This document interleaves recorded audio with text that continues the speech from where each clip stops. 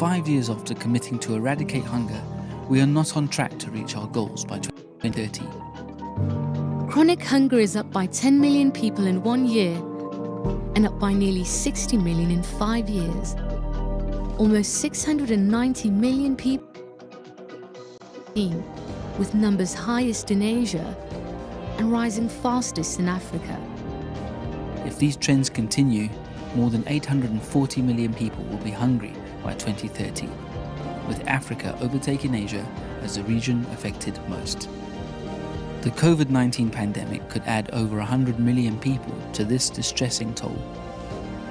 Overcoming hunger is just one part of the problem. 2 billion people do not have regular access to safe, nutritious and sufficient food. In 2019, 144 million children under the age of 5 were stunted, while 47 million were affected by wasting.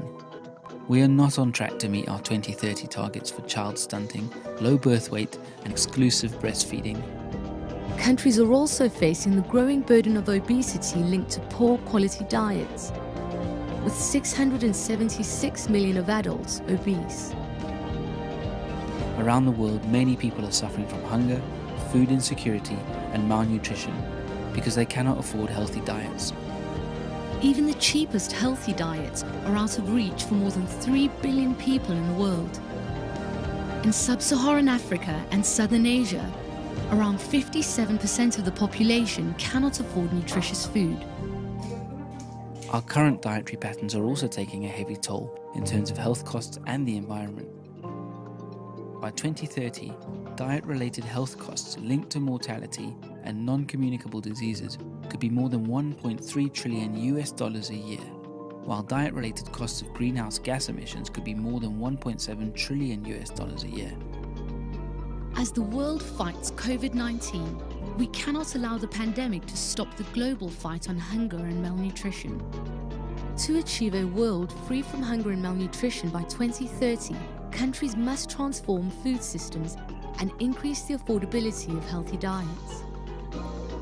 Shifting to healthy diets could reduce direct and indirect health costs by up to 97%, while reducing the social costs of greenhouse gas emissions by up to 74%.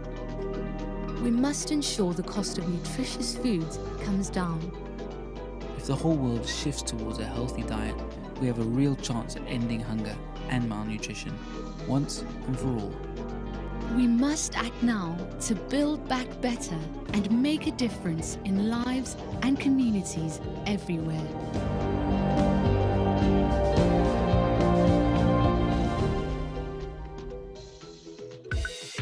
Nicaragua, toda dulce, en amor para vos. Aquí te esperamos, en la hermosa costa del Pacífico, vestida de playas que desbordan belleza natural, donde gente buena, gente amable, gente alegre, te abre las puertas de su tierra natal. Aquí también te esperamos, en la paradisíaca costa Caribe, en nuestras playas de arena blanca, rodeadas de aguas color turquesa, con un pueblo que celebra la vida, el amor y la paz. El cinturón de fuego recorre nuestra geografía. Se construyen majestuosos paisajes de potentes volcanes. Su deslumbrante belleza se aprecia desde el cielo y desde la tierra. Observarlos y explorar sus senderos es un privilegio. Y deslizarse desde sus alturas es toda una aventura. Nuestra Nicaragua ha sido bendecida con montañas de verdes bosques y abundantes fuentes de agua dulce. Lagos, lagunas, ríos dibujan todo nuestro territorio y es un verdadero regalo de Dios para todo nuestro pueblo.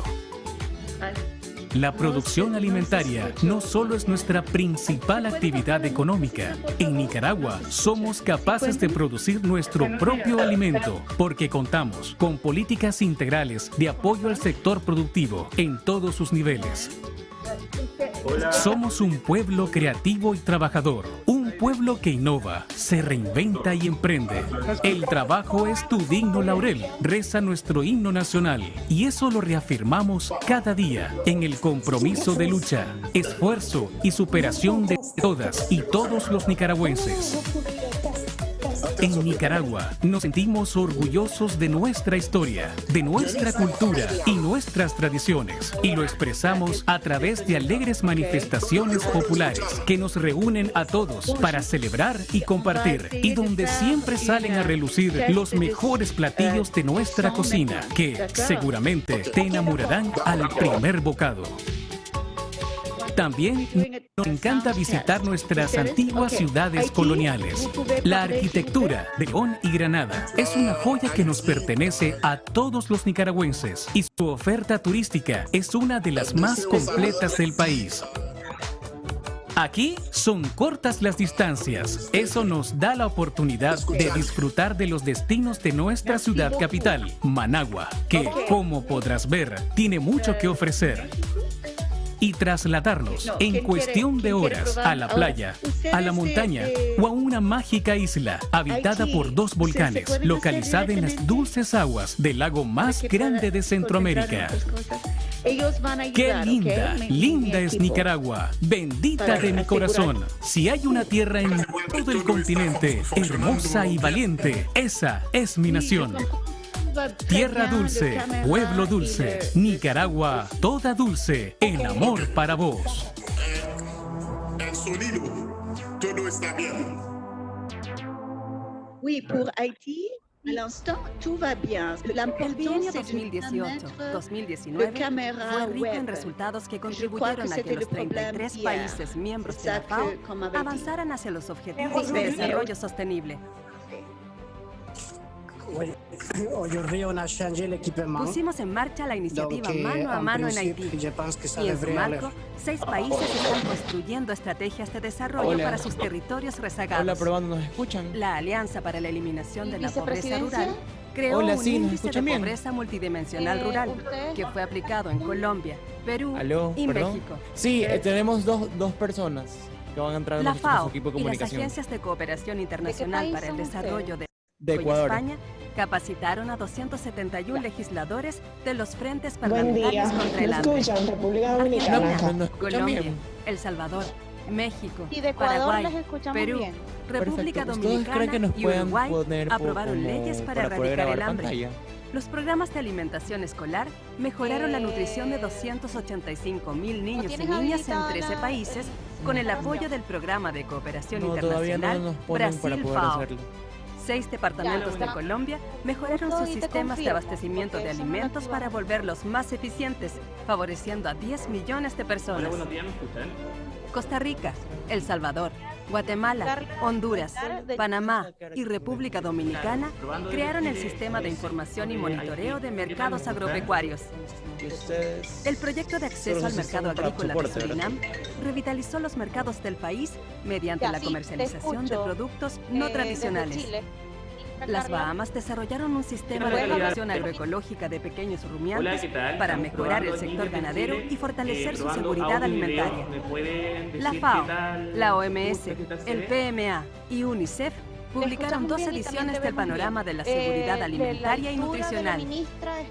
10 países mejoraron su capacidad para reportar el indicador de los Objetivos de Desarrollo Sostenible relativo al acceso de las mujeres a la tierra. Ecuador, El Salvador, Guatemala, Paraguay y República Dominicana crearon políticas para mejorar la situación económica de las mujeres. 8 países del SICA crearon un sistema de vigilancia de la sequía agrícola. Perfecto, estamos bien. FAO, CEPAL y 11 agencias de la ONU crearon el componente territorial del Plan de Desarrollo Integral de El Salvador, Guatemala, Honduras y el sureste de México. El SICA implementó su agenda regional intersectorial para la protección social y la inclusión productiva con equidad. Perfecto, muchas gracias. FAO y FIDA capacitaron a 700 jóvenes rurales de Cuba, Granada, Belice, Guyana, República Dominicana y Haití. 3 países del Caribe impulsaron bancos de tierras agrícolas para mejorar su uso productivo. 7 países mejoraron sus leyes para reducir la pérdida y el desperdicio de alimentos. 18,000 familias mejoraron su producción de algodón en 40,000 hectáreas.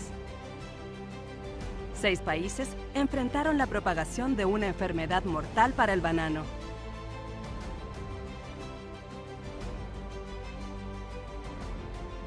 Ecuador, República Dominicana y Uruguay adoptaron prácticas de ganadería climáticamente inteligente. 7 países del Caribe adaptaron su pesca al cambio climático.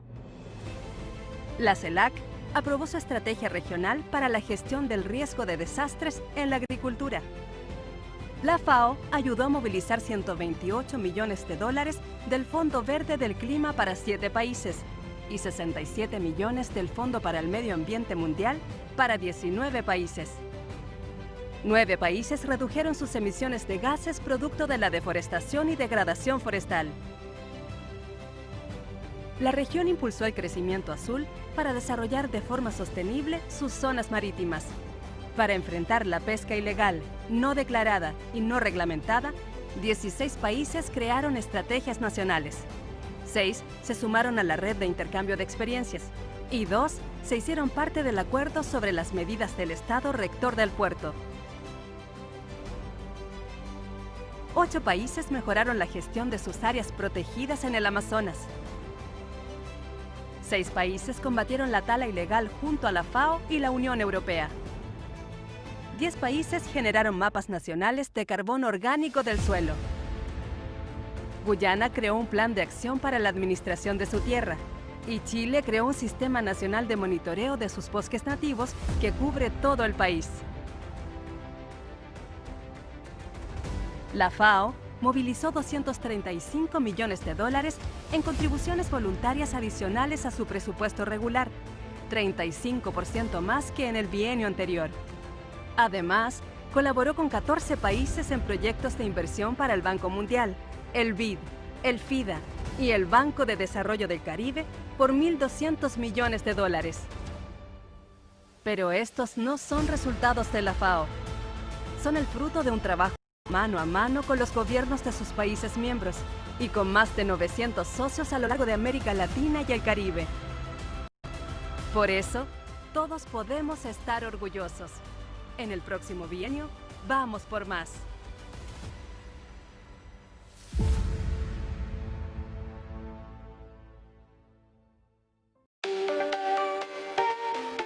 El gobierno de Nicaragua desarrolla políticas, programas y proyectos que impactan positivamente en la producción de alimentos y en la seguridad alimentaria y nutricional de nuestro país, teniendo como premisa que no puede haber desarrollo económico sin sostenibilidad. Nuestra Ley de Soberanía y Seguridad Alimentaria y Nutricional tiene como objetivo garantizar el derecho a la alimentación de todos los nicaragüenses. Contamos con un sistema de soberanía y seguridad alimentaria y nutricional que tiene como instancia máxima la Comisión Nacional de Soberanía y Seguridad Alimentaria. Entre los programas desarrollados por el gobierno para garantizar la seguridad alimentaria y nutricional del pueblo nicaragüense, destaca el Bono Productivo Alimentario. Los protagonistas de Hambre Cero, organizados en cooperativas, negocios familiares y núcleos solidarios, producen y venden sus excedentes. Programas como Hambre Cero y Usura Cero fortalecen las capacidades de la mujer a través de créditos y círculos de ahorro y préstamo para su capitalización, así como sistemas de organización en cooperativas de mujeres y círculos solidarios que les permiten gestionar mejor los recursos y emprender en la comercialización. El programa especial de granos básicos, cristiano, socialista y solidario, Crisol, trabaja con 144.237 protagonistas. Igualmente, se han establecido diversos mecanismos para garantizar la seguridad alimentaria de las familias más pobres, como la merienda escolar, la entrega de paquetes alimenticios y el programa Frijoles Solidarios. Desde ya el gobierno de Nicaragua tiene nuevas estrategias en marcha, con políticas agropecuarias enfocadas en la sostenibilidad social, la sustentabilidad ambiental y la resiliencia de los medios de vida ante los efectos del cambio climático. La Estrategia Nacional para el Desarrollo de la Ganadería Bovina contempla el mejoramiento de pastos, el establecimiento de sistemas silvopastoriles, el mejoramiento de la nutrición animal y el mejoramiento genético.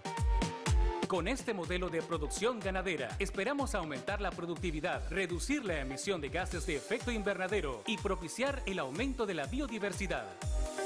Las estrategias nacionales para el desarrollo de la caficultura y del cacao fino fomentan el modelo de cultivos de producción y consumo tradicional. Siguen un modelo de producción agroforestal que incorporan el uso de sumideros de carbono y la restauración y conservación de paisajes. Y a la vez que se respeta el arraigo de la población rural a estas actividades, se proponen frenar el avance de la frontera agrícola. La Estrategia Nacional para la Producción de Miel trabaja en la producción de abejas y meliponas, fomentando la adopción de prácticas agrícolas sostenibles que ayudan a preservar otras especies benéficas. Las estrategias nacionales para el incremento de la producción de cultivos agrícolas apuntan a un engranaje de trabajo mixto entre mejoramiento genético y preservación y reproducción de variedades criollas para resistir mejor los efectos del cambio climático. Las estrategias nacionales para el incremento de la producción animal buscan un mejor manejo de las excretas, destinándolas a la producción de energía y reciclaje de nutrientes. Así se reduce la contaminación de fuentes de agua y las emisiones de gases de efecto invernadero. Mientras tanto, el sector pesquero y acuícola tiene como base la Política Nacional de Mitigación y Adaptación al Cambio Climático para la construcción de una estrategia integral para el desarrollo sostenible del sector con un enfoque ecosistémico de la pesca y la acuicultura. En el corredor seco de Nicaragua se trabaja en el fortalecimiento de capacidades para el manejo integrado de agua y suelo y para fomentar cultivos, razas y prácticas agrícolas adaptadas a las condiciones de la zona. También se trabaja en la reducción de la deforestación mediante la reforestación de las partes altas de la cuenca y el establecimiento de sistemas silvopastoriles y cortinas rompeviento. Igualmente se trabaja en prácticas de zoocriaderos como una alternativa económica para las familias del corredor seco mediante el aprovechamiento sostenible de la fauna silvestre en cautiverio. Y a través del sistema educativo del país se garantiza la merienda escolar reforzada como respuesta a las condiciones de la zona. Nicaragua cuenta con la mejor red de carreteras de Centroamérica y una de las 5 mejores redes en América Latina. Esto facilita la movilización de materia prima, traslado de insumos y la comercialización de bienes y servicios del sector productivo.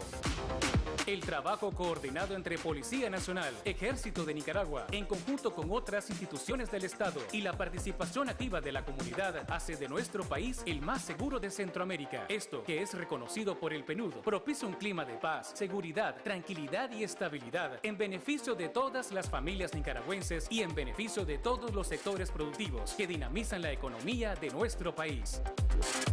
En Nicaragua se construyen condiciones favorables para un crecimiento económico sostenible con desarrollo social, donde la producción de alimentos para la seguridad alimentaria y nutricional de los nicaragüenses es un compromiso primordial.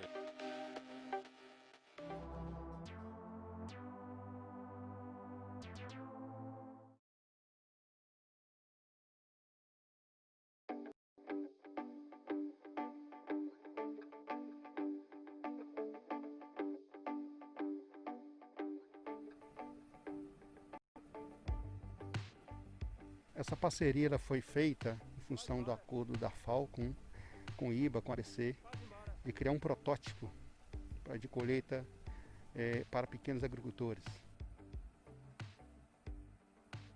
Essa colhedora que está sendo testada aqui, ela é bastante idêntica a uma colhedeira automotriz.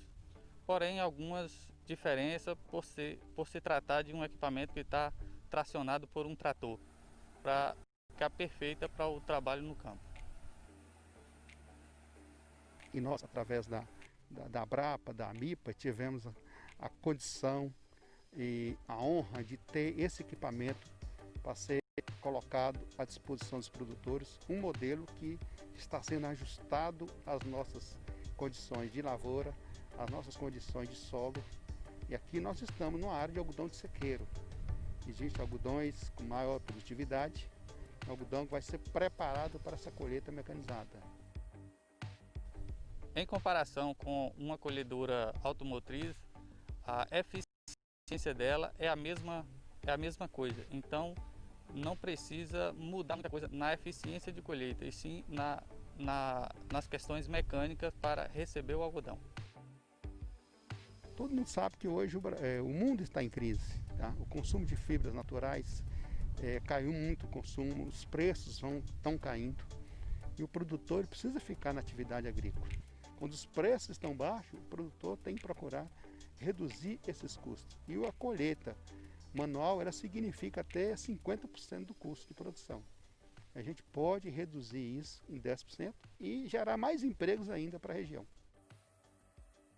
Primeiramente, agradecer aos parceiros, à MIPA, o governo de Minas através da CEAPA, agradecer à Brapa, ao IBA, agradecer aos organismos, a FAO, Agência Brasileira de Cooperação do Ministério das Relações Exteriores, que também tem participação nesse projeto, e agradecer à Embrapa Algodão, por ter construído essa máquina que é um kit de colheita de algodão, acoplado a um trator que vai ajudar muito aos pequenos agricultores, a uma nova forma de trabalhar na agricultura, minimizando os impactos do custo de colheita manual, que não é possível mais para um pequeno produtor.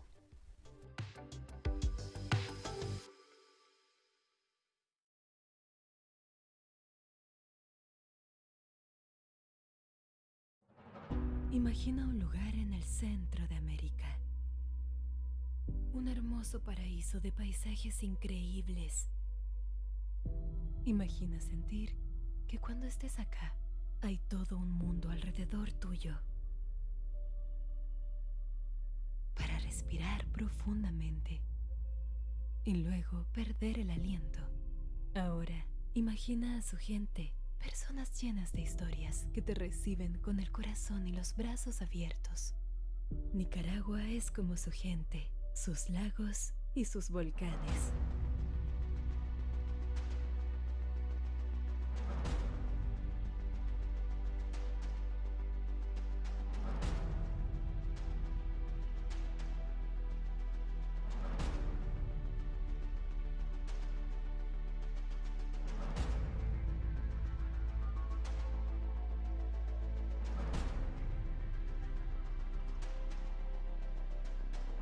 Imagina un país al que lo bañan 2 océanos.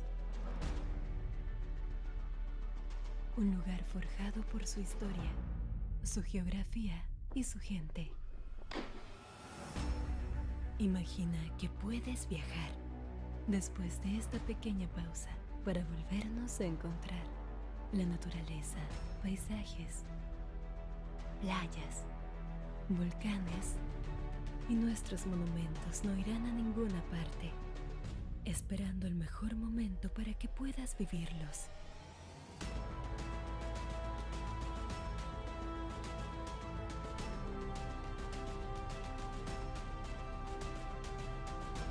La hermosa Nicaragua es un lugar donde descubres que te descubres a ti mismo.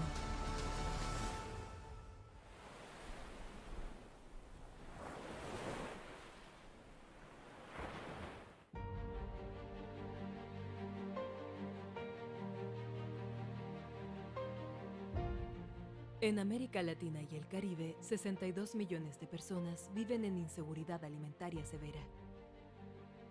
Y el sobrepeso afecta a más de 262 millones. Incluso antes del impacto de la pandemia, la mitad de los habitantes rurales vivían en pobreza. La región deberá responder y recuperarse del COVID-19, transformando su agricultura y sistema alimentario para cumplir los objetivos de desarrollo sostenible. Hay que mejorar la forma en que producimos, distribuimos y consumimos alimentos para que todos accedan a dietas saludables. Tenemos que asegurar que las comunidades rurales tengan las oportunidades y el bienestar de las zonas urbanas. Trabajando junto a sus países miembros y socios, la FAO promueve la innovación tecnológica e institucional en todos los ámbitos. Mano a mano, con gobiernos y empresarios, la sociedad civil, el sector académico y científico, el mundo parlamentario, los organismos multilaterales y agencias de Naciones Unidas y del sistema interamericano, impulsaremos la innovación para reconstruir transformando. América Latina y el Caribe debe aprovechar su riqueza natural para potenciar su rol como un gran productor y exportador de alimentos. La región puede digitalizar su agricultura y su comercio de alimentos, mejorando la conectividad de las zonas rurales y las capacidades de pequeños, medianos y grandes productores para aprovechar la revolución tecnológica en curso. La innovación y la digitalización son las claves para enfrentar el cambio climático y transitar con urgencia a una agricultura más sustentable, con mejor gestión de los riesgos y mayor resiliencia al cambio climático.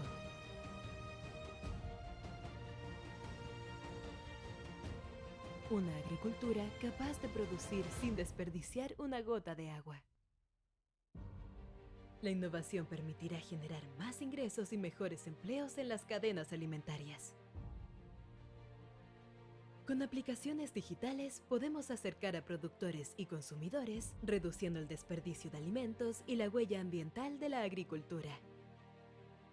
La FAO trabajará mano a mano con los países para construir un futuro mejor, donde el campo, la agricultura y la alimentación sean sinónimo de innovación, progreso, inclusión social, sustentabilidad y resiliencia. La FAO invita a sumarse a este sueño y volverlo una realidad en la Conferencia Regional de la FAO del 19 al 21 de octubre. Para más información, visita nuestro sitio en fao.org/Conferencia FAO Américas. Y ahora también síguenos en Facebook como FAO en Español. Síguenos, comparte, comenta con nuestro hashtag Conferencia FAO Américas.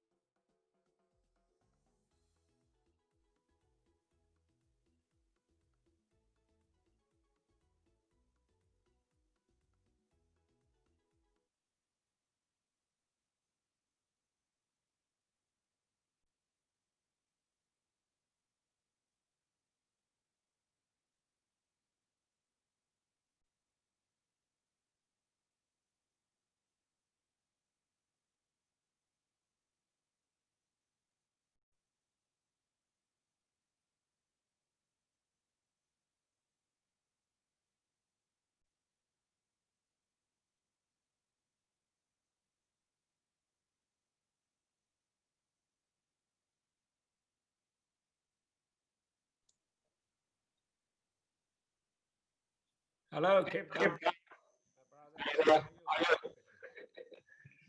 Hello, good to see you. Nice to see you. How you been? Fine, fine. Busy, yeah? So many meetings. Yes. I just jump over from the Sahara meeting now to here. 2:30, we start the Sahara meeting, UN. Yeah, and ours will be very long today, it seems. We have so many people who have pre-registered to speak. It's good. It's good. Yeah, let them speak and express their views and suggestions. It's very valuable to listening. But of course, each one will have a limited time. Yes. But we will listen as you propose. Definitely. Yeah. Thank you. Yeah, listening. It's once 2 years. So it's not say every day. It's valuable, very valuable. Exactly. One of the most important moments for us to listen. Yeah. I always say people in the headquarters, not since you understood the word. No, you only know the small part of the world. You have to listen to people from ground. They have more wisdom, more experience. Yes, indeed. Okay, I think we are about to begin. Me gustaría llamar a los delegados de tomar sus asientos. I would like to call upon the delegates to take their seats, please, so that we can commence today's session.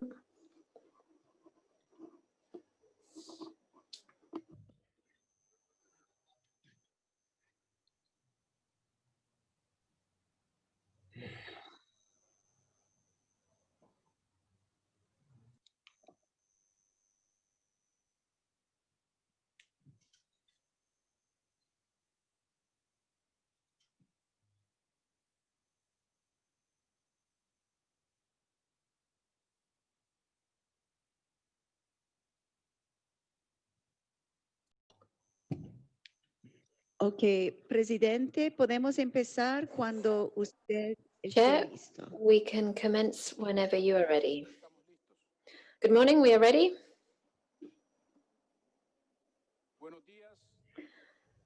Good morning. Greetings to all of the delegations on the second day of the 36th FAO Regional Conference for Latin America and the Caribbean. Before continuing our agenda, I'd like to give the floor to our secretary to make some announcements. You have the floor, Eve. Thank you very much, Chair. Firstly, I have 4 announcements. Something happened yesterday, and I need to tell you about this because it was utterly outside of the conference's rules and procedures. Our chair, the Minister of Nicaragua, had a birthday and didn't say a word about it. So you made a big mistake.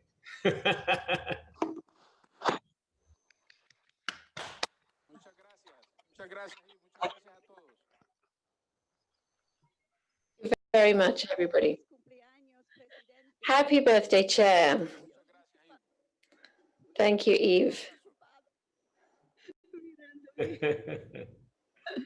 Ya, entonces, algunos otros pequeños So, a few other minor announcements. I'm delighted to say that among the 3 sessions today, we have 65 delegations who have already pre-registered to intervene,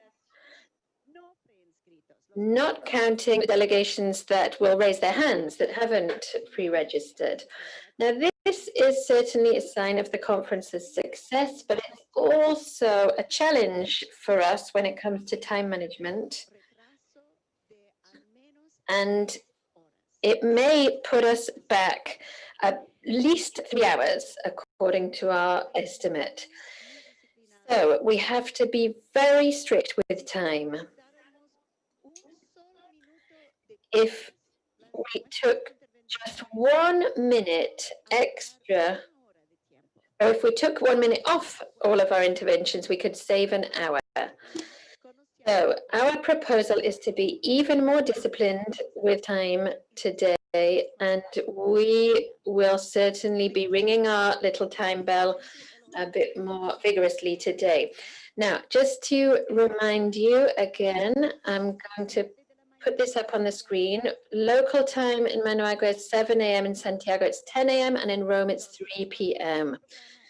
So when you look at the agenda, you'll see that it's in Managua time. And lastly, again, I want to put up on the screen for you the contact details for the drafting committee for anybody who wishes to join that committee. Later, our rapporteur will mention that again. Thank you, Chair. Thank you very much, Eve. Thank you for those greetings. Before going on with our agenda, I would like to tell you that the drafting committee has worked on a new version of the draft report, and that will be sent to the delegations and official observers. Mr. Arvello, who is the conference's rapporteur, has the floor now to briefly tell us a few points about that.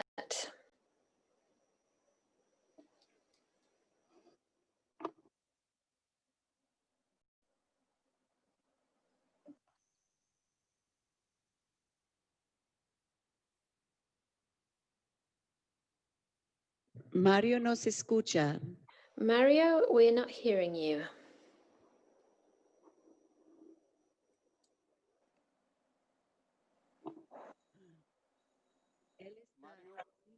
Yes, I am having problems with my connection. Can you please give me a second? Yes.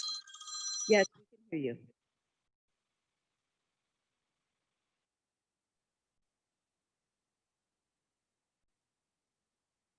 Mario Arvelo no se escucha.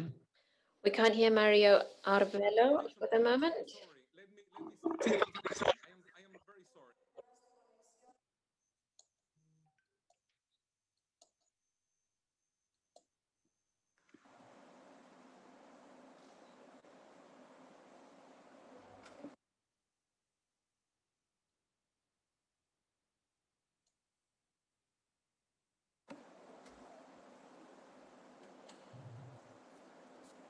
Adelante, Mario.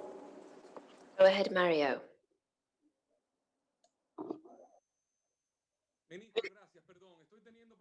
Minister, thank you, and I apologize. I'm having a problem with my connection. I don't have a camera at the moment. Thank you for giving me the floor. I've just been told that the Secretariat is circulating the draft report, which is a partial result because it's an ongoing work. It's a work in progress. We're examining the document at the drafting committee. We did that last night. We worked until 2 a.m. Rome time on the document, and the report is LARC/20/draft report. And that what we worked on was all of the points that were addressed in the plenary session yesterday. But as I say, it's a working document. We will be very closely listening to all of the points raised today, all of the ministers and statements to the regional conference, the debates that are held. And at the end of the day, today we will meet again with the drafting committee to continue looking at all of the matters that the plenary has agreed on, that the delegations have adopted, will be reflected in the draft report. That's all. Thank you very much. Thank you, Rapporteur, for that important update. And now the agenda for today for adoption, and invite delegations to make any comments. If there are no objections, the agenda shall be adopted.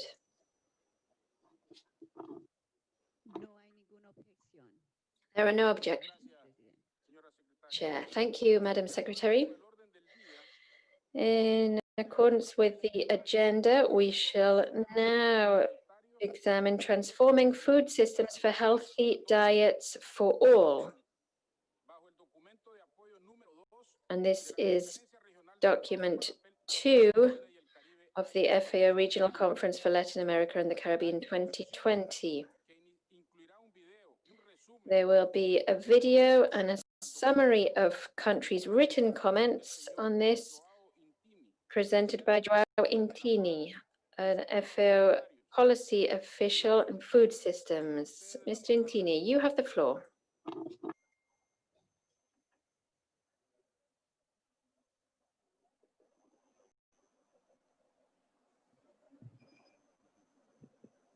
Buenos dias, senhor presidente. Buenos dias, senhora secretária. Good morning, Chair. Good morning, Secretary. Participants of the official delegations, authorities, civil society, scientific and academic sector, private sector and public sector in general, of those who are with us from the various platforms transmitting the FAO Regional Conference for Latin America and the Caribbean. Very good morning to you and welcome. Welcome to this plenary session on transforming food systems for healthy diets for all. The document, the reference document is LARC/20/2. We will introduce the session with an introductory video. If we could see that now, please. Transformar los sistemas alimentarios para dietas saludables para todos.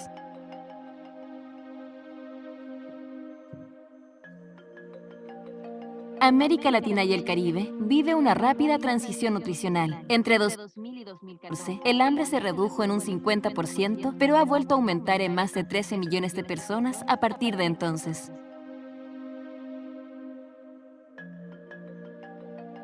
El sobrepeso y la obesidad no han parado de crecer y ya afectan al 60% de los adultos, un total de 262 millones de personas y más de 4 millones de niños. Se trata de una grave amenaza, ya que las enfermedades crónicas relacionadas a la mala alimentación, el sobrepeso y la obesidad son la principal causa de muerte a nivel mundial. Esta realidad se relaciona con los rápidos cambios en nuestros sistemas alimentarios vividos en las últimas décadas. La oferta de productos altamente procesados ha crecido enormemente, sustituyendo en muchos casos a los alimentos frescos y naturales, y las personas en condición de pobreza están enfrentando mayores dificultades económicas para acceder a dietas sanas. La conjunción de estos factores nos ha llevado a una verdadera crisis nutricional. La FAO estima que más de 320 millones de personas en América Latina y el Caribe, el 51% de la población, padece de una o más formas de malnutrición. Pero esta crisis puede ser una enorme oportunidad para transitar hacia una nueva agricultura, una mejor ganadería y formas novedosas de utilizar los recursos forestales y pesqueros. Para tomar ventaja de este desafío, se requieren acciones de alcance global, razón por la cual Naciones Unidas ha convocado a todos los países del mundo a participar en la primera cumbre de sistemas alimentarios en 2021. Necesitamos actuar con un sentido de urgencia y llevar a cabo cambios inmediatos en nuestra región que nos permitan avanzar hacia sistemas alimentarios sostenibles que sean parte fundamental de la solución, proporcionando alimentos saludables y accesibles para todas las personas. Para ello, la FAO propone una agenda de 2 ejes. El primero busca garantizar una mayor oferta y acceso físico a dietas diversificadas y nutritivas para todas las personas. Para ello, la región debe aumentar de forma eficiente y sostenible la producción de alimentos que contribuyen a una mejor alimentación, como frutas, verduras, legumbres, pescados y mariscos. Lograrlo requerirá impulsar la producción de alimentos de alto valor nutricional facilitando activos productivos, financiamiento y capacitación a los pequeños y medianos productores, fomentando sus asociaciones. Debemos impulsar una economía circular y reducir las pérdidas y desperdicios de los alimentos, acciones necesarias para generar sistemas alimentarios que enfrenten todas las formas de malnutrición. Mejorar los sistemas de distribución para que toda la población tenga un acceso efectivo a alimentos saludables es clave. Las cadenas de distribución, incluyendo los supermercados, deben tener una mayor oferta de alimentos saludables y diversificados, fomentando circuitos cortos de comercialización y las tiendas de abasto local. Las políticas comerciales que propicien una mayor seguridad alimentaria y aumente la oferta de alimentos nutritivos que respete las particularidades culturales es parte fundamental de esta labor. Mejorar la inocuidad y calidad de los alimentos es necesario para impulsar su comercio, una piedra angular en la seguridad alimentaria regional, para lo cual se debe promover alianzas con los servicios de sanidad agropecuarias, salud pública y desarrollo rural.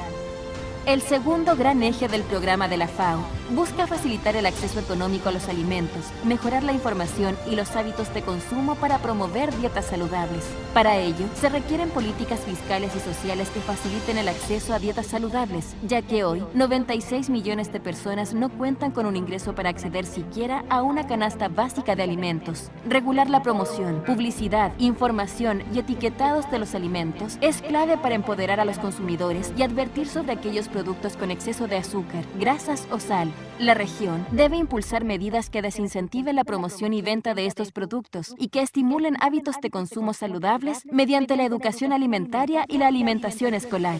Implementar los 2 ejes de esta agenda requiere una institucionalidad pública renovada que se apoye en la ciencia y tecnología e integre a todos los actores, incluyendo los consumidores y el sector privado. El diálogo y la colaboración con el sector empresarial será un énfasis de la acción de la FAO, pues sin su colaboración no es posible asegurar una alimentación saludable para todos. De igual manera, se requiere información confiable y monitoreo constante de las políticas para enfrentar el hambre, el sobrepeso y la obesidad. Lograrlo implica una gobernanza efectiva que logre equilibrar los intereses de todos los actores del sistema alimentario, donde lo público tendrá que tomar un mayor protagonismo. La FAO está a disposición de los gobiernos para implementar de forma urgente esta agenda de trabajo, cuyo objetivo último es dar una respuesta inmediata a todos quienes padecen malnutrición.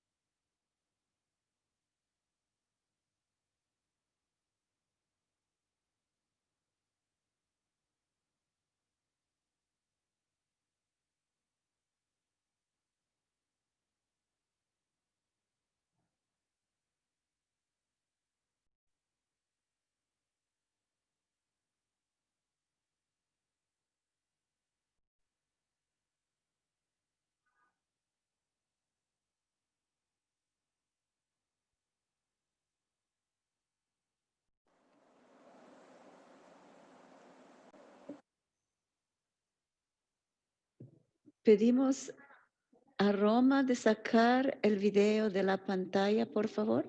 Could Rome please take the video off the screen?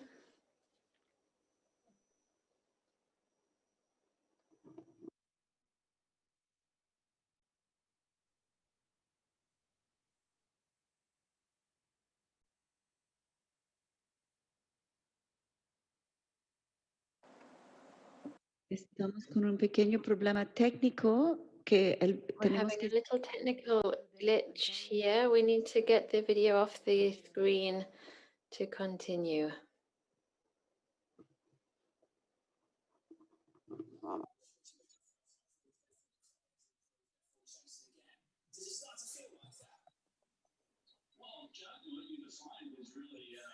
Rome, please remove the video from the screen so that we can project our PowerPoint. Qué raro.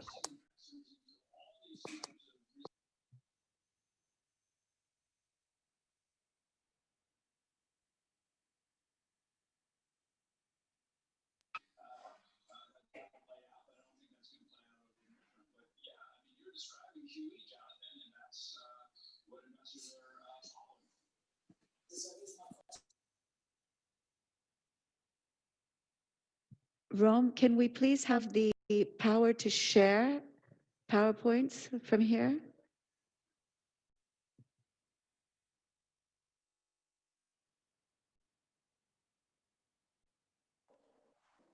Adelante. Ahora sí, gracias.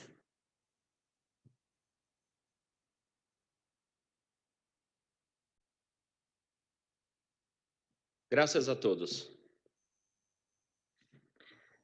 Para dar Thank you, continuidade, everybody.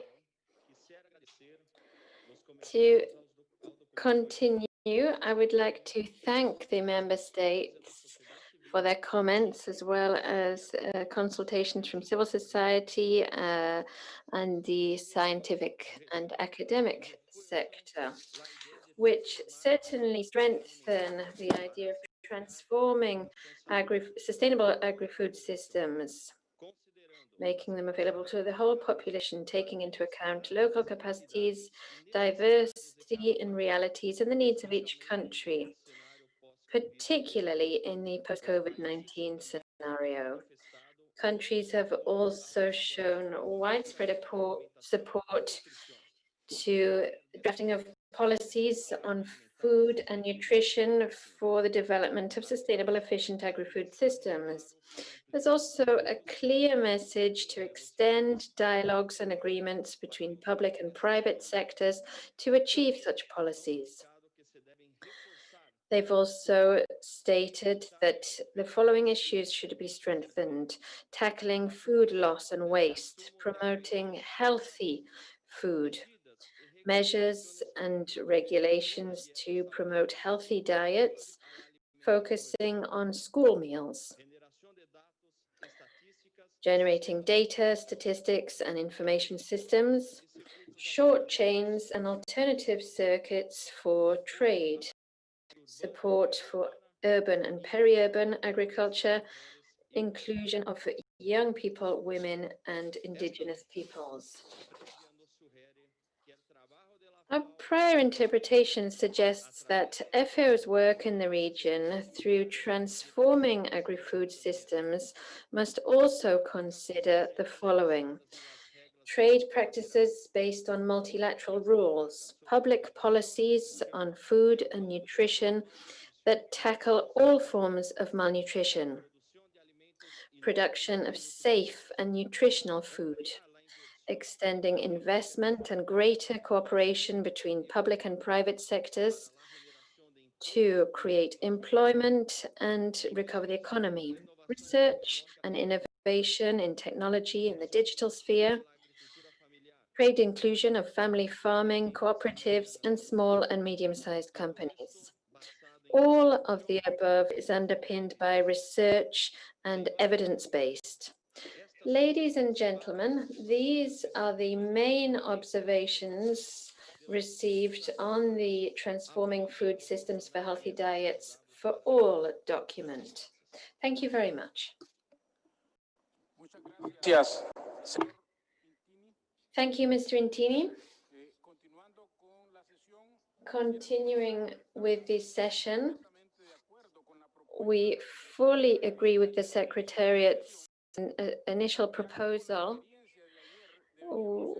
Based on our experience of yesterday, we will have to be stricter with time, and I ask you all to work with us on that. So at the end of 3 minutes, we will ring the bell telling you that 3 minutes are up, and when 5 minutes are up, you'll be asked to close your intervention.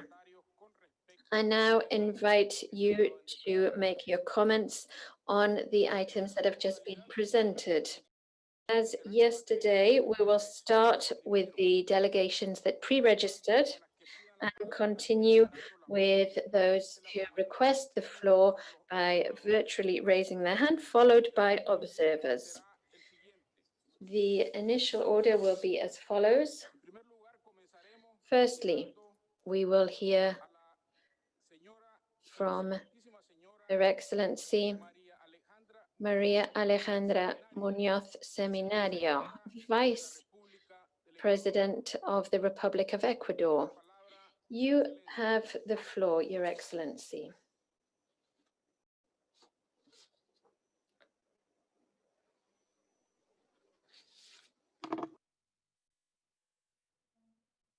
No se oye. Sí, le escuchamos. Can you hear me? Yes, we can hear you. Hola, ¿me escuchan? Hello, can you hear me? Good morning. It's a pleasure to be here with you, Director General of the FAO, Regional Director of FAO, Regional Representative Agustín Zimmerman, Chair of the Conference Edward Centeno, Minister of Agriculture of Nicaragua, Vice Chair of the Conference, the Minister of Agriculture of Ecuador, Javier Lasso Guerrero, Ministers, Heads of State, Heads of Delegation, representatives of international organizations, civil society, and all. Firstly, we express our solidarity and support for communities and families who have suffered irreparable losses of their loved ones through this pandemic that is hitting the whole world. In the midst of a tragedy, nobody wins. We all, in public and in private, suffer this pain and hope that better times will come. Nevertheless, those of us who are tackling and going through the harshest months, these unpredictable times in the history of our countries, bear the brunt of hope on our shoulders. We must not rest on our laurels because we are those who guide public policies that are constructed for and by people. Fight against hunger is a development objective, and it's an objective of peace. The first step in this fight is acknowledging that we cannot do it alone, and that's why we're here today, meeting at this regional conference of the United Nations Food and Agriculture Organization, the FAO. I thank you, Chair of the conference, Mr. Edward Centeno, Minister of Agriculture for Nicaragua, for chairing this conference. In Latin America and the Caribbean,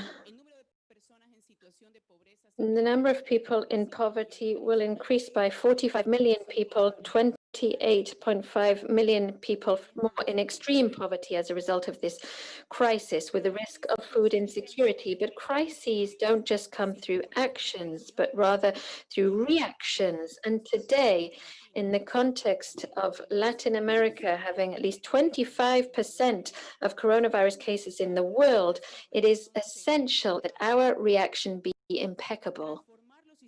Transforming food systems for access to healthy diets is not an option, it is our obligation, and it is urgent.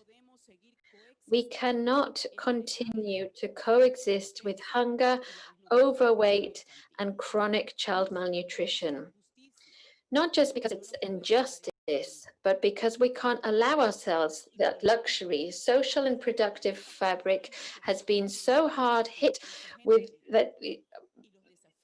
that challenges going forward mean we need to redouble our efforts together, creatively and with discipline.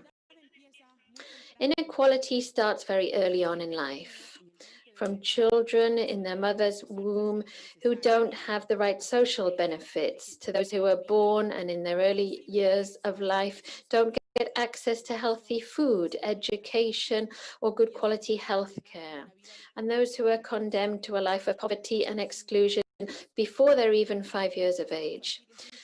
Child malnutrition is a clear example of the trap of poverty, which is a mechanism that means poverty goes on and is repeated cyclically. Ecuador has the second highest rate of child undernourishment in the world. 1 in every 4 under 5s has chronic malnutrition, and 6 out of 10 are overweight or obese. And these figures continue to rise. So the Vice Chair of the Republic of Ecuador has taken rigorous steps at the highest level in the areas that are most affected in the country, supported not only by governmental entities, but also by international cooperation, and FAO has contributed significantly to this. There are many challenges. And that is why, in the context of this conference, we stress importance of FAO's technical assistance, which has been, is, and will continue to be a key stakeholder in designing, implementing, monitoring, and evaluating policies that foster healthy diets. COVID-19, as part of its tragedy, has allowed us to once again shed a light on the importance of rural family farming, the importance of rural women, the benefits of this land that has always yielded for those who produce healthy food. Health and nutrition give us life. Public policies under Moreno's government, through our extraordinary Minister of Agriculture, who's committed, they have made efforts to transform agriculture, to make sustainable development, to make systems more inclusive, to trickle down to the country's whole agricultural sector, and to ensure development, autonomy, a circular economy, agricultural education, with rural women at the heart of this. They comprise 60% of those who work in the fields and whose fight for equal opportunities is a fight for all. The immediate challenges are sustainable food systems with correct production, inclusion and fair distribution, improving supply centers, open markets, promoting agreements between retailers and producers, among others. These are all at the core of the whole plan. Education in healthy diets with clear guidelines on assessing trade and social policies that allow us to provide safe food, that facilitate access to healthy diets. For instance, with FAO in Ecuador, we adopted an educational tool as part of our public food and nutrition policy, which was a national reference point for appropriate food consumption, which drives programs to transform the country's food systems. We must not give up on a fight against hunger. It would be an outrage to do so. It doesn't matter where or when we are. Every day gives us a new opportunity. So next year is not just any year. It's the most important year in the history of humankind to recover from the damage of COVID-19. The world has changed, and transforming food systems under the multidimensional sphere of poverty and the vulnerable requires firm leadership from all swathes of society: government, private sector, civil society, youth, academia, and international cooperation. It requires the highest level of research, experiences, technology, and big data to respond to a world that needs to look towards a different future. There is no space for division. We must join our efforts. The first ethical discussion of a society must entail fighting hunger and closing social gaps. Fighting hunger and closing social gaps. This is the only way that we will be able to talk about fair societies. Thank you very much. Muchas gracias. Thank you very much, Excellency Vice President Maria Alejandra Muñoz of Ecuador. Vice President, yes, the fight against hunger is a fight for peace. And it's also an act of justice. Thank you very much, Vice President. We will continue with the list of countries who pre-registered for this session. I will read the list in the order that the countries pre-registered: Barbados, Cuba, Panama, Colombia, the Dominican Republic, Nicaragua, St. Vincent and Grenadines, Argentina, Honduras, Chile, Suriname, Brazil, Uruguay, Peru, Mexico, and Grenada. The delegations who have not pre-registered, please raise your hand if you would like to take the floor. We will now begin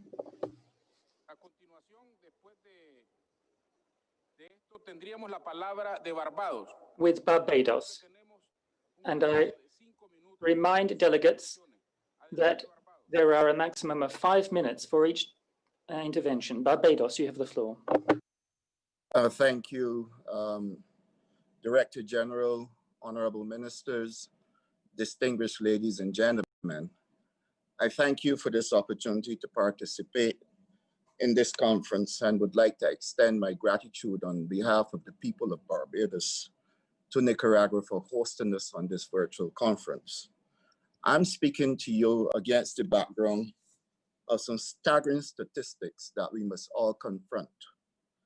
To date, we have faced 47.7 million people who are still affected by hunger, and that our projections going into 2030 may reach 66.9 million, putting the region off track of achieving SDG 2, which speaks to zero hunger.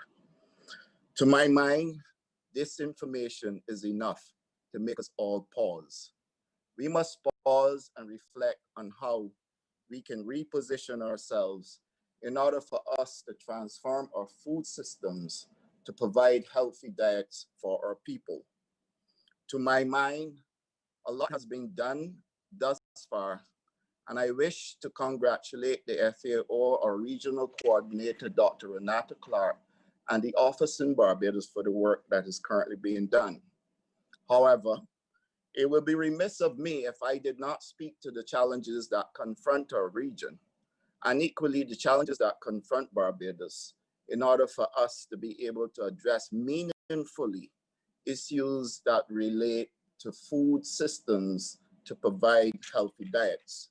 Too many times we are off track in our conversations. Many times, too many of the conversations are siloed. So we are not including all those who are participants in this goal to achieve zero hunger, but equally healthy diets.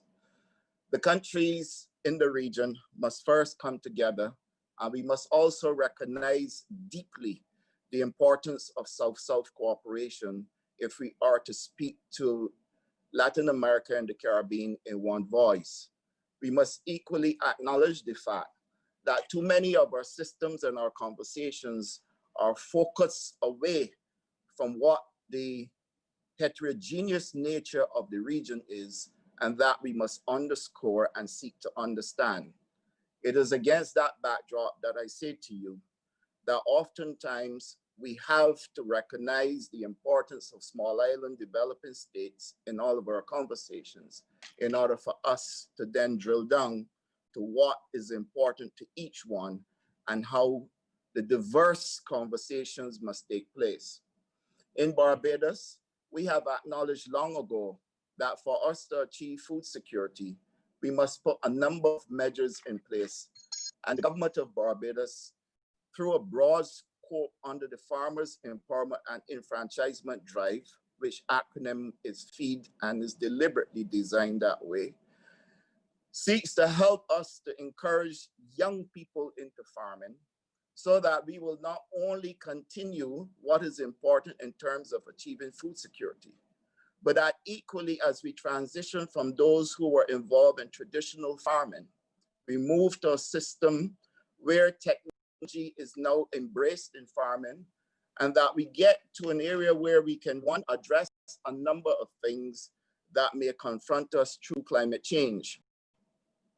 Technology in farming would give our young farmers who are currently being trained an opportunity to be able to use hydroponic farming, aquaponic farming, and at the same time address issues with water shortages, which are occasioned by prolonged droughts. Barbados, as many of you would know, is predominantly rain-fed agriculture. And so therefore, with the prolonged droughts that are impacting our country, we must now take seriously on board how we can address this in terms of shade house and greenhouse farming, and at the same time introduce new techniques like freight farms and hydroponic farms to be able to go to less water intensive facilities, but at the same time provide enough food to be able to sustain ourselves and at the same time reach nutritious food for our people. In this regard, it is my view that we must now understand the importance of planned farming. And I framed it that way because I believe we must now understand the value of what we are putting into the ground even before it reaches the table. To my mind, the best solution for this is for us to then look at contract buying so that each farmer will know the purpose and objective of his farming model, and at the same time has a plan and organized market through which he can channel his supply. That way, we will then be able to move our systems along to a more organized form of agro-processing, where we take advantage of value chain production rather than the traditional bulk approach.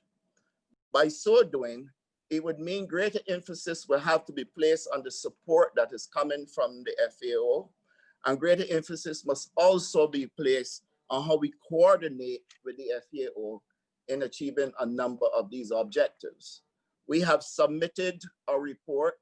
We have made a complete submission of where we stand as far as transformation of food systems to provide healthy diets is concerned.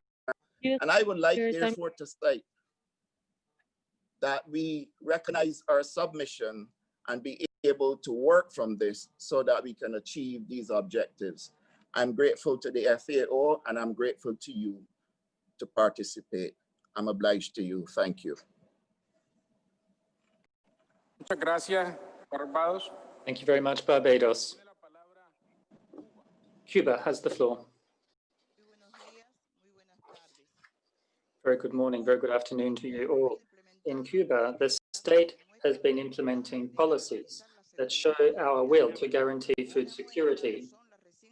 Proof of this is the recent approval of and adoption of legal standards which support the obligation for the organization and working of effective systems looking to high-quality infrastructure, technology, productivity, competitiveness, the culture and quality of life of the people, and also strengthening the trade in services.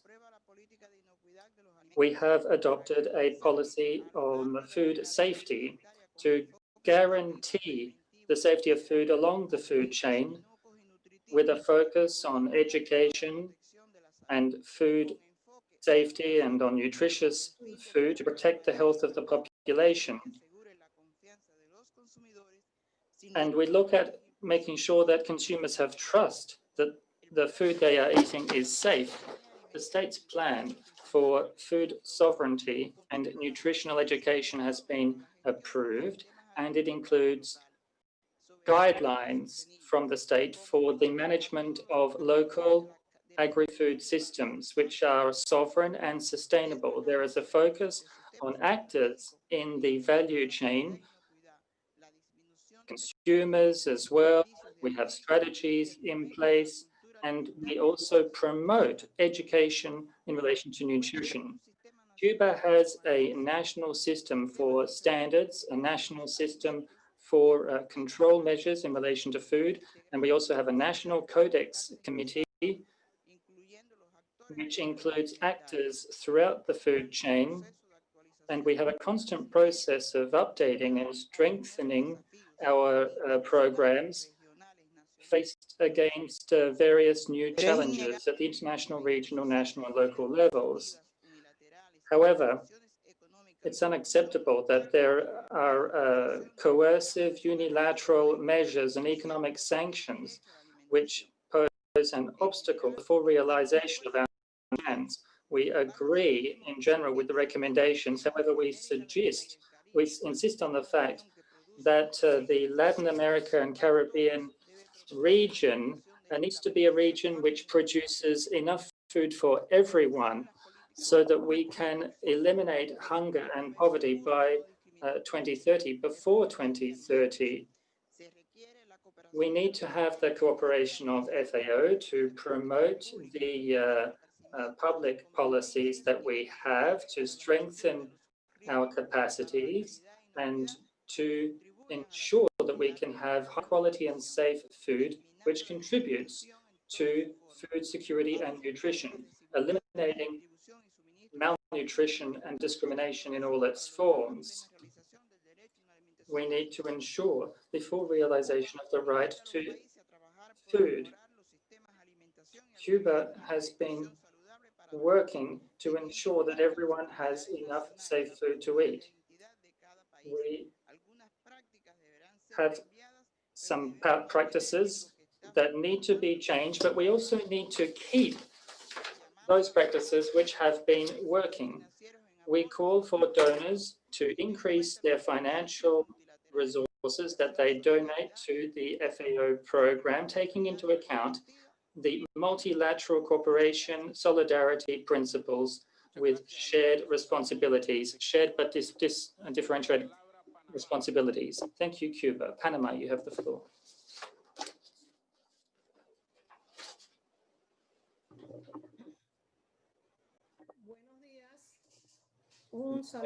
Good afternoon. Greetings to the FAO Director.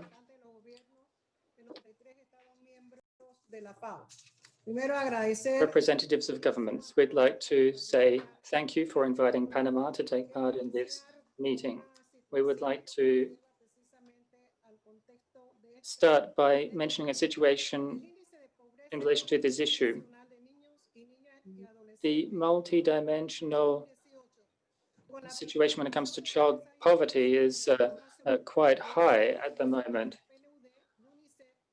We have reports that show that quite a high number of children are in poverty, and there are higher levels of poverty in indigenous communities as well. In this context, in the framework of COVID and in the context of COVID-19, we have been working to support the most vulnerable populations with policies and programs to ensure food security and social protection, policies that ensure incomes for smallholder farmers and people throughout the food chain. A priority for us is development, and one of these aspects is health. With these programs, we have created a program called Studying Without Hunger, and the center of this program is providing healthy food. This is to improve the nutritional situation of children who find themselves in a situation of food insecurity. The program works with the agriculture ministry, the education ministry, and also FAO together. We also work to improve the infrastructure of cafeterias. For example, we have also adopted policies to support farmers in our communities. We would also like to say that we have two programs. We also have a program that works on reducing poverty in the country. We also have an intersectoral and interinstitutional approach in this program that includes the commitment of all institutions to put in place concrete actions in the areas of health, water, nutrition, education, and other areas. So we have two priority programs at the government level, and all of these programs try to improve the health of our children. In the context of COVID-19, we have created a program, Panama with Solidarity. We have different products, rice, milk, and other foodstuffs, and this has been brought into the plan, and a lot of these foodstuffs have been distributed. And this has been distributed not only to students and children, but also to families. And this is a strategy we have put in place.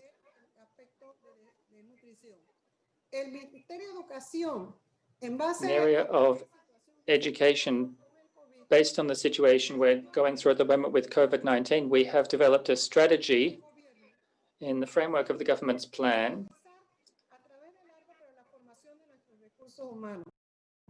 This program aims to improve our human capital and increase our human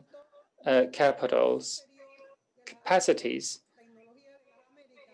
We look at technology as well. We try to train our human resources in the agriculture sector. And recently, we've seen some progress in this area. We are trying to improve the situation in schools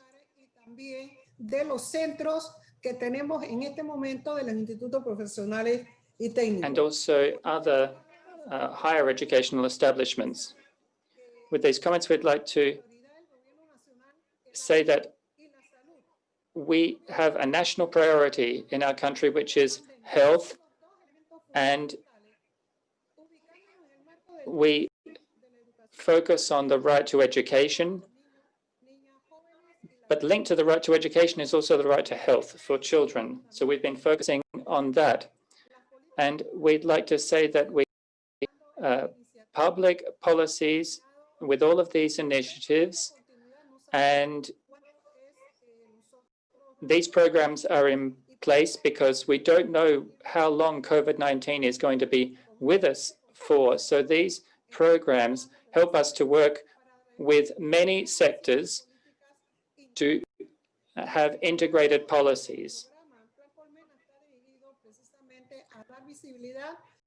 So the program that we have in place provides visibility for the joint work that we are doing in our country. We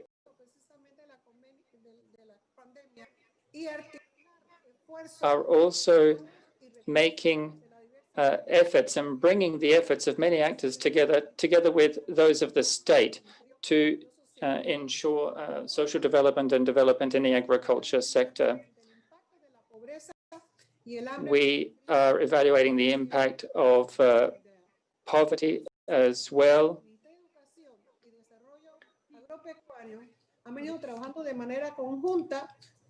We have been working together with many partners,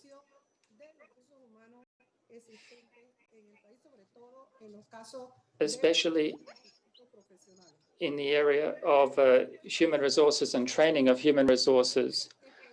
It's very important to have an exchange of experiences, and Panama's vision is a vision of working together. We can't just work in silos, we need to work together, both within our region and internationally. Thank you, Panama. Colombia, you have the floor.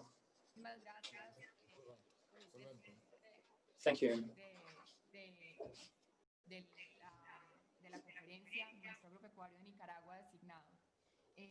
Quiero darle las gracias a ustedes por esta invitación al gobierno de We would like to thank you for inviting the government of Colombia so that we could talk about this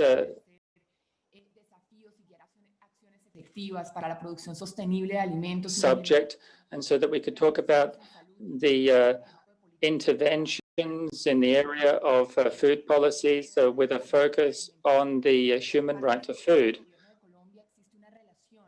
We believe that there's a link between investments made in early childhood and economic development in countries.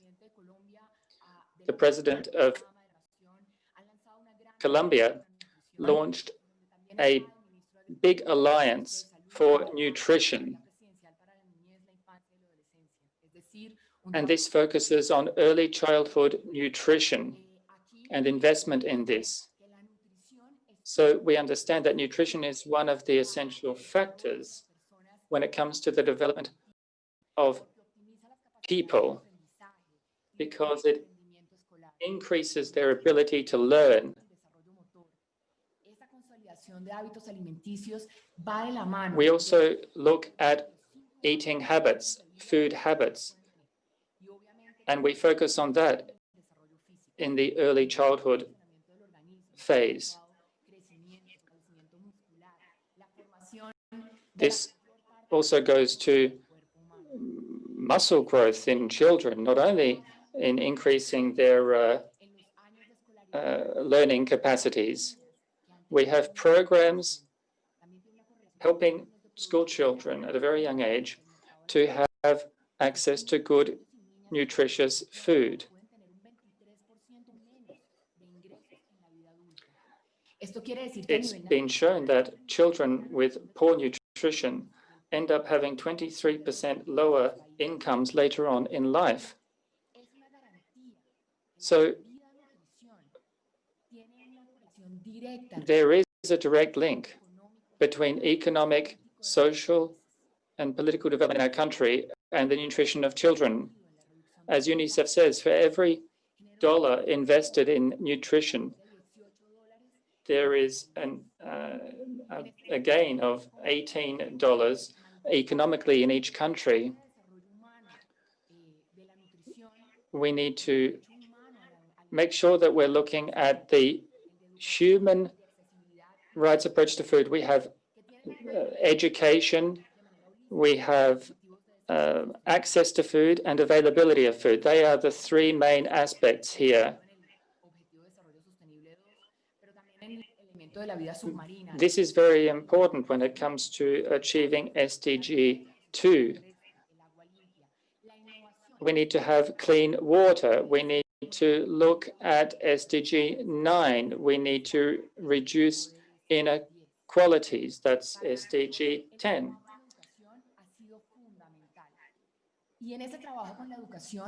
We work in education. This is very important for us. It's very important for us to have a bottom-up approach. We work with regions. We work with local governments in Colombia, and they have plans which include nutrition as a fundamental part of development. We need to make sure that nutrition is included throughout the whole life cycle so that there is sustainable nutrition provided for people throughout their lives. No desnutrición como no malnutrición. Para nosotros, el For componente us, nutricional tiene énfasis desde la primera infancia, protegiendo y I think that promoviendo it's very important to focus on nutrition at a very young age, even in the first 5 months of life, and then throughout until the age of 12. This ensures that the children receive the nutrition that they need throughout these very important years. We also promote healthy diets and healthy food. We promote physical activity for children as well. And these habits then continue on into later life. All of these good habits, eating habits and physical education, all of this leads to better health outcomes later in life. We do need to promote varied and diversified diets as well. We need to look at our food traditions as well. These are very relevant. We need to take advantage of the situation that we're in now to try and transform habits in families when it comes to choosing the food that we eat. So we need to teach children what the nutritional value of food is so that they can choose the right food later in life. We need to make sure that there are fair prices for producers. We have government programs, and it's very important for us that we have food that comes from local production. We are strengthening the food culture of our population, and we have recently had a campaign to that end, and we hope to integrate all of this in our public policies. The Welfare Family Institute in Colombia, during the pandemic, has had the opportunity to provide nutritious food, which ensured food security for countless numbers of young children, especially in the most vulnerable layers of the population in our country.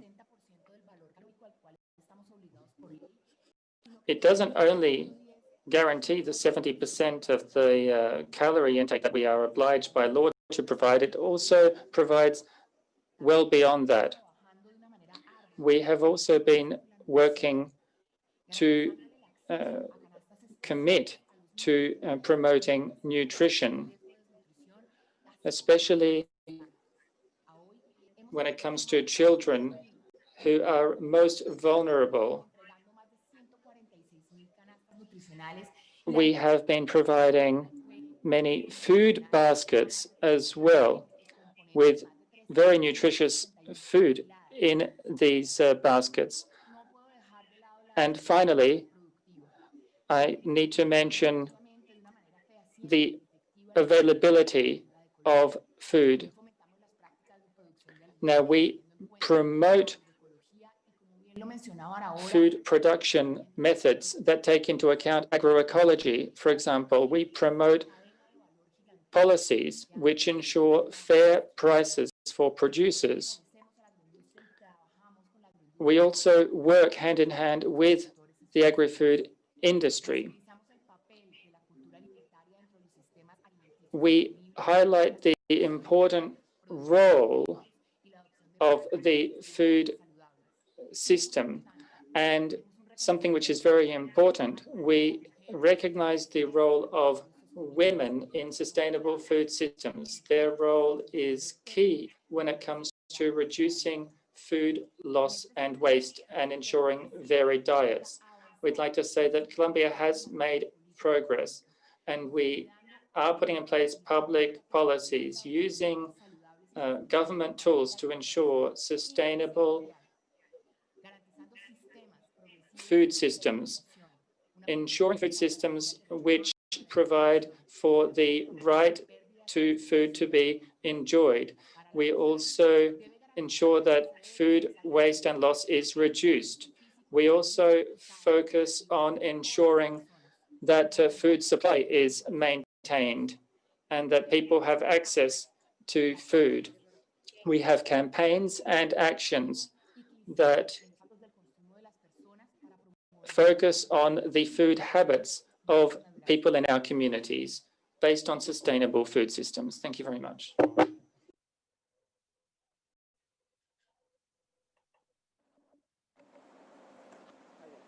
Muchas gracias, Colombia. Les pedimos su colaboración para que... Thank you, Colombia. And again, we ask you please to help us manage our time, to stick to our time limits so that we can keep to our 3-hour session, as we said at the start. When we ring the bell, please do wind up your intervention in a couple of minutes. Dominican Republic, you have the floor.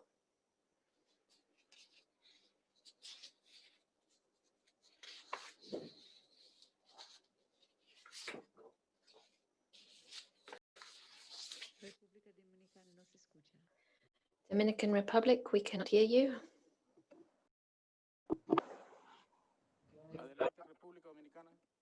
Dominican Republic, you have the floor. Thank you very much, Chair. The main social protection program of the Dominican Republic with a focused social interaction, which includes support, education, and links to other state programs. This social protection program and the new government's focus gives priority to economic inclusion, which is based on a national production transformation, stimulating the development of new sectors, driving innovation and productive proposals in rural areas, particularly those linked to family farming. Some of our targets depend on good economic activity and mobilizing the agriculture sector. We firmly believe in the need for transforming our agri-food systems, making them more inclusive and resilient. As the regional director of FAO said, we need to come out of the crisis by building a better shared house. So one of the principles of our public policies is promoting competitiveness, sustainability, innovation, high value-added activities, and developing strategic chains which will increase value for agricultural producers and diversify rural families' sources of income. Our long-term strategies include increasing investment in food security and nutrition, in knowledge, innovation, and reducing gender inequalities, focusing on comprehensive development. And with family farming at the heart of our environmental and social policies, this is one of the main pillars of the current government's program. To ensure transformative change and a fairer society. As you know, in many of our countries, we suffer from the double burden of undernourishment and obesity and overweight. We can produce healthy, fresh food that allows us to ensure healthy diets for our people with efficient supply and distribution overcoming difficulties in access to trade, to credits and financing, issues with infrastructure, roads, as well as agricultural health. These are all promoted and supported by the Ministry of Agriculture and FAO. We have technology transfer programs, including direct support for family farming to increase productivity on family farms sustainably. And we work in constant link with public and private stakeholders, granting specific credits for training and technology, making agriculture more profitable, more environmentally friendly, and more competitive for our producers. We have proposed increasing healthy foods and reducing inequalities so that family farmers can overcome issues and reposition the agriculture sector through diversification, growth, and competitiveness, focusing on revaluing family farming. Agri-food systems need support from regions, and through Hands in the Field initiative, we're supporting people all over the country, helping those people who have shown the importance of our producers in this crisis. This program helps producers transform their knowledge, giving us a higher quality production with gender equality. We'll also promote appropriate use of natural resources in this. Lastly, we agree with having a regional initiative so that all people have access to healthy foods. We also think that a regional initiative is very important for environmental sustainability and the resilience of our food systems to ensure food for future generations. Thank you very much. Muchas gracias. Thank you very much, representative of the Dominican Republic. I now give the floor to Minister Justa Perez from the Ministry of Family Farming Cooperatives and Associations of Nicaragua. I welcome you very warmly to Nicaragua, Sandina's land, the land of lakes and volcanoes, where we have made progress hand in hand with Nicaraguan families in terms of employment and peace. We send very special greetings from here, from our humble land, to His Excellency, the Director General of the United Nations Food and Agriculture Organization, the independent chair of the FAO Council, ministers of the government of Nicaragua, colleague Edward Centeno, the Minister for Agriculture and the chair of this FAO Regional Conference, His Excellency Julio Verdaguer, Deputy Director General of the FAO and the Regional Representative for Latin America and the Caribbean, colleagues, delegates of this session, our friends in the media, and all of those who are following us on social networks. Speaking of transformation of food systems, for Nicaragua has meant the possibility of having food for families who are still suffering from the crisis that the world is going through. This has allowed us to tackle poverty head-on. Since 2007, the Sandinist government, together with the people of Nicaragua, under the Christian Socialist Solidarity model based on the importance of family and communities, have made significant progress in transforming the economy and society of Nicaragua. These transformations have had a positive impact on reducing poverty, extreme poverty, and hunger, achieving a reduction of 44% to 23.9% in poverty, and in extreme poverty from 17.2% to 6.9%. I'd like to stress that the combating poverty has been boosted by programs and institution of rights, such as the extension of free health services and education, and an increase in electricity coverage, in road infrastructure, increase in rural sanitation also. Another transformation has been socio-productive policies, which have allowed every family to have benefits, but also giving them capacities to produce more and with greater quality.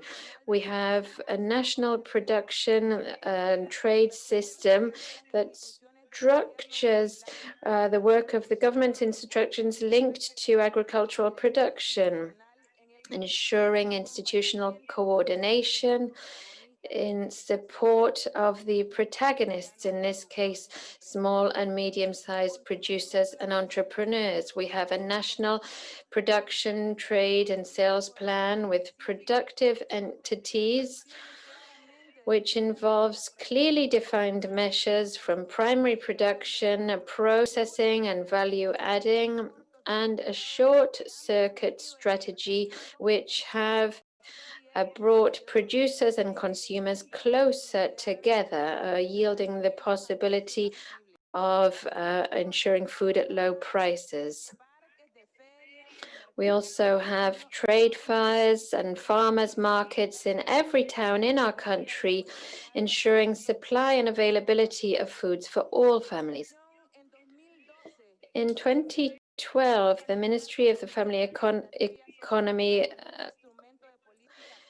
created a public policy to support production and develop capacities to fight poverty.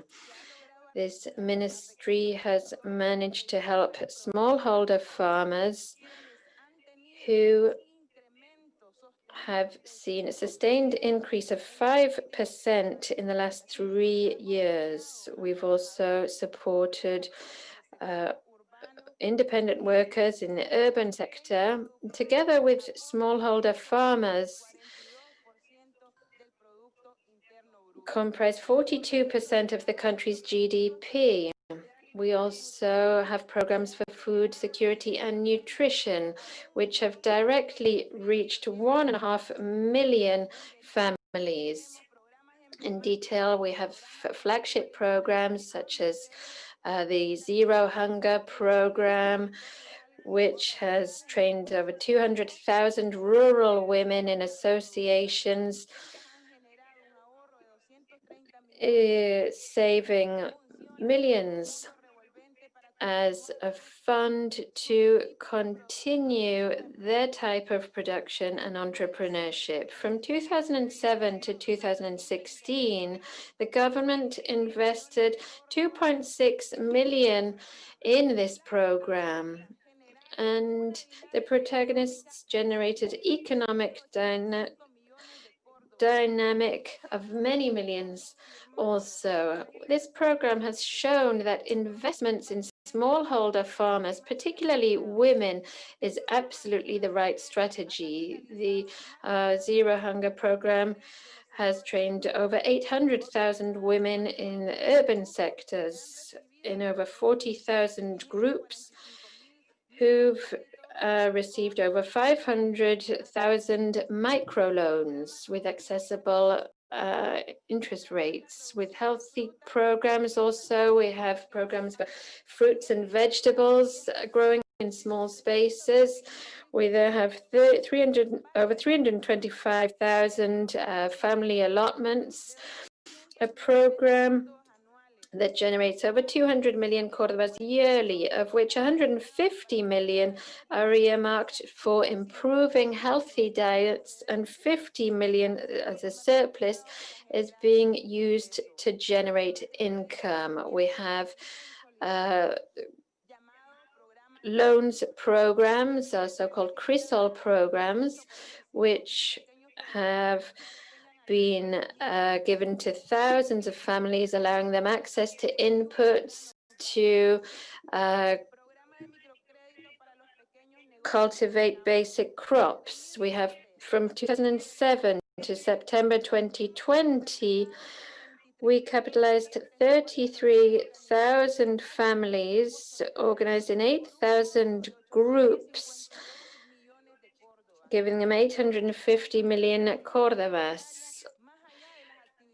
Our programs go beyond agricultural activities, recognizing a new dimension in rural life in Nicaragua, i.e. in the countryside. It's not just agriculture. There are goods and services that are produced by families creatively and innovatively. Other programs that ensure food for groups of interest. These are other flagship programs for our government. For example, school meal program, which ensures a school meal to over 1 million children at school throughout the country. We also have a food package program, which ensures one food package to families who are vulnerable. We highlight our working approaches also, which are part of our experience in transforming food systems and production systems. We highlight a nutrition-sensitive agriculture with bio-fortified seeds, training families through direct transfers, direct funding, and technology bonuses. Productive capacities to increase production and promote creative entrepreneurship through environmentally friendly practices. Undoubtedly, the gender dimension has given Nicaragua a privileged position in the world when it comes to equal opportunities and women's participation in political, economic, and social life of the country. We promote agroecology and efficient technologies to improve production in food systems. We support healthy agro-industrial small-scale chains through economically accessible technologies that have been validated by other countries working with FAO. Campaigns to promote healthy diets. Part of the transformation is families don't just produce, but can also eat healthy food. In the productive process, we've brought in technologies, transformation, and ICT.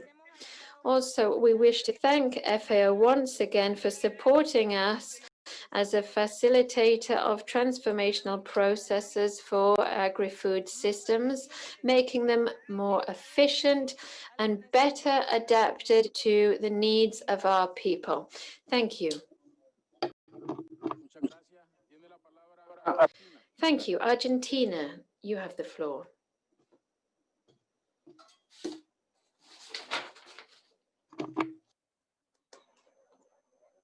Muchas gracias, mi estimado presidente. Thank you, dear Chair. We have debated at length in various technical committees, in their governing bodies, and in informal meetings here in Rome, the so-called transformation of food systems. Allow me to recall that in the written comments sent to the Secretary by my country, we've tried to enrich the document conceptually. Various international stakeholders use the word transformation to refer to different things and different objectives. And so it is incumbent upon me to say that I think we have we're no longer naive, and we know that unless we're very specific in defining concepts that often are debated intensely, other actors with diverse interests that are sometimes anti-ethical in terms of our region can use the ambiguity of these concepts to legitimize strategies that can end up affecting us. Our debate, Chair, is not an issue with secretariats. We not only support the decision of the Director General of the FAO, we support that and defend it every day in the discussions we have at Rome. Our issue is with those who may affect the interests of our region with their own protectionist strategies. So we believe that we must firstly distinguish between the concept of sustainability. As we have already stated, we did so yesterday, this is an indivisible 3 dimensions: environmental, economic, and social. The concept of healthy diet, which seeks to improve nutritional quality. We would like then to share some comments, and we hope these will be reflected in the final document for this conference. 1, Chair, not all systems must be transformed, only those that are not sustainable. We have various experience in Ireland that have been mentioned by various ministers yesterday, showing approaches, systems, and tools for sustainable production, such as agroecology, direct seeds, even ancestral practices from our indigenous peoples. Therefore, we stress in the latest FAO governing body meetings that transformation must be proposed if appropriate and according to each context, priorities, and national capacities. If I may, Chair, I will here add a point made by the Minister of Agriculture of my country yesterday. Transformation of unsustainable food systems will require a major availability of soft financial resources, capacity building, and technology transfer. And it must be countries that in the past that have achieved their current stage of development that have affected the environment, and in some cases are still damaging the environment. Those countries must provide the most to carry out this transformation. And this recalls the principle of common responsibilities, common but differentiated responsibilities that emerged from the Rio summit. Chair, lastly, measures promoted in trade policies to increase nutritional objectives and environmental objectives must be in keeping with countries' commitments in the World Trade Organization and should not be used as an excuse for protectionist strategies, but rather must be coherent, appropriate,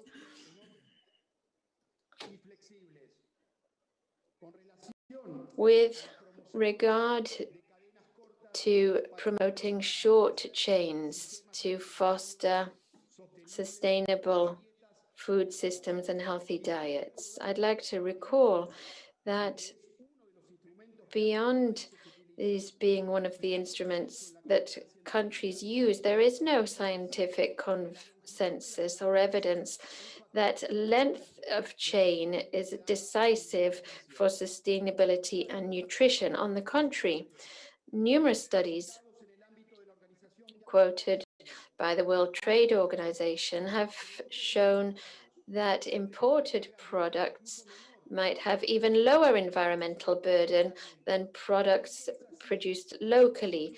That's the case because the product's life cycle doesn't just include transport, but also production, packaging, and food loss, consumption, and so forth. Therefore, these discussions should not be looked at simply, but rather according to their complexities, so that consumers can make informed decisions. In conclusion, Chair, we believe that the broadest, least conflictive way of seeking consensus is that the title of initiative number 1, presented by the Secretariat, be, I quote, sustainable food systems that provide healthy diets for all. The issue of transformation, mentioned variously by numerous countries such as Peru, Nicaragua, and many others, could be put to the debate of this session so that we can agree that our food systems provide healthy diets and that transformation to achieve that is carried out only when necessary according to countries' contexts, priorities, and capacities. Thank you, Chair.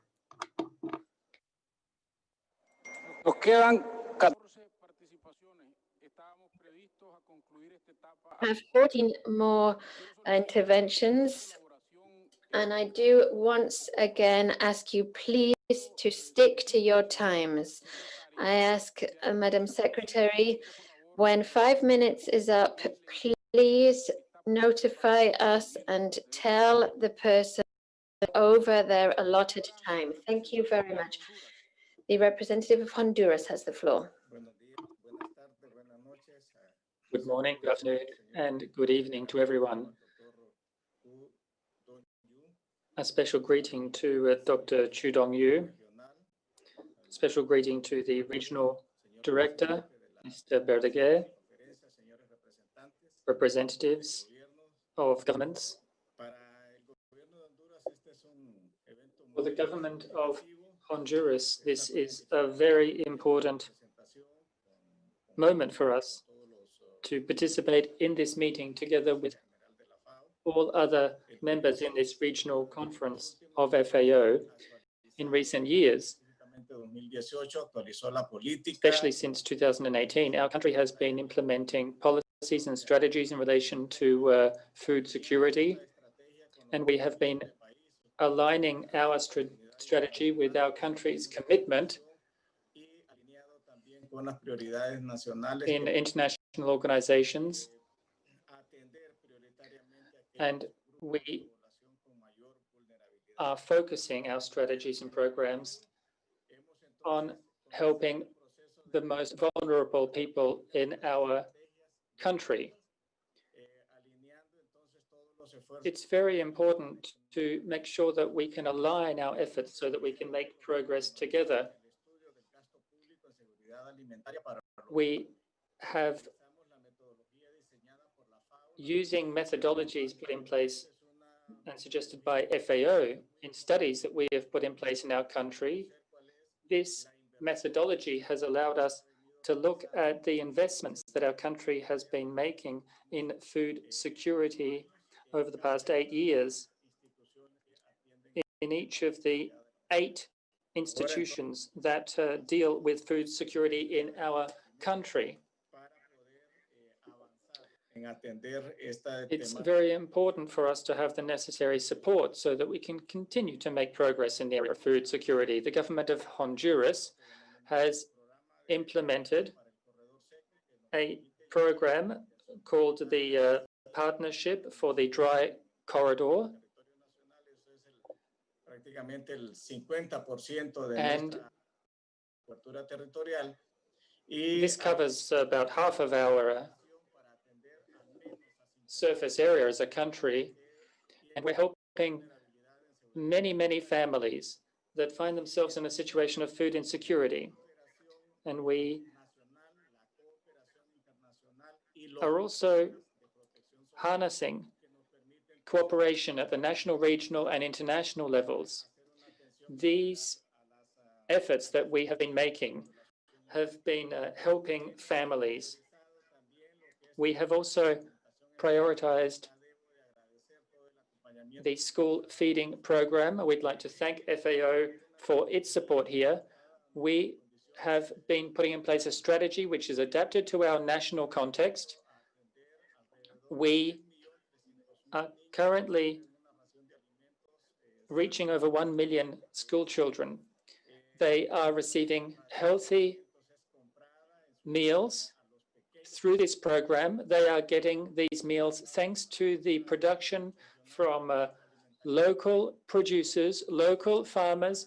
We have fresh produce, which is being used in this school feeding program. We have training, which is part of this program as well. We have training for technical personnel in local government as part of this program as well. We are training mothers so that they can prepare school meals for the schools. This has been a very important process that we have embarked on, and we've seen excellent results so far.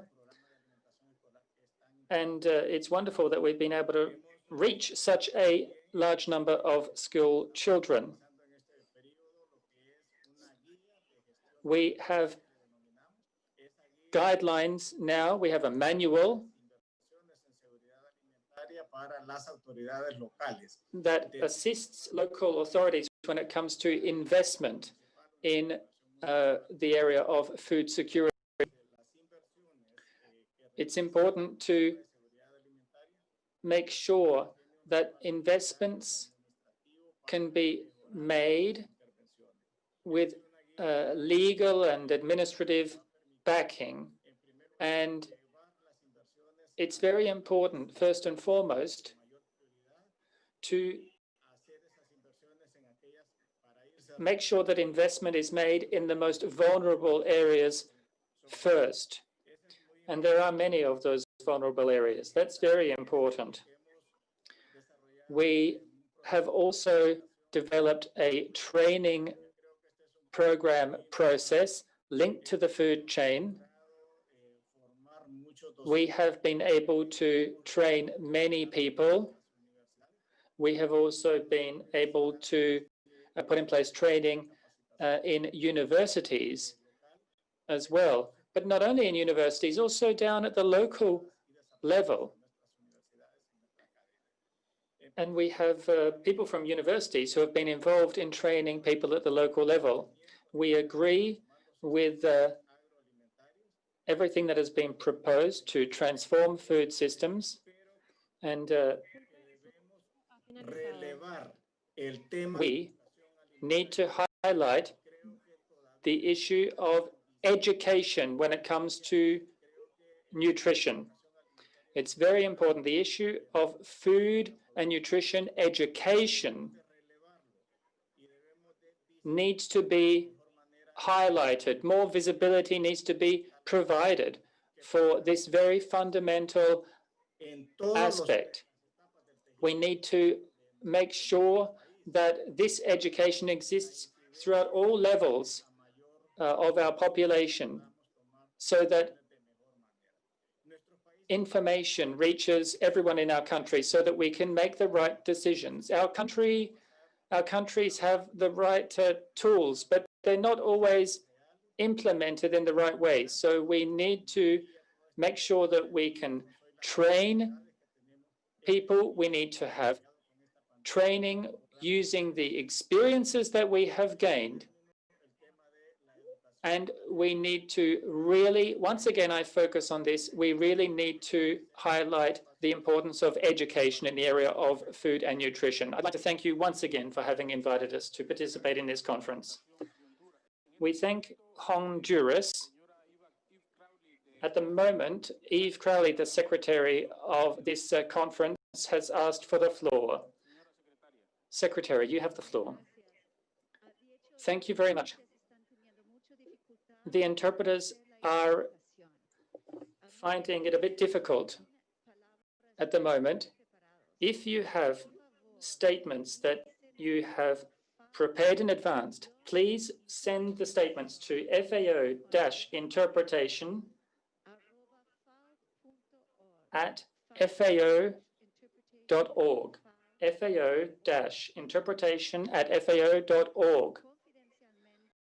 Statements will be treated confidentially and will be checked against delivery. It's very difficult for the interpreters when you speak and read your statements very fast. So please read your statements slowly.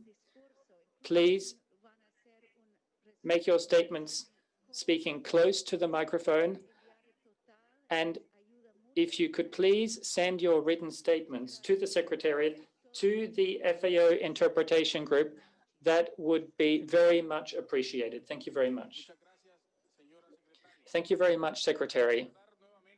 I'd like to remind everyone the list of the participants: Suriname, Brazil, Uruguay, Peru, Mexico, Chile, and Antigua and Barbuda. That's the end of the list. Suriname, you have the floor. Good morning. Good morning, Their Excellency.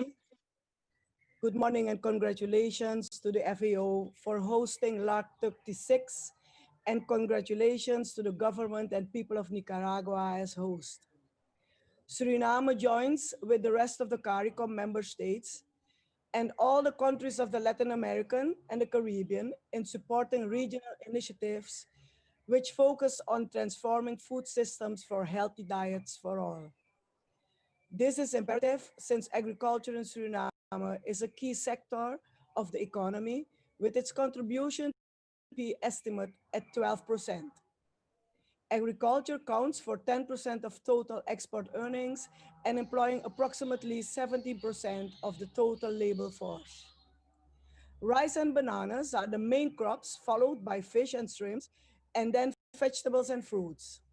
The agriculture sector consists of approximately 10,000 to 12,000 smallholders who produce rice and bananas, poultry, cattle, pigs, and small ruminants, providing employment and income to small farmers. Poverty is prevalent among the population, and access to healthy foods and diets can be a challenge for many families. The majority of farms are small-scale operators with a large number of women. Approximately 85% of the land suitable for agriculture is located in the coastal area. And in the interior, indigenous and tribal peoples rely on the forest as a source of food, fuel, medicine, and agriculture using shifting cultivation.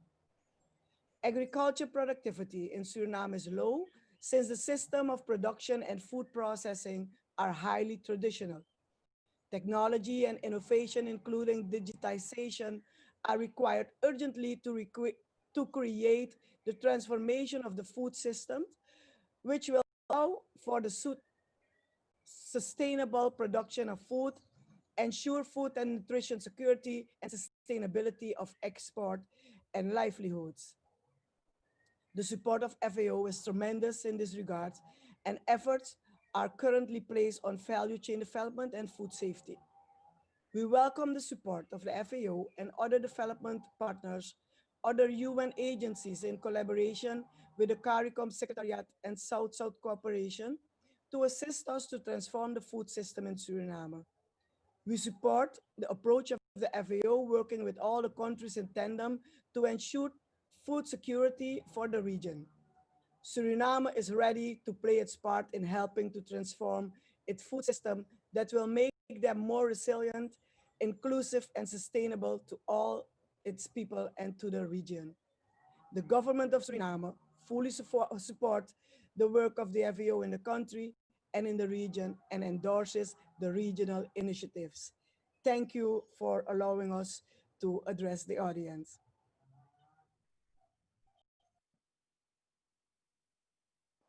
Muchas gracias por la representación. Thank you very much, Suriname.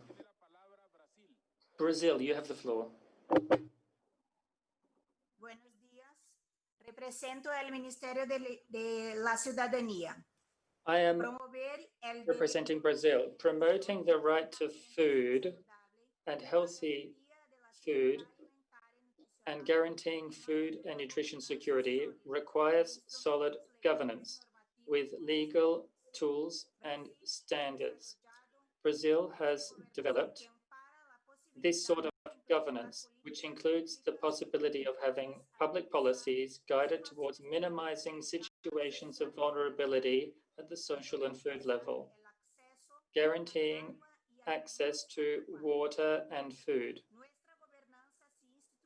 Our governance relies upon a national food and nutrition system. The aim of this system is to create and improve policies which ensure the right to food is enjoyed by all.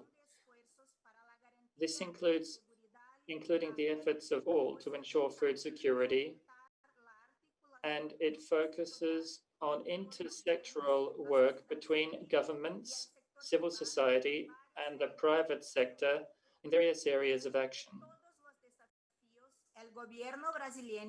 Up against all of the challenges we currently have, Brazil has been working to promote the human right to food, and we have put in place actions to increase incomes, to support production, supply, and access to food. We have the Bolsa Familia program, which provides food to over 14 million families. And we have over children that benefit from our school feeding program as well. And the school feeding program also uses food from local producers, and food from local producers also goes to vulnerable families. We have been able, in the context of the COVID-19 pandemic, we've been able to put in place an emergency program to assist millions of people to ensure their food security. We ensure incomes are maintained in this difficult period.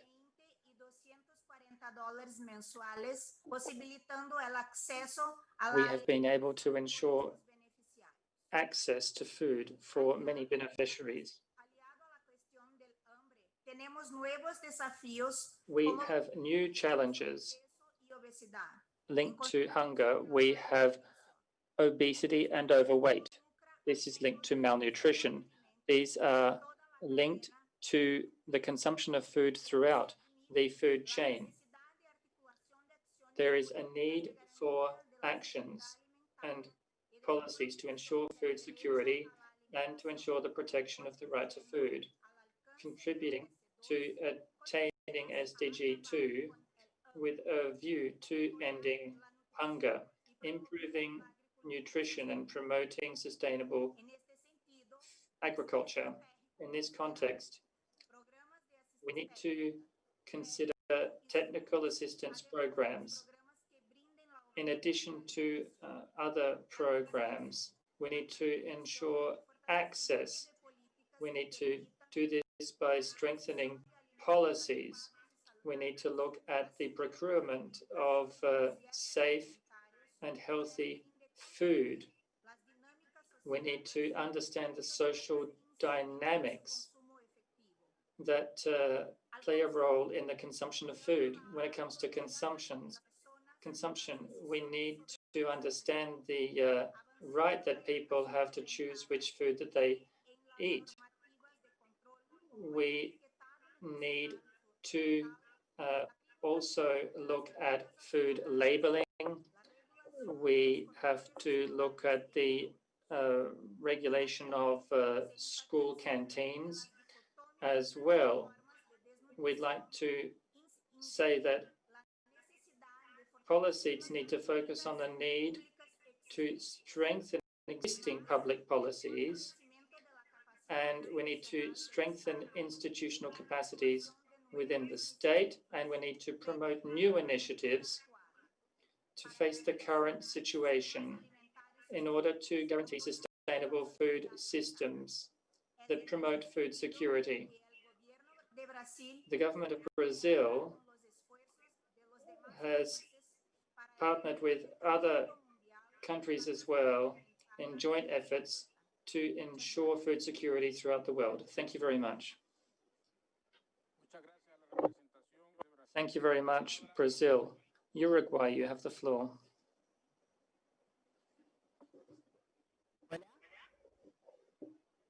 ¿Se escucha? Can you hear me? Bueno, buenos días, buenas tardes. Es muy Good grato. morning, good afternoon, and good evening to you all. It's wonderful to be here in this virtual meeting. We convey our greetings to the FAO Director General, to the Regional Director for FAO in our region. And we'd like to thank Nicaragua. We'd like to diferentes que hacen en los países y el sector agropecuario de América it's a good opportunity for us to learn from each other what the situation is in different countries. Now, the Vice President of Ecuador said something which was very pertinent, so that the world is changing. That's very important for us to remember this at the moment, because in this first session, we're talking about the transformation of food systems. Now, this is a commitment that we have in our small country of Uruguay. We have the very important focus in our country on human health and nutrition. We, in this crisis we are suffering from at a global level, we are focusing on human health because we have put human health before everything else. It is the most important thing, human health.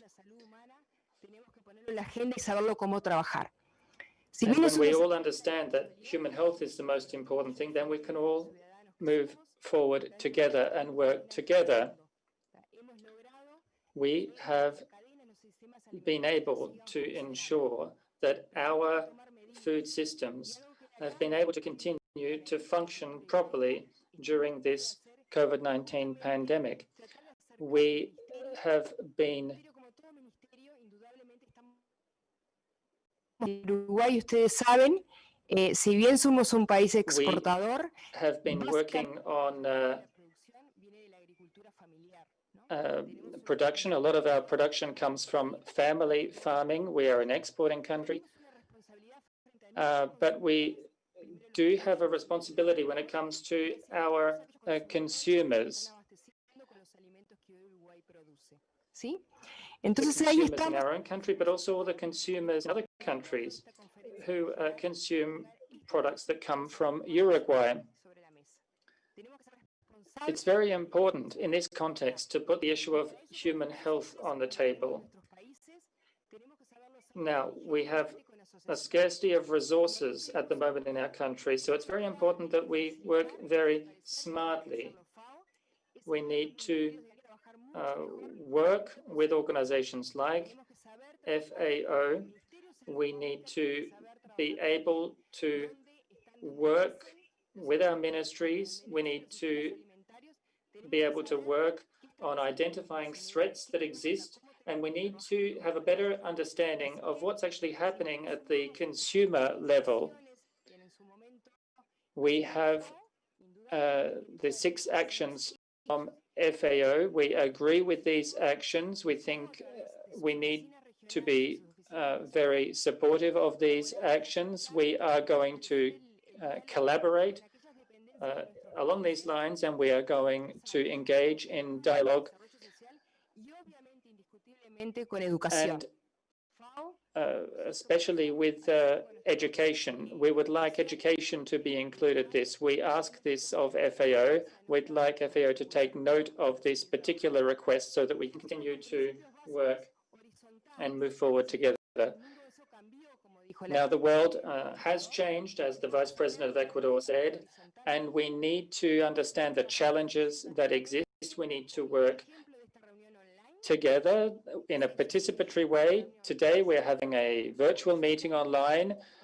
It's participatory, and it needs to continue along this line so that we can continue to work together. We need to promote new production systems, and we need to hear from countries that have other production systems that they can share with us.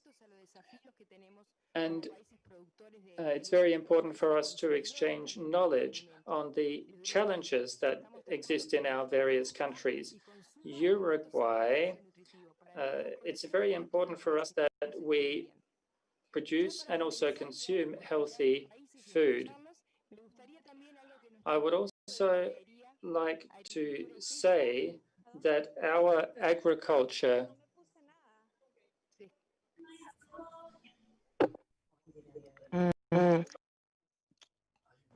Adelante, por favor, Uruguay. Please go ahead, Uruguay. Please continue. Yes. As our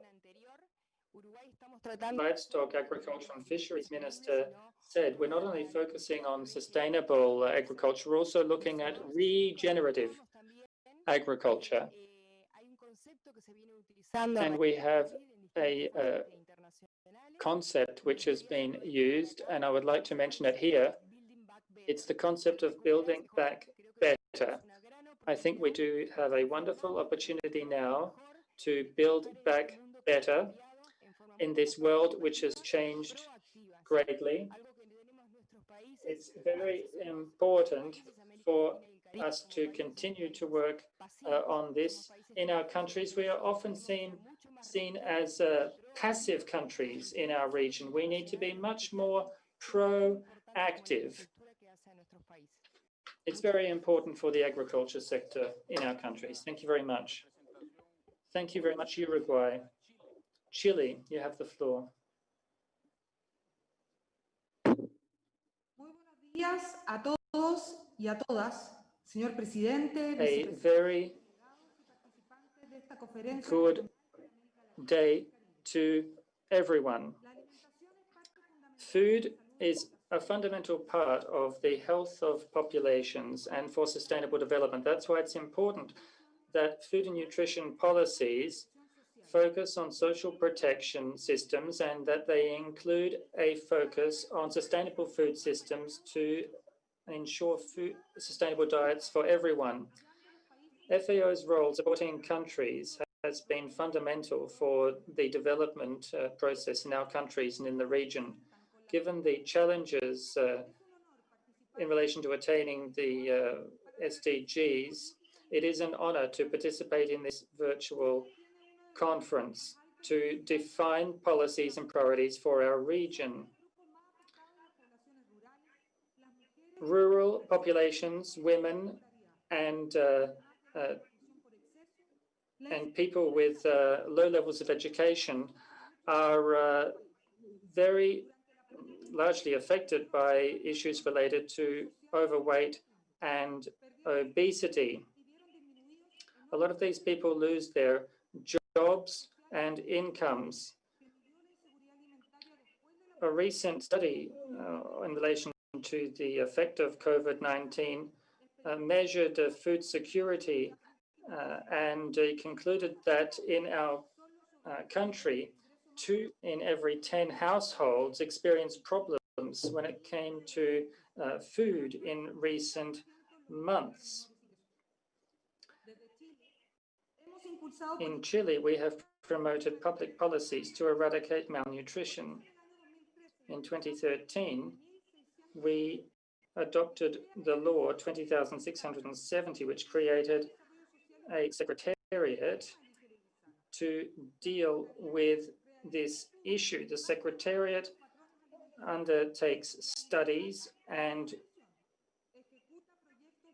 produces data in relation to food security and malnutrition, and it has projects in relation to healthy food throughout the country, and it also works with ministries to have a focus on food systems with the support of the Council for Sustainable Development and other partnerships. All of this work has allowed us to make profound changes in our school feeding program, increasing the supply of fruits and vegetables and seafood as well for children per month. We have been able to improve the diets of 1,600,000 students. We have also been able to implement public and local procurement policies, including smallholder producers, and this has been included in the school feeding program. We have also been applying incentives when it comes to reducing food loss and waste. We have published a law on food labeling, and we have also included this food labeling on all products in schools in our country.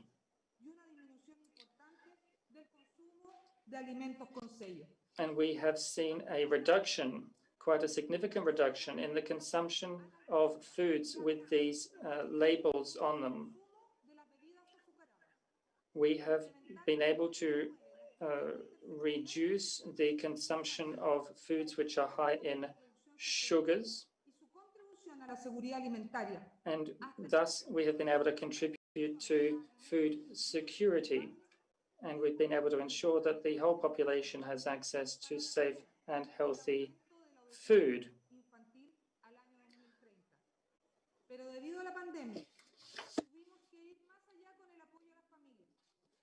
We need to continue to support our families, and our ministry has put in place programs to open up dialogue. We have had various ministries that have been working together with FAO in our country, and we have been focusing on strengthening the food programs for children, older people, vulnerable groups, and strengthening markets. We have measures which have already been put in place for providing food baskets, emergency food baskets during the quarantine period. We have been using innovation when it comes to commercializing products. We also have a program which continued to supply foods to schools during the pandemic. And we have also been focusing on education in relation to food. This has been done online as well. And this has allowed us to reduce food loss and waste. Finally, Chile, together with countries of the region, was a promoter of the global initiative for the International Year of Fruits and Vegetables in 2021. Chile is quite a large producer of fruits and vegetables, but a low consumer of these products, especially in the most vulnerable parts of the population. It's very important that we promote sustainable diets through the increase of sustainable production of fruits and vegetables. It's very important that we attain healthy diets for all, with sustainable food production and food systems that ensure food security and nutrition for the population. Looking at how the pandemic of obesity and the pandemic of COVID-19 have changed our lives at the global level. we call on FAO to prioritize development and the transformation of sustainable food systems in order to achieve sustainable diets for all. This is an opportunity for us to move forward and eradicate poverty and hunger in all its forms. Thank you very much, the Minister for Development and Family Agriculture for Chile. Peru, you have the floor. Thank you very much, Chair. Food systems contribute to the development of our cultures, social and economic globalization, but also include foster undernourishment and inequalities, as well as an environmental impact, among others. Food systems interact with other systems, but also influenced by geopolitical, economic, social, environmental policies that endanger its sustainability. And that is why states have the responsibility to create conditions to efficiently and sustainably produce food that is nutritious, healthy, and accessible and affordable to satisfy food needs and nutritional requirements of the people, and to foster healthy diets. Achieving this is a challenge and an opportunity for agricultural, fisheries, and water, aquaculture and forestry sectors, where innovation will play a major role to achieve a world free from malnutrition and hunger. Nationally, Peru has a strategy and food and nutrition security plan, the targets of which are A, reduce chronic child undernutrition in under fives, B, reduce the rate of vulnerability to food insecurity, and C, reduce the percentage of households with calorie deficits. Likewise, we have a national agricultural policy which seeks to increase incomes and livelihoods among producers, prioritizing family farming on the basis of greater capacities and more productive assets with a sustainable use of agricultural resources, with growing social inclusion for rural populations, contributing to food and nutritional security. Peru has also put in place policies, strategies, and specific measures that will allow us to improve the efficiency of the food chain and to reduce and prevent food loss and waste. In this backdrop, it's important to note the importance of hidden hunger, including child anemia and others, where there is a need to promote production and consumption of protein, iron-rich and other mineral-rich foods. Transforming food systems is subject to the context of each and will require public initiatives, research, alliances, and investment, which countries must accept common shared responsibilities, but which are also distinct, which allow them to efficiently improve the way that they produce and consume foods. Lastly, we encourage FAO to continue supporting countries in Latin America and the Caribbean in implementing policies, projects, and programs, as well as alliances through South-South and triangular cooperation, contributing to achieving food and nutritional security, tackling all forms of malnutrition, and achieving full right to a healthy diet and eradicating hunger by 2030. Thank you very much. Thank you, Vice Minister of Agriculture for Peru. Mexico, you have the floor.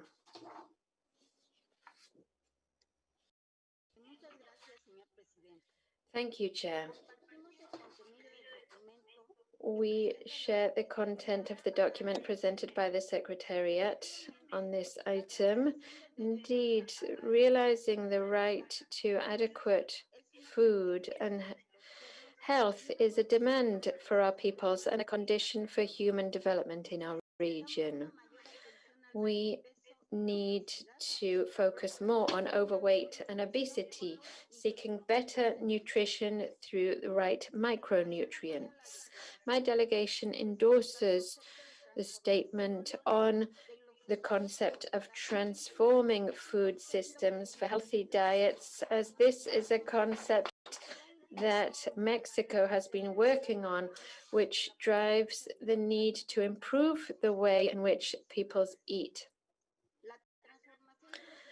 Transforming food systems requires public initiatives, investment, research, studies, and efficient associations to change the way we produce and consume food, in addition to better governance to strike a balance between interests of all stakeholders in food systems.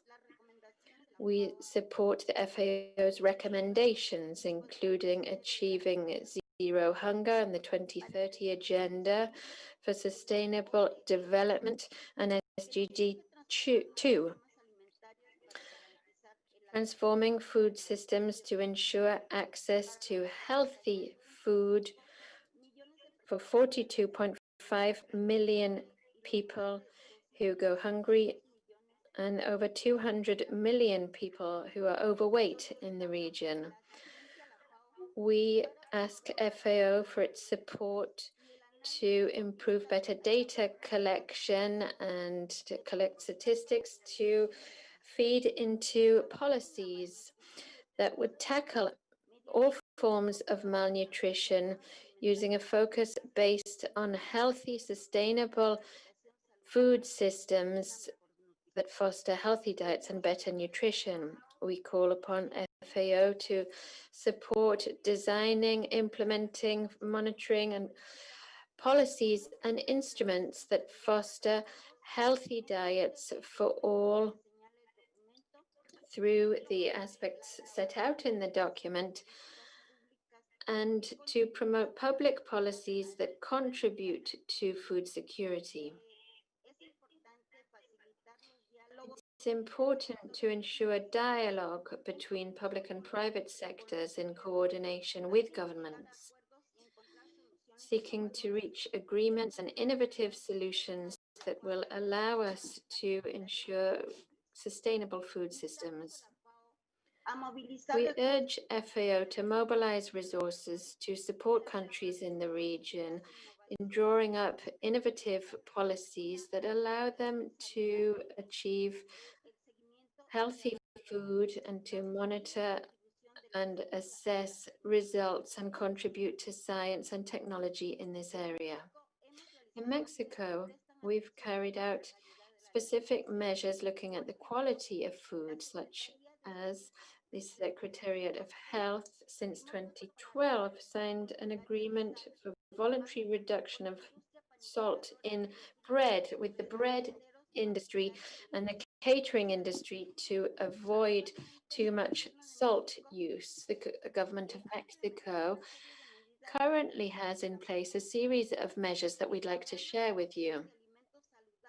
Healthy Food Program under the Federal Consumer Association, which seeks to bring about healthier diets, guarantee prices to ensure security and sovereignty, particularly in basic grains, native plants program to drive production of native crops, and developing capacities and good agricultural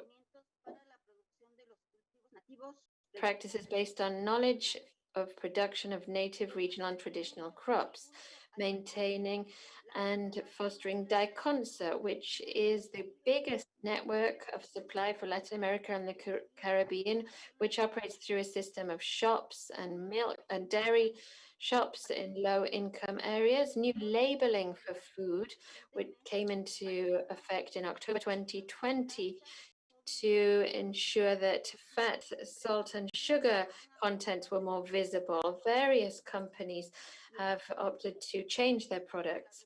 This year, various states in Mexico started to ban sales or gifts of sugary drinks and sweets with high calorie content to children.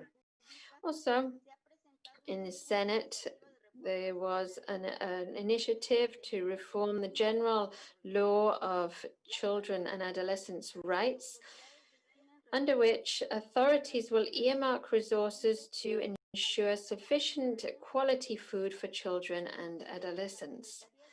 The Secretariat of Agriculture and Rural Development is strengthening health and food safety systems, which are some of the most recognized worldwide, and which ensure that agricultural products from Mexico can enter the most stringent markets.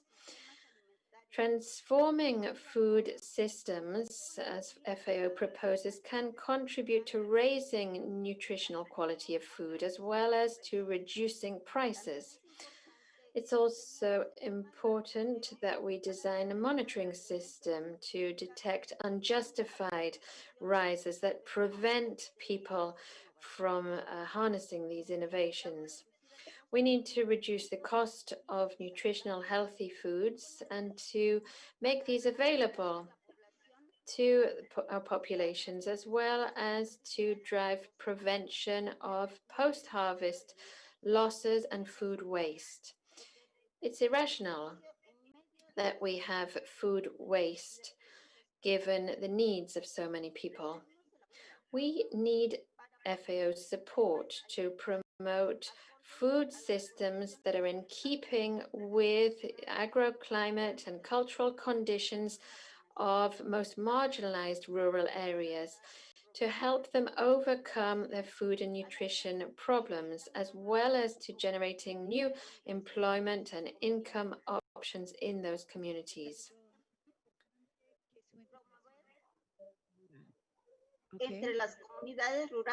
Amongst rural communities in our countries, we must promote the results of research and international experiences that seek to contain loss and soil degradation. Lastly, Chair, we don't want to miss out on this opportunity to acknowledge the United Nations World Food Programme and its winning of the Nobel Peace Prize 2020. Thank you very much. Thank you very much to the representative of Mexico. Grenada has the floor.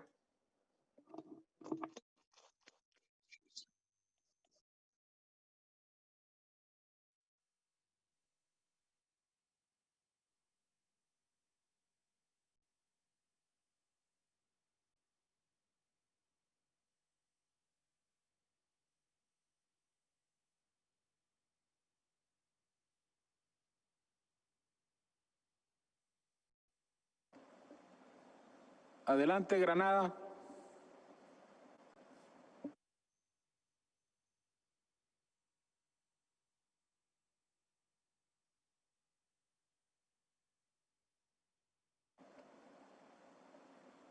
¿Tiene algún problema en la comunicación? Grenada, do we have some problems with your connection?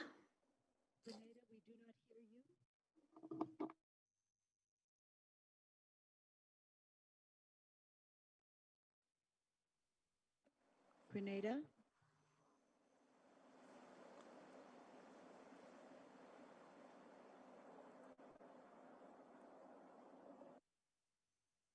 Grenada? No, no. Señora secretaria, vamos a continuar. We'll continue with Antigua and Barbados, and if Grenada manages to come back online, we will certainly give them the floor, if that's okay. Thank you, Mr. Chair. I hope everyone is hearing me. Firstly, let me thank FAO and the host country of Nicaragua for being committed to making this meeting related to the LARC36 a possibility despite all our obvious challenges. If anything, this pandemic has really taught us is to embrace technology and innovation in our day-to-day functions. Mr. Chair, within the Caribbean, there are small and fragile economies. Antigua and Barbuda, measuring 108 square miles with a population of just about 100,000 persons, and who for nearly 40 years has focused on developing itself into the ideal tourism destination, is no exception. Agriculture, unfortunately, was not a major contributor to the GDP, but since March of 2020, much focus has been placed on agriculture as the reality of reduced importation and significant changes in the livelihoods, with more persons falling within the vulnerability net, became a major concern for our country. Hence, we engaged our stakeholders and developed a COVID plan for food security, seeking to address the critically affordable yet nutritious crops, and from there moving forward with and identifying our clear strategic plan as to how we can maximize our production in agriculture for our nation's resilience and sustainability in targeted crops and livestock production. At this juncture, I must pause to say thanks to FAO for introducing us to the Backyard Garden Initiative, the Zero Hunger Initiative. Both of these initiatives, along with our school meals program, have been, during this period, our most impactful with our vulnerable communities during this pandemic. However, despite the heightened interest in agricultural production, we have to remain focused on data collection for more sustainable, resilient, and impactful planning of our agricultural development and its expansion. This will also create opportunities of setting standards to ensure consistency in the quality of production. Mr. Chair, the reality of our small islands, as for many of the regional islands, is that 6 months of each year, we suffer from extensive drought conditions, which results in the lack of access to sustainable water for our farmers. Whilst during the other 6 months, because we are located within the hurricane belt, heavy rains can create the ideal environment for our farmers. But at the same time, many of our small farmers live in fear of excessive flooding, hurricanes which could devastate and create significant loss of investment to them. Smart farming, therefore, introduces the ability to take early action to reduce damages and or loss, and to develop and put in place risk mitigation and transfer strategies. Hence, Antigua and Barbuda is strategically seeking to focus on innovative and or smart farming, bearing in mind a number of factors to include, but not limited to, availability of land for production, weather conditions, climate change, and the impact on the environment. Smart or innovative farming is more attractive to our women and our young first-time farmers to help develop their skill and sound business practices and principles. But most critical is that smart farming, given our natural environment and the impacts of climate change, can assist in transforming the agricultural sector into a resilient industry. The use of innovation can assist significantly in long-term reduction of the cost of production in a more structured and sustainable manner, and can also assist with developing better farming practices and reducing excessive wastage and or loss. As we go forward, let me register on behalf of Antigua and Barbuda our sincere gratitude to FAO and OECS for the investment initiative. The investment profits that are being prepared under this initiative are essential to our efforts, and importantly, we call on FAO to continue this work to the next stage of ensuring that the funding and technical assistance is available for the implementation of these investments needed for the transforming of our food and agriculture system. In closing, we ask for the continued support of FAO and our member countries to help shape policies through best practices and initiations which relate to and will positively impact the resilience and sustainability of the agricultural sector. Thank you.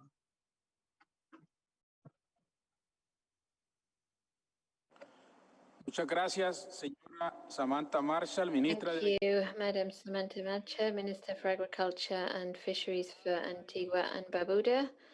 If Grenada is ready, you can take the floor immediately.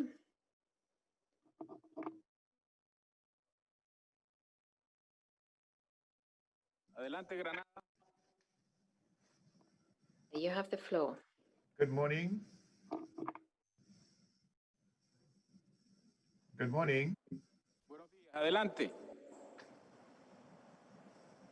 Le escuchamos.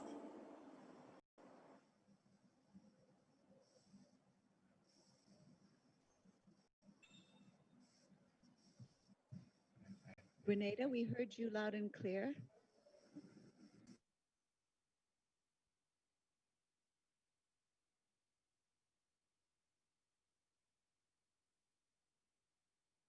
But the line seems to have dropped again. Your microphone is on mute.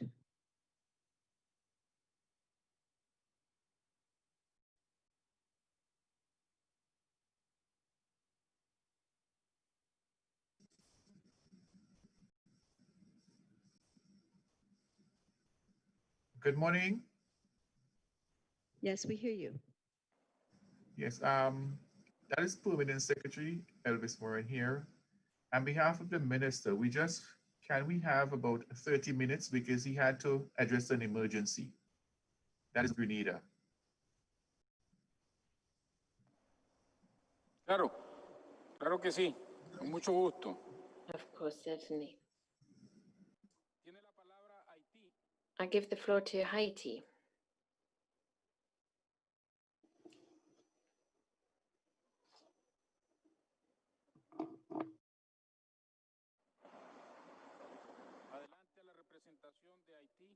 Representative of Haiti, you have the floor.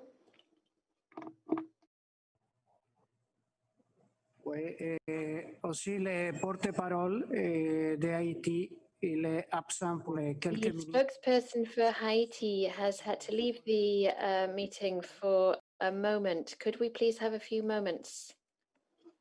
Bueno, vamos a dar la palabra a Venezuela. Okay, we shall give the floor to Venezuela.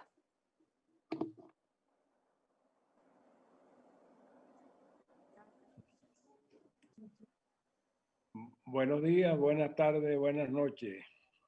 Good morning, good afternoon, good evening. The Bolivarian Republic of Venezuela thanks FAO for the document LARC36 on transforming food systems for healthy diets for all. Venezuela wishes to reiterate its commitment to Sustainable Development Goal 2 on achieving zero hunger in our country and recognizes the importance of transforming food systems to go further and accelerate achievement of this goal. We support the report and would like to stress that the food system implemented by the government of Venezuela from the outset consolidated as a successful model and has been recognized on various occasions. We acknowledge and encourage countries, particularly that impose sanctions, to follow the resolution of the United Nations on the 25th of September 2015 on the 2030 agenda. In paragraph 30, it states, encourages states to refrain from unilaterally implementing economic, financial, or trade measures that are not compatible with international law and the Charter of the United Nations, and that hamper full achievement of economic and social development, particularly in developing countries. Despite blockades, the Bolivarian government has put in place various food and nutritional protection policies to contain and minimize the negative impacts on the right to food in the country. The country continues to push forward initiatives such as the school meal program, which has reached over 194,000, benefiting over 14 million children between 2017 and 2020, with a stimulus strategy on exclusive breastfeeding as the first act of food sovereignty in a campaign that we have targeting this. We have sovereign rural programs and others selling animal proteins and other proteins as a subsidy of 80% directly in vulnerable communities to ensure access to balanced diets for over 5 million families. We have local supply and production committees that ensure supplies of safe food to over 7 million families, ensuring most food at subsidized prices and free for those most vulnerable. We have a comprehensive plan for nutritional vulnerability, which reaches over 1.2 million people, offering fully subsidized food to people who suffer nutritional vulnerability, particularly children, teenagers, pregnant women, breastfeeding women, the elderly, indigenous people, and those with a disability. Incorporating popular powers, this forms the basis for public policies in Venezuela, as well as work collectives and grassroots movements, which are the driving force. Lastly, we'd like to recall shared responsibilities for transforming food systems based on national priorities for development. Thank you very much.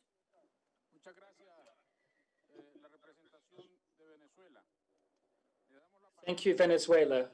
Haiti has the floor.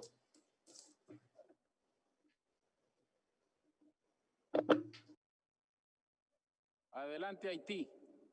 Haiti, go ahead. You have the floor.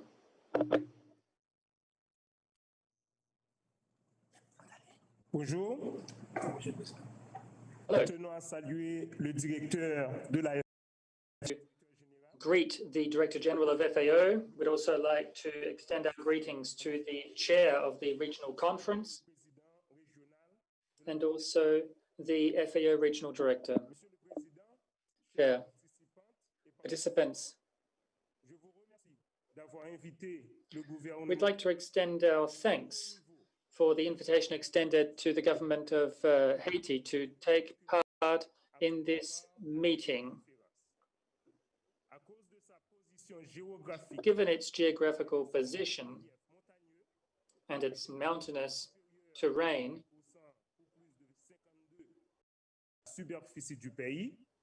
which takes up 52% of the country, our country is exposed to the effects of climate change.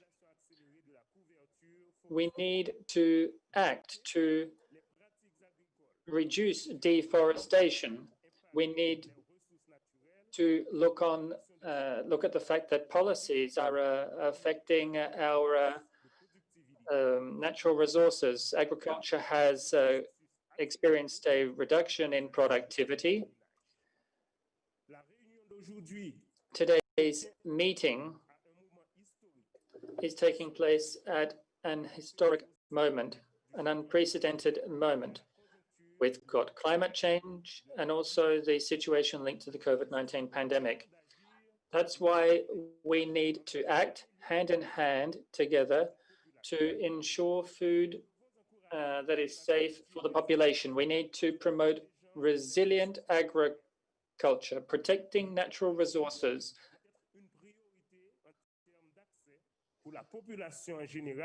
We need to ensure access to food for people and livelihoods for producers. This is at the heart of our concerns. This needs to be taken into account in all sectors, whether it be resilient agriculture, healthy food, technological innovation, that's just to name a few.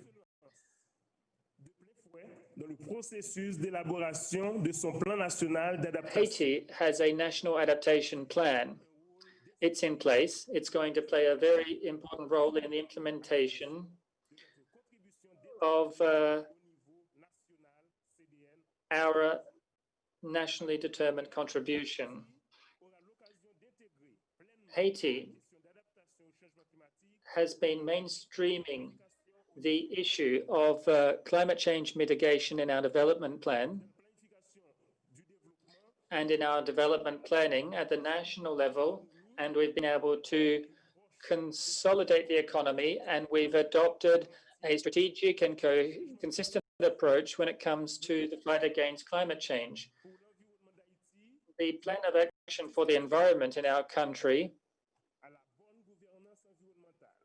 sets out plans for good environmental governance,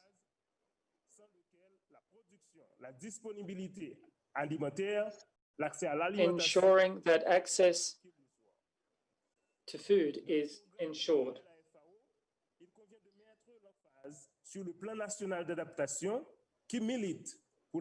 We have this national plan. It aims at improving the food security situation in our country sustainably in the long term. It's very important to have families that are resilient, and it's very important that this is done in a way which protects natural resources. We have policies to assist the most vulnerable communities. We also need to strengthen local community structures. We need to assist local communities through programs which allow them to change their ways of life as necessary. We highlight the programs which highlight the role of women in agriculture. We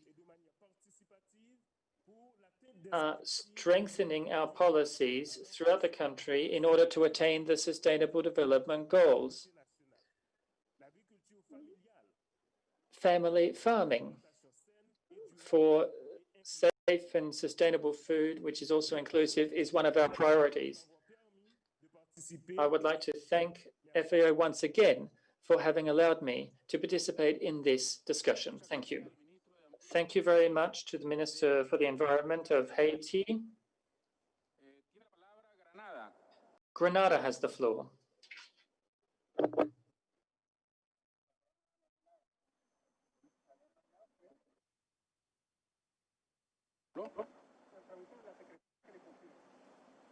Señora secretaria, confírmeme lo de Granada, por favor. Secretary, could you please confirm for me that Grenada has the floor now?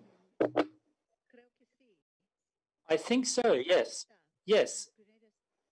Yes, Grenada, you have the floor.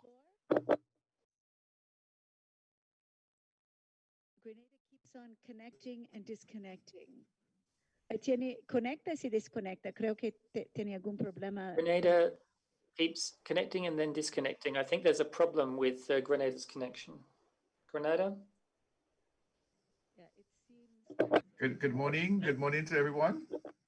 Yes, Am I on? you are, sir. Sí, adelante, buenos días. Yes, good morning. Please go ahead. Okay, unfortunately, Minister Peter David, who is our new minister, has been in the chair for the last 15 days, had an emergency to really address this very important conference. Therefore, I would make some brief interventions on behalf of Grenada. Therefore, I want to express my sincere appreciation to the Director General of FAO, distinguished member or delegates of different countries, of course, ministers and other delegates, ladies and gentlemen. Good morning, good afternoon to you, wherever you are. I bring you fraternal greetings from the government and people of Grenada. We call Pure Grenada, and of course, it's a distinguished pleasure for us to address you at the 36th FAO Regional Conference of Latin America and the Caribbean. We also want to express heartfelt congratulations to the FAO and of course the government and people of Nicaragua for hosting and executing this very important conference in this very challenging time. We also are very much aware of the COVID pandemic. And of course, this calls for us to take a unified and coordinated approach in addressing the issue that affect the growth and development of the agricultural sector and its impact on food and nutrition security throughout the member states and country. Just to give you a quick background as to where we are in terms of Grenada's contribution to the GDP, that's agricultural contribution to Grenada's GDP, was at EC 160 million, or represents 6% of the GDP. Our main contributors to that would be, of course, fruits and vegetables, food crops, nutmeg, cocoa, maize, fish, livestock, forestry, apiculture, and so on. Based on available data, it is projected that our fish export will be affected, and we are likely to see a decline of some 50%, nutmeg, 35%, cocoa, approximately 25 to 30%. Our fruits export, of course, is expected not to be affected significantly.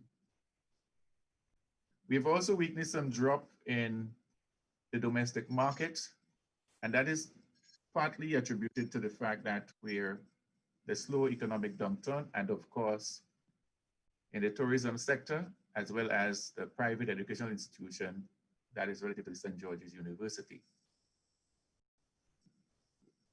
As a mitigating factor, we have developed, and the government has supported, that's our COVID-19 response plan, with a series of activities to cushion the impact on our food and nutrition security, and of course to build resilience and give us the competitive edge over the medium and long term.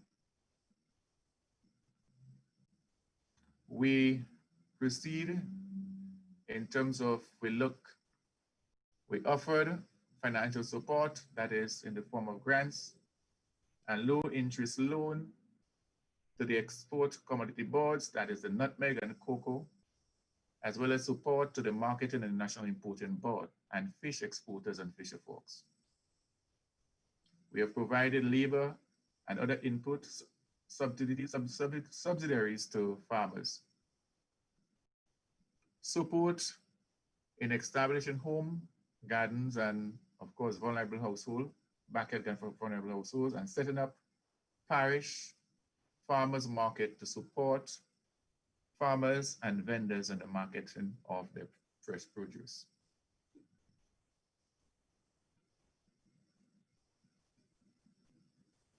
While we believe that these initiatives will assist in addressing some of the immediate impact of the pandemic, our efforts, we know, would be insufficient to return us to the pre-COVID conditions or to realize a robust and a more realized subsector or agricultural sector. Therefore, the government of Grenada endeavor and desire to have a transformed agricultural sector that will ensure food and nutrition security and greater economic returns by pursuing the following initiative. Increase investment in research in the sector, increase assistance for investment to enable the food and agricultural systems, especially taking into consideration climate change, economic and health considerations, promoting better collection and use of agricultural data and statistics, ensuring a more dynamic sector through innovation and utilizing our regional and international partnerships, facilitating involvement of women and youth in agriculture and agri-business, increasing competitive and productive sector, and strengthening health and food safety systems. It is important for you to terminate your intervention. For those investments in these areas, will only rebound the impact of the COVID-19, but will transform into something better. And of course, Grenada will definitely be called and the FAO to support in these initiatives. In conclusion, I want to express our gratitude to FAO for the immense support that it has extended in agriculture and fishery sector in Grenada and in recent years. And in the interest of time, I want to highlight just a few. And we talk about the piloting of the agricultural risk insurance in the nutmeg and cocoa subsectors. We hope that the completing this activity once Please, time to terminate your for the restriction of the COVID-19 as it occurred. The AgriCom project initiative designed to pilot productive alliances approach in agriculture. The development of the revised food-based directory guidelines and the project to strengthen the soursop value chain and of course the apiculture value chain. Finally, rebounding from the impacts of COVID-19 and building an even stronger agriculture sector will require even greater levels of cooperation between FAO and member countries. Mobilizing more resources and investing those resources in strategic interventions in areas that bring greater returns will also be critical if we are to build a sector that guarantees transformation in food system and to ensure healthy diets and create sustainable livelihoods. Effective execution of the hand-in-hand program of the FAO is critical first in this process. Member states must also be prepared to put systems which will permit greater collaboration with FAO and among member states. And with this, I want to thank you very much for affording me to express those brief remarks on behalf of my minister. And I want to again apologize because he'd have liked to address you today, but due to an emergency, he couldn't do so. I want to thank you very much for your understanding and of course for your listening. Thank you. Muchas gracias a la representación de Haití. Thank you very much. Grenada, St. Lucia, and St. Vincent and the Grenadines have asked for the floor. St. Lucia, you have the floor.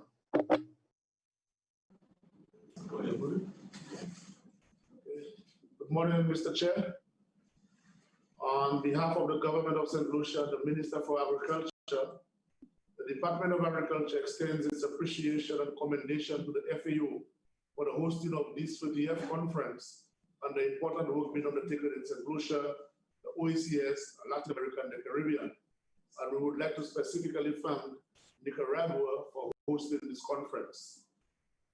We wish to highlight technical cooperation projects which are indicative of St. Lucia's priorities: sustainable development of resilient value chains, implementation of CARICOM COVID-19 Agri-Food Recovery Plan, feasibility studies for Green Climate Fund St. Lucia proposal in support of Fisheries Sectoral Adaptation Strategy Action Plan, SASAP, technical support to prepare the upcoming agricultural census in St. Lucia, Mexico CARICOM FAO initiative, cooperation for adaptation and resilience to climate change in the Caribbean, focusing on the National School Feeding Program.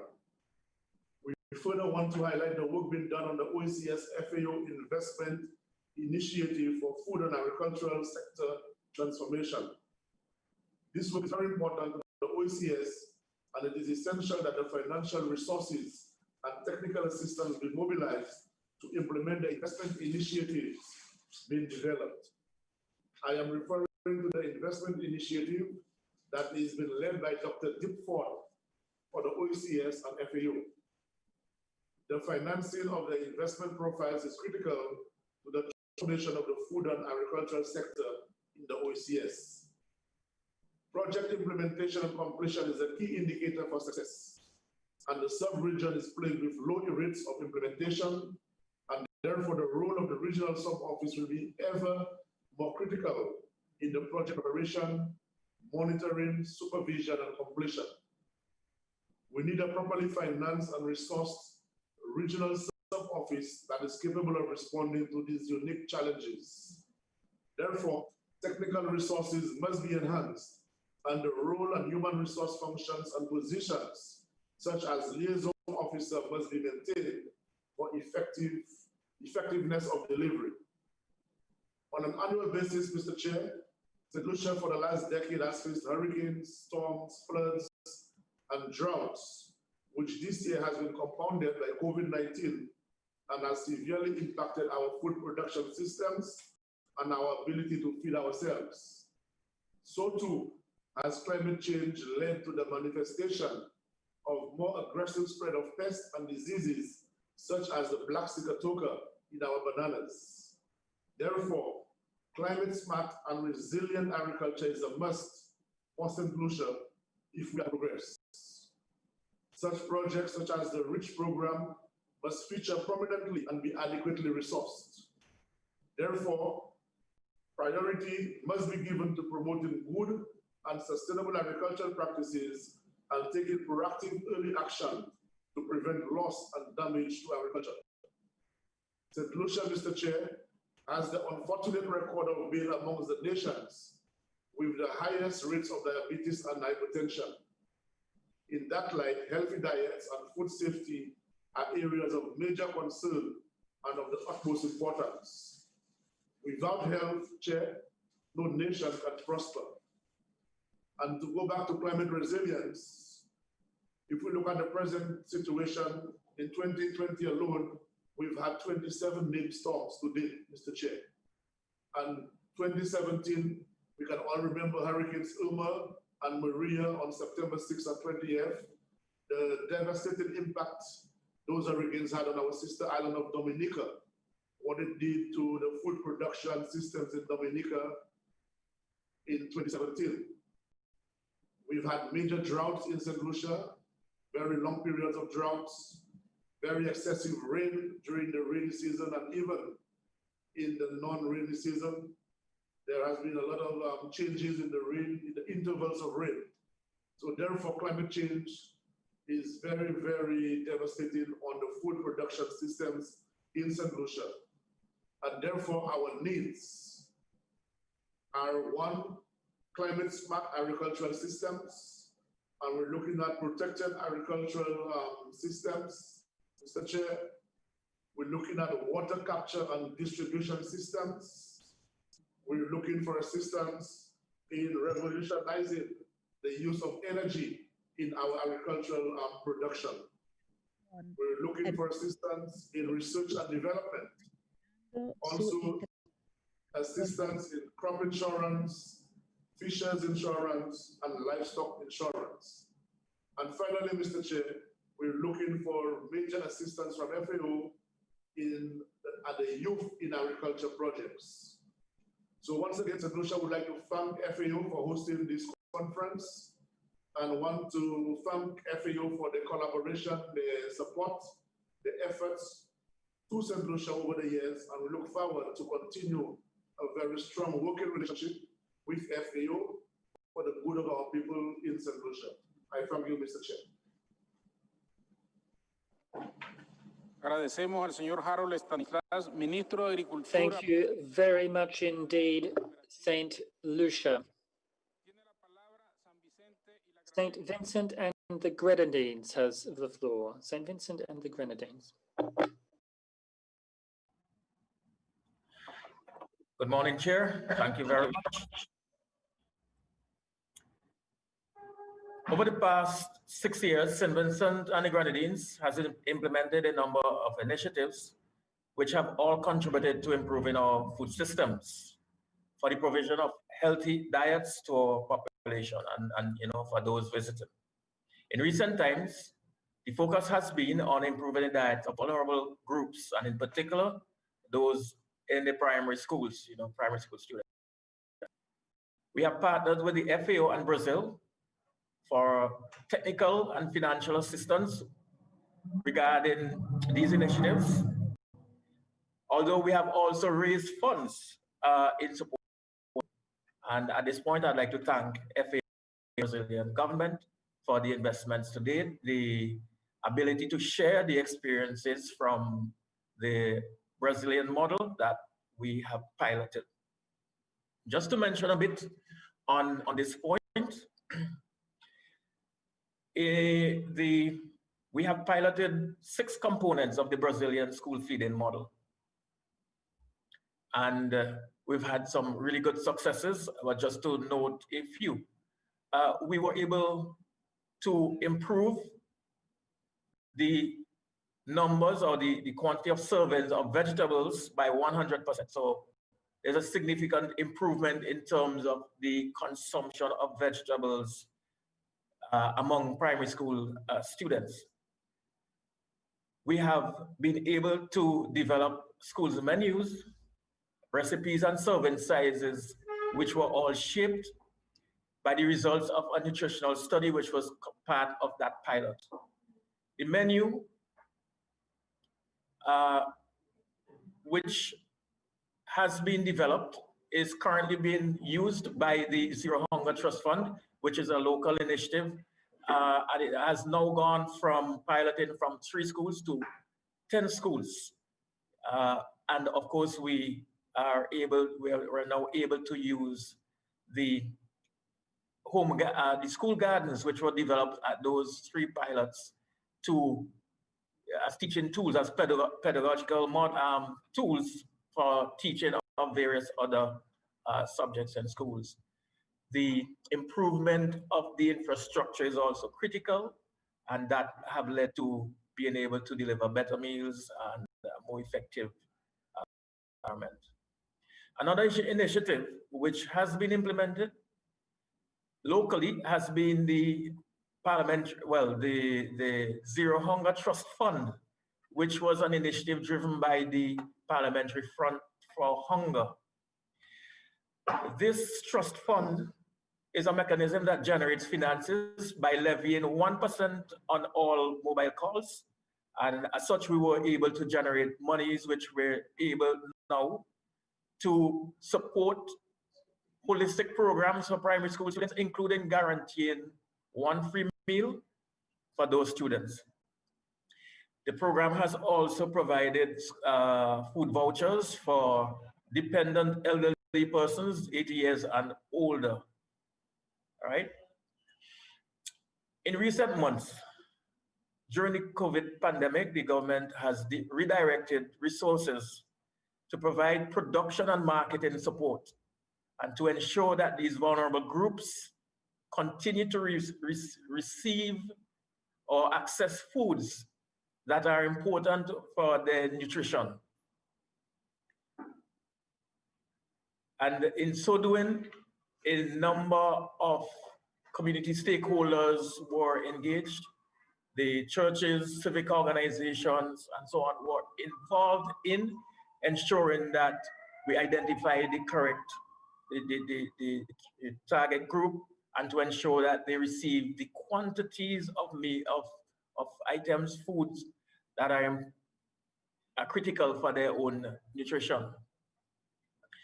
It is also important to note that during this period of the COVID-19 pandemic, we also experienced a severe drought. And this required us to provide production support to producers, to farmers, which in turn provided them with a livelihood that in turn, of course, would provide for them accessing nutrition outside of what is provided on the farm. Just to mention initiatives that were also supported, including the Land Bank program, which sought to bring idle lands back into active production, honey production, the school gardening and backyard gardening programs, initiatives which are all supported by the FAO. Notwithstanding our results, when we're looking at transformation of the food systems, we urge FAO to build on these positive results, of course, but also to invest in a number of other areas that would support these results, but to expand, to transform the sector. One has to do with strengthening information systems to monitor the supply and use of a priority list of commodities which are critical to meeting our food security needs. This must be robust enough to provide early warning systems, early warnings for critically low supply of these commodities. Further investments are required in direct purchasing agreement building on the schools feeding program to ensure that there's purchasing agreement between schools feeding programs, farmers, farm families, and their producer groups. For you to terminate intervention now, please. Thank you. Thank you very much. Muchas gracias a la representación Thank you very much to the representative of St. Vincent and the Grenadines. We have now finished the round of interventions by governments. Now we will start with the round of other observers, including non-state organizations. We have several organizations which have requested the floor. The International Indigenous Work Council, the Parliamentary Front Against Hunger in Latin America and the Caribbean, the Latin American Association of Food and Beverage Industries, the Technical Secretariat of the Observatory for the Right to Food. If there are other organizations which wish to participate, please raise your hand virtually. We give the floor to the International Council of the Indigenous Work.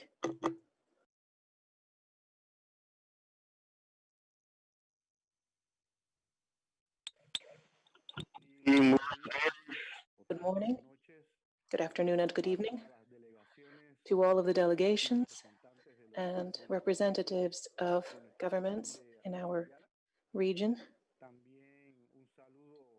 I'd also like to extend a greeting to the people of Nicaragua as the host of this conference, and a warm greeting to all the representatives of the UN institutions and the representatives of civil society, all of the social and peasant movements and the indigenous peoples groups.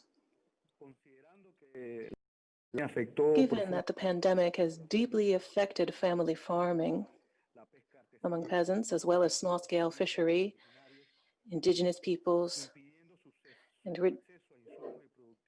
and impeded their access to basic assets and inputs for production, as well as goods for family consumption and traditional access to markets,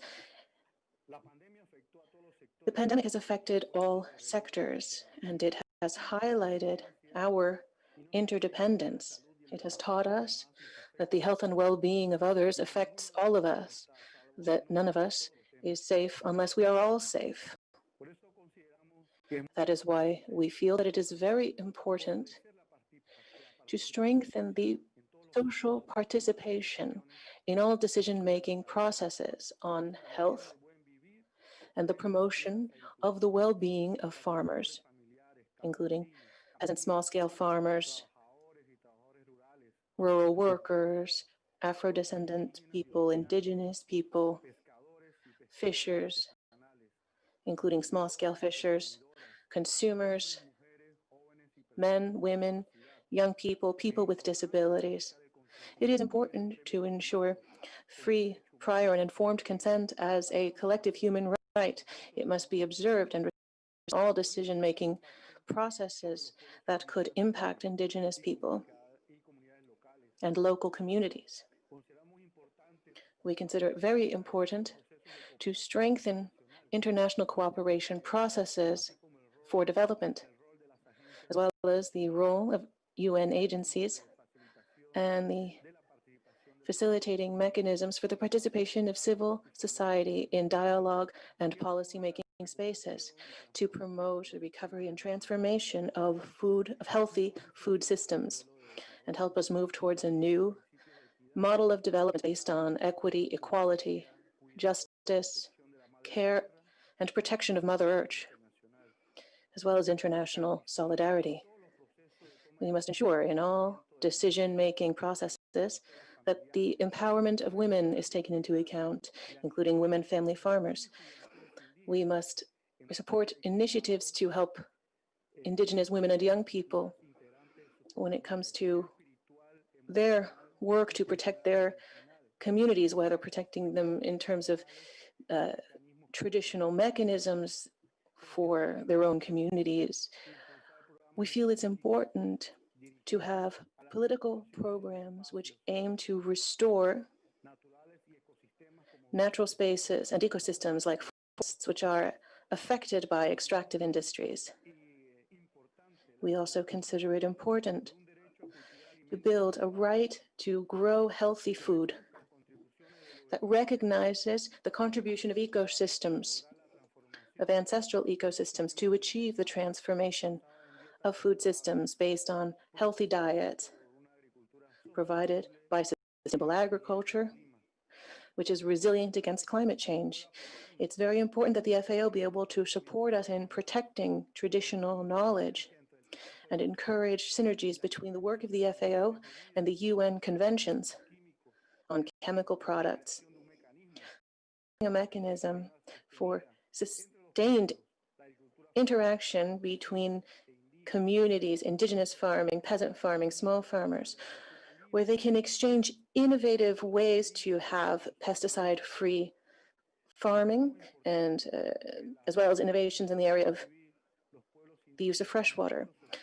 Civil society, social movements, indigenous people must support the initiatives, the regional initiatives of the FAO, and propose that these be implemented into concrete actions with budgets and social participation. It's time to recognize the central role of organizations in ensuring food sovereignty and security, and we must strengthen their work within the FAO's plan of work.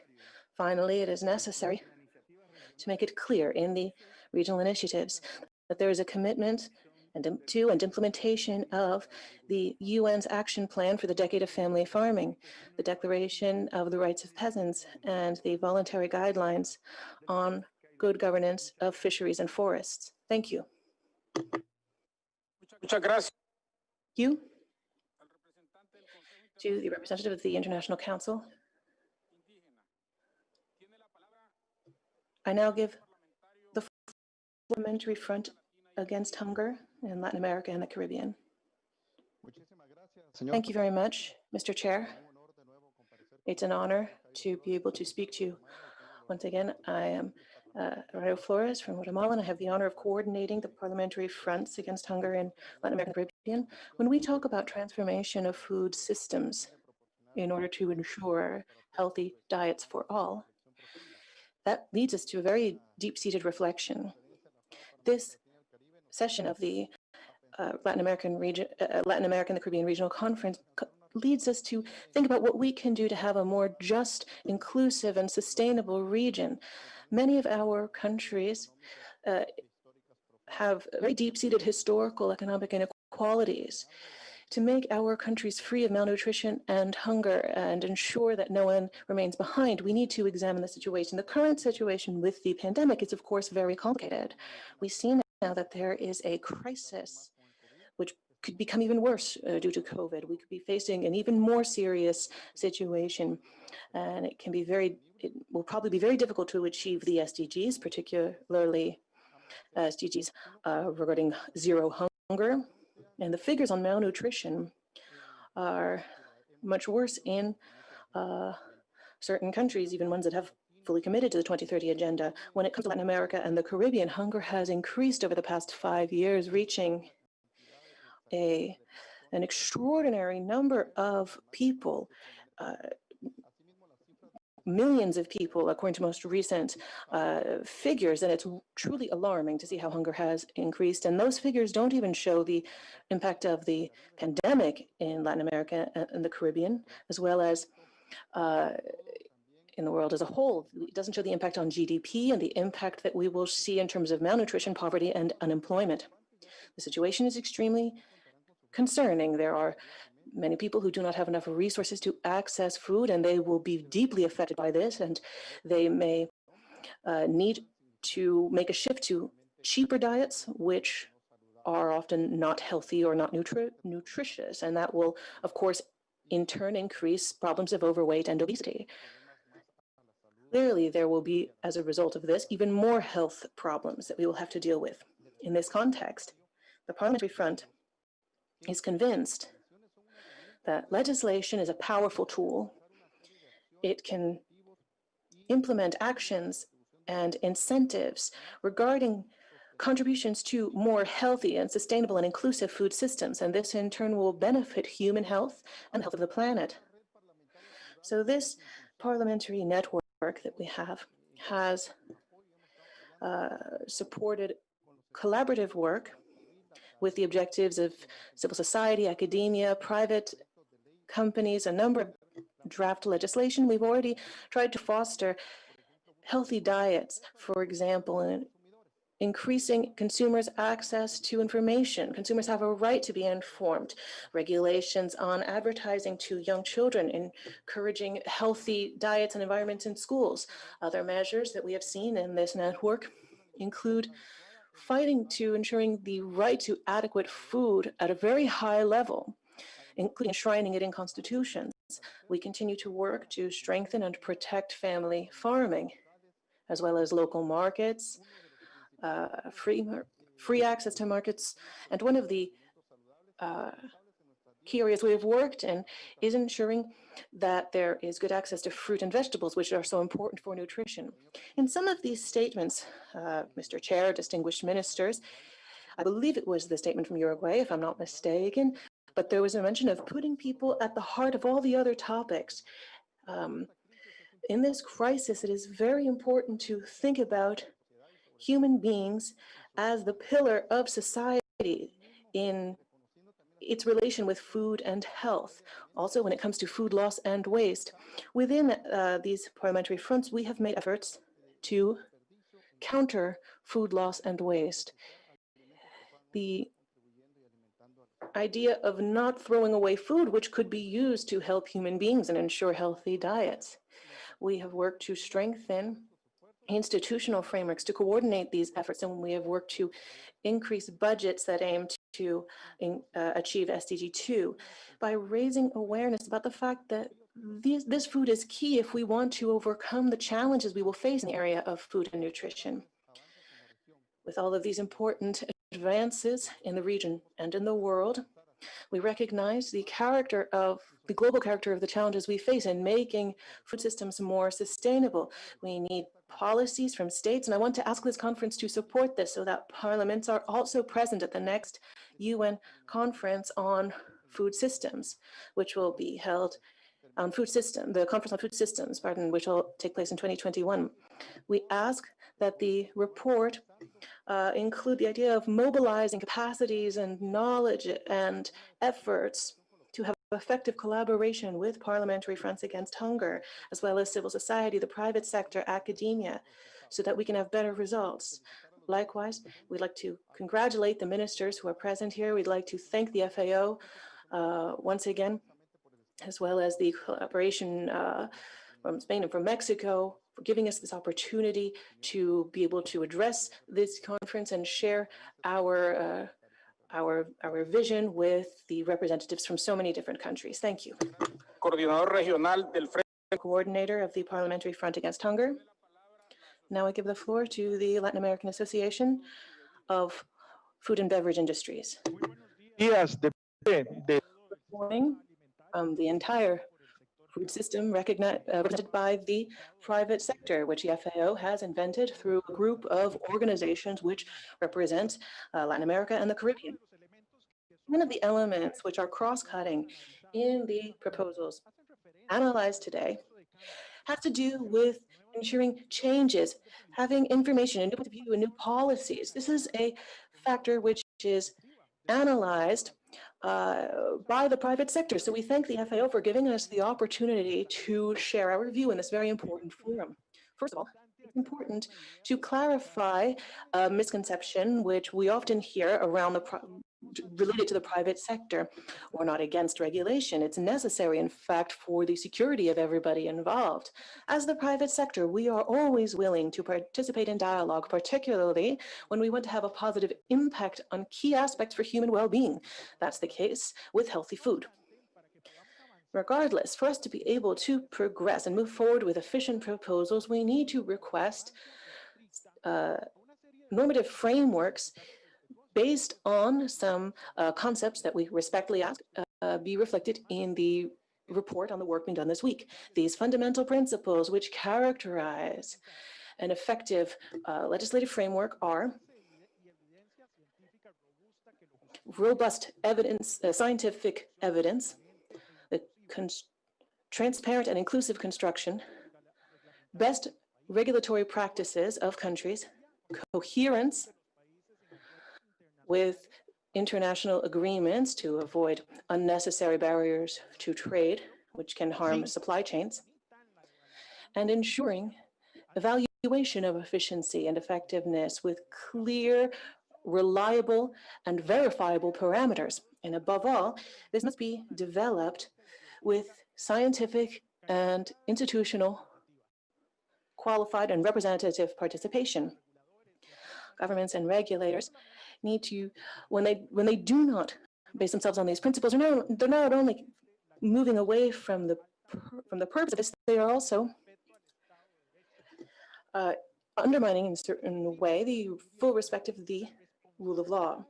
The impacts of COVID-19, the responsibility that falls on the private sector to create employment, the massive loss of production units at all scales in Latin America and the Caribbean, and the responsibility we have to recover and to rebuild our economies, as well as the challenges imposed by issues like sustainability and climate change. All of these push us to ask the FAO and its member states to have a reflective view of the needs of the private sector. Thus, we ask to see policy models which facilitate and encourage all food system actors to pull in the same direction.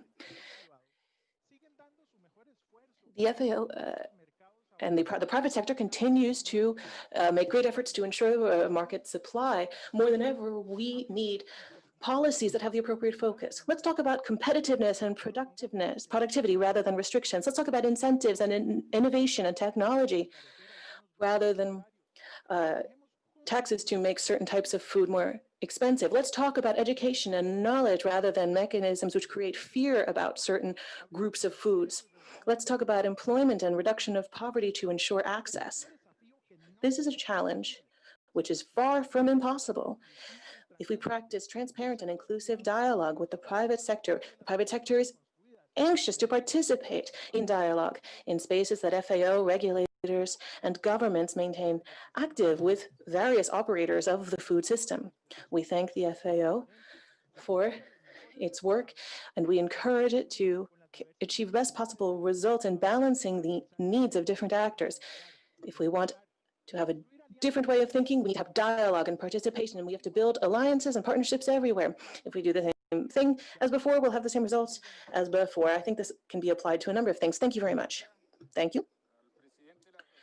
To the chair of the Latin American Association of Food and Beverage Industries. Now I give the floor to the medical faculty of the University of Chile. Thank you, Chair.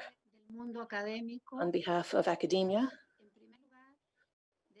we would first of all like to say that you have the strategic support of the Alliance of the Academic World. This is a time of great transformations and constant challenges to food and the food system as a whole.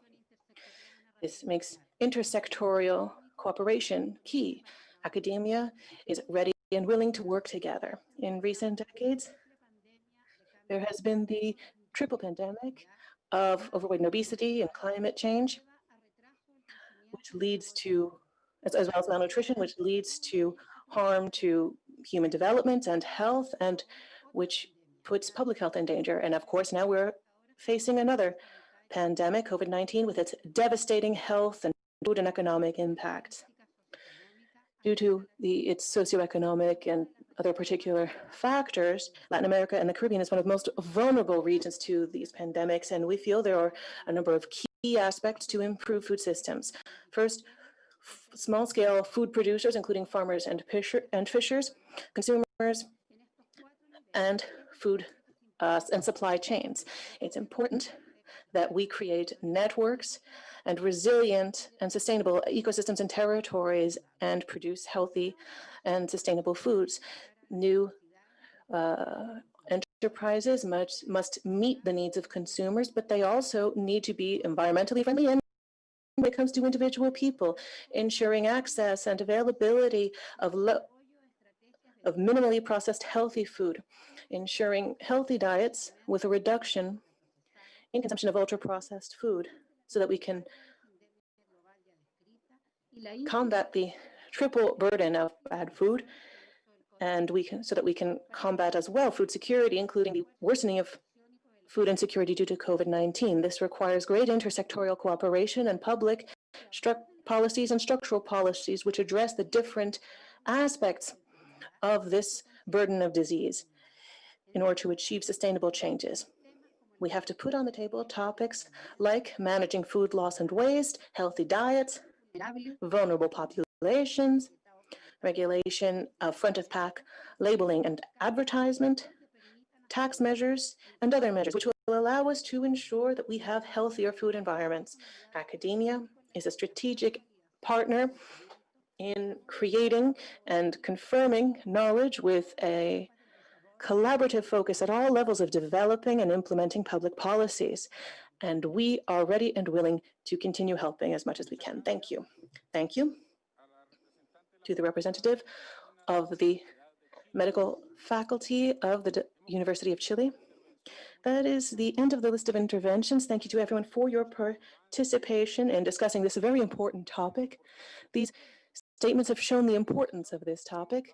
We have also heard from a number of countries who, at this session, as well as in yesterday's session, who supported the concept of transforming food systems in order to ensure healthier diets for all, as is proposed in document 2 of the FAO Regional Conference for Latin America and the Caribbean for 2020.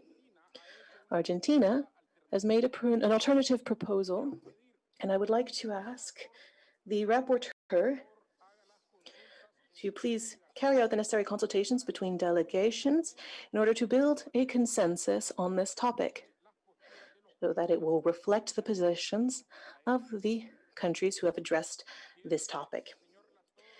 Mr. Rapporteur or Madam Secretary, do you have any comments to add? Just that finishing this part of the session, I'd like to say that today we had more than 380 representatives of delegations who were connected on Zoom, more than 5,000 participants on social networks between YouTube, Twitter, and Facebook, and 7,600 visits to date to the website. Thank you very much. Thank you, Madam Secretary. Now we will have a coffee break. I ask you to be punctual, just 15 minutes so that we can continue after the break. Thank you very much. Disculpa.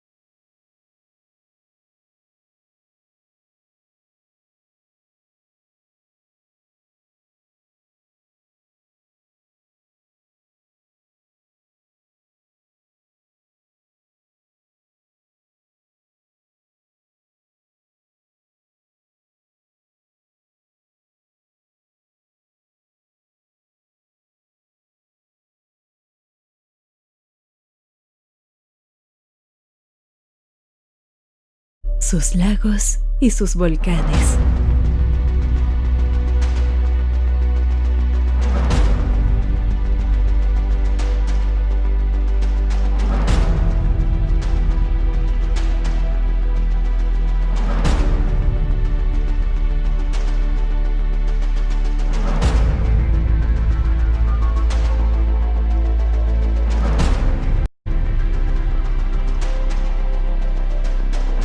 Imagina un país al que lo bañan dos océanos.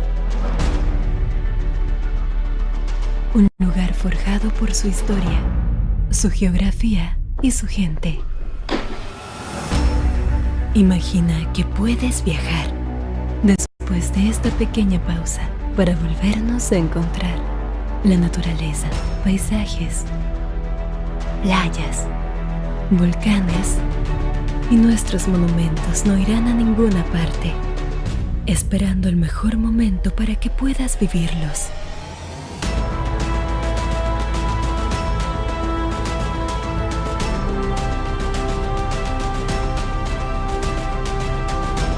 La hermosa Nicaragua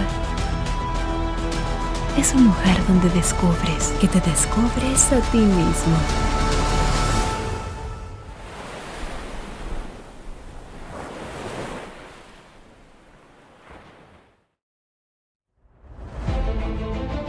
El bienio 2018-2019 fue rico en resultados que contribuyeron a que los 33 países miembros de la FAO avanzaran hacia los objetivos de desarrollo sostenible. Pusimos en marcha la iniciativa Mano a Mano en Haití, y en su marco, 6 países están construyendo estrategias de desarrollo para sus territorios rezagados. La Alianza para la Eliminación de la Pobreza Rural creó un índice de pobreza multidimensional rural, que fue aplicado en Colombia, Perú y México. La FAO y las agencias de cooperación internacional para el desarrollo de México y España capacitaron a 271 legisladores de los frentes parlamentarios contra el hambre. Argentina, Colombia, El Salvador, México, Paraguay, Perú, República Dominicana y Uruguay aprobaron leyes para erradicar el hambre. Los programas de alimentación escolar mejoraron la nutrición de 285,000 niños y niñas en 13 países con el apoyo del Programa de Cooperación Internacional Brasil-FAO. 6 departamentos de Colombia mejoraron sus sistemas de abastecimiento de alimentos para volverlos más eficientes, favoreciendo a 10 millones de personas. Costa Rica, El Salvador, Guatemala, Honduras, Panamá y República Dominicana crearon el Sistema de Información y Monitoreo de Mercados Agropecuarios. El proyecto de acceso al mercado agrícola de Surinam revitalizó los mercados del país mediante la comercialización de productos no tradicionales. Las Bahamas desarrollaron un sistema de producción agroecológica de pequeños rumiantes para mejorar el sector ganadero y fortalecer su seguridad alimentaria. La FAO, la OMS, el PMA y UNICEF publicaron 2 ediciones del Panorama de la Seguridad Alimentaria y Nutricional. 10 países mejoraron su capacidad para reportar el indicador de los Objetivos de Desarrollo Sostenible relativo al acceso de las mujeres a la tierra. Ecuador, El Salvador, Guatemala, Paraguay y República Dominicana crearon políticas para mejorar la situación económica de las mujeres. 8 países del SICA crearon un sistema de vigilancia de la sequía agrícola. FAO, CEPAL y 11 agencias de la ONU crearon el componente territorial del Plan de Desarrollo Integral de El Salvador, Guatemala, Honduras y el sur-sureste de México. El SICA implementó su agenda regional intersectorial para la protección social y la inclusión productiva con equidad. FAO y FIDA capacitaron a 700 jóvenes rurales de Cuba, Granada, Belice, Guyana, República Dominicana y Haití. 3 países del Caribe impulsaron bancos de tierras agrícolas para mejorar su uso productivo. 7 países mejoraron sus leyes para reducir la pérdida y el desperdicio de alimentos.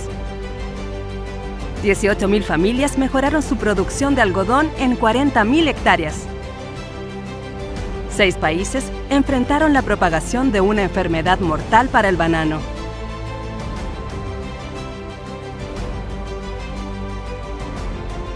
Ecuador, República Dominicana y Uruguay adoptaron prácticas de ganadería climáticamente inteligente. 7 países del Caribe adaptaron su pesca al cambio climático.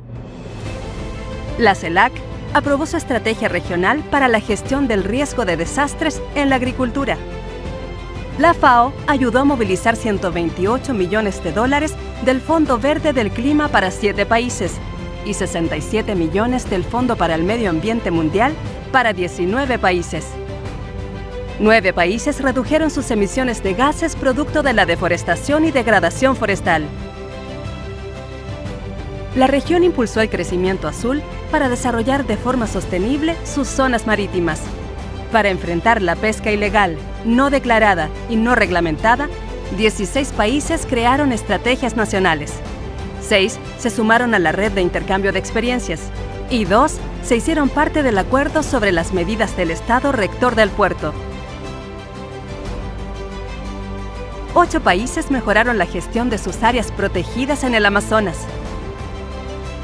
6 países combatieron la tala ilegal junto a la FAO y la Unión Europea. 10 países generaron mapas nacionales de carbón orgánico del suelo. Guyana creó un plan de acción para la administración de su tierra. Y Chile creó un sistema nacional de monitoreo de sus bosques nativos que cubre todo el país. La FAO movilizó $235 millones en contribuciones voluntarias adicionales a su presupuesto regular, 35% más que en el bienio anterior. Además, colaboró con 14 países en proyectos de inversión para el Banco Mundial, el BID, el FIDA y el Banco de Desarrollo del Caribe por $1.200 millones. Pero estos no son resultados de la FAO. Son el fruto de un trabajo mano a mano con los gobiernos de sus países miembros y con más de 900 socios a lo largo de América Latina y el Caribe. Por eso, todos podemos estar orgullosos. En el próximo bienio, vamos por más.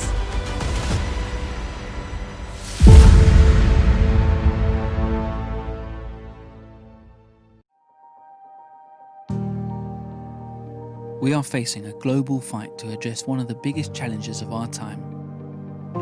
5 years after committing to eradicate hunger, we are not on track to reach our goals by 2030. Chronic hunger is up by 10 million people in 1 year and up by nearly 60 million in 5 years. Almost 690 million people went hungry in 2019, with numbers highest in Asia and rising fastest in Africa. If these trends continue, more than 840 million people will be hungry by 2030, with Africa overtaking Asia as the region affected most. The COVID-19 pandemic could add over 100 million people to this distressing toll. Overcoming hunger is just one part of the problem. 2 billion people do not have regular access to safe, nutritious and sufficient food. In 2019, 144 million children under the age of 5 were stunted, while 47 million were affected by wasting. We are not on track to meet our 2030 targets for child stunting, low birth weight, and exclusive breastfeeding. Countries are also facing the growing burden of obesity linked to poor quality diets, with 676 million of adults obese. Around the world, many people are suffering from hunger, food insecurity, and malnutrition because they cannot afford healthy diets. Even the cheapest healthy diets are out of reach for more than 3 billion people in the world. In sub-Saharan Africa and Southern Asia, around 57% of the population cannot afford nutritious food. Our current dietary patterns are also taking a heavy toll in terms of health costs and the environment. By 2030, diet-related health costs linked to mortality and non-communicable diseases could be more than $1.3 trillion a year, while diet-related costs of greenhouse gas emissions could be more than $1.7 trillion a year. As the world fights COVID-19, we cannot allow the pandemic to stop the global fight on hunger and malnutrition. To achieve a world free from hunger and malnutrition by 2030, countries must transform food systems and increase the affordability of healthy diets. Shifting to healthy diets could reduce direct and indirect health costs by up to 97%, while reducing the social costs of greenhouse gas emissions by up to 74%. We must ensure the cost of nutritious foods comes down. If the whole world shifts towards a healthy diet, we have a real chance at ending hunger and malnutrition, once and for all. We must act now to build back better and make a difference in lives and communities everywhere.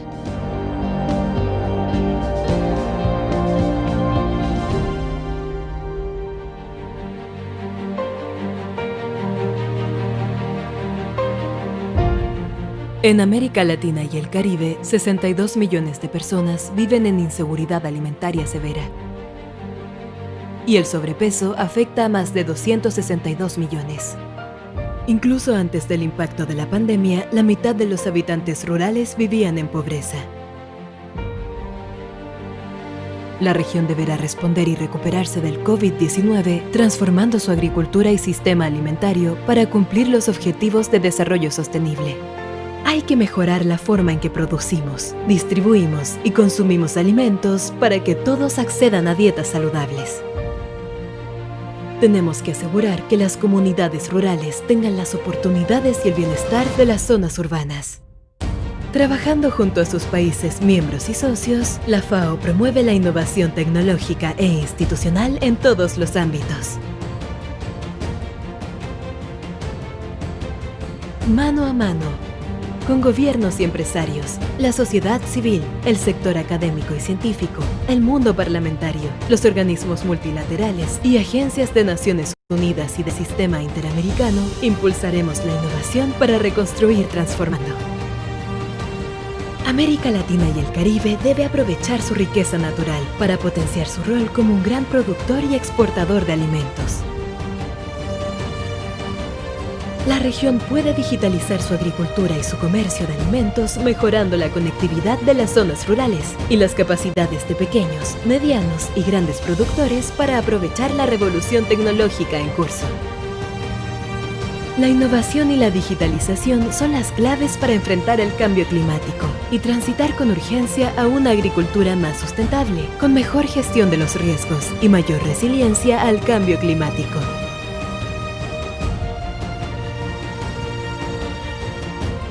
Una agricultura capaz de producir sin desperdiciar una gota de agua.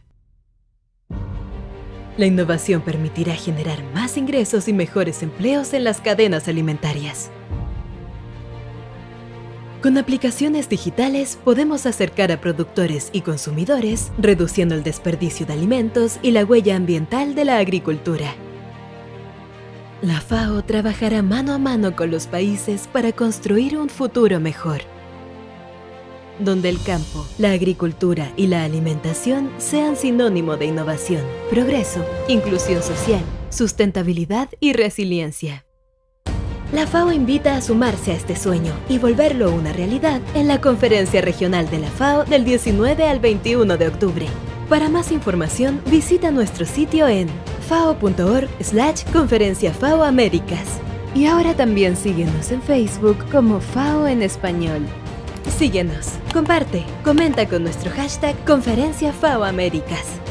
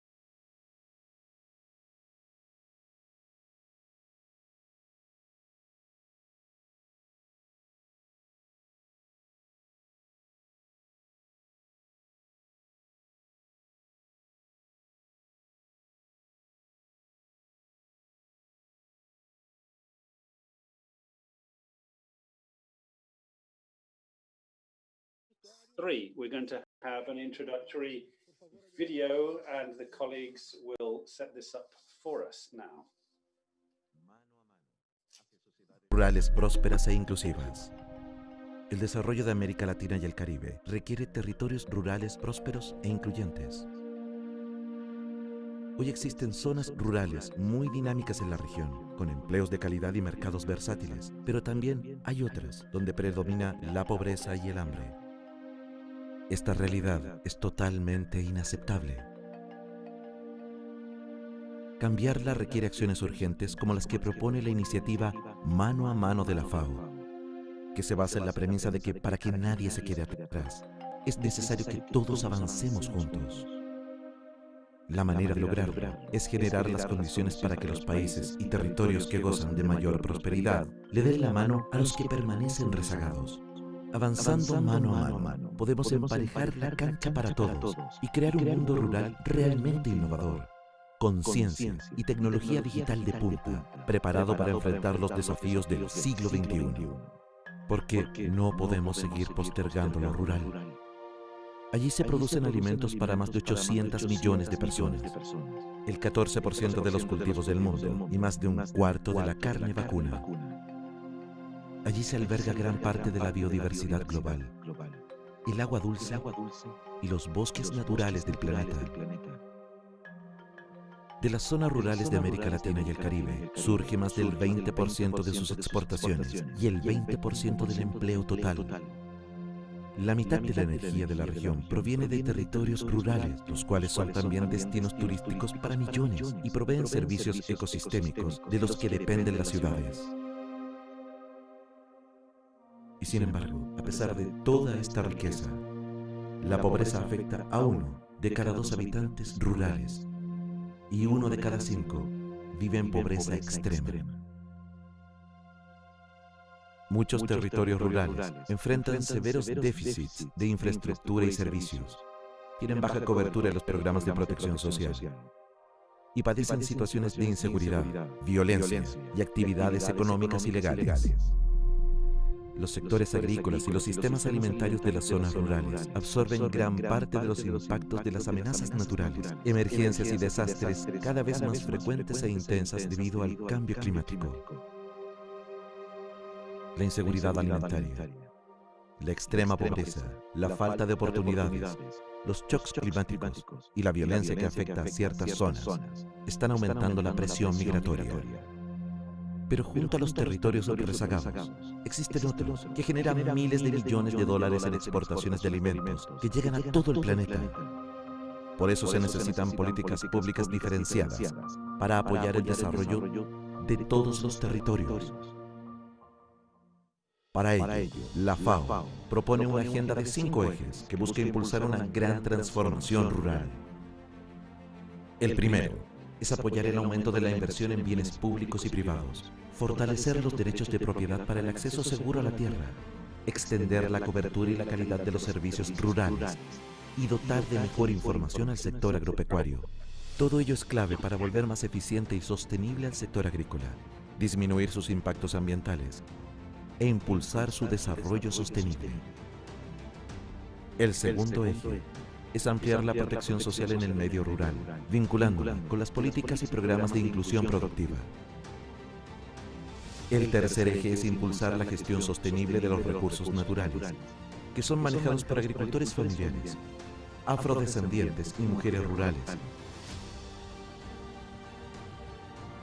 promoviendo nuevos emprendimientos asociados al patrimonio natural y cultural, como los productos forestales no maderables, los servicios ambientales, el turismo rural y los productos con indicaciones geográficas. El cuarto eje es impulsar el empleo rural no agrícola, aprovechando y fortaleciendo los vínculos entre los centros urbanos y rurales, con inversión privada, infraestructura y mayores lazos del sector agrícola con los mercados de bienes y servicios. El último eje de la agenda es expandir la infraestructura rural con paquetes de inversiones públicas y privadas, servicios de Internet, información y telecomunicación, aspectos indispensables para la transición hacia una agricultura digital y sociedades rurales más innovadoras. La agenda que la FAO propone a los países miembros tiene un sello distintivo: crear soluciones integrales, hechas a la medida de los países y territorios, a través de la iniciativa Mano a Mano, promovida por el director general de la FAO. Esta integra políticas públicas de superación de la pobreza con la revolución tecnológica del mundo digital, permitiendo un salto adelante en la forma de organizar el trabajo de agricultores, gobiernos y centros de investigación, desarrollo e innovación. Para revitalizar el mundo rural, es necesario fortalecer la pesca artesanal y la agricultura familiar, que agrupa más del 80% de las unidades productivas agrícolas de la región. También se deben integrar los movimientos migratorios con políticas de desarrollo que dinamicen los territorios rurales. Durante el próximo bienio, la FAO continuará entregando su apoyo a los países, tanto en el terreno como al más alto nivel político, para transformar la agricultura y las sociedades rurales y generar un mundo rural más próspero. Este salto adelante permitirá a América Latina y el Caribe alcanzar los objetivos de desarrollo sostenible y acabar con el hambre y la pobreza rural mediante la innovación, la inversión y el desarrollo científico y tecnológico.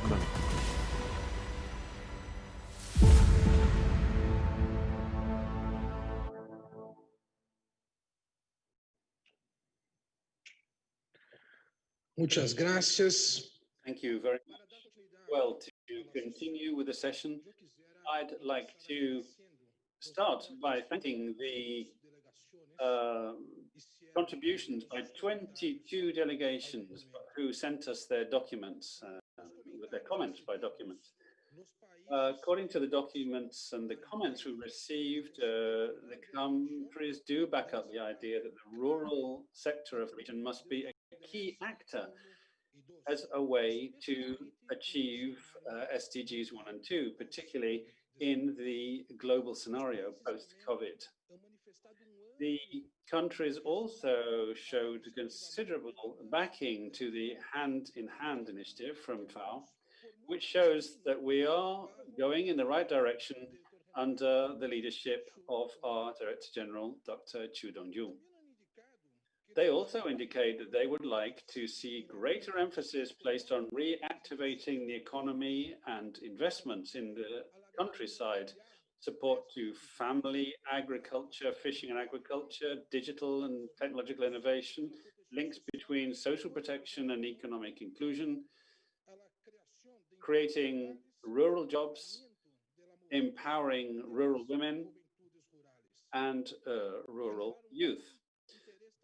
They were also extremely interested in subjects such as governance and access to natural resources, rural-urban dynamics, strengthening or institutional and governance building for rural development, strengthening statistic capacities of countries, and the use of robust methods for cost-benefit analyses linked to rural development.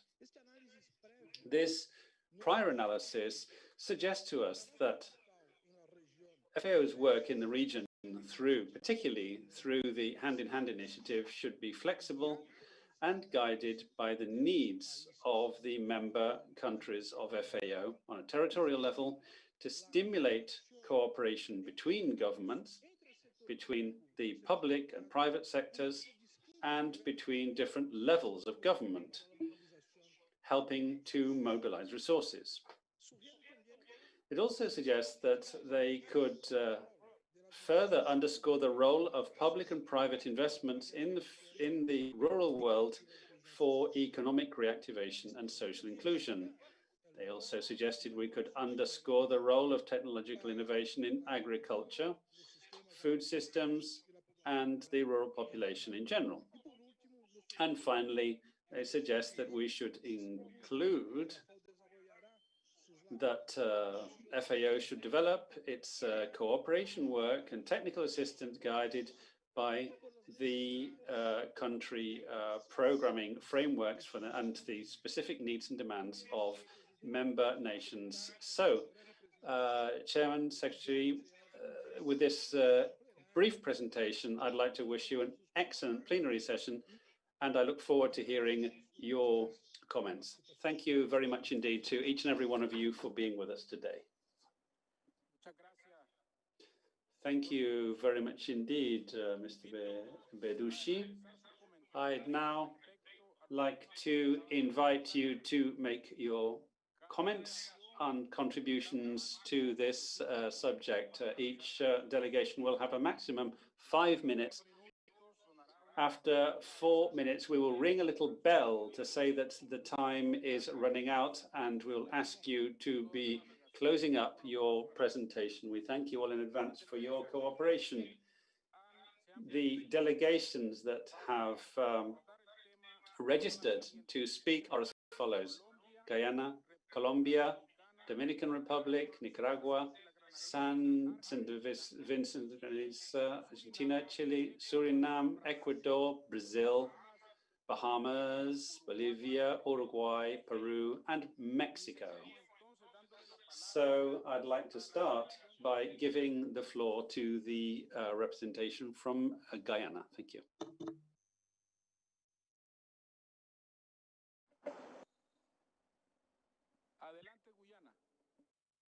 Please, Guyana.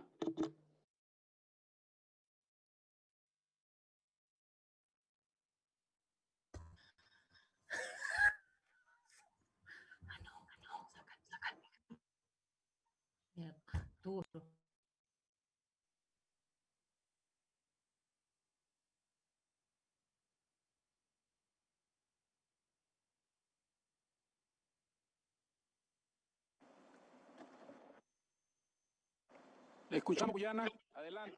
Can hear you, Guyana. Go ahead. Guyana.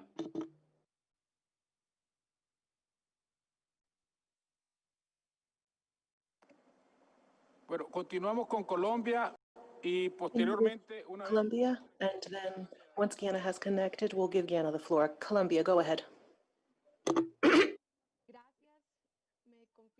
Thank you. Can you hear me? Yes, we can hear you. Go ahead. Thank you. I'd like to thank the Minister of Agriculture of Nicaragua for giving me the floor. I'd like to thank the FAO regional representative, Julio Verdegue, and the representative of the FAO in Colombia, Alan Guyanic. And of course, I'd like to extend a greeting to all of the colleagues from the members of the FAO in Latin America and the Caribbean. And of course, I'd like to greet the FAO as a whole for their, and thank them for their support. This document on the hand-in-hand initiative towards prosperous and inclusive rural societies is something that here in Colombia, we find very encouraging. We had the opportunity to provide comments in advance, but I would like to take these 5 minutes to make a brief statement and provide some information about the work that we have been doing in our country, hand in hand with FAO, including with our Agency for Rural Development, which has 2 projects to strengthen this sector. So far, we've had 49 comprehensive rural agricultural development projects with more than 3,800 people benefiting from these projects. 849 of these beneficiaries have been victims of violence in the past, and we have been able to help across more than 5,000 different hectares of agricultural area. We have developed 11 comprehensive rural agricultural development plans with a territorial approach. This project known as Pidaret, and we are planning for 13 more of these projects. When it comes to activities, this is some of the elements which are mentioned and highlighted in the document in question. We'd like to point out that we've been able to develop a diagnosis tool to implement support programs for 133 projects, organizations.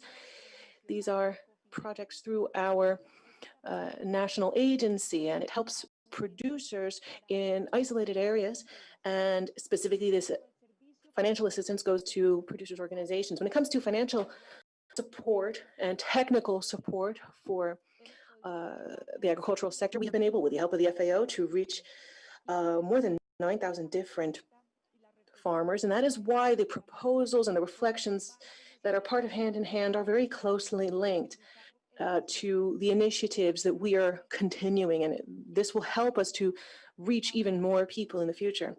I'd like to refer to some of the specific points about the areas of work to create new rural opportunities in terms of increasing productivity and access to markets.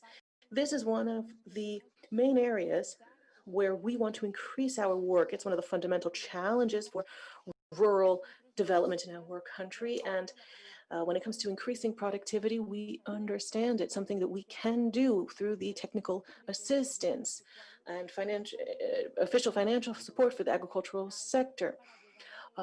But we really also need technological innovation so that we can have modern technical assistance with greater impact. And that's somewhere where the Rural Development Agency in Colombia has managed to make investments of almost 27 billion pesos. From 2017, we have a law with the National Agricultural System, which has allowed us to help more than 35,000 farmers. So this is one of the areas where we really can further deepen our work and our commitment, and that's work that Hand in Hand does in this area, particularly when it comes, as I say, to use of technology. Productivity is also something that we can increase if we facilitate access to production assets. So we've made great efforts in that area, but of course financing is a big challenge for our country in this area. When it comes to markets, access to markets, our government has, under our President Ivan Duque, has been working with the Ministry of Agriculture to develop a special system to help our producers harvesting and selling in markets. And this is part of the Hand in Hand initiative, and it has helped us to move forward in shared lines of action with the FAO. And so again, I highlight that issue of technical and technological change that will help us with providing direct assistance in the field. Now, and that is how we can make changes in the short term. So I would like to thank everyone for, and I'd like to thank you all on behalf of the Colombian Rural Development Agency. Thank you very much. Ms. Moreno, Chair of the Agency for Rural Development of Colombia. I'm told that Guyana is ready. You have the floor, Guyana.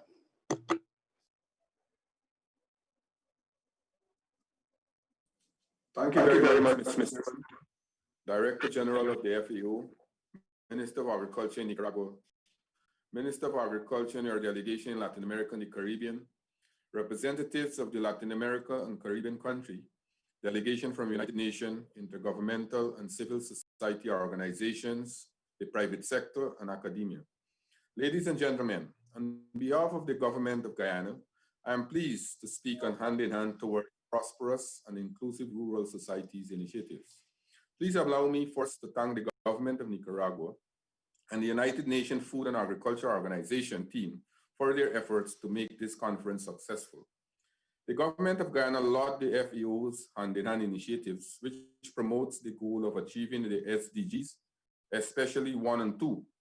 The Ministry of Agriculture of Guyana is cognizant of the fact that of the 169 targets included in the SDGs, 78% depend on actions undertaken in rural areas of the world. It is well known fact that the economic growth in agriculture is about 3 times more effective at reducing poverty and food insecurity than growth in other sectors. Our poorest and hungriest lived in rural areas and are involved in agriculture activities. Investment in agriculture is therefore critical for the resuscitation of rural livelihoods in times of the COVID pandemic and the enabling rural economy to recover. We must work towards together ensuring that there are sustainable agriculture policies and measures that contribute to the poverty reduction in our rural communities.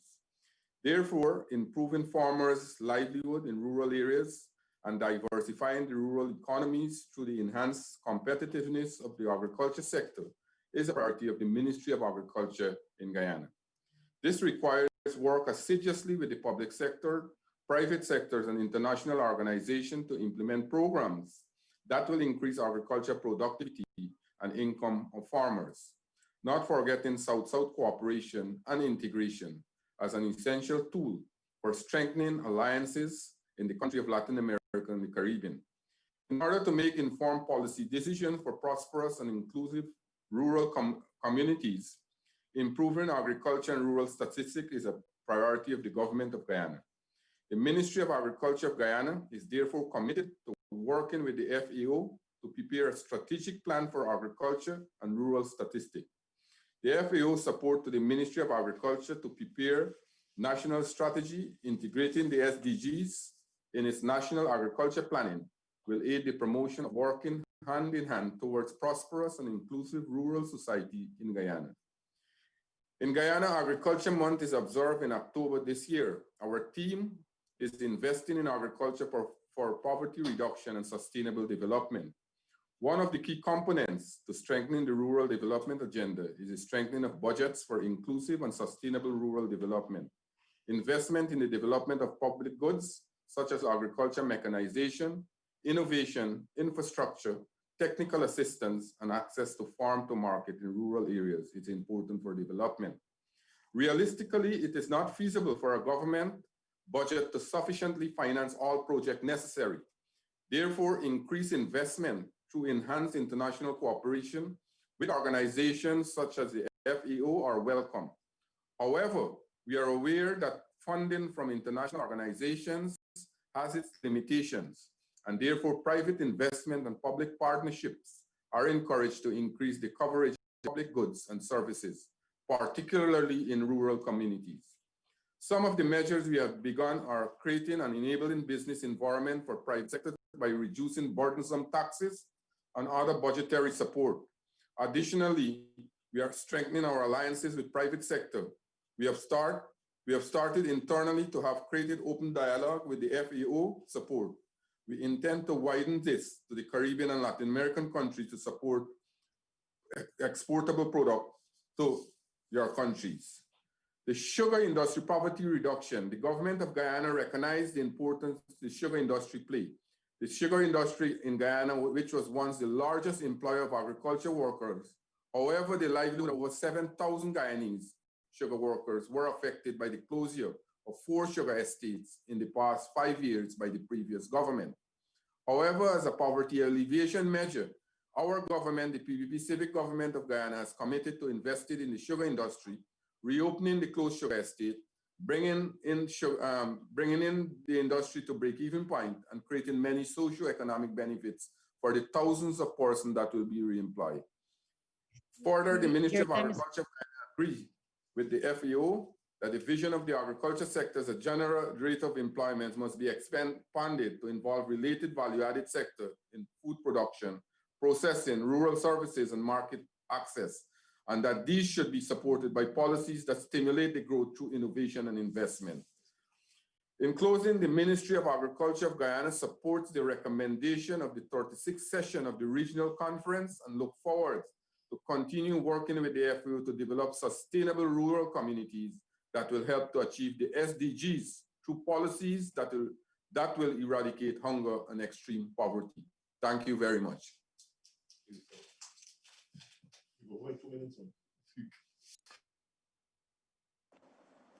Agradecemos al ministro de Agricultura de Guyana, señor Mustafa, Guyana, Mr. Mustafa, for your participation. Now I give the floor to the Dominican Republic. Good afternoon or good evening, Mr. Chair of the 36th conference,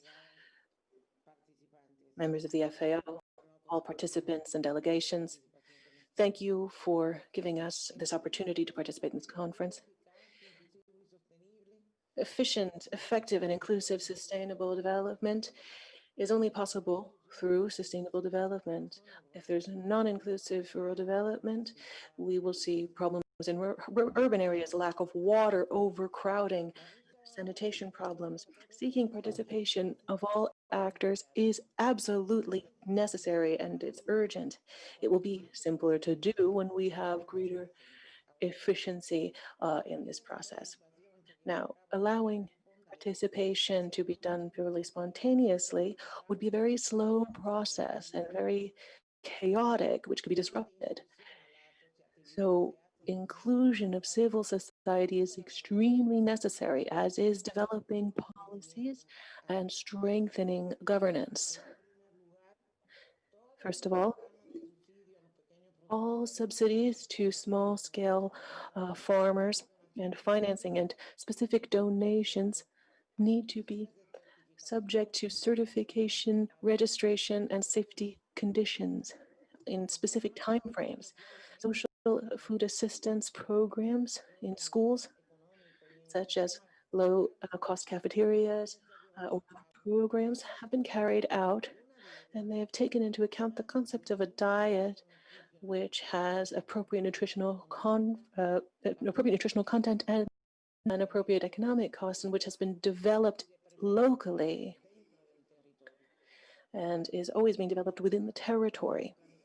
This has allowed us to develop a planning process for production, which has in turn allowed us to have quality controls in developing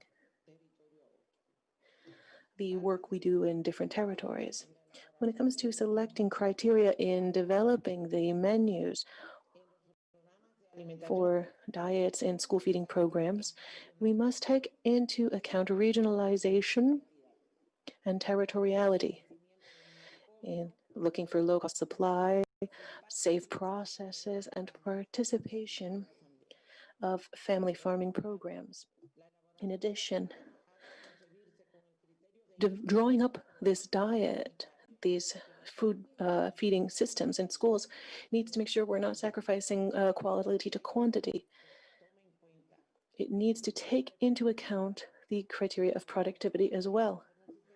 This should be supported by research and innovation systems, seeking sustainable varieties from appropriate areas and industrialized processes that provide added value and opportunities for employment.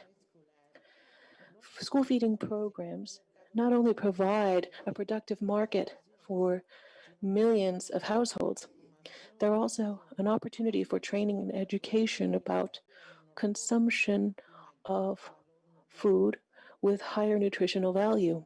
We understand that you can also train your palate. The productive community must also be profitable and increase in an appropriate way.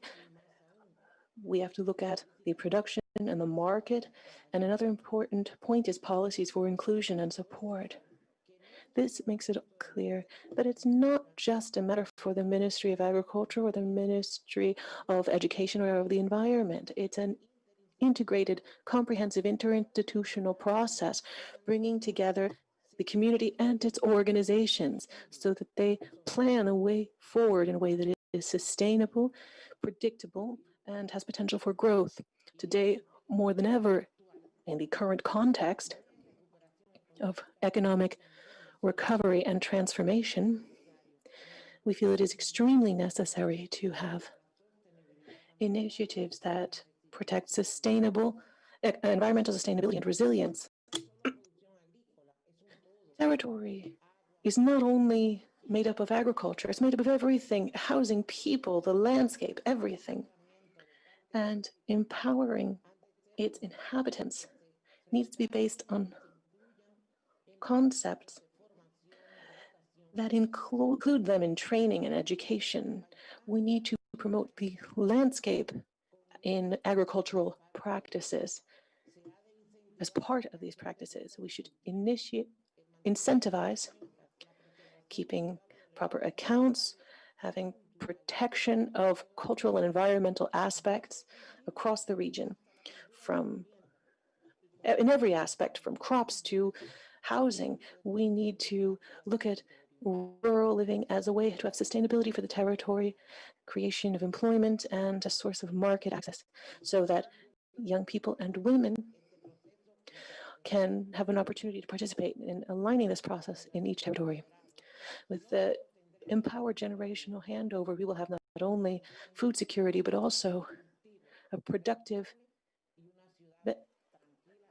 and beneficial fields as well as livable, happy cities. Thank you.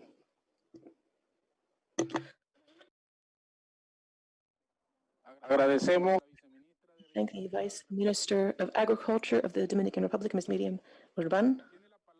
I give the floor to the representative of Nicaragua, Minister Miriam Rauder, Minister of Education.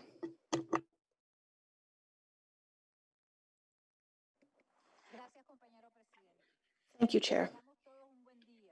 Good morning to everyone.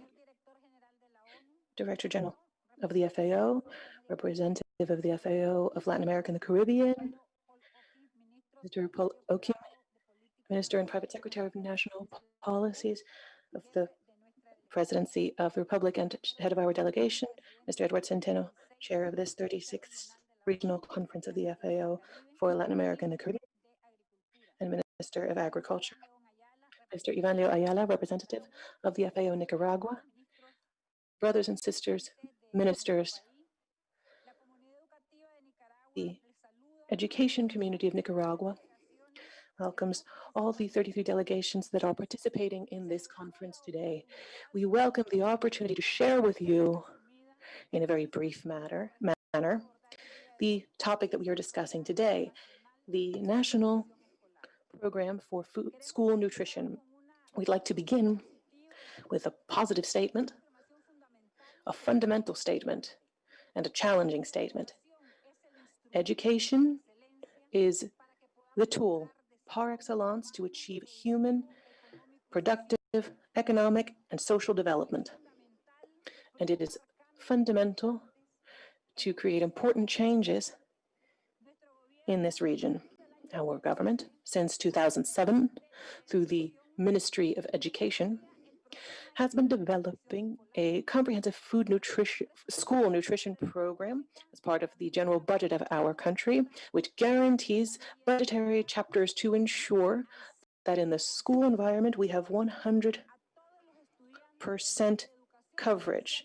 So all preschool, primary, and secondary rural students have access to school feeding in both private and public schools. And we aim to ensure healthy food that ensures they have the necessary energy content for all children so that we can have an impact on their academic performance and prevent school dropout. By 2021, the budgetary chapter to ensure just in schools, we have over 3 billion assigned to that particular program, school feeding, in addition to the budget devoted to school infrastructure in rural areas in our country. The Ministry of Health, working with us, has also developed a census on nutrition, which generally is carried out at the beginning of the year. The comprehensive school feeding program goes beyond providing food and ensuring that there is food. It provides more than 100 million meals, and it also seeks to include that there is knowledge and training in personal hygiene and healthy food habits to prevent diseases, including obesity and overweight. Through our comprehensive school nutrition program, we have been able to strengthen our model of putting families at the center. They participate on a voluntary basis in producing the food.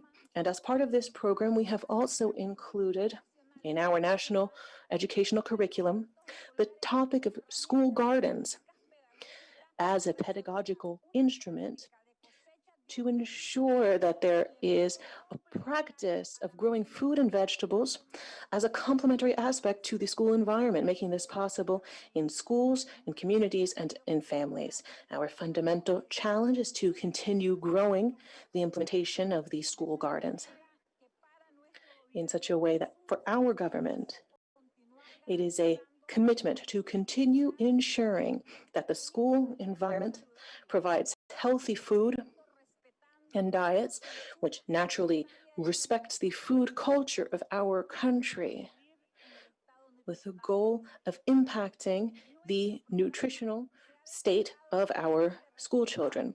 This has been highlighted at the regional level and at the national level, with the participation of families to ensure that this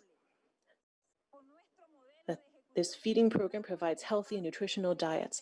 This program is part of a national food security and nutrition program, which has 5 components: the school feeding, school gardens, promoting values for healthy diets, food education within the primary school curriculum, as well as pedagogical training, as well as the other school resources. Our strong point is our interinstitutional partnership system, working also with families and communities. Naturally, the support for cooperation is vital, so we'd like to thank the Food and Agricultural Organization of the United Nations, the FAO, for its support, its assessment, its training, its technical assistance. This experience has been very successful, and I'm sure it will continue being successful. Therefore, we feel it is important that the FAO will continue with this support and its methodological and scientific assistance with its experts located across the region. Likewise, we invite other international cooperation bodies to make efforts along with the FAO to continue strengthening these programs, which aim to foster the development of communities. Our challenge, of course, lies in developing this program harmoniously in all communities, urban and rural. In our educational system, we will continue moving forward in ensuring coverage, access, quality, and inclusion in education to create a situation where nobody is left behind, no one is left out of the educational system. We are working for training and education on skills for life, an education based on meaningful learning, focused fundamentally on the human being, where creating values is at the forefront. Thank you. Thank you, Madam Minister Miriam Reuters, Minister of Education of Nicaragua. I now give the floor to St. Vincent and the Grenadines.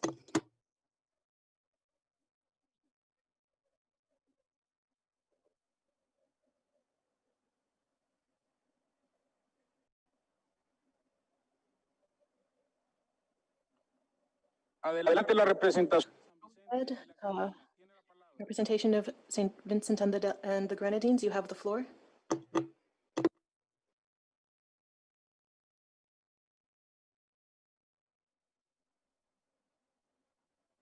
St. Vincent and the Grenadines, you have the floor.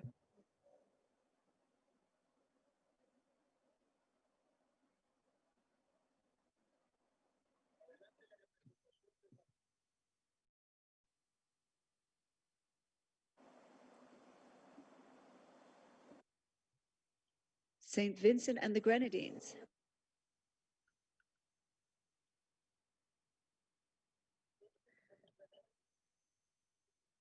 Podemos Perdón. Adelante. Go ahead. It seems they're not connected. We can reserve their spot, and when they connect again, we can give them the floor. Thank you, Madam Secretary. That's what we'll do. We give the floor to Argentina. Thank you, Chair. Argentina recognizes the leadership of the Director General in launching the Hand in Hand initiative. His vision, his commitment encourages us to be optimistic that the FAO will be able to make up for lost time. It will help to fill in that gap that the international community has when it comes to achieving the SDGs. Argentina thanks the FAO and the Secretariat for developing the document at hand, and we recognize the central role of the agricultural sector in the Latin America and Caribbean region, the important role of production and trade in food and agricultural products. And we know that it will contribute significantly to eradicating hunger and poverty. Thus, we welcome the work and the assistance that the FAO has provided to help countries in the region achieve the Sustainable Development Goals. At the same time, that we have created opportunities to develop prosperous rural areas, particularly helping women and young people through investment and trade. These projects are drivers of development and progress. We recognize the centrality of rural development in achieving the SDGs.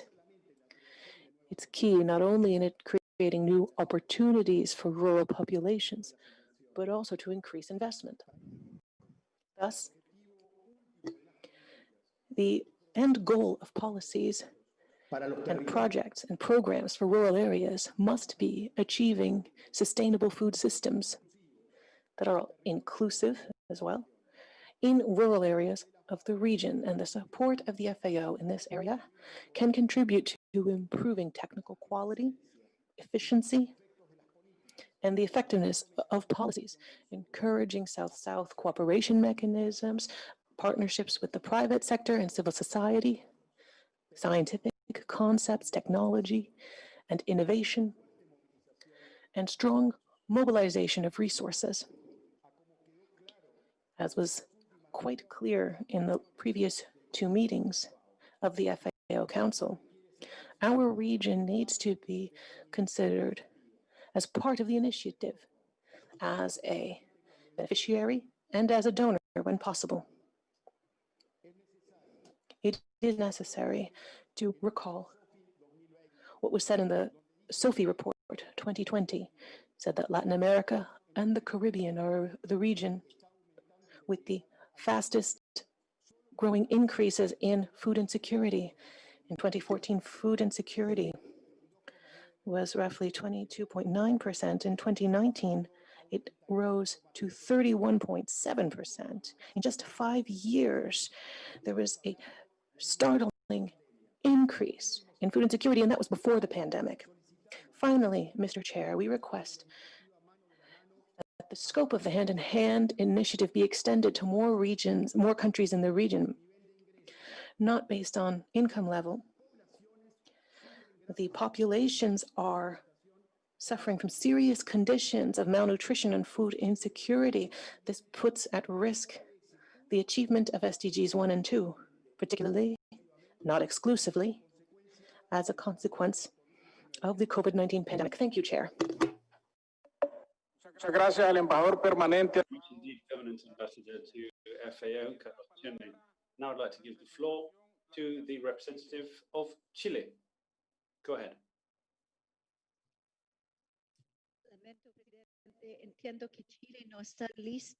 I'm sorry, Chairman. Apparently, Chile is not ready to speak at this point. They've had to leave the meeting, and they will let us know as soon as they're back. So we can move on to the next speaker, Chairman.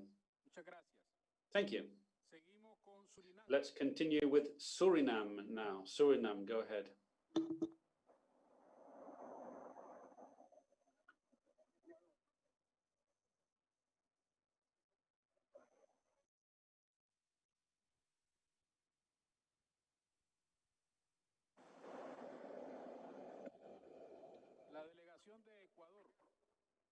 Ecuador. Delegation of Ecuador, please.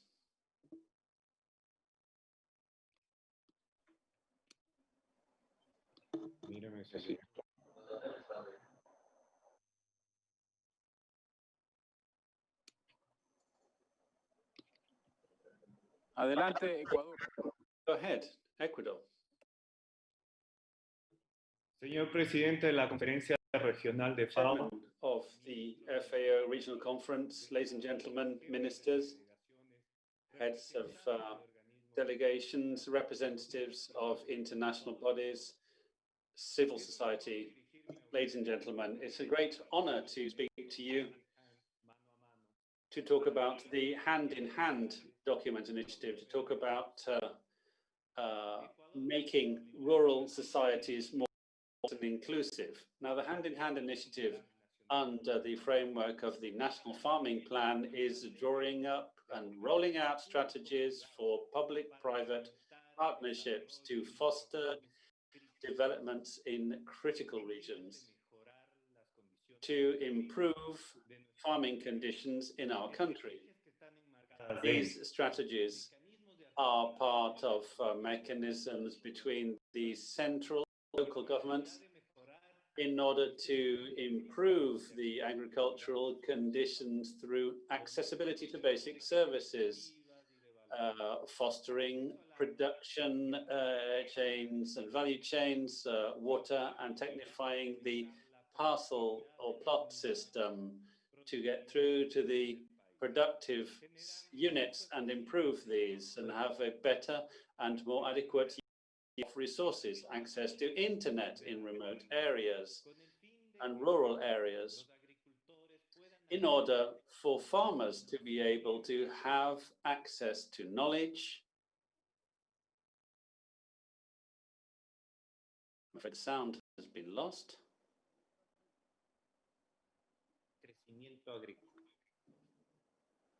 Beneficio de los actores.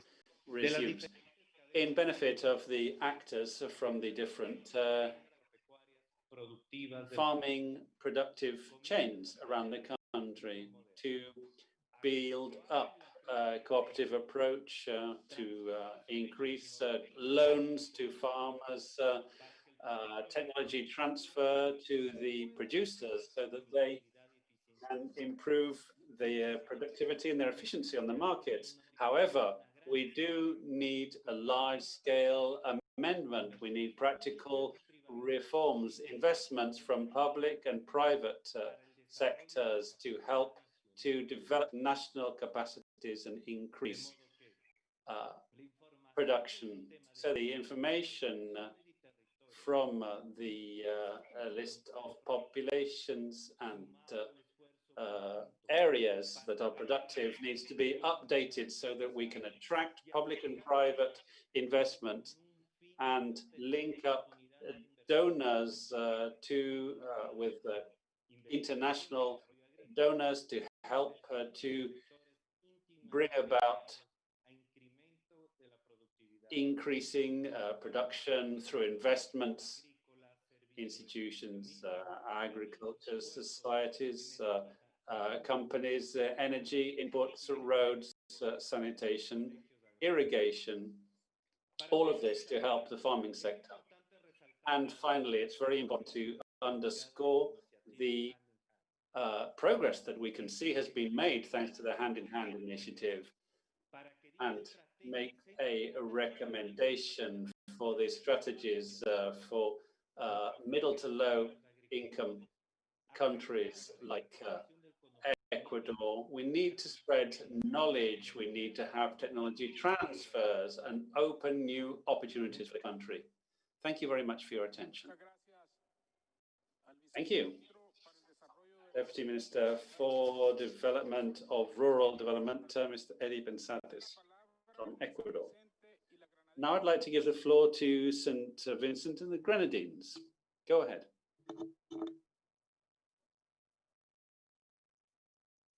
St. Vincent and the Grenadines. Do you hear us? We do not hear you.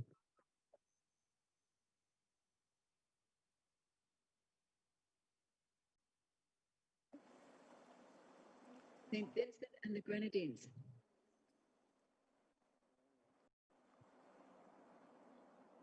Podríamos continuar con Brasil mientras. El micrófono está en. Están presentes. They are present in the meeting, but the microphone is muted. Good afternoon.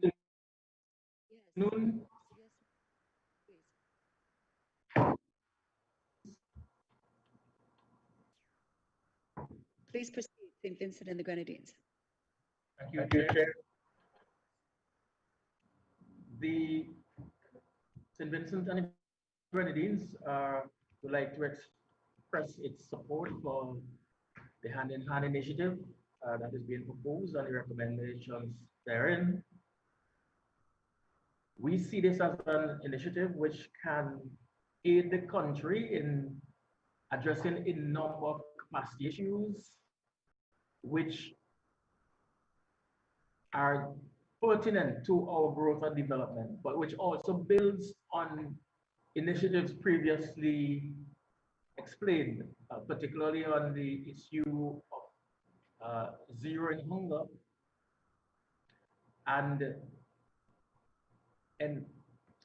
scaling up the pilot initiatives on climate smart agriculture. One of our issues has been the issue of severe losses or negative impacts from droughts, storms, hurricanes in particular, that run in the hundreds of millions of dollars. These are annual issues and have forced us into significant spending in the area of recovery. However, given that in an event of storms and other natural disasters, there is a demand from various sectors for recovery financing. We recognize that there is urgent need to address issues, so for example, the restoration of the national irrigation schemes, which were impacted by consecutive disasters in 2010, 2013, 2015, 2017. We have used creative approaches, donor contributions in some cases, to restore one of our 5 irrigation schemes which were affected by those natural disasters. The restoration of these schemes point to our ability to produce competitively. With the absence of these infrastructure, our competitiveness not only on the local market but in our export markets are severely compromised. And so initiatives that speak to scaling up of water capture, distribution initiatives are key among initiatives which can benefit from this approach, building our own national capacity to drive these initiatives, but in areas where we know significantly we can have greater impact. In the Orange Hill area, which is where most of these schemes are located, it is the area which can be most easily commercialized, mechanized, and so our greatest ability to respond to production and marketing issues is linked to the restoration of these schemes. Associated or complementary to this are the agroforestry initiatives in the upper watersheds, which secure our water sources, but also prevents some damage which were caused by debris from the upper watershed impacting on lower watershed and middle watershed in farming areas. So reach initiatives which are important in protecting not just the middle watershed but also the marine environment are also important. We are interested, of course, in procuring livestock and crops which are tolerant or resistant to extremes of climate change, severe extremes of climate, including droughts, high rainfall, high level of salination, say for example, in case of flooding where there's flooding in the coastal areas and so on. These are important investments to us. The issue of sargassum seaweed, managing that at the local level, ensuring that we have the ability to conduct research and development and apply this to our food system is also critical. And we want to ensure that you need to be closing the intervention, please. These initiatives are implemented. Lastly, the issue of inclusive business models is critical, and we want to build our capacity to work with farmers and fishers to build value chains which are competitive but are also transparent and equitable. Thank you.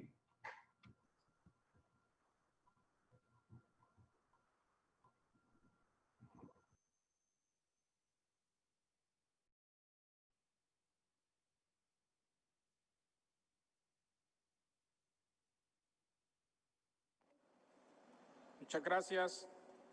Thank you very much indeed to the delegation from St. Vincent and the Grenadines. Now, let me just go through the list of speakers who've asked: Brazil, Bahamas, Bolivia, Uruguay, Peru, Mexico, Chile, and Venezuela and Jamaica. Floor now goes to Brazil. Thank you. Ladies and gentlemen delegates, Brazil firmly supports FAO's actions in Latin America and the Caribbean to achieve the SDGs, particularly SDGs 1 and 2. Now, for 10 years, we have had a solid South-South and trilateral cooperation program with FAO in the region, and we have achieved very positive results in terms of food and nutritional security by fostering family agriculture and through local programs involving school feeding. Now, we very much welcome the hand-in-hand initiative launched by FAO Director General in 2019, and which is now coming to Latin America in Initiative 2, hand in hand to achieve prosperous and inclusive societies. Now, we'd like to redouble our support to hand in hand, and we are delighted to tell you that Brazil, Haiti, and FAO are rolling out 2 projects in the areas of food security and nutritional security and strengthening production among family farmers. Brazil, through FAO, is trying to make the most of synergies through the policies already applied through its alliances with the 3 agencies in Rome to maximize the impacts and contribute to inclusive growth in the region. We agree on the importance of having the universal nature of FAO's work and all of its member nations according to their nation priorities. We note, however, with concern that sometimes it appears that the Latin Caribbean region is not paid sufficient attention to by the 3 agencies, as if their problems had been overcome when they've been particularly affected by COVID-19 pandemic. So now, more than ever, FAO cannot leave Latin America and the Caribbean region behind. Thank you very much. Thank you. Permanent Ambassador to FAO, Fernando José Marone de Ave. Now I'd like to give the floor to the Bahamas delegation. Thank you, Mr. Chairman. To the host country representatives, Director General of the FAO, ministers and fellow delegates, a pleasant afternoon. As the Bahamas ambassador to the FAO, I am honored to represent my Minister of Agriculture and Fisheries, the Honorable Michael Pintard, who sends his apologies. In keeping with the United Nations commitment to leave no one behind, the Hand in Hand initiative recognizes that this requires tailoring a strategic approach that is evidence-based, market-oriented, and taps into the under-supported potential of agriculture and agri-food value chains to transform lagging and rural territories, highlighting the incorporation of technological innovations as drivers of change by gathering market, agroecological, and farm-level information to identify agricultural areas where there are opportunities for farmers to achieve their potential income and move out of hardship. The Bahamas, like many other small island developing states, has experienced critical impacts of natural disasters that has left rural and peri-urban economies of our islands devastated. In response, the government of the Bahamas has recognized the fundamental principles of the Hand in Hand initiative and supports its approach by engaging the FAO in a technical project that will generate knowledge related to the cost and effectiveness of public investments to boost agricultural food systems and other rural economic activities that are inclusive and environmentally sustainable. Particularly, Mr. Chair, it will address the low income and lack of unemployment or employment between youth and women, specifically among family farmers in Grand Bahama and Abaco, the islands hardest impacted by Hurricane Dorian. Family farmers do not have regular and permanent access to technology and knowledge to develop economic enterprises serving the national and regional food markets while supporting local sustainable livelihood. Critical gaps in technologies, knowledge, entrepreneurial and organizational skills, and financial services will be addressed. This is relevant for the conception, development, and implementation of sustainable and climate-smart practices and models using a business incubator model already tested in other countries in the region. Strict attention will be given to the basic food safety standards at all stages of the food system. It addresses the minister's request to FAO to support the strengthening of skills and hands-on experience to step-by-step build territorial food systems that are sustainable, inclusive, and resilient. It will assist in catalyzing further resources mobilization to scale up lessons learned and good practices.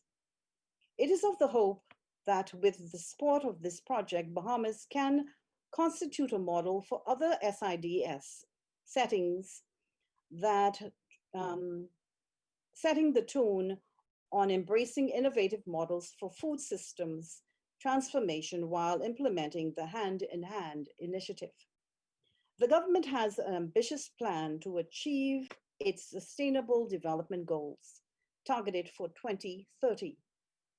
The development and transformation of the current food system into a more sustainable, inclusive, and resilient one is an integral part of such a plan. Through the successful implementation of the mentioned project, the Bahamas will be able to continue its progression towards the achievement of the SDG 1 and SDG 2. Thank you, Mr. Chairman.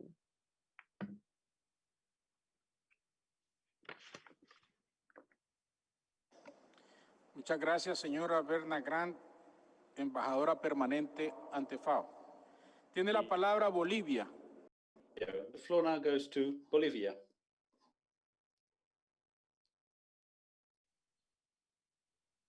Buenas tardes. Buenas gracias, señor presidente. Thank you very much indeed, Mr. Chair. La Organización de Naciones Unidas In the sound. y la Agricultura FAO. the señor Julio Verdeguer, FAO, Julio Verdeguer, Regional Representative for Latin America and Caribbean, FAO Minister of State, ladies and gentlemen from bodies and organizations concerned with food security present in this regional conference. Good afternoon to you all. Allow me to send the greetings of Dr. Eliana Elienko, who is our Minister for Rural Affairs. It's excellent to have this chance to talk about the FAO document on the hand-in-hand initiative as a way to face up to these challenges facing agriculture, of course, within the COVID-19 context. Now, in Bolivia, 80% of food which is directly consumed is provided by small family farmers. Family agriculture is the productive activity that supports families, particularly indigenous families, and work in harmony with the environment. So the farm is not only the core of our society in Bolivia, but is also the core of the food production for rural centers. Now we have about 2 million rural farmers who are organized into farming units, so organizational units around the country, and women are a fundamental pillar of family agriculture and food security. They are the main producers of food. Their participation in the economically active population of Bolivia is 41%. They work in crops, they look after the livestock, forestry management, and help to sell and to market the products. They're also responsible exclusively for the nutritional state of their families. Furthermore, we have various organizational challenges facing the state, which help to improve the status of these family farmers, improving access to markets for the food producers, and there is also a exclusive technological additions which can help to improve post-harvest development. We have the second highest level of chronic malnutrition in Latin America. Nearly 1 out of every 3 of children under the age of 5 suffering from growth problems. Now, we think it's very important to have FAO's technical cooperation through this program. We think it's very important in the next 2 years that we can help to transform sustainable food systems and in the hand-in-hand initiative to bring about a prosperous and inclusive rural society. So we'd like to thank FAO for the technical support they've provided to help us to renew our farming sector in the face of COVID. FAO has provided technical support to us. And in this context, we would like to reaffirm that we are very interested in taking part in the FAO hand-in-hand program, which will help us to bolster agri-food systems and indeed to build on and strengthen food security in our country. And finally, I would like to thank FAO for all of its ongoing work in helping to protect the rural areas, provide food security, and helping to move things on and catalyze change within the rural area. Thank you very much. Thank you, Representative of Bolivia, for your words. Next on our list is Uruguay. Go ahead, delegation from Uruguay. Buenas tardes, buen mediodía para todos. Good afternoon. It's a great honor for me as a representative of the Agriculture and the Livestock ministry to take part in this FAO conference. I'd like to greet each and every one of you who have been taking part since yesterday morning in this 36th session, and also my colleagues from FAO Livestock Organization in Montevideo and within the country. When we were asked if we'd like to take part in this program, we thought it was a great opportunity, and I want to share with you what we've been doing in our country, a country which has always looked very carefully at ensuring access for all of the population to productive agricultural practices. Uruguay currently has had an extensive network of rural schools which are still open, even if they just have one teacher and one pupil, because we have an inclusive educational approach, and we know how important that is for our community. Access to land.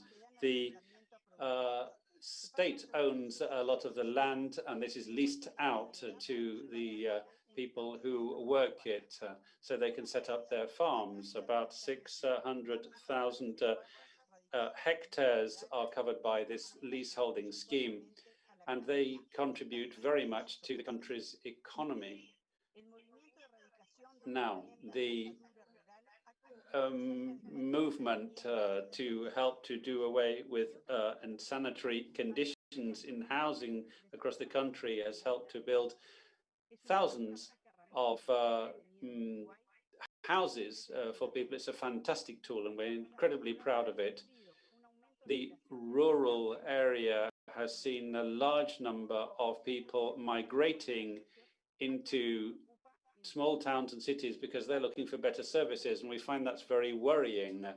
Very often they're looking for a better future, but we need to help producers in Uruguay to remain in agriculture by helping them to face up to challenges such as floods, such as droughts, and to help them to continue to be productive and active. Another challenge is digitalization and access to ICTs as an inclusion tool. This pandemic has shown how important this is, and we see a great opportunity here. We have a number of solutions that will be available to improve information for farmers and possible solutions that can help to improve livestock raising, to also take care of the environment. Now, we have to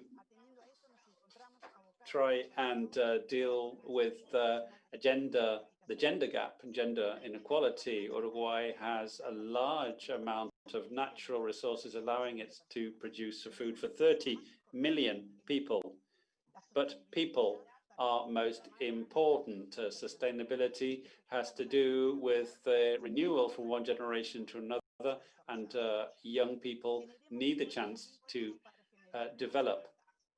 We want a more equal and more inclusive society. Thank you. Gracias. Thank you. Ms. Mercedes Antia, Director of the Directorate General of Development of Uruguay. Next, we give the floor to Peru.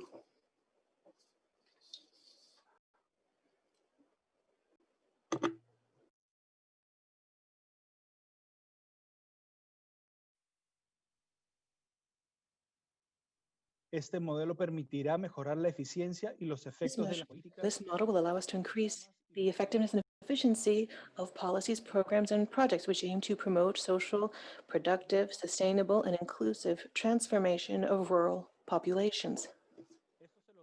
This will be possible thanks to international cooperation and the mobilization of own resources to achieve SDG 1 and SDG 2 for rural populations, including family farmers. We agree with the FAO on the need to recognize that rural development, which is efficient, inclusive, and sustainable, is absolutely necessary for countries in our region to achieve the 2030 goals. Likewise, rural societies are the ones that are most affected in terms of poverty and inequality. Thus, it's important to have measures that allow and promote equality of economic, social, territorial, gender opportunities, as well as other opportunities, with clear and effective indicators for oversight and monitoring. The documents approved regarding family farming in Peru include the National Strategy for Family Agriculture, the National Plan for Family Agriculture, the Law to Promote and Develop Family Agriculture, among others. They all aim to galvanize agricultural and rural activity. All of these public policy tools have a territorial, cross-sectoral approach. They are decentralized and participative mechanisms. The current context of the national health emergency caused by COVID-19 shows that agriculture, livestock, fisheries, aquaculture, and forestry are all essential for the development of our country. However, these essential activities face great challenges such as climate change, reduced access to finance, reduced access to technology, as well as the aging population, among other challenges. Thus, it's necessary to have a balance in the measures that are implemented. In this context, we ask the FAO that support to countries be based on areas of work related to the following: implementing strategies to reduce gender gaps, to overcome structural discrimination in key strategic areas such as access to production factors, financial and non-financial services, etc. This structural discrimination limits the equal participation of women in family farming. Next, implementation of territorial development strategies for multi-sectorial intervention and at all levels of government. This should include a platform with geographic information system data, also including the identification of territorial indicators to prioritize spending, among other tools. Likewise, creating products and programs for investment to allow and ensure the sustainability of social inclusion processes, making sure to include young people, women and men, and family farmers. Digitalization of agriculture and digital innovation to contribute to increasing the competitiveness of small-scale farmers and to establish strategic partnerships that bring together family farming and the internal and external markets. Promote the impact assessment of the main programs for food security. Thank you very much. Thank you, Mr. Alberto Antes, Vice Minister of Agricultural Policy of Peru. I give the floor to Mexico.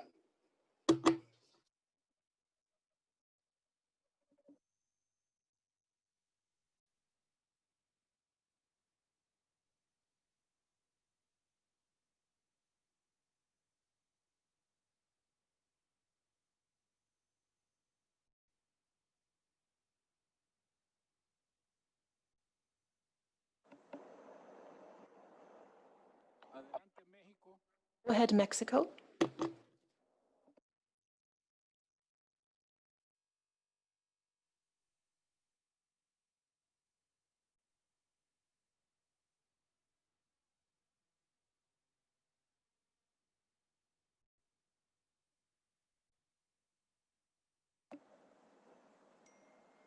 México tiene la palabra.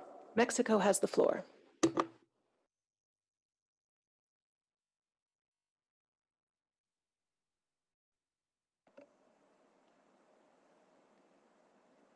Parece que no está listo México. It seems Mexico cannot take the floor at this time. If Chile is prepared, we could give Chile the floor. Go ahead, Chile. Thank you. I'm Jose Luis Romero from the Department for Agricultural Development of the Ministry of Agriculture. And first of all, we'd like to thank Nicaragua and the FAO for organizing this regional conference. In particular, we thank them for proposing this very interesting initiative. Over the past few years, Chile has been committed to improving the quality of life of its rural population.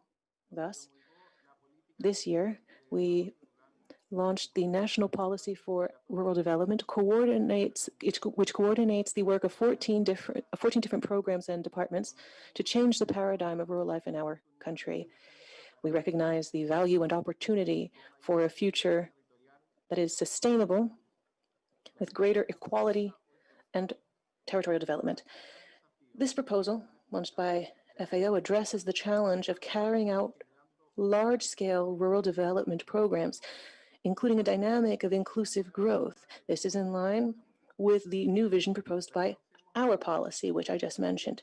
We also recognize FAO's emphasis on strengthening institutions. This is necessary for rural development, and we consider it key for the sustainability of these policies in the long term. Likewise, we highlight the promotion of cooperation between the different actors involved. This is something that we too are encouraging in our country by creating collaboration spaces between the private sector, public sector, and civil society in a number of different states, territorial states in our country. We highlight that this initiative of the FAO recognizes that the rural area has many opportunities. It brings together not just the production of food, but also technological innovation, challenges related to climate change, and the exchange of goods and services with urban areas, among many other aspects. We're encouraged to see that altogether we are promoting the value of the rural world with a more optimistic, broad, and comprehensive view. Development is not limited to large cities. In the context of the pandemic, where technological connectivity has been so useful and so necessary, we underline the importance that FAO has devoted to closing the gap in access to the new technologies, and we'd like to take advantage of the opportunities brought about by technological changes, these opportunities for areas, both economic and social. We highlight what's been mentioned earlier about the development of sustainable technology, and we know that we must address the issue of extreme poverty and hunger in the countries of our region. As this initiative states, we must push for comprehensive improvements in the livelihoods and the quality of life of these rural populations, taking into account the challenges linked to climate issues, social issues, and economic issues. The rural area has a wealth of heritage, and it needs to be reflected in our policies. Thus, we feel it is important that this initiative also include this important aspect to highlight the value of the great diversity of crops, of indigenous people, of cultures, and local knowledge. It's important that in building policies for rural development,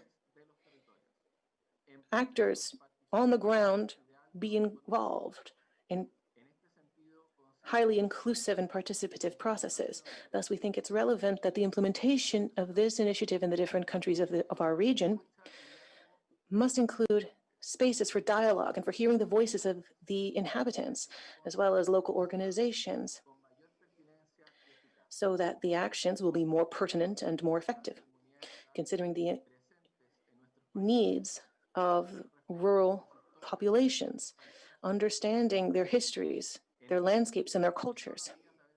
Thus, a few days after the International Day of Rural Women, we think it's important to devote particular attention to the contribution of rural women and their contribution to reducing inequalities.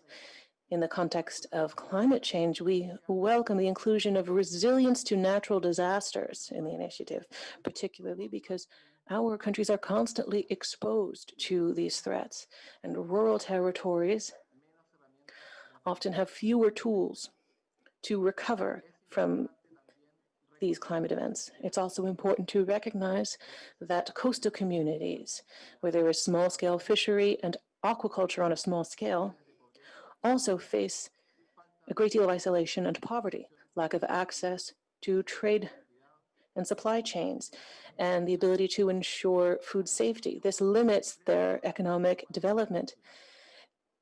It makes it more difficult for them to preserve their cultural heritage. The International Law of Fishery, Small-Scale Fisheries and Aquaculture of 2022, which is being led by FAO, is a great opportunity to increase awareness and understanding of these sectors. Doubtless, the topic proposed by this conference will be an excellent opportunity for cooperation between our countries and to achieve our shared goal of improving the quality of life of people who live in the rural territories of our country to ensure they have a more prosperous and secure future. Thank you very much, Chair. Thank you, Mr. José Luis Romero, Head of Rural Development of the Ministry of Agriculture of Chile. I give the floor to Mexico.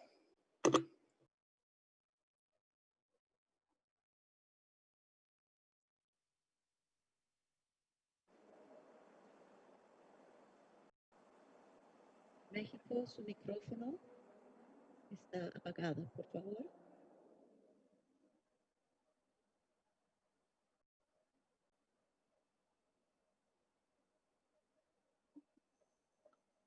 Adelante, México.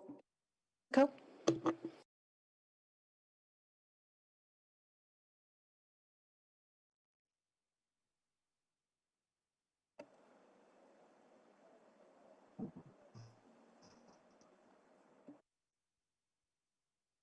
México, su micrófono. Yo sé que ustedes Mexico, please turn on your microphone if you're ready.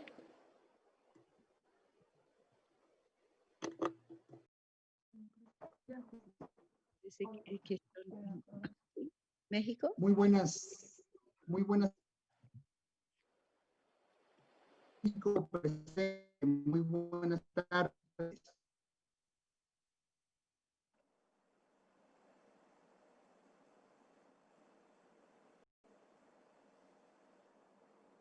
Buenas tardes. México presente. Solo confirmar que Mexico, here I'd like you to confirm you can hear me, please. Hear you.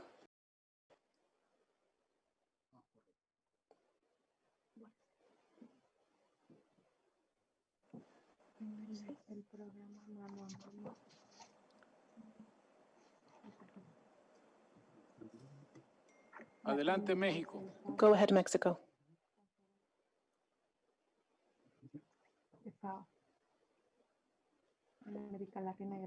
Muy buenas tardes. Good afternoon. Agradezco I would like delegación to thank los contactos de este país para hacer una delegation of Mexico and the contacts in our country have invited me to make a brief statement at this 36th FAO Regional Conference.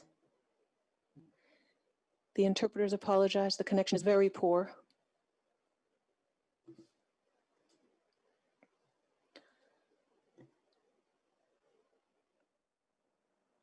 The interpreters cannot hear the speaker.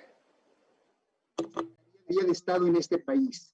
De los tres temas sugeridos, he escogido el topics suggested, I have chosen the following: the hand-in-hand initiative towards prosperous and inclusive rural societies. I agree with you that this is a very important topic. The program Seeding Life is one of our 10 priority programs in Mexico.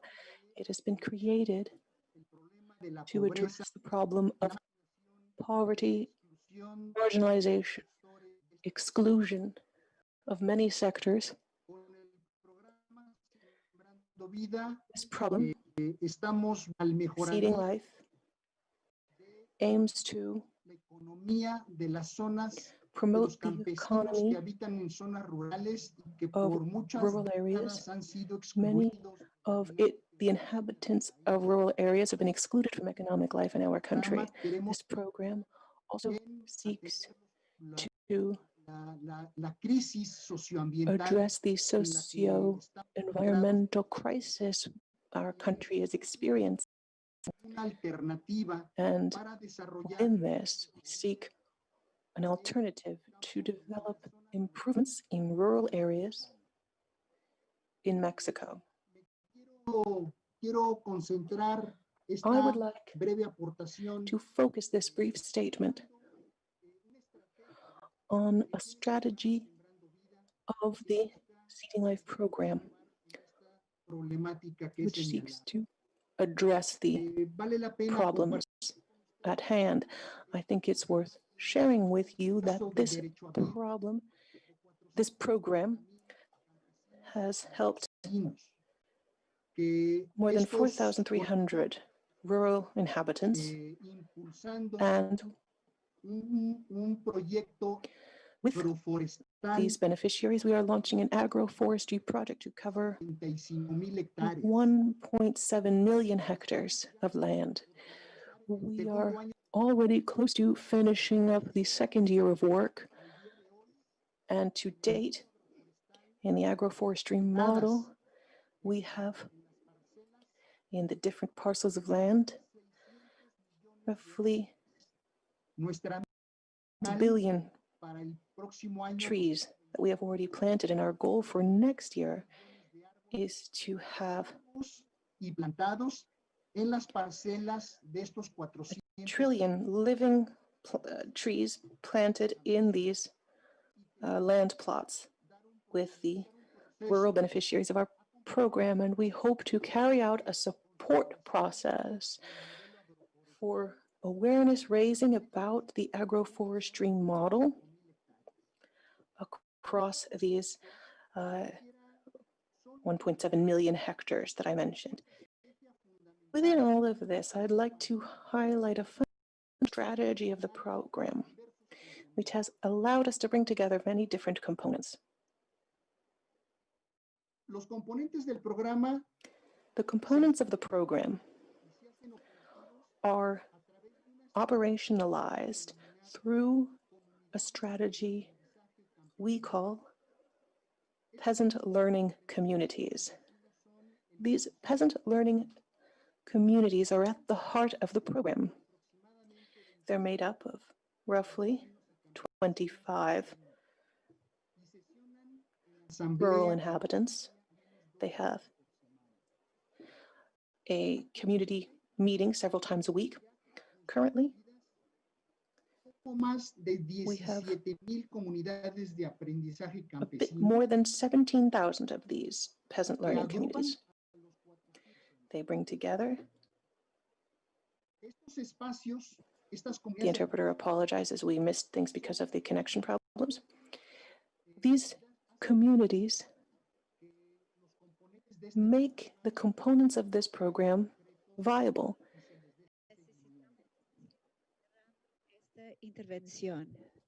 The intervention needs to come to an end, says the secretary.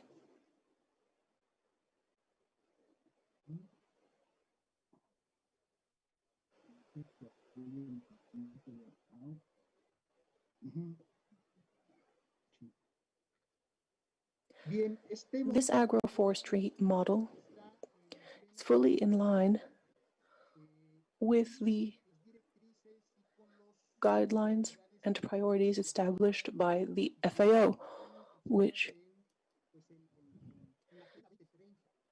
aim to achieve the 2030 agenda. The Seeding Life program is directly linked to the Sustainable Development Goals on well-being, reducing inequalities, responsible production and consumption, and ecosystems, among others. I mentioned those in particular because I think they are the ones that are most closely aligned with the program in question.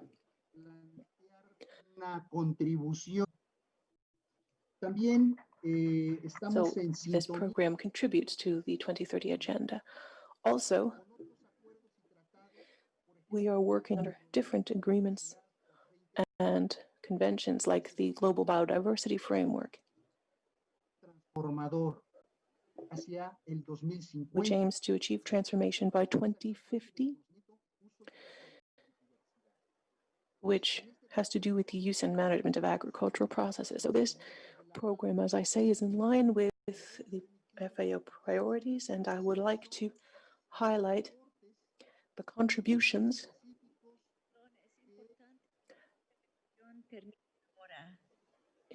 Por favor. It's important to wrap up, says the Secretary. I will conclude by identifying for you the 5 contributions of the fundamental strategy of this program. Through these peasant learning programs, which bring together 400,000 beneficiaries. The interpreters have lost the speaker.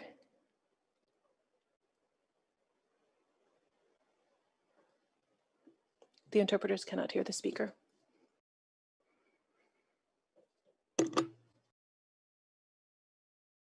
It seems there's a connection problem, Mr. Chair. Thank you, Madam Secretary. We'll give the floor now to Venezuela. Good afternoon.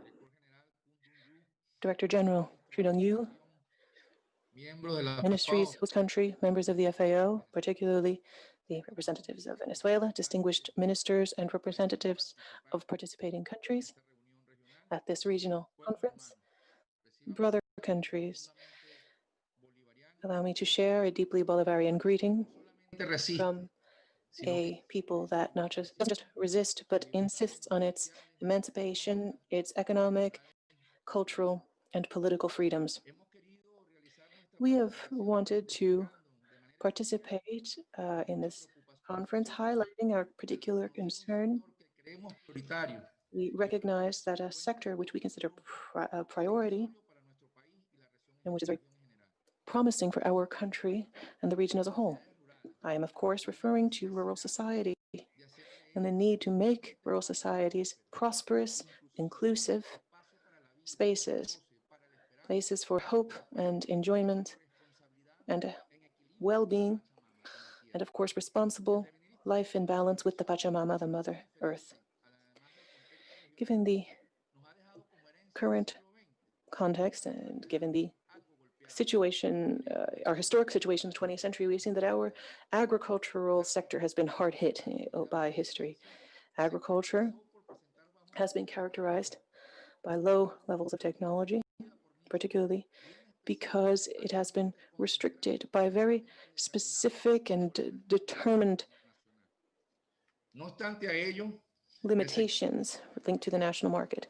The agricultural sector of the region produces enough food to meet the energy needs of more than 821 million people. Given this, there seems to be a marked gap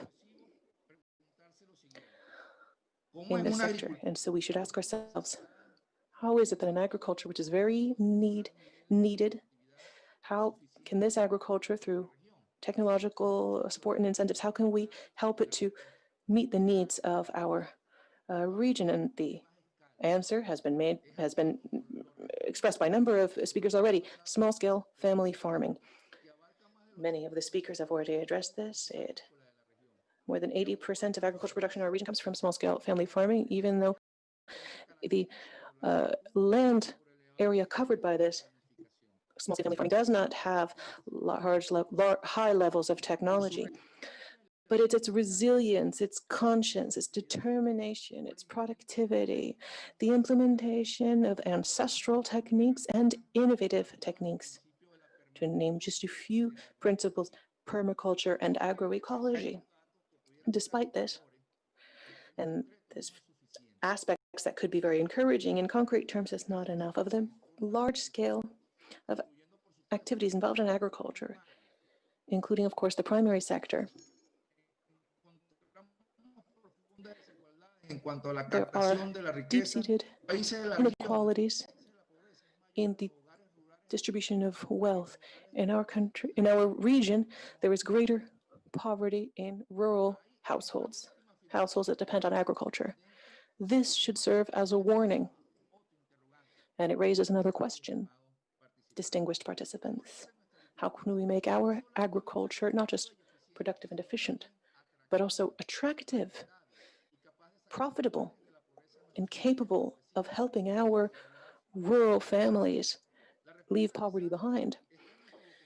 The response is in the guidance document, which says that the main defining factor of agricultural transformation is the large-scale implementation of technological innovation. From the Bolivarian model, we have a different premise, however. Technological innovations with specific components should be implemented within the social organization of work with policies to protect the rural population, particularly children, young people, and women. Policies to increase the coverage of social production. Interpreter apologizes, there was some connection problems.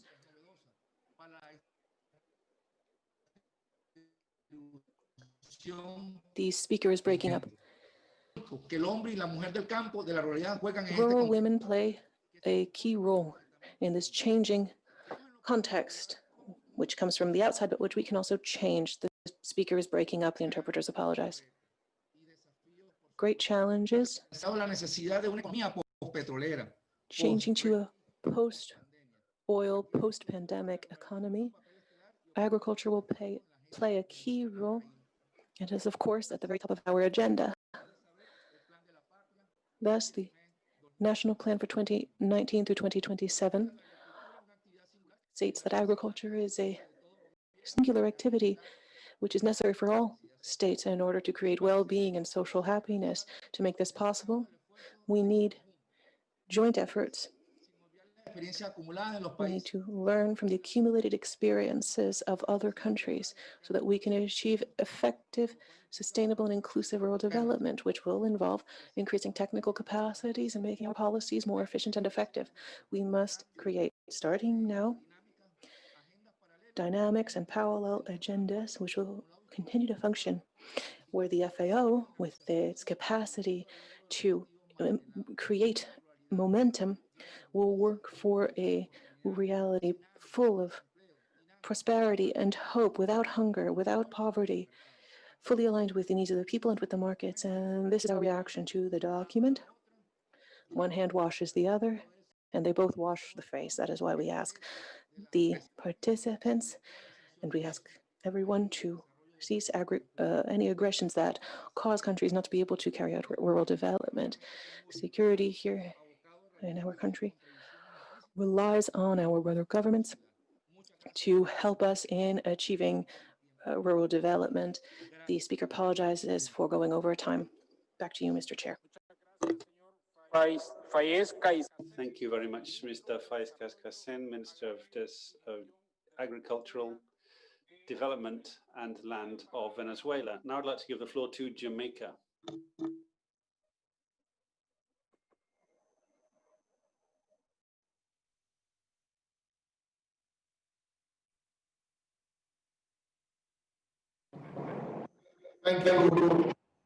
Thank you, Chairman, and thank you, colleagues, for the robust discussion that we've been having thus far. I want to thank you, Chairman, for your stewardship. I know it isn't easy because so many of us have so many things to say, and I think that was borne out by the robust discussion that we had on transforming food systems for healthy diets. I decided to reserve my comments because I thought a number of my colleagues have dealt with the critical issue. But just to say, we do support the FAO's drive for forming our food systems for healthy diets, especially in our region because of our high incidence of non-communicable diseases, which are linked to poor diets. Chairman, in Jamaica, we believe that the hand-in-hand initiative is timely and necessary to help carry the FAO closer to its fundamental role, which is really to create prosperous and inclusive societies. So we welcome the move by the DG and FAO to embark on a new rural agenda, Chair. And Jamaica supports the aim of the program, which is to eradicate poverty and to end hunger.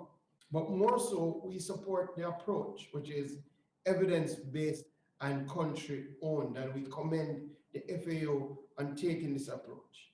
Mr. Chair, I believe that Latin America and the Caribbean is a prime region for the FAO really to show the hand-in-hand initiative in action in our territories, in our communities, in our rural areas. And as such, I make 3 quick points, Chairman. I do believe in contemplating the hand-in-hand initiative and in select countries that are to be worked with, that the FAO probably will have to make a special carve-out for our small island developing states. The reality is that by initial look, you may be fooled not to see the level of rural poverty that faces a number of our small island developing states. And as such, the FAO will have to disaggregate the data and regions, especially the rurals of our small island developing states, to see the levels of poverty there and recognize that those specific regions in a small island developing state will need to be engaged. More importantly, when you contemplate not only the rural poverty in small island developing states, but that the fact that the members of these communities are faced not only with poverty, but with the threat of climate change and weather events, and also that small island developing states are the most food insecure in the world, that I believe that they suggest themselves for the hand-in-hand initiative. On that basis, I would suggest to the FAO that having put in place a special carve-out in the hand-in-hand for small island developing states, that you focus on a couple of things. One, increasing the capacity for data collection, especially in our extension services. Oftentimes in rural areas, the extension officer is the only person that the farmer, the rural woman in agriculture, that the young person in agriculture has to turn to find out how they can incorporate technology in their agricultural practices. If those extension officers do not have access to the data and the technology, they will be unable to drive the renaissance across our rural areas. Secondly, I believe the geospatial platform is a wonderful initiative. And again, I commend our Director General and the team, but I would love to see more countries being given access and being able to have the geospatial platform at their fingertips.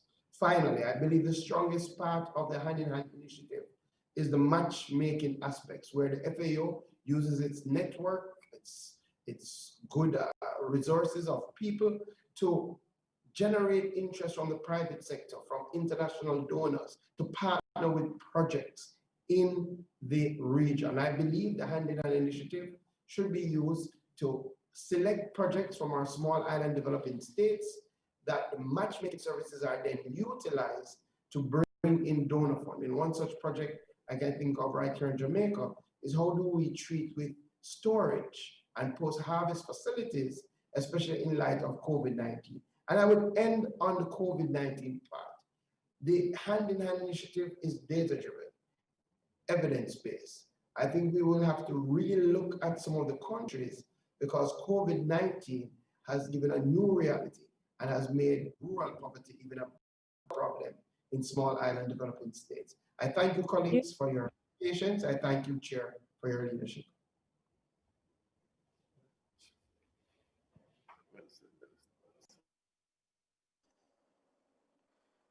Gracias, señor ministro. Thank you very much, Minister of Jamaica, for your words. We have now come to the end of comments from the delegations. Now we want to have a round of comments from other actors, including non-state actors. We've got Via Campesina, the Flama organization, the Regional Farming Fund Fontagro, International ASI Fund. Would any other organization like to take the floor in this round? They can register to speak. Via Campesina is first. Thank you very much indeed, Chair of the 36 FAO conference, authorities of the government of Nicaragua, management and executive members of FAO, ladies and gentlemen of the United Nations, people of the civil society, private sector, academia. We welcome this hand-in-hand initiative to achieve prosperous and inclusive rural societies. All of this can help us to achieve the SDGs.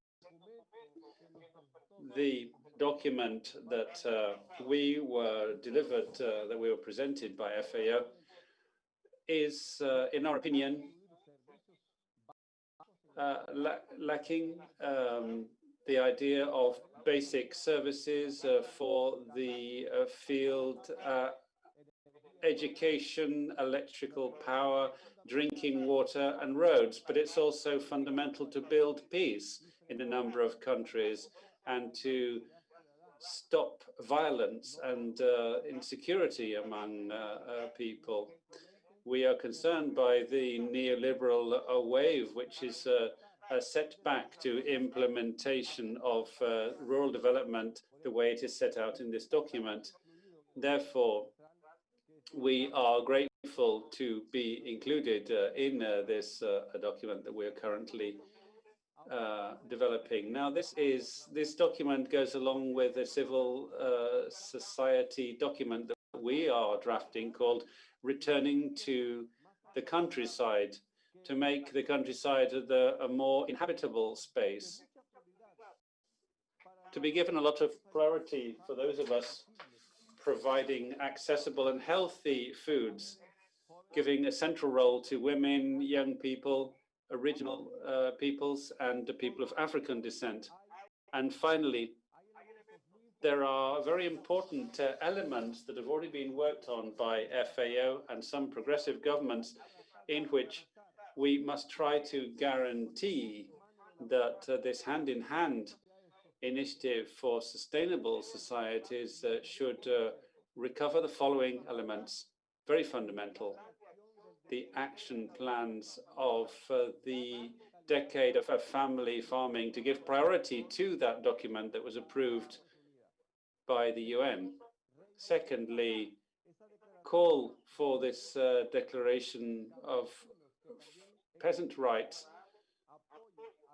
which provides a support to all of field workers, and the issue of training oriented to the needs of communities to increase production, marketing, artisanal fishing, and nearby markets, with a priority to agroecological practices.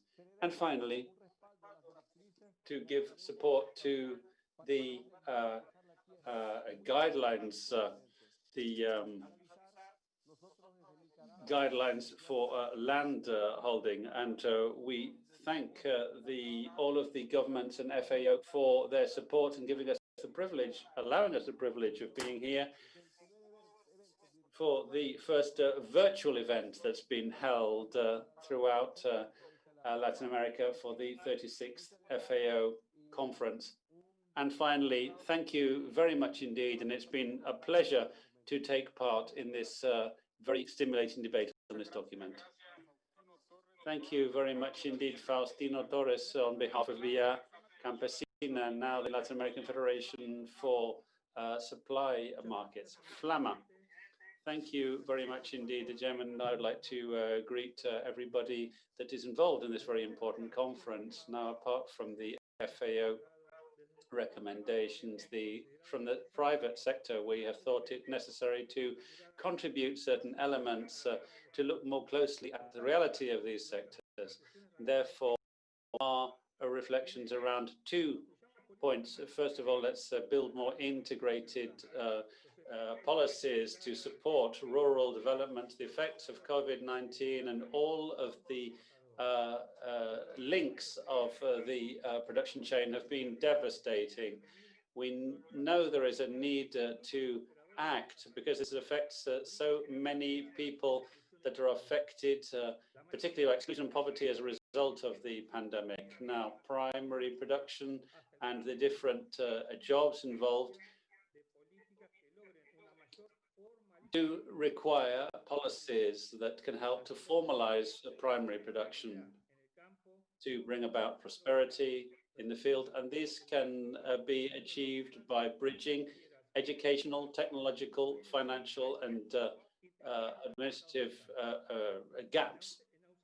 Now, in the absence of a systematic focus, the integrated value chain cannot be improved through the system. And that's why we think it's vital to have this links and capacity and upskilling to help to foster prosperity in all these sectors. And I think everybody is much more committed now. And therefore the cooperative company model, I think, can be a very good way to help those sectors in most need. My second point is this. We want to facilitate small-scale operations to help to recover local economies, to have more efficient systems which can be brought about by the private sector to increase productivity.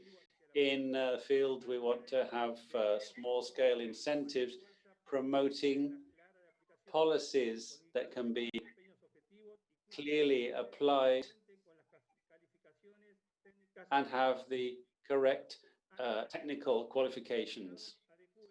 So we call upon states to adapt the costs to help increase employability and to help us to have serious engagement towards our regions as a key factor to improve the income of small producers.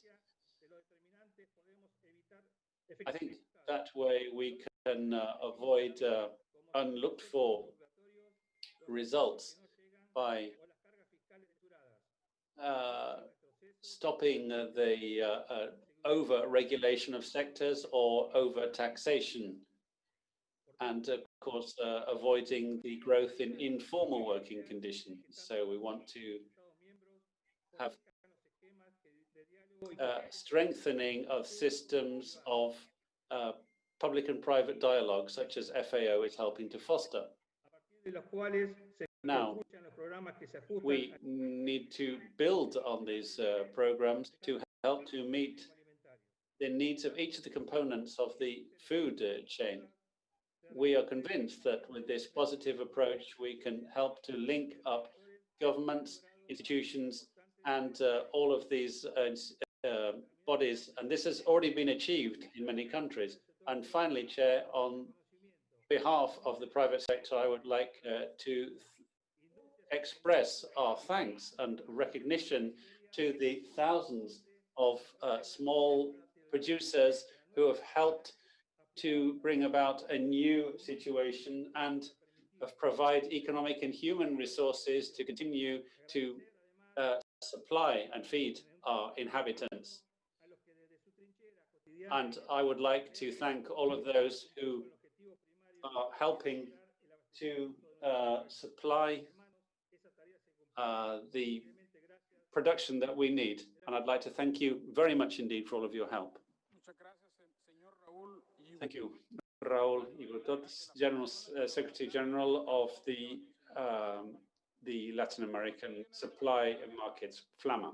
Next up is a representative of the Fontagro Farming Group. Good afternoon, distinguished representatives of the member states, representatives of the United Nations, FAO, authorities of Nicaragua, academia, civil society, and everybody that is able to take part in today's 36th regional conference in its historical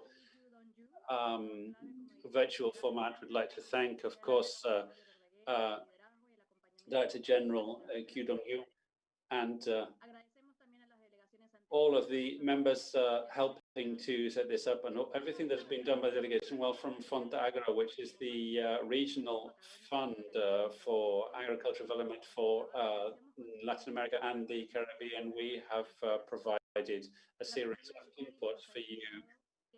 The COVID pandemic has shown us that in great moments of crisis, you need a solid basis of scientists and technical experts who can provide new data and knowledge.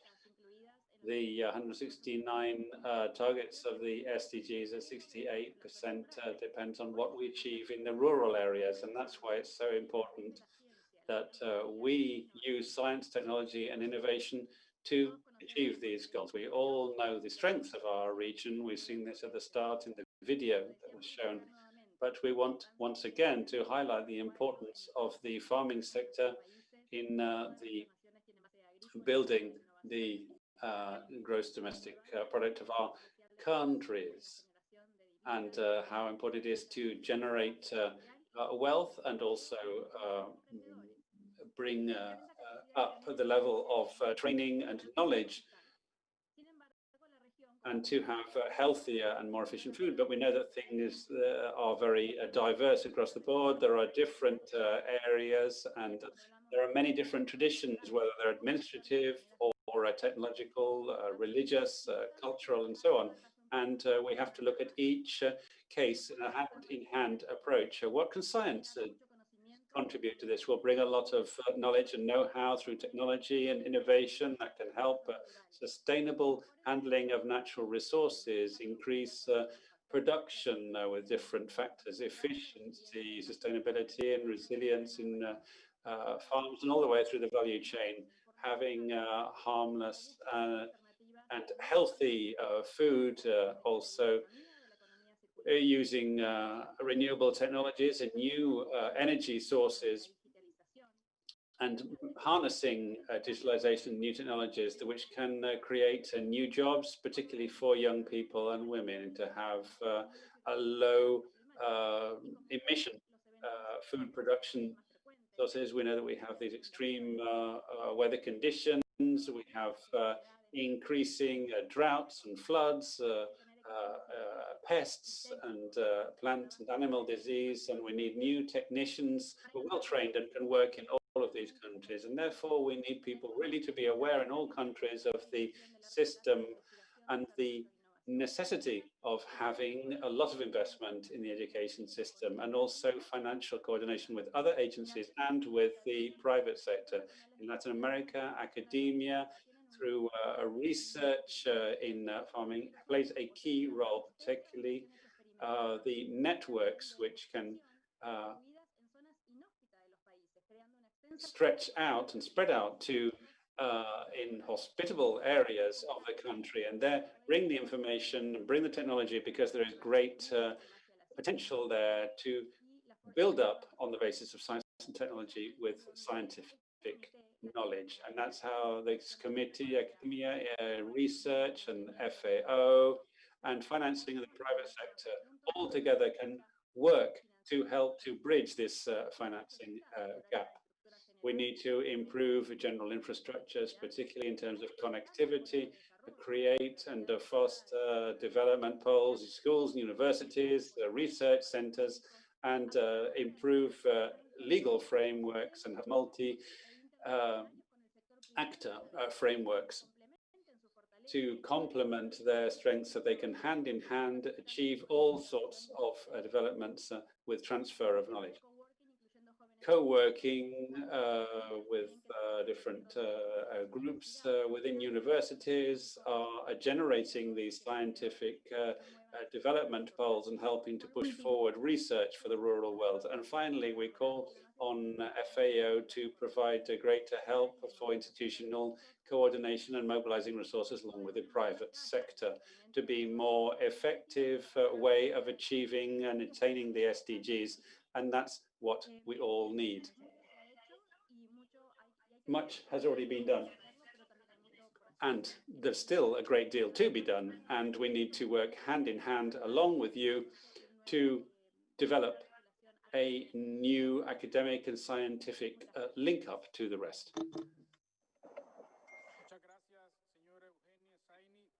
Very much. Eugenia Sani from the Regional Fontagro Technological Society, and now we have the International ASSI organization.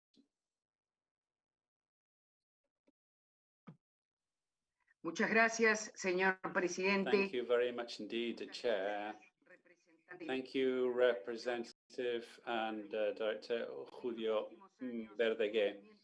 Now, over the last few years, the cooperative movement in the Americas has really advanced and to really take up its rightful role, taking on board the 2030 Agenda of the UN and the 17 Sustainable Development Goals. And that is why the hand-in-hand initiative from the Cooperative of the Americas, we are suggesting that FAO should refer particularly to the private sector and cooperatives to generate new opportunities in the rural world. Cooperatives foster the development of the productive fabric, but also bring about many, many key services for the well-being of rural societies. I would particularly like to mention here cooperatives for rural electrification, which we have a great example of that in Argentina, and financial inclusion with democratization, health, education, capacity building, access to water, and access to electrical information, energy, rather, that I've just mentioned. So I call on FAO to promote, along with the member states, the Cooperative Association of Farmers in the region to face up to the challenges that the pandemic has thrown up, so that these rural societies can bring about a greater innovation and efficiency. Thank you to all of you. Thank you to civil society organizations and FAO representatives. Thank you all. Thank you very much. Ms. Graciela Fernandez from the Cooperative Alliance, National Cooperative Alliance. Now, this brings us to the end of all of the speeches. We've heard the proposal for the hand-in-hand initiative for sustainable and resilient rural societies. And I think I would like to suggest that the rules decided upon by FAO in July should be revised and extend the coverage of this very important initiative. I would like to thank the Director General already to take that on board. Please take that into consideration. Now, this chairmanship has taken note of the advances and the progress made today, and considers that the special conference will be starting in a few hours' time, around midnight Rome time, and we don't think that such an event should be held at that time. So my proposal to the regional conference is for them to approve the holding of this event tomorrow in parallel to the session on improving FAO's capacities. If there is no objection, we would proceed in that way.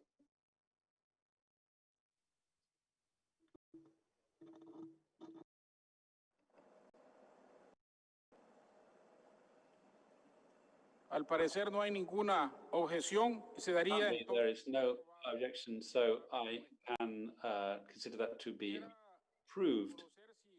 Now, I would like to know whether the rapporteur rapporteurs or the Secretariat have anything to add at this stage? For the time being, we have no comments. Thank you, Chair. Thank you very much, Secretary. So now we're going to take a short coffee break. I would ask you please to be punctual and to return in 15 minutes to our working session. Thank you.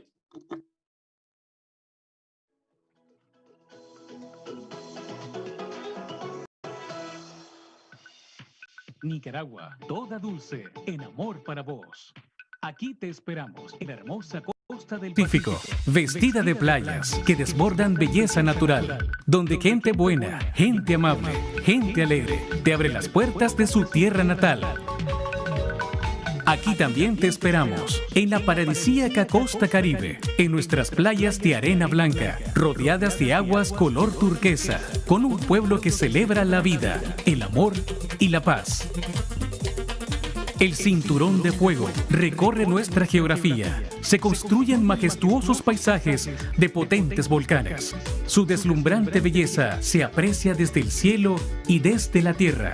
Observarlos y explorar sus senderos es un privilegio. Y deslizarse desde sus alturas es toda una aventura. Nuestra Nicaragua ha sido bendecida con montañas de verdes bosques y abundantes fuentes de agua dulce. Lagos, lagunas, ríos dibujan todo nuestro territorio y es un verdadero regalo de Dios para todo nuestro pueblo. La producción alimentaria no solo es nuestra principal actividad económica. En Nicaragua somos capaces de producir nuestro propio alimento porque contamos con políticas integrales de apoyo al sector productivo en todos sus niveles. Somos un pueblo creativo y trabajador, un pueblo que innova, se reinventa y emprende. El trabajo es tu digno laurel, reza nuestro himno nacional, y eso lo reafirmamos cada día en el compromiso de lucha, esfuerzo y superación de todas y todos los nicaragüenses. En Nicaragua nos sentimos orgullosos de nuestra historia, de nuestra cultura y nuestras tradiciones, y lo expresamos a través de alegres manifestaciones populares que nos reúnen a todos para celebrar y compartir, y donde siempre salen a relucir los mejores platillos de nuestra cocina, que seguramente te enamorarán al primer bocado. También nos encanta visitar nuestras antiguas ciudades coloniales. La arquitectura de León y Granada es una joya que nos pertenece a todos los nicaragüenses y su oferta turística es una de las más completas del país. Aquí son cortas las distancias. Eso nos da la oportunidad de disfrutar de los destinos de nuestra ciudad capital, Managua, que, como podrás ver, tiene mucho que ofrecer. Y trasladarnos en cuestión de horas a la playa, a la montaña o a una mágica isla habitada por 2 volcanes, localizada en las dulces aguas del lago más grande de Centroamérica. ¡Qué linda, linda es Nicaragua! ¡Bendita de mi corazón! Si hay una tierra en todo el continente, hermosa y valiente, esa es mi nación. Tierra dulce, pueblo dulce, Nicaragua, toda dulce, en amor para vos.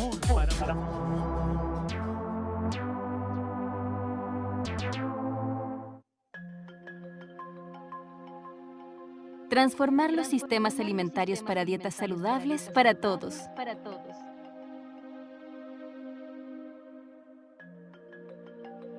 América Latina y el Caribe vive una rápida transición nutricional. Entre 2000 y 2014, el hambre se redujo en un 50%, pero ha vuelto a aumentar en más de 13 millones de personas a partir de entonces.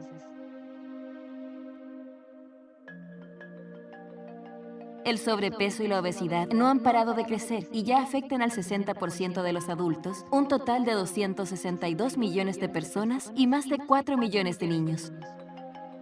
Se trata de una grave amenaza, ya que las enfermedades crónicas relacionadas a la mala alimentación, el sobrepeso y la obesidad son la principal causa de muerte a nivel mundial.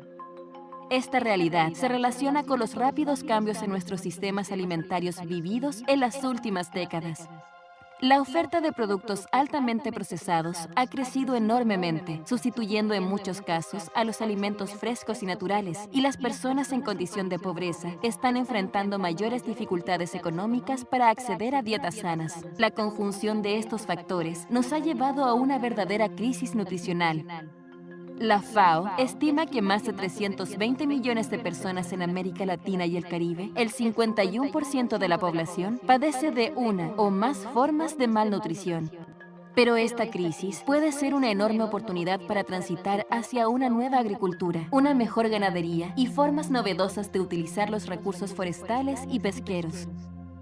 Para tomar ventaja de este desafío, se requieren acciones de alcance global, razón por la cual Naciones Unidas ha convocado a todos los países del mundo a participar en la primera cumbre de sistemas alimentarios en 2021. Necesitamos actuar con un sentido de urgencia y llevar a cabo cambios inmediatos en nuestra región que nos permitan avanzar hacia sistemas alimentarios sostenibles que sean parte fundamental de la solución, proporcionando alimentos saludables y accesibles para todas las personas. Para ello, la FAO propone una agenda de 2 ejes. El primero busca garantizar una mayor oferta y acceso físico a dietas diversificadas y nutritivas para todas las personas. Para ello, la región debe aumentar de forma eficiente y sostenible la producción de alimentos que contribuyen a una mejor alimentación, como frutas, verduras, legumbres, pescados y mariscos. Lograrlo requerirá impulsar la producción de alimentos de alto valor nutricional facilitando activos productivos, financiamiento y capacitación a los pequeños y medianos productores, fomentando sus asociaciones. Debemos impulsar una economía circular y reducir las pérdidas y desperdicios de los alimentos, acciones necesarias para generar sistemas alimentarios que enfrenten todas las formas de malnutrición. Mejorar los sistemas de distribución para que toda la población tenga un acceso efectivo a alimentos saludables es clave. Las cadenas de distribución, incluyendo los supermercados, deben tener una mayor oferta de alimentos saludables y diversificados, fomentando circuitos cortos de comercialización y las tiendas de abasto local. Las políticas comerciales que propicien una mayor seguridad alimentaria y aumente la oferta de alimentos nutritivos que respete las particularidades culturales es parte fundamental de esta labor. Mejorar la inocuidad y calidad de los alimentos es necesario para impulsar su comercio, una piedra angular en la seguridad alimentaria regional, para lo cual se debe promover alianzas con los servicios de sanidad agropecuarias, salud pública y desarrollo rural.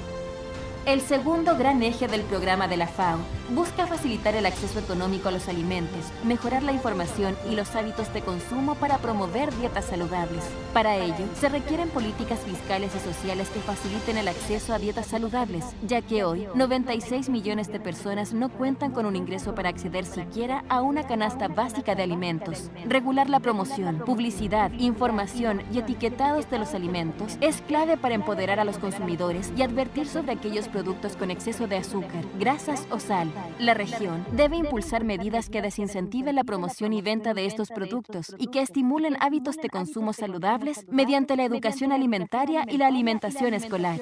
Implementar los 2 ejes de esta agenda requiere una institucionalidad pública renovada que se apoye en la ciencia y tecnología e integre a todos los actores, incluyendo a los consumidores y al sector privado. El diálogo y la colaboración con el sector empresarial será un énfasis de la acción de la FAO, pues sin su colaboración no es posible asegurar una alimentación saludable para todos. De igual manera, se requiere información confiable y monitoreo constante de las políticas para enfrentar el hambre, el sobrepeso y la obesidad. Lograrlo implica una gobernanza efectiva que logre equilibrar los intereses de todos los actores del sistema alimentario, donde lo público tendrá que tomar un mayor protagonismo. La FAO está a disposición de los gobiernos para implementar de forma urgente esta agenda de trabajo, cuyo objetivo último es dar una respuesta inmediata a todos quienes padecen malnutrición.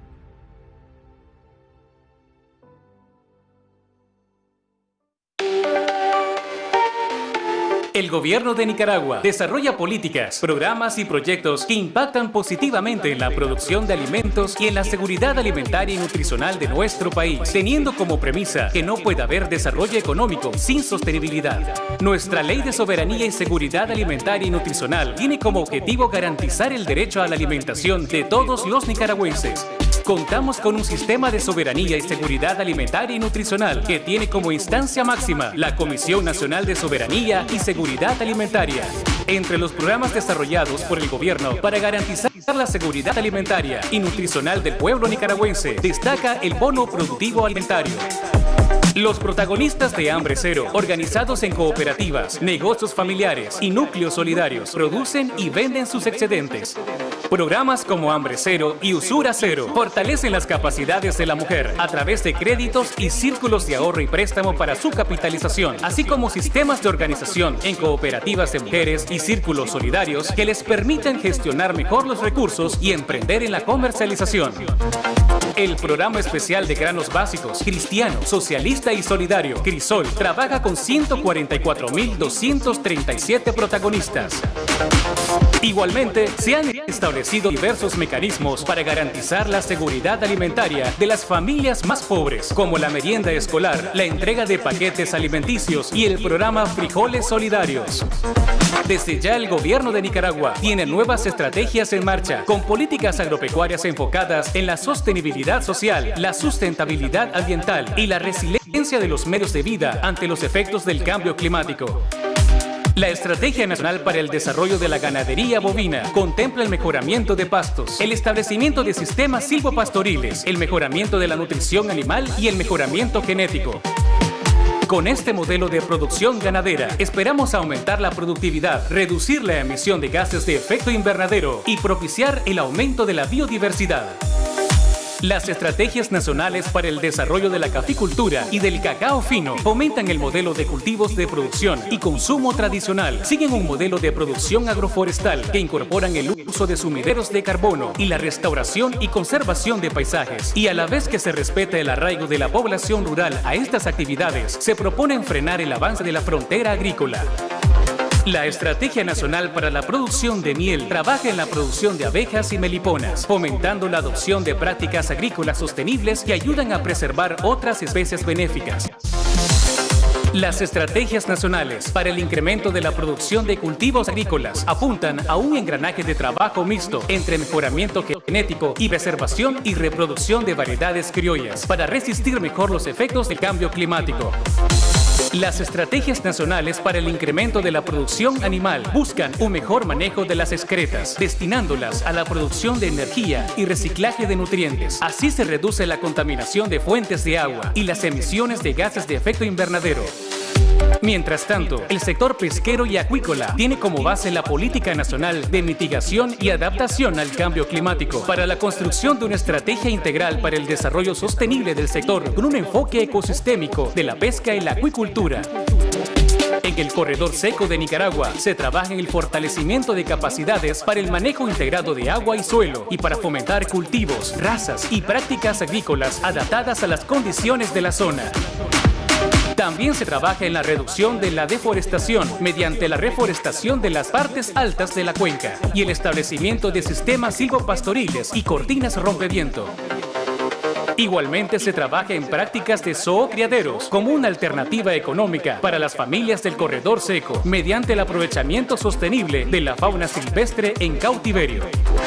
Y a través del sistema educativo del país se garantiza la merienda escolar reforzada como respuesta a las condiciones de la zona. Nicaragua cuenta con la mejor red de carreteras de Centroamérica y una de las 5 mejores redes en América Latina. Esto facilita la movilización de materia prima, traslado de insumos y la comercialización de bienes y servicios del sector productivo. El trabajo coordinado entre Policía Nacional, Ejército de Nicaragua, en conjunto con otras instituciones del Estado y la participación activa de la comunidad hace de nuestro país el más seguro de Centroamérica. Esto, que es reconocido por el PNUD, propicia un clima de paz, seguridad, tranquilidad y estabilidad en beneficio de todas las familias nicaragüenses y en beneficio de todos los sectores productivos que dinamizan la economía de nuestro país. En Nicaragua se construyen condiciones favorables para un crecimiento económico sostenible con desarrollo social, donde la producción de alimentos para la seguridad alimentaria y nutricional de los nicaragüenses es un compromiso primordial.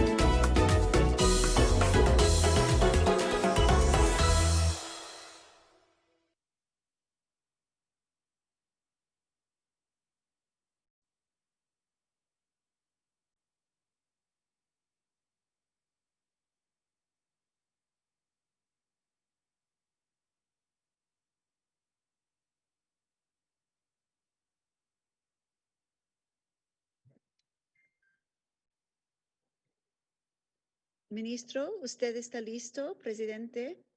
Chairman, Minister, are you ready?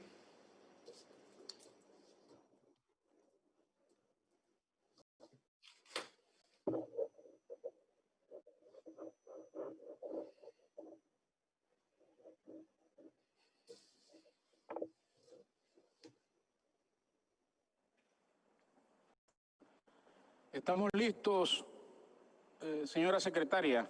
We are ready, Secretary. Gracias, ministro. Thank you.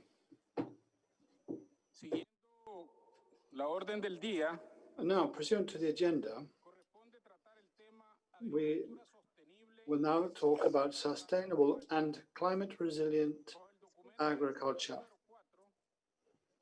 Number 4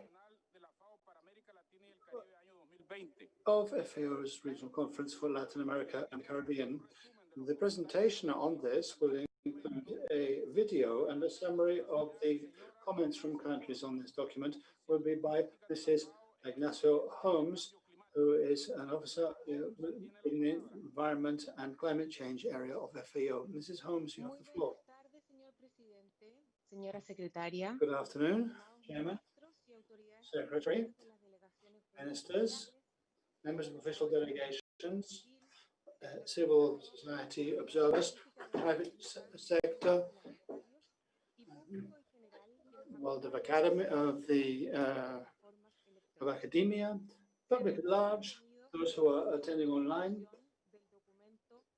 Welcome to our discussion of document LARC/20/4. Sustainable and climate resilient agriculture. Will begin with an introductory video. Could you run it, please, colleagues? Agricultura sostenible y resiliente al cambio climático. El patrimonio natural de América Latina y el Caribe es una riqueza que resulta clave para mantener las dinámicas y los equilibrios ambientales en todo el planeta. Las zonas rurales de la región contienen el 50% de la biodiversidad mundial, el 23% de los bosques, un tercio del agua dulce y el 12% de las tierras cultivadas. Este patrimonio natural provee la base para una producción agrícola y alimentaria abundante y diversa, que da empleo y que nutre a cientos de millones de personas. La región aporta actualmente un 14% de la producción agrícola mundial y el 23% de las exportaciones de productos agrícolas y pesqueros. Su sector agrícola es la fuente principal de ingresos para 15 millones de familias de agricultores y 2 millones de familias de pescadores, e indirectamente da empleo a decenas de millones más. Sin embargo, la manera en que hasta hoy se ha desarrollado la actividad agrícola ha tenido importantes consecuencias ambientales, y existe un amplio acuerdo en que este sector no puede seguir creciendo de la misma forma. Desde 1970, la región ha perdido cerca del 80% de su biodiversidad. Su superficie de bosques se ha reducido. Más de la mitad de las pesquerías de la región se encuentran sobreexplotadas y casi 200 millones de hectáreas de tierras están degradadas. El sector agrícola, forestal, ganadero y el cambio de uso de suelo es responsable del 42% de las emisiones de gases de efecto invernadero que provienen de la región. En los próximos 11 años, el 40% de la superficie de América Latina y el Caribe habrá alcanzado o sobrepasado el umbral de 2 grados de calentamiento. Y para 2050, toda la región estará bajo un nuevo régimen climático, con un aumento en la frecuencia e intensidad de los eventos climáticos extremos y cambios en los patrones de lluvias y en los rendimientos de los cultivos. Si para las próximas décadas se espera una escalada del 70% en la demanda global de alimentos, ¿cómo puede América Latina y el Caribe seguir aportando a la alimentación global al tiempo que reduce los impactos ambientales de la agricultura en un contexto de cambio climático? En la FAO estamos convencidos de la necesidad de una transformación hacia una agricultura sostenible y resiliente, que será una fuente de crecimiento para la región. Para impulsar este cambio, la FAO propone a sus países miembros una agenda basada en 2 objetivos: El primero es producir de manera más sostenible, reduciendo la huella ambiental y logrando una mayor integración con los ecosistemas y la biodiversidad. Para lograrlo, es necesario reducir la huella ambiental de la agricultura, lo que requerirá mejorar la salud del suelo y avanzar hacia un uso eficiente del agua, cuya escasez es un enorme desafío. Integrar la conservación de la biodiversidad en las políticas de producción permitirá preservar la base de recursos que sostiene la agricultura y seguridad alimentaria regional. Este esfuerzo debe correr en paralelo con el manejo sostenible de los bosques, incluyendo el combate a la tala ilegal, la cogestión forestal, la forestería comunitaria y las concesiones forestales. La pesca y la acuicultura pueden ser un aporte clave para la seguridad alimentaria y a una alimentación más saludable. Por esta razón, los países deben combatir la pesca ilegal y velar por el crecimiento sostenible del sector. Reducir las emisiones de gases de efecto invernadero de la agricultura y el sistema alimentario es una prioridad fundamental. Lograrlo requiere combatir la deforestación, impulsar la ganadería baja en emisiones, recarbonizar los suelos y reducir la pérdida y el desperdicio de alimentos. El segundo eje del programa de la FAO está centrado en conseguir que los agricultores, las comunidades rurales y los ecosistemas sean más resilientes al cambio climático. Debemos invertir en prevención para reducir el costo de los desastres por fenómenos naturales y mejorar los sistemas de información y monitoreo del riesgo para actuar de manera oportuna y efectiva. Existe una gran variedad de prácticas productivas resilientes al cambio climático, pero el desafío es lograr que sean adoptadas a gran escala por los agricultores, las empresas y las comunidades. Para implementar estos dos ejes de trabajo se requiere mayor inversión, un gran salto en innovación digital y tecnología y un cambio institucional profundo para construir una nueva gobernanza que involucre a más sectores de la sociedad y estimule la cooperación entre los países. El desafío que la región enfrenta es considerable, pero la transformación de la agricultura hacia la sostenibilidad y la resiliencia será una fuente de múltiples oportunidades. Con nuevas modalidades de producción, fruto de innovaciones tecnológicas, mayor inversión en capital humano e investigación, mejores políticas y mayor inclusión de los productores pequeños y medianos en los nuevos mercados verdes, la región puede entrar en un nuevo ciclo de crecimiento. Esta transformación no solo redundará en una sociedad más justa e inclusiva, sino en una agricultura que no solo explote los recursos naturales, sino que los potencie y los valorice. Ahí está el futuro.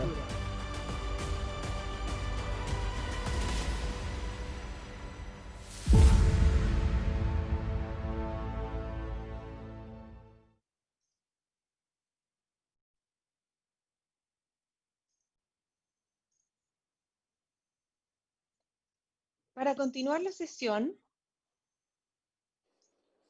quisiera agradecer a los 22 países que enviaron. Continuing now, I'd like to thank the 23 countries that sent in comments on the document and also the comments received from civil society and world of science and academia. We perceived that these comments could be divided into two. Those that are broadly in support of the document, and secondly, those that make suggestions for changes. The countries agreed with the role of the agricultural sector as something that's key for the achievement of sustainable development and as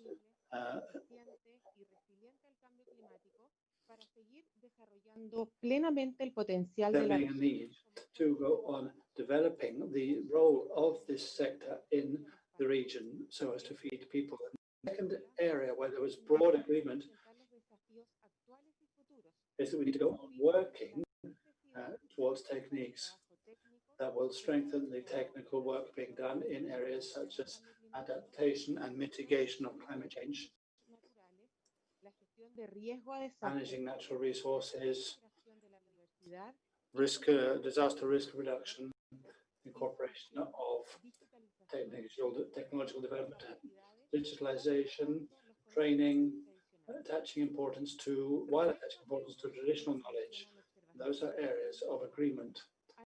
And now those areas where observations were made by countries, some of these remarks had to do with the need to have a better balance between agriculture on the one hand and the environment on the other hand, stating that while agriculture is part of the challenges raised by climate change and environmental sustainability, agriculture also has a major role to play in coming up with solutions to these difficulties.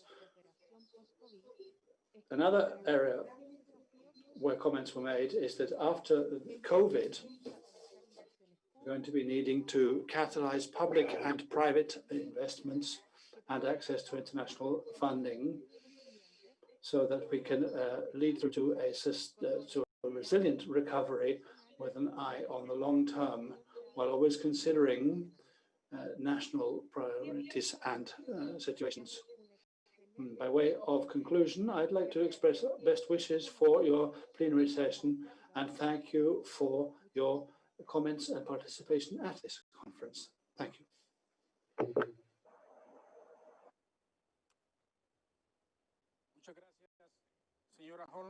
Thank you very much, Mrs. Holmes.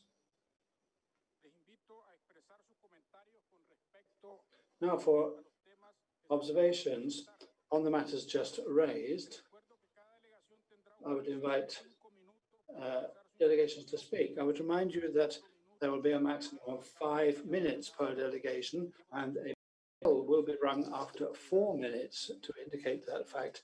And the 5-minute bell will mean that you should stop speaking. We would ask you to please cooperate.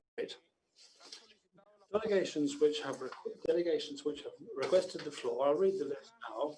Guyana, Cuba, Panama, Colombia, Dominican Republic, Nicaragua, St. Vincent and the Grenadines, Argentina, Honduras, Chile, Uruguay, Belize, Peru, Dominica, Mexico. If any other delegation wishes to speak, they may raise their hand so that they can be put on the speakers list. Guyana has the floor now.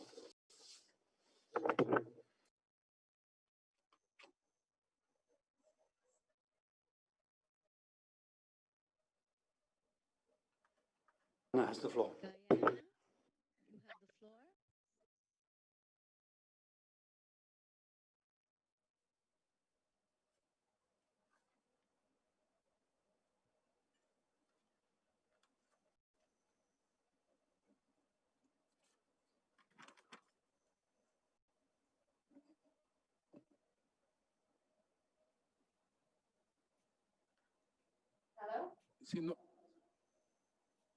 Yes, we Hello, hear you you. hearing us? Thank you very much, Mr. Chairman. We are living in an unprecedented times that require agriculture to be sustainable and climate resilience, now more than ever before. The COVID-19 pandemic has increased the challenges faced by our farmers and the agri-food system. Guyana sees this as an opportunity to accelerate transformations in the food and agriculture sector by building the resilience of our farmers and the supply chain system. We therefore prioritize initiatives that increase technological innovations, greater investments in research, human capital, and better policies and regulations. We are grateful to the strong commitment of the FAO over the years in the support to Latin America and the Caribbean country, including Guyana, as we work together to meet the 2030 Agenda for the Sustainable Development, the Sendai Framework for Disaster Risk Reduction, the agriculture component outlined in the Paris Agreement, and the many other environmental agreements. We recognize the leading role of the FAO in supporting countries in their transitioning towards sustainable agriculture and food systems. We are indeed thankful to the FAO for its tangible support to countries in accessing climate financing. In the Caribbean and Guyana, FAO has been working to scale up climate investment for the agriculture sector.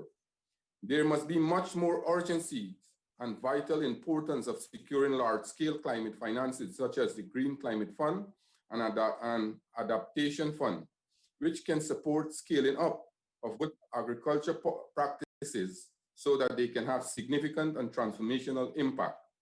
Guyana is currently partnering with the FAO in setting the foundation for strategic climate change interventions for the agriculture sector, to strengthening our national designated authorities and strategic frameworks and support for accreditation and accredited direct access entities. Additionally, to mobilize funding for the Green Climate Fund, we are working on project proposal for a multi-year programmatic approach to invest in low emission and climate resilience development to deal with the issues of climate change.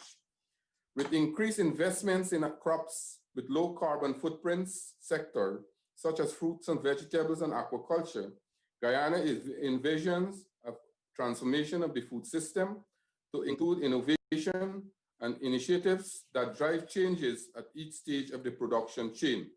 Some of the sustainable climate resilience productive agriculture systems being undertaken in Guyana include crop diversification to adjust to the new temperature and the precipitation patterns, changing livestock breeding practices, and shifting grazing patterns, developing and managing climate resilience food production systems, developing and using drought and food tolerance crop varieties, and adopting water and soil moisture conservation measures. We invite FAO to continue to support our action in scaling up sustainable initiatives and to assist with new sustainable technologies and resilience and low emission innovative models and practices. Guyana is blessed with fresh water, and there is potential for greater development in our fisheries industry. As the fishing and aquaculture industry expands, systems will be put in place to ensure that this is done in a sustainable manner that maintain low GHG emissions. In 2016, Guyana signed on to the Port of State Measures Agreement, and with the support of FAO has been strengthening our capability to deal with illegal and unreported and unregulated fishing. We request continued support in improving national system for the evaluation and monitoring of fisheries resources and strengthening our aquaculture producer for sustainable and resilient food chain. Climate hazards are a cause of global food insecurity and hunger, particularly when they are compounded existing economic vulnerabilities. Guyana has long been classified as a high-risk flood country, and there is risk of greater frequency and intensity with the greatest vulnerabilities experienced within the coastal zone. The coastal area accounts for about 90% of the country's population. This is the same area with most of the agriculture activities. Farmers who face increasing exposure to disaster can find themselves trapped in a cycle of food insecurity and poverty. Therefore, the high risk of climate-related disaster in our agriculture activities requires enhanced mainstreaming of disaster risk reduction and climate adaptation strategies. The United Nations International Strategy for Disaster Reduction estimated that recent flooding event 2006 to 2008 affected approximately 17% of the total population of Guyana and resulted in cumulative economic damage of $183,700,000 US. Additionally, 19% of the agriculture value was damaged and are lost during the period 2006-2016 in small island developing states in the Caribbean. In conclusion, we agree that the transformation of agriculture will not take place on its own. Strong political commitment is needed, as well as changes in policies, investment, and alliances. We recognize the FAO as an alliance for our government to successfully pledge our continued partnership. I invite my fellow Minister of Agriculture that we must not come to conferences and talk, and we must not come to conferences and bring ideas, but we must ensure that those ideas and talk are put into practice so that we can alleviate the poverties and suffering of our farmers. And we should give the support necessary for our farmers to produce, because they are the people who are producing the wealth in our country. In closing, Mr. Chairman, I want to thank the FAO for giving us this opportunity so that we can air our views and we can collaborate and work with our partners so that we can develop agriculture in our country. Our government aim is to ensure that we create wealth in our country so that the people can be happy and live in a united society. As I said once again, I am very happy that we are putting out our view to the world so that they can listen to Guyana and take active participation from Guyana, because Guyana has developed the Jack Dales Initiative, which was adopted by the Caribbean common market, and which is very useful for development in the Caribbean and around the world. Thank you very much, Mr. Chairman.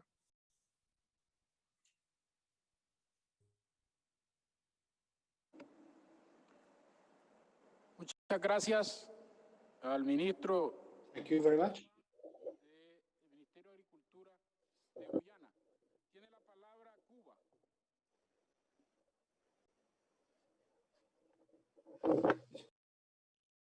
For to Cuba.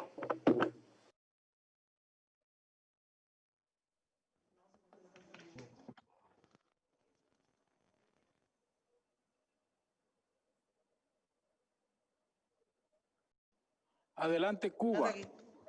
You have the floor, Cuba.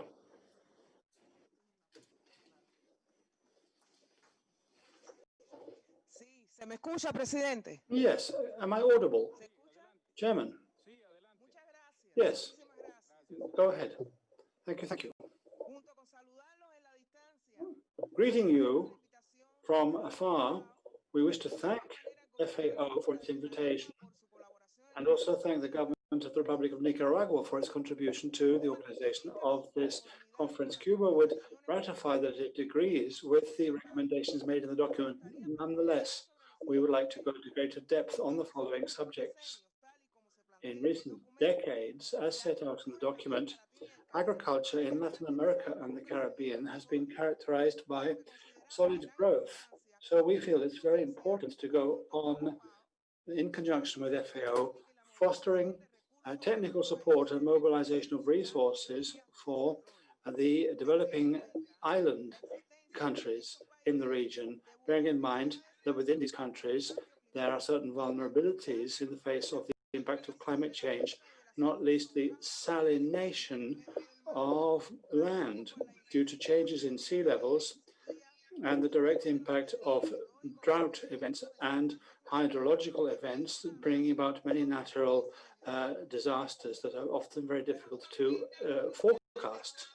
Cuba has a statewide plan for facing up to climate changes called Tarea Vida, Life Task, and this involves all sectors of economy and life in Cuba so that we can give short, medium, and long-term solutions to the environmental and social problems that specifically are caused by this kind of vulnerability.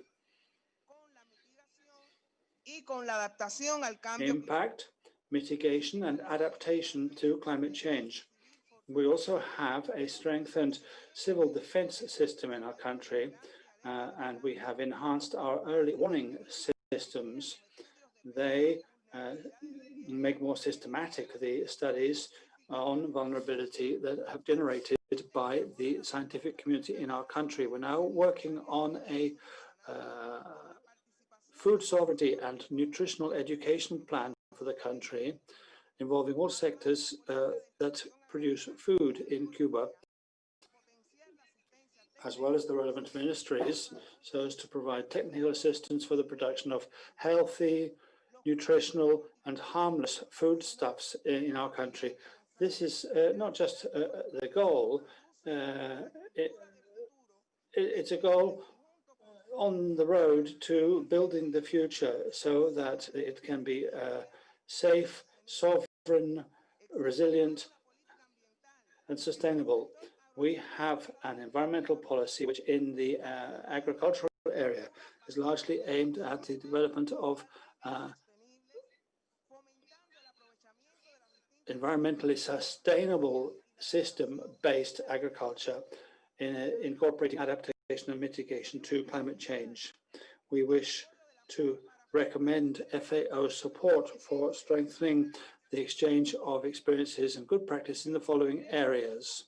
Firstly, the development of capacity to adapt and face up to climate change in such a way that the resilience of agro-food systems in the region can be strengthened, extending and broadening the agroecological approach, strengthening socio-ecological resilience, increasing technological independence, the production of nutritional, healthy, and harmless foodstuffs, the extension of the value chain approach to a local level. We also feel that this should include the importance of the recovery of mangrove swamps and blue jungles in small developing island states. We need to look into and produce species of tree that are good for the environment, and we need to encourage urban woodland. Lastly, Chairman, we should state that Cuba insists that there's a weighting and a balance when we look at the importance of agriculture in the development of the region, particularly with regard to developing island states in the Caribbean, where the risks of disaster and the threats are on the up and up. And this means that our transition to safe and secure and sovereign and resilient and sustainable agro-food systems may be at danger. Thank you very much. Muchas gracias, la señora. Thank you very much, Maricela Diaz, Director for Science, Technology and Environment in Cuba. Panama has the floor now. Good afternoon. Director General of the FAO, representatives of the member states taking part at the 36th session of the Regional Conference of FAO. The impact of climate change in Latin America and the Caribbean region is patently obvious, and we have to adapt, and we have to try to get over major economic barriers facing us and facing agriculture. If to that you add the vulnerability of our population and the geographical situation of our countries, if climate change weren't a problem for the world today, even so, we would need to have major investments in science and technology to cover the demand for food from the world's population, which may reach 9 billion persons by the year 2050. And millions of those people will be living in developing countries, and they will have less income and a less diverse diet. So there's no doubt but that nature-based, science-based and technology-based solutions are essential when it comes to meeting their needs. According to the latest report from the IPCC, in tropical regions, there have been more changes in climate, and this is increasingly obvious in Panama and in neighboring countries where we're already facing major drought difficulties. And when it comes to the rainy season, we are expecting such extreme precipitation that there can be floods, landslides, which will be damaging to our economy. Due to the accelerated effects of climate change, it is expected that there will be an increase in the annual temperature and a decrease of precipitation that are both higher than was expected for 2030.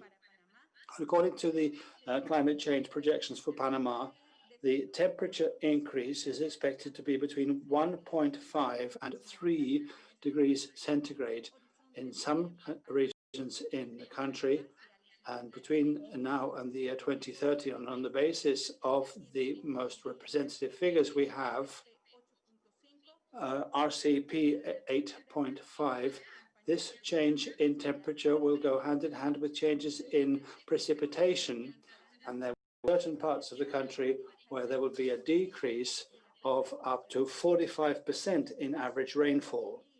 Even today, part of our country has major downturns in precipitation, in rainfall. And if to that you add the change in the time distribution of rains, we really need to be ready for a new exercise in planning and zoning our agriculture. And we need to be able to transform these adversities into a huge window of opportunity to improve our climate. We need to therefore decrease greenhouse gas emissions and reduce risks, even now in the midst of the COVID-19 pandemic. So it is incumbent upon us to work upon basic issues so as to enhance the training levels of our rural population and to ensure that they have the capacity to adapt. There may indeed be a change in the amounts of land available for agriculture. We need to provide basic services to the rural population. We need to optimize resources and unleash innovation for our human capital. Panama has been laying great emphasis on her policies for the mitigation of climate change.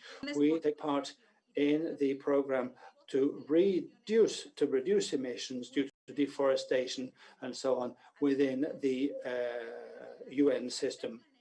And we also involved in other initiatives concerning the retention and care of woodlands and forests. Panama has also identified the agriculture and cattle raising sector as one of those which is the most vulnerable to climate change. We have a national communication on this, and we're working as a team with the Rural Development Ministry so as to push forward our plan for adaptation to climate change for the agricultural and cattle raising sector. And we incorporate this into our current plans when it comes to modifying our NDC. There are a number of projects underway in the region that offer interesting conclusions. The adaptation of the agricultural sector means work is required at different levels, from the farm level right up to the national government level. And furthermore, a supplementary analysis of the cattle raising sector in our country is necessary, because this sector is making a change in the land use distribution and in greenhouse gas emissions. And we have to have regard for the diversification of production systems.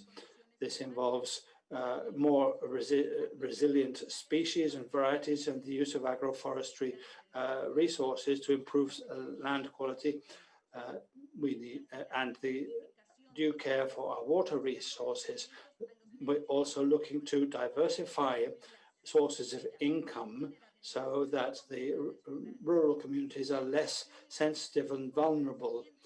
Increase and strengthening of human capital so as to bring online mitigation and adaptation strategies. We also need to invest in our local communities so that they can be assisted when it comes to producing and marketing their goods. We need agreements regarding water for the whole of the agriculture and cattle raising sector. And for the development of these projects, we have to have efficient management of financial funds. This includes international funds, local governments funds, credits, incentives, insurance, and a better adaptation to the market.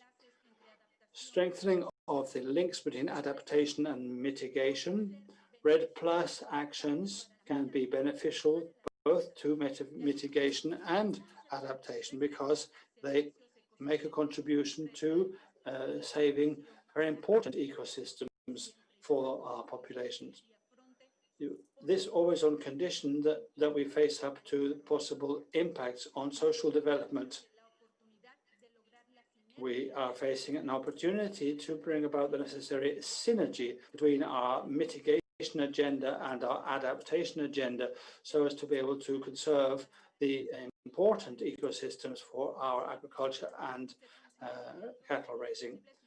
Always on condition that we face up to the impact, possible impacts on the local economy of these agendas. This is precisely what we're doing, the work that we're doing. Bad audio, interpreters regret.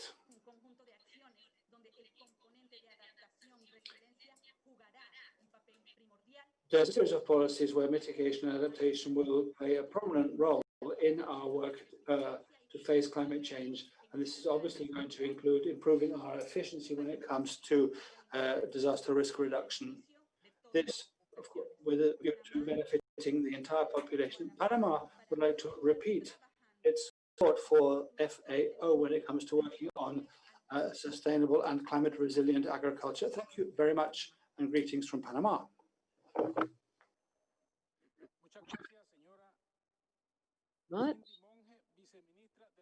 Vice Minister of the Environment for Panama. And now Colombia has the floor. Thank you. Minister of Nicaragua, Eduardo Centeno. The interpreters would like to mention that the sound is very poor. We will do what we can. We would like to greet all of the member states and the entire organization.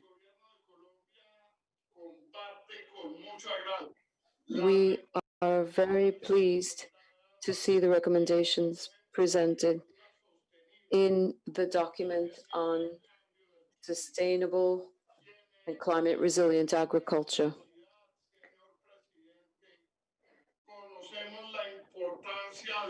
We recognize the importance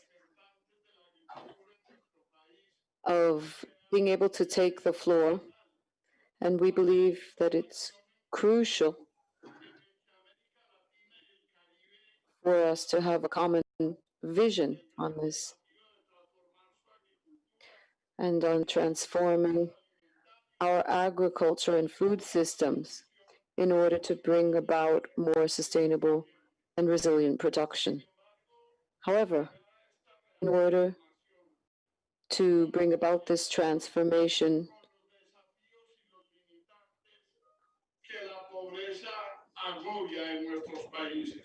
we are struck by poverty in our country, which makes this impossible at present.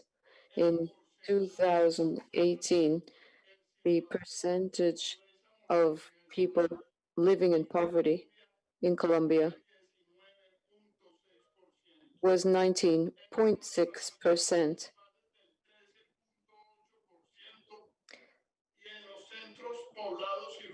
In rural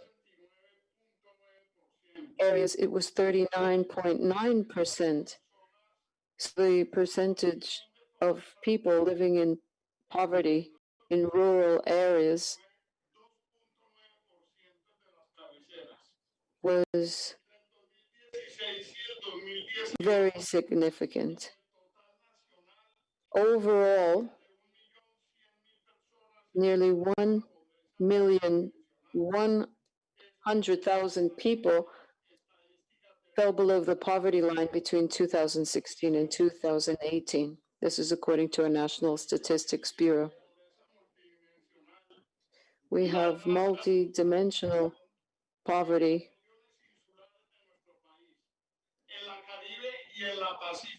in the Caribbean and Pacific areas. This was very significant.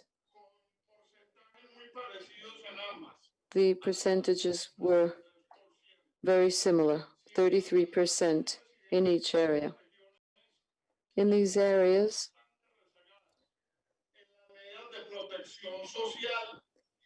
social protection is lagging far behind. And we have had all of this worsened by the worldwide health crisis. This pandemic has left great effects on our population. It's increased the poverty rate in Colombia and our population. This sets us at a disadvantage in order to set out on the path of sustainable agriculture.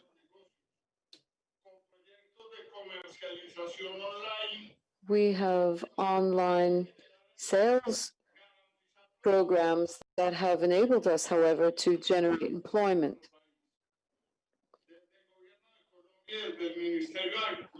The government of Colombia and the Ministry of Agriculture has worked in this direction to raise incomes of small and medium-sized producers.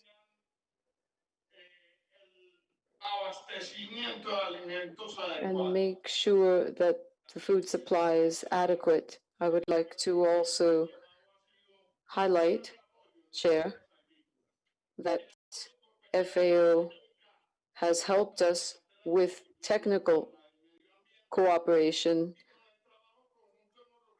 improving the environment,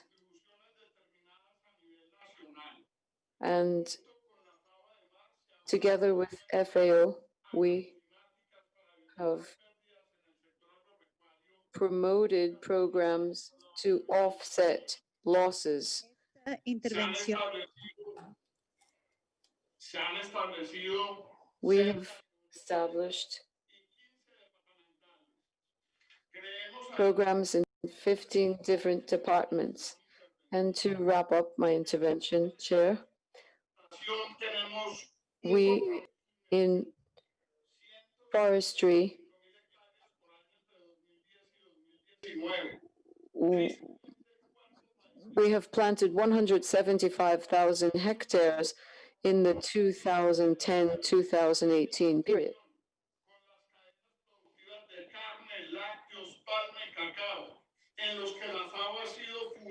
FAO has helped us in dairy, in cocoa, and in other specific areas.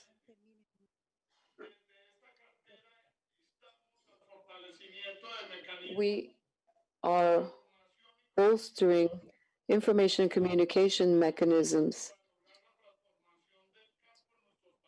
in order to transform the fields in our country. We are enthusiastic about working further in this direction, low carbon spaces that are resilient to climate change. Working together will enable us to work with South-South cooperation.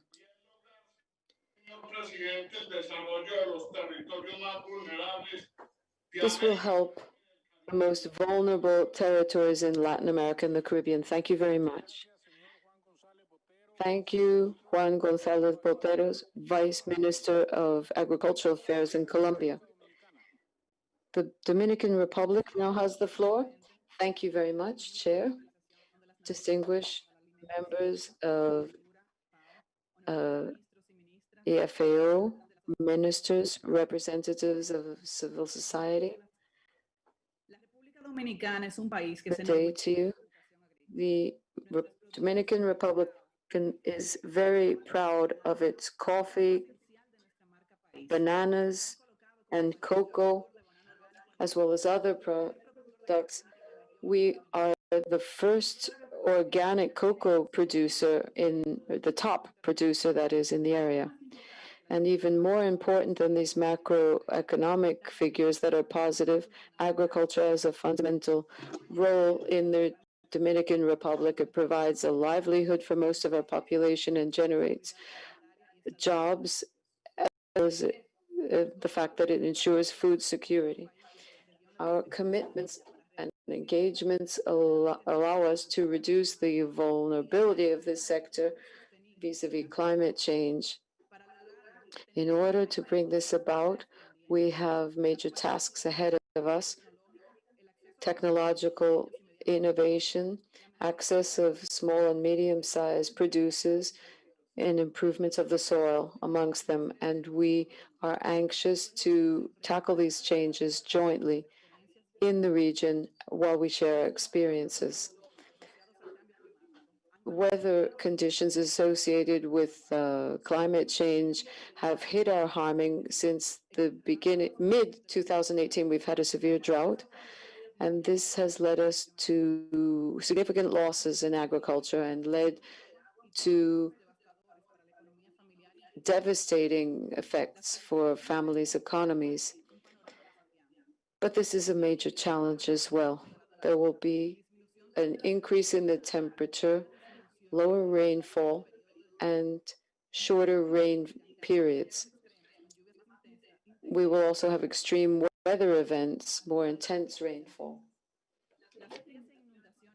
Droughts and flooding will affect farming productivity. We have hurricanes, forest or wildfires around the country, triggering salinization of the soil as well. The climate crisis, coupled with the health and social and economic crisis, really push us in the direction of sustainable agriculture. This government has committed itself to supporting farmers, and we have provided financing at zero cost for our farmers in order to back sustainable farming, make our farming more dynamic, and generate resilience to climate change as we reduce greenhouse gases in order to meet our targets. From the Ministry of the Environment, we have been implementing programs. We have 22 strategic actions, and the first one is enhancing the legal framework. And secondly, we will establish and apply public policies to limit and contain expansion of farming and livestock raising. And thirdly, we will be promoting natural resource management models to contribute to increasing forest coverage. We also have 7 activities, the first 3 of which are on farming and agriculture. We have reforestation and forestry systems for coffee and cocoa among the top 3. These programs and products are working with public-private partnerships. Thus, we can promote mitigation, and there are associated programs to conserve water and soil. Finally, we can establish the fact that these programs tackle agriculture and forestry in a comprehensive way. And this is a successful management model. Since 2016, in the Conference of the Parties, our ministry has participated actively on the issue of climate change. And thanks to the work done by the Group of 77 plus China, we were able to reach a decision. The interpreter begs your pardon, the sound is cut off. We were also able to manage food security, and we were working with groups of experts as well. In addition, we have been meeting on an ongoing basis with small countries in Latin America to position ourselves. We will continue to work in this direction. We are mainstreaming is into our policies, and we hope that we will be able to combine techniques and policies based on economic parameters and ecological parameters as well in order to meet the needs of our population.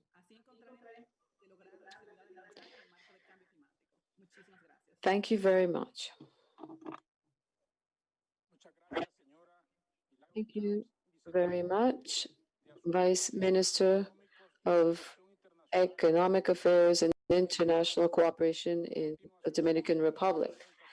And now, in representation of Nicaragua, Ms. Sumaya Castillo. Thank you very much, Chair.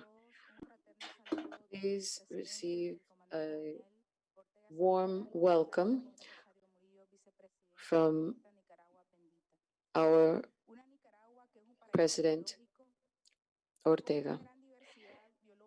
We have great biological and socio and economic diversity. At least 50% of our forests are on indigenous lands and lands of descendants of Africa. And we have a unique park in Central America recognized by UNESCO. We have more than 20,000 species of flora and fauna. This wealth in natural resources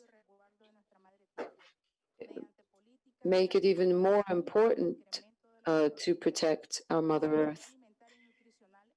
We are working in harmony with our Mother Earth. We have a lot of challenges in production. And as of 2007, we have a public model of management based on direct participation, and this is consistent with the 2030 Agenda and the Sustainable Development Goals. We've made efforts within the UN Framework Convention on Climate Change, and we've worked on adaptation and food security in the area of resilience. We've worked in Alliance for Prosperity and in a process of innovation. We're favoring access to adaptation technologies, particularly as it ties into economic development and food security. And this has enabled us to achieve high rates of growth. This is internationally recognized. We have been able to develop resilient agriculture, low emission agriculture, and we have a mitigation and adaptation policy. This enables us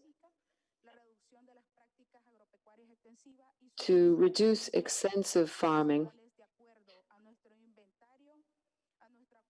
And this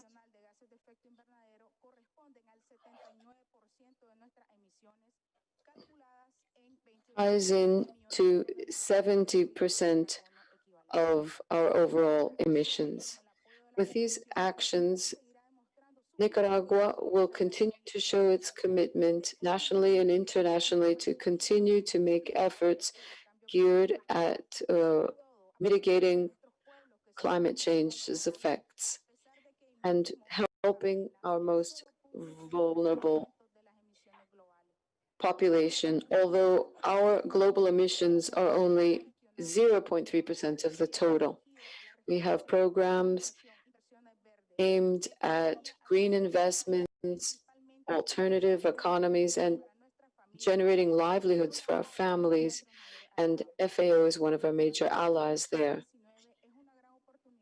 The COVID-19 pandemic plan is one of these.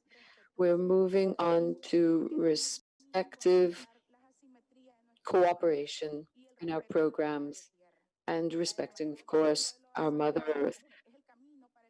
Working in brotherhood with other peoples together is the path for the future. And Nicaragua, over these last 13 years of good government, we've been working to reduce and turn around the degradation of our environment. We have national plans for forestries and climate change. We're increasing the vegetable cover. We're increasing it by 30,000 hectares per year. We're using all of the sources we can, conserving water and soil. We have 53% of an increase of renewable energy thanks to an effective energy policy we use biomass, thermal energy, solar energy, and we have ratified the Montreal Protocol and voluntarily undertaken to reducing CFCs. We're working on recycling and considering the circular economy. We are issuing environmental permits, and we are working on solutions in order to help diversify the income of our families. We can also highlight the increase of our protected areas. We have more than 140 more than we have. And in the same context, Nicaragua can reassert its commitment to national conciliation and working towards a green model of development, respecting Mother Earth hand in hand with youth, women, family, communities, all living in harmony with our Mother Earth, our evergreen common home. Thank you very much, Chair. Thank you very much. Ms. Castillo, Minister of the Environment and Natural Resources of Nicaragua. Now, San Vincent and Grenadines has the floor.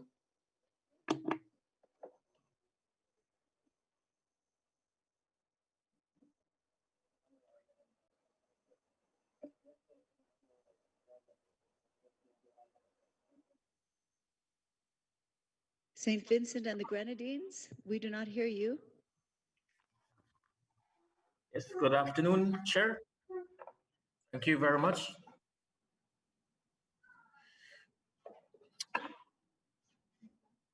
Many of the recommendations being put forward in this conference cannot be successfully implemented or sustained without the investments required to enhance resilience and sustainability. This is necessary for assuring rural livelihoods and jobs. As such, we welcome that the FAO is proposing a regional initiative that ensures a focus on sustainable and climate resilient agriculture. Climate change remains an overwhelmingly important challenge for our open, vulnerable small economy. It is an issue that is challenging our fiscal dimensions. Central to this is the ability for the region to respond to global market and climate change dynamics. As such, the ability to closely monitor and respond to these dynamics is critical to assuring elements of sustainability. St. Vincent and the Grenadines wishes to highlight the following. One is the creation of a framework to address the general lack of financing for the scaling up of results from pilot projects. We've enjoyed quite a number of these investments, and we've seen very positive results. However, this issue of climate financing, or financing for scaling up of results, will overcome the slow technology adaptation by enabling farmers to access grants or concessionary loans to implement water harvesting and distribution initiative at the district and community level. At the national level, support is required to prepare project proposals that can be used to seek international financing. Another element has to do with building additional capacity in value chain upgrading for fruit crops, modern medicinal industry, cattle, sheep and goat, roots, and the fisheries subsectors. A very important issue is that of bolstering our food sovereignty while not compromising on competitiveness, which requires further investment in the design and implementation of silvopastoral and agroecological models, which responds to different climate scenarios. This must include development of heat and salt tolerant germplasm, which can be included and integrated into these systems. In addition, further research and development is required to produce competitively priced native starches. This is necessary in the event of global disaster in grain producing regions. Agricultural risk management is also a critical pillar in building a resilient agriculture. This is because the capacity to recover in small, open, and vulnerable economies like ours is weak. However, the resilience of the rural communities depend on the extent of speedy recovery of the sector, the ability to restart production. As such, crop and livestock insurance is a necessary requirement. It is important to strengthen the governance framework, including regulations and institutional aspects to enhance this aspect of risk transfer. The last point has to do with the need to invest in cold chain and processing. In the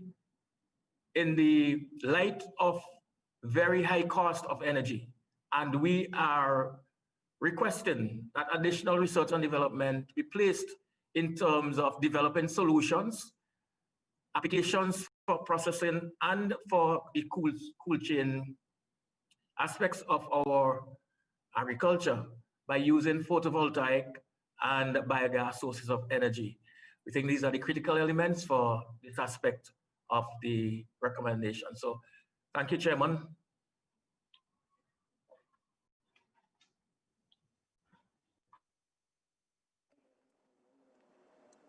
Muchas gracias.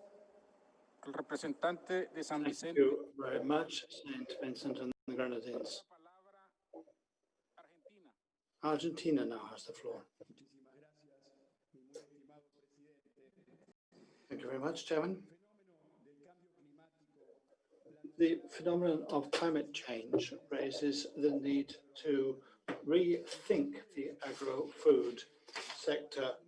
We can't go on producing following paradigms that disregard the environment as an essential part of the other two dimensions of sustainability. World population increase means that we have to have higher quality systems with a high degree of incorporation of technology and as low as possible an impact on the environment. And certainly non-sustainable agriculture systems can be part of the problem and contribute to causing climate change. Nonetheless, you have to consider that agricultural activity and good practice and sustainable practices can be a valid response to the challenges we're facing. That's why, when it comes to reaching conclusions without being over simplistic, it's oversimplistic when agriculture is sometimes pointed to as being responsible for climate change and environmental degradation. It's wrong to stigmatize agriculture like this. One needs to draw a distinction between those forms of agriculture that are negative and those that are positive. For example, direct seeding, which is widely used in our country and others, so as to produce oil seeds. Chairman, these oversimplistic dichotomies also don't have sufficient regard for each of the specificities of each country in the region, and in that regard, recommendations made in this and in other FAO documents should not be boiled down to general recommendations which don't have any regard for the distinctions and for the different policies required in different countries. This is a region that needs growth and in many cases is suffering poverty and backwardness. And these things need to be tackled, particularly if you have regard for the vocation that our region has for production and the flow of foodstuffs that we generate, and this is linked to food security and to international trade. That's why, Chairman, we think it would be appropriate to state once again that the reduction in greenhouse gas emissions should be in line with the commitments of each country in the region and the subsequent work in the framework of the UNFCCC. Whereas, in fact, these reductions need to be limited per country. We also wish to stress that the definition of resilience includes the three pillars of sustainable development. And this was stated in the fifth report of the Committee of Experts. UNFCCC stated that this involves social, economic, and environmental aspects. And there's a need to respond and to reorganize our production in such a way that its nature can be retained, but it can also enable us to produce, to learn, to generate. Therefore, Chairman, we feel it's essential that the name of this part of the agenda and the name of Regional Initiative number 3 should be changed. We need to include the three aspects of resilience. It's not just a matter of climate change impact, there's also economic crisis and the social and economic impacts of this. And these are impacts that have affected our citizens negatively, unfortunately, over our history. Nobody, Chairman, can teach the citizens of Latin America and the Caribbean what it is to be resilient when they're facing high prices, low production, remittance crises, or the COVID-19 crisis. Finally, we'd like to repeat our commitment to the combating undeclared, illegal, and non-regulation fishing. We think a major effort should be made to eliminate subsidies given to pernicious forms of fishing, which undermine the sustainability of our marine resources. Thank you, Chairman. Thank you very much. Carlos Chernak, Standing Ambassador for Argentina to FAO. Honduras has the floor. Thank you, Chairman. Greetings to you and to the government of Nicaragua and to the other Latin American and Caribbean countries. Honduras está de acuerdo, está conforme con el planteamiento de la FAO en relación. Honduras agrees with FAO's approach to sustainable and climate resilient agriculture. Estamos en ejecución de nuestro Plan Nacional de Adaptación. We have drawn up a national plan for adaptation to climate change. This includes Honduras's climate profile. And this tallies absolutely with FAO's approach in its introduction.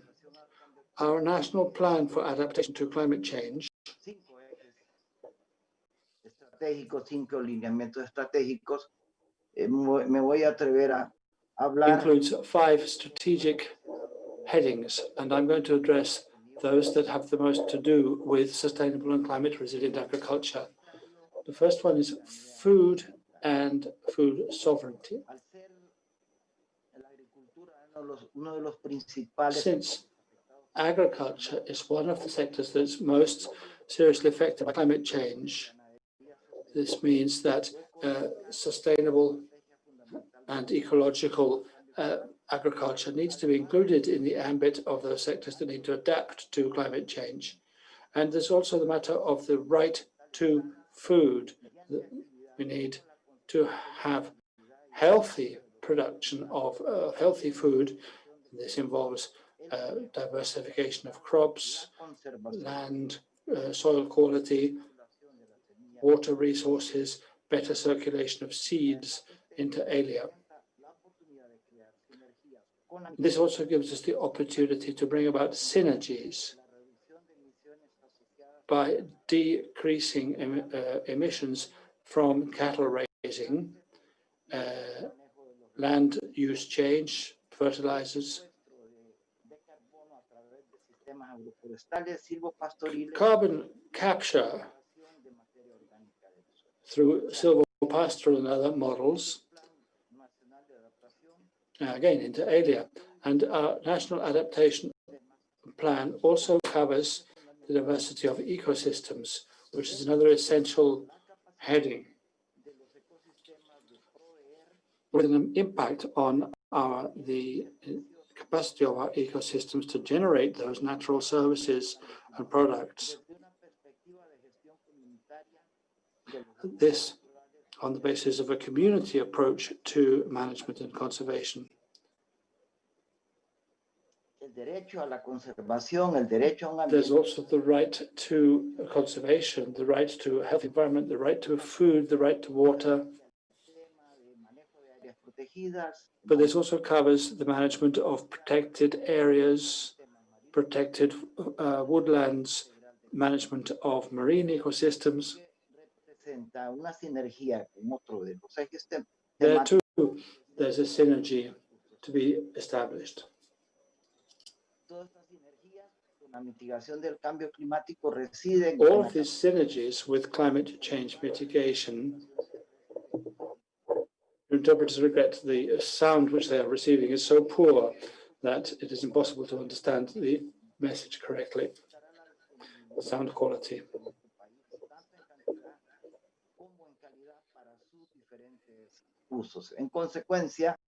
Therefore, climate change adaptation, if it's to be effective, it needs to seek out adequate approaches to community management of resources. This is something that ties in with all of the rest of our national plan for climate change adaptation. And this ties in also with our national agriculture and land use plan, which divided the country into 16 regions. Muchas gracias. Thank you very much. Muchas gracias, señor Carlos Pineda, subsecretario de Recursos Carlos Pineda, Natural Resources and Environment Sub-Secretary for Honduras. Chile now has the floor. Muy buenas tardes. En primer lugar, quisiera agradecer a la República de Nicaragua y a la FAO por la organización de esta conferencia regional por proponer esta interesante iniciativa, especialmente en momentos en que el mundo está en crisis. Reconociendo la relevancia de la sostenibilidad y el cambio climático para el sector agropecuario, desde Chile nos parece importante relevar estos temas que ocupan un lugar predominante en la agenda de nuestro ministerio. Nuestro sector es muy vulnerable al cambio climático. Our sector is highly vulnerable to climate change. No signal. Interpreters regret they have no sound, no picture.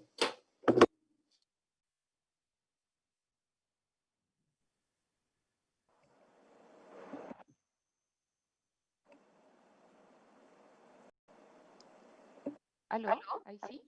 Se cortó. ¿Puede repetir la última parte, por favor? Sí. Puedo partir. No, could you repeat the last part? Como iba diciendo, que nosotros reconocemos la relevancia de la sostenibilidad y el cambio climático. We recognize the importance of sustainable and climate resilient agriculture, but in Chile we think that there are issues that are important on our agenda. Our sector is very vulnerable to climate change.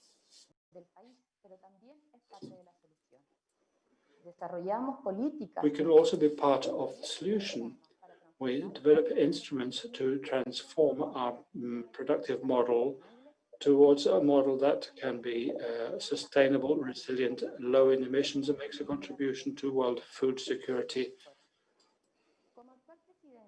Tanto de la COP como de la Plataforma de Acción Climática y Agricultura de Latinoamérica y el Caribe, conocida como PLACA, en el marco de los compromisos adquiridos por el país. In the framework of commitments made by our country and the sector, and because of the importance we attach to cooperation with Latin American and Caribbean countries, we wish to enhance the role of this initiative that's been supported by the agriculture ministers of 10 countries in the region. FAO's support for this initiative, known as Plata in Spanish, has been essential from the outset. This initiative, known as Plata in Spanish, is an essential form of cooperation in our region aimed at adapting agricultural production so that they can become more sustainable, climate resilient. Poor sound, bad audio. Fortaleciendo las capacidades de nuestros países. Aprovechamos esta instancia para invitar a los países de la región. We like to take this opportunity to invite those countries in the region that haven't joined this initiative to do so. I'd also like to say something about fisheries. There's a danger of overfishing, and there are conflicts with regard to the use of our coastal areas.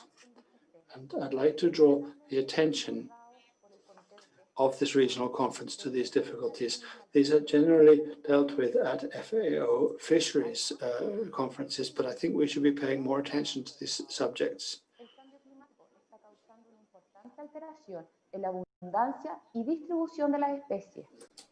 Climate change is bringing about major changes in the distribution of species, and I think FAO should pay regard to these issues so as to foster good practice by fishermen and farmers in coastal areas so that they can adapt to climate change. And lastly, like Chile, we would support regional initiative number 3. Thank you very much. Thank you very much, Mrs. Javier Hernandez from the Agriculture Ministry in Chile. Ecuador has the floor.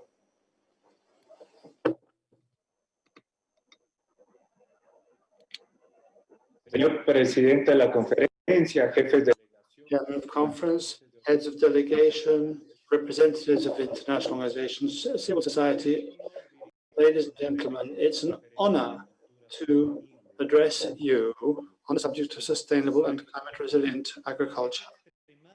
Agriculture is very vulnerable to climate change. It depends totally upon the environment and environmental variations. Food systems are facing the major challenge of needing to change to a form that's more resilient and adapted to climate change. And this is the approach incorporated in the documents before this conference. The Ecuadorian government recognizes how important FAO's technical assistance is when it comes to implementing approaches that can include adaptation and mitigation measures. We believe that this is matters that need to be sustained and modulated over a period of time. So it's important to receive support from FAO and to strengthen the policy frameworks, the adaptation of resources, and the implementation of resources and programs in our rural areas. Thus, thanks to the mitigation and adaptation efforts, sound has cut off.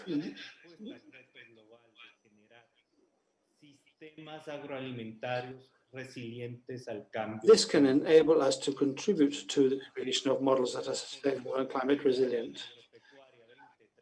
Furthermore, the 2030 National Agricultural Policy includes a specific chapter on environmental sustainability that includes the design and adaptation of technical rules for adaptation, always in the light of good agricultural practices. Our short-term goal is to bring about the strengthening of scientific research capacities in the areas of agriculture and fisheries production, so that we may develop techniques that are more sustainable and climate resilient. And in the medium term, we want to adapt our sectors so that they're more sustainable and in such a way that we can quantify the emissions. When it comes to mitigation, we're concentrating on the decrease of our national emissions of greenhouse gases with a view to complying with the commitments in the Paris Agreement that were ratified by Ecuador. It has to be said that under mitigation, strategies that require a long-term approach include climatologically intelligent cattle raising,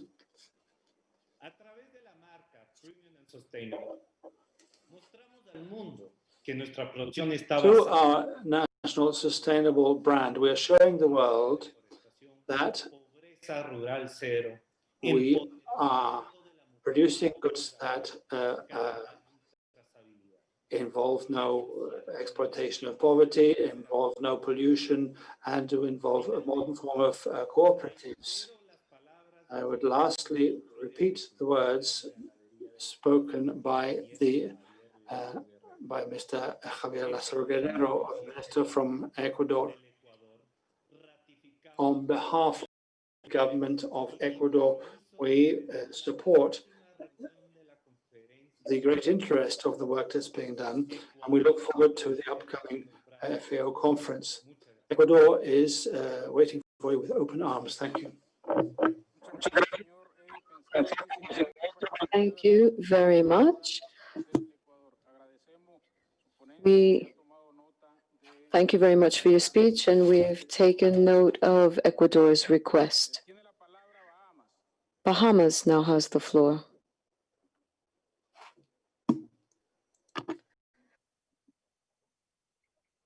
Thank you again, Mr. Chairman. The Bahamas has not been exempted from the grave challenges of transforming its agricultural and food systems to achieving more sustainable and resilient production.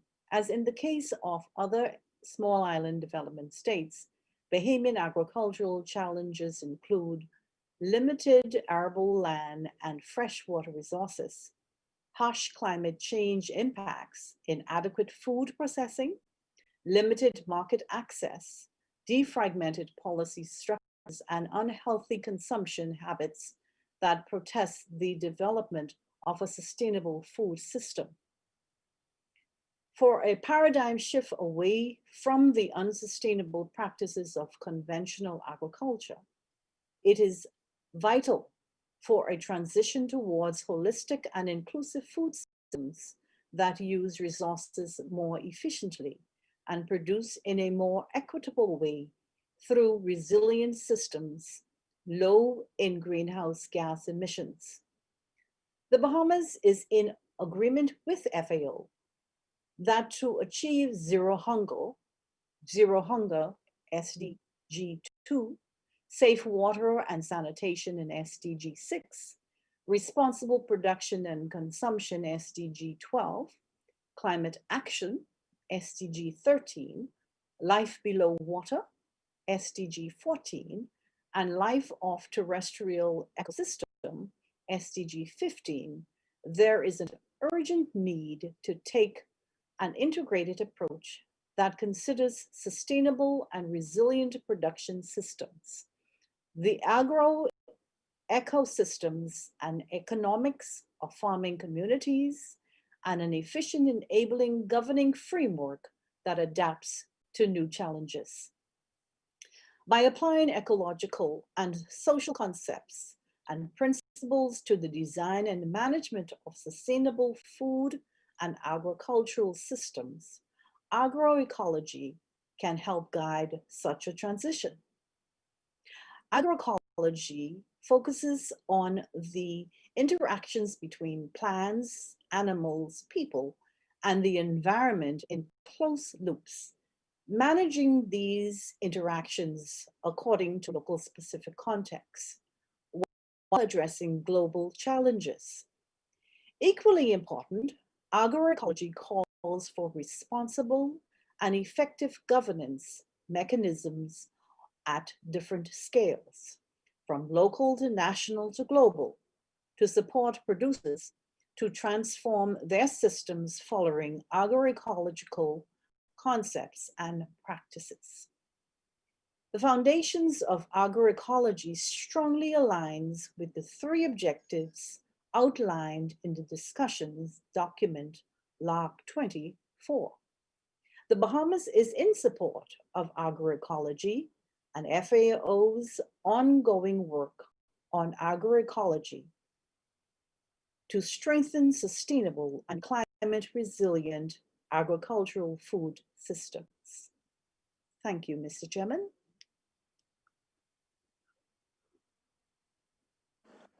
Muchas gracias, señora embajadora permanente ante FAO de Bahamas. Quiero recordar la lista de delegaciones que tienen la palabra: Bolivia, Uruguay, Belice, Perú, Dominica, México, Barbados, Surinam, Trinidad y Tobago, Jamaica y El Salvador.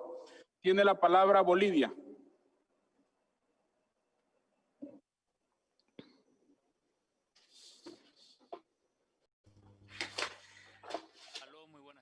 Hello, good afternoon. Yo, director general de la Organización de las Naciones Unidas para la Alimentación y la Agricultura. Señor Julio Verdeguer, representante regional de Latinoamérica y el Caribe.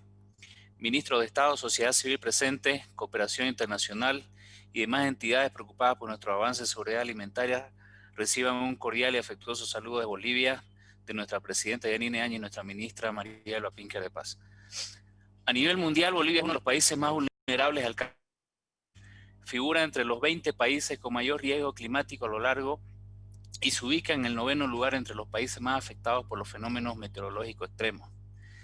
En ese sentido, queremos expresar que en este espacio donde estaremos debatiendo sobre los retos y cuestiones prioritarias relacionadas a la agricultura, al cambio climático, plantearemos las acciones y estrategias para cumplir con la agenda internacional instituida de manera general por los 17 objetivos y de desarrollo sostenible que de manera particular están determinadas en el Acuerdo de París de la Convención del Cambio Climático del 2015, la Estrategia de Neutralidad y Degradación de las Tierras de la Convención de Desertificación, Degradación de Suelos y Sequía del año 2015 y las metas Aichi de la Convención de la Diversidad Biológica. Bajo esta consigna, el gobierno de Bolivia junto a la FAO y otras entidades de cooperación ya hemos viabilizado la gestión de recursos financieros ante el Fondo Mundial del Medio Ambiente GEF, el Fondo Verde del Clima, con la finalidad de priorizar metas locales que nos permitan enfrentar el cambio climático, la inseguridad alimentaria, la pobreza, y teniendo en cuenta que Bolivia es uno de los países altamente vulnerables a los fenómenos anteriormente mencionados. Permítame empezar mi intervención recordando que la definición de agricultura ha ido evolucionando, dado que al principio solamente hacía referencia a la producción basada en el cultivo, que hoy también está incluido en el manejo integral de los bosques, la preservación y restauración de los servicios ecosistémicos, el aprovechamiento de la agrobiodiversidad, la gestión de recursos hídricos, los procesos e incrementos progresivos de valor agregado, entre otros. Bajo estas consideraciones, la agricultura sostenible y el desarrollo rural inclusivo debe considerarse como el manejo integral y sustentable del suelo, el agua, los bosques y la biodiversidad. La pobreza se concentra en las zonas rurales y territorios indígenas donde el acceso a los servicios básicos como el agua potable, la electricidad, atención de salud y educación es muy limitado. Por otro lado, en Bolivia existe un sector agropecuario e industrial prometedor para el desarrollo rural inclusivo. Lamentablemente, este sector no ha sido favorecido con políticas y acciones que permitan migrar hacia una agricultura sostenible que garantice la dinámica económica para la seguridad alimentaria. Me permito señalar las principales barreras de la agricultura en Bolivia.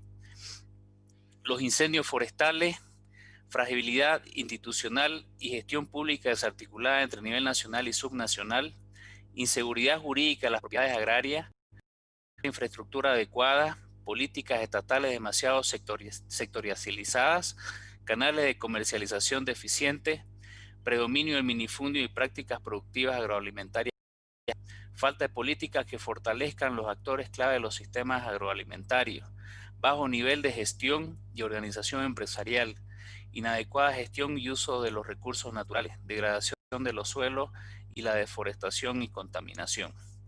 A esta barrera relacionada a la gestión de los sistemas productivos agroalimentarios se suman los efectos del cambio climático. Vimos que están provocando sequía, heladas, granizadas, inundaciones y principalmente incendios, pues se espera que en algunas de las macroregiones como el Chaco y la Chiquitanía boliviana la temperatura aumente al menos 4 grados al 2040 y al 2100 alrededor de los 6 grados, lo que iría en desmedro de la economía local y por ende de la seguridad alimentaria. Es razón a estos fenómenos climáticos que el gobierno de Bolivia promulga el decreto supremo declarando desastre nacional por incendios y sequía y abriendo la disponibilidad de financiamiento y apoyo internacional para controlar las quemas a fin de evitar los daños que se registraron en la gestión del 2019 y a principios del 2020. Bajo este contexto agropecuario y también climático, los diversos productores agropecuarios rurales deberán instituir prácticas de agricultura sostenibles y resilientes al cambio climático, pues según la variabilidad de las temperaturas y precipitaciones, las amenazas para el desarrollo de los sistemas agroalimentarios van desde heladas, granizadas, entre otros.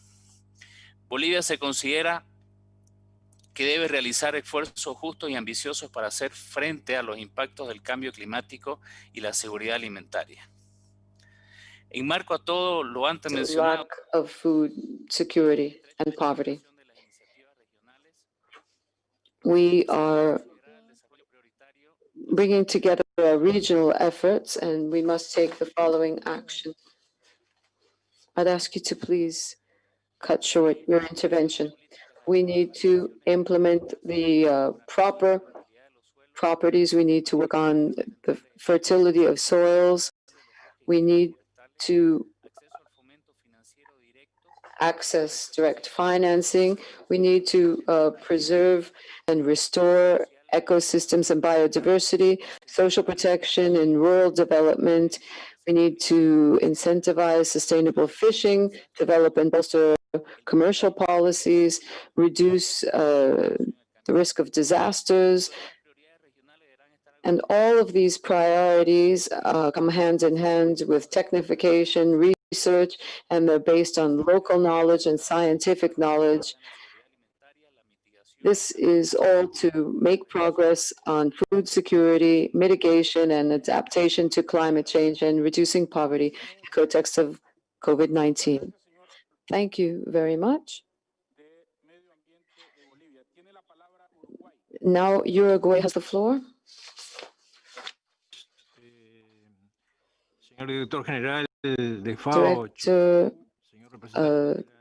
Director General of FAO, Chu Danfu, Regional Director, Mr. Rodriguez. Uruguay would like to signal the importance of this number 3 initiative on sustainable climate resilient agriculture. We think that it's important to focus on resilience because adaptation to climate change is our number 1 priority. This is recognized. It's particularly vulnerable to climate change.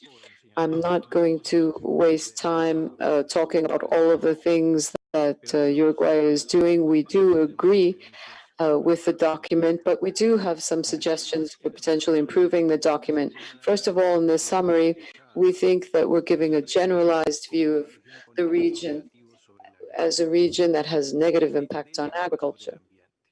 In other words, agriculture's impact on the environment.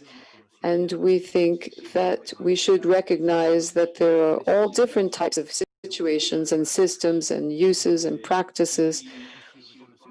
And if we recognize these differences and make distinctions, then we won't stigmatize the region as a region that is harming its natural heritage. For instance, not all countries in the region are losing forest covers. Uruguay is one of them. Uruguay has 60% of its territory that's covered with natural prairies that are highly diverse, the Pampa biome, and this is fairly well conserved. There's a second point that we want to make reference to as a concern of ours, and that is when we make mention of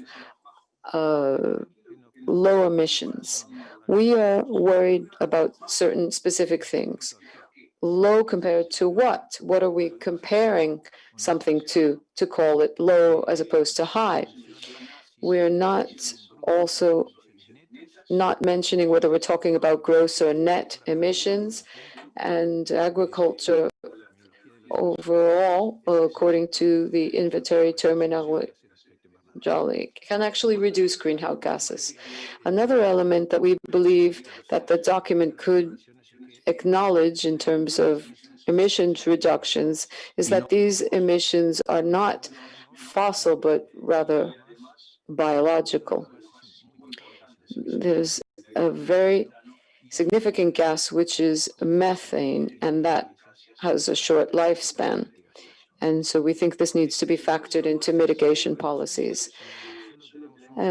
We have a comment on the second section in A, letter A of this section. We think that it's important for FAO support should not only mention the Paris Agreement, but also the UNFCCC overall, because the Paris Agreement doesn't involve any specific sector of the economy.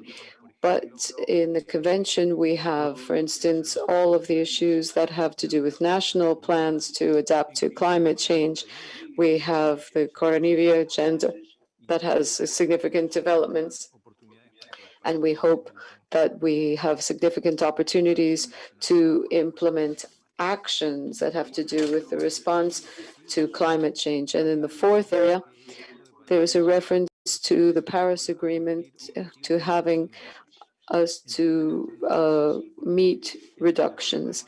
And we don't believe that we're making reference to any sectors specifically. This may or may not be included in their national determined contributions. And agriculture might participate, but it hasn't been defined or claimed by the Paris Agreement. And in this section, we're talking about livestock with low emissions, and there's a reference to a 30% reduction being possible.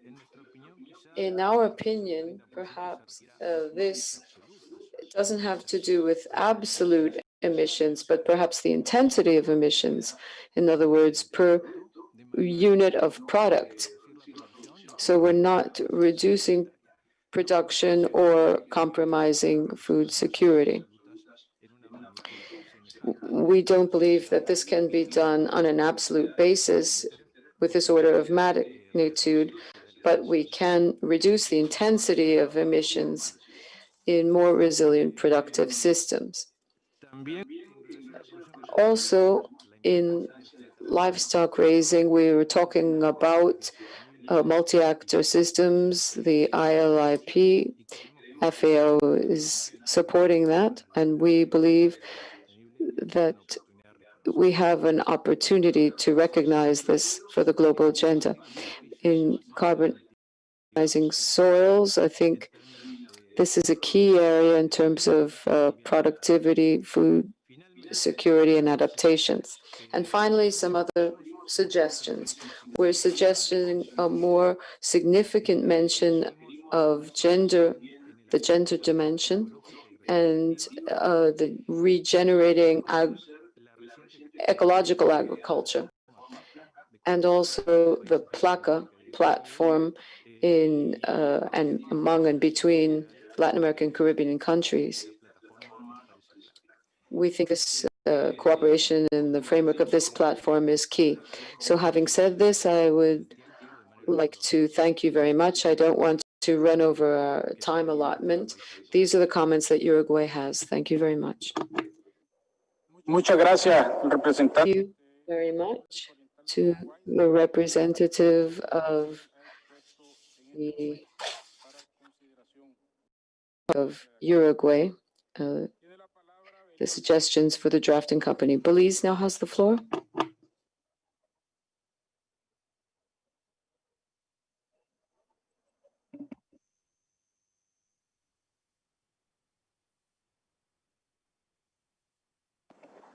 Puede encender el micrófono, señor ministro.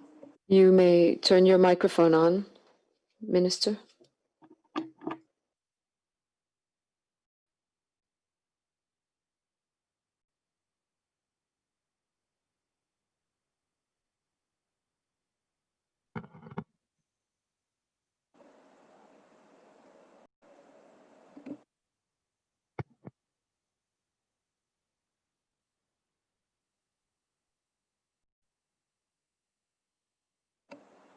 ¿Podría encender el micrófono, señor ministro? Could you please turn your microphone off, Minister?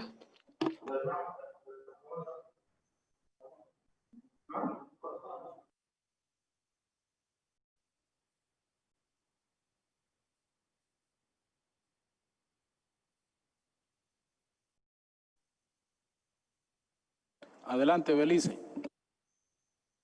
Right ahead, Belize. Belize, your microphone is on mute. Please unmute your microphone.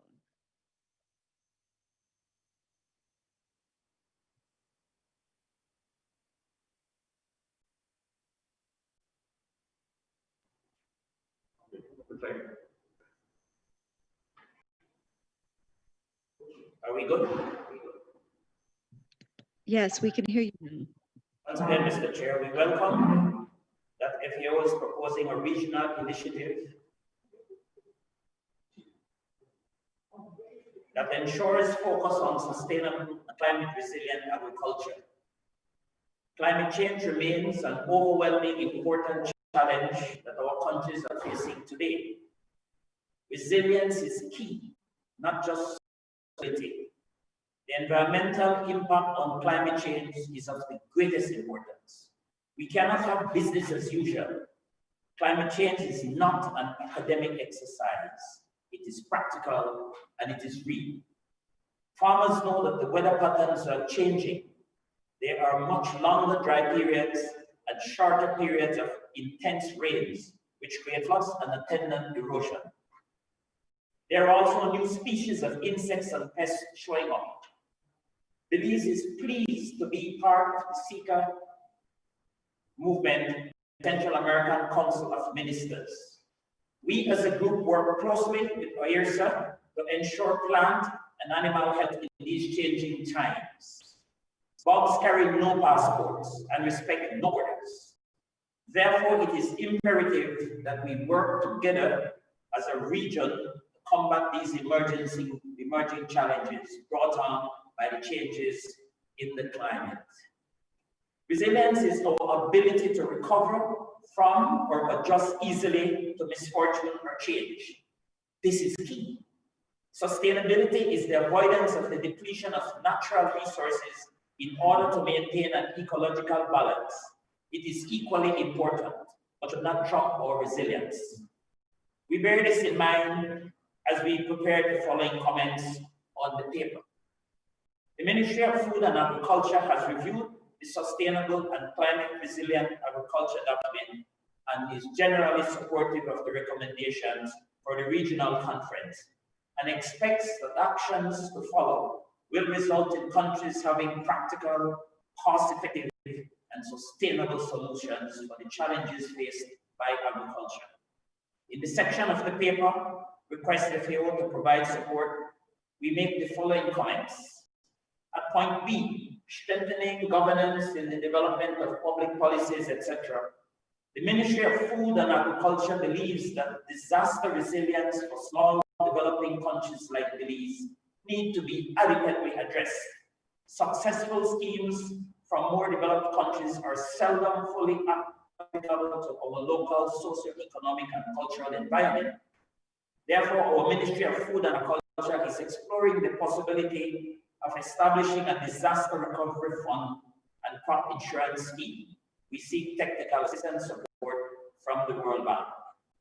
Under point C, promoting the implementation of and scaling up of sustainable, resilient, low-emission innovations, etc.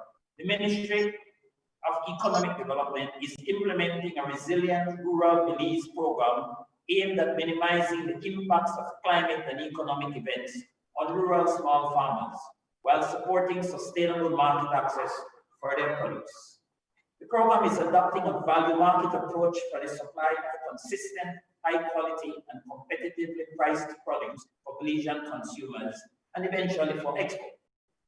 The US $20 million Rural Resilient Belize program is funded by the International Fund for Agriculture Development, IFAD, the Green Climate Fund, and the government of Belize. This program has two components. One, climate resilient value chain development, which seeks to introduce and strengthen smallholder participation in select value chain through promotion of climate resilient production methods, products, diversification, and related innovations. And two, climate resilient rural infrastructure and asset development to support climate resilient productivity and improve market access through rehabilitation and provision of new roads, drainage, and irrigation infrastructure in priority areas. The Ministry of Food and Agriculture and the World Bank are also designing a project to assist commercial farmers to venture into climate smart agriculture and to foster green production. At point D, fostering the development and scaling up of climate services, etc. Several organizations, such as the World Bank and the FAO, are providing support. However, no tangible solution is forthcoming yet. These services are extremely important to improve planning and managing crop forecasts. Our ministry supports the three objectives for the environmental and climate transformation of agriculture proposed by the FAO. One, improving soil health, particularly in the northern part of our country, is essential, and actions to prevent further deterioration in the country is being considered and implemented. B, promoting water management has become increasingly important.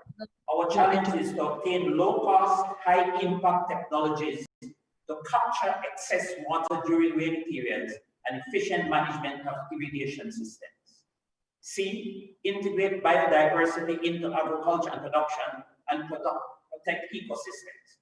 Our challenge is to convince stakeholders that these measures can eventually yield a higher return to their investment and the sustainability of their practices. Reduce greenhouse gas emissions. Convincing stakeholders that adopting new transformational measures is more profitable than current practices has been a major challenge. Our Ministry of Food and Agriculture has often been told that financial incentives will assist in this transformation. This is particularly in the case of silvipastoral systems. In the reduction of food losses and waste, the Ministry of Food and Agriculture would want to obtain more support from the FAO. Appropriate technical assistance and capacity building for the ministry and producers is required to transform raw materials into higher value added products. We thank FAO for the initial intervention in this area. Sustainable forest management. Belize has taken steps to preserve our forests as natural catchment areas and to improve the sustainability of the environment. We have declared large tracts as reserves under a trust management system which will ensure the maintenance and preservation of these areas. In an enabling framework adapted to new challenges, the ministry is slowly transforming its mandate to become more responsive to the climate change on the agriculture sector. Over the last 4 years, the agriculture sector in our country has had to absorb losses from droughts, floods, tropical storms, and hurricanes. While relief has been offered to farmers to the tune of some $20 million, more needs to be done, but can only be accomplished through an enabling framework with a practical, viable agenda. This includes climate-smart agriculture, affordable finance, disaster risk management, market-oriented products, technology and innovation, and good governance, among others. Mr. Chair, we thank you for the time and we submit our comments. Thank you very much and blessings.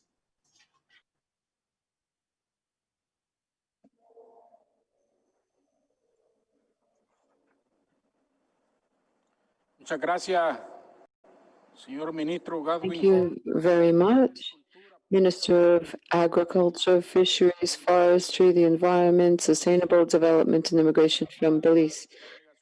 Now, the delegation of Peru has the floor. Thank you very much, Chair. Due to its high diversity of ecosystems, Peru is considered the one of the highest, the third highest vulnerable country in terms of its ecosystems. We therefore must integrate resilience focused on the three pillars of sustainability. The strategy that Peru has, a plan for food security and nutrition, will reduce vulnerability. These instruments in our law aim to achieve food systems that are sustainable and prioritize vulnerable populations in rural areas depending on family farms. We welcome the push given to family farming, and in Peru, this represents 97% of productive units that supply more than 70% of the food basket in the country. And this means that promoting family farming will move us towards sustainable development in rural areas.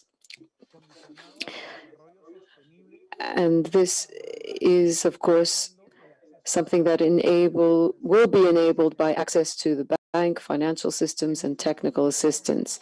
The challenge that we face as a country is to generate a change that will involve sustainable practices that enable us to conserve our agrobiodiversity and natural resources.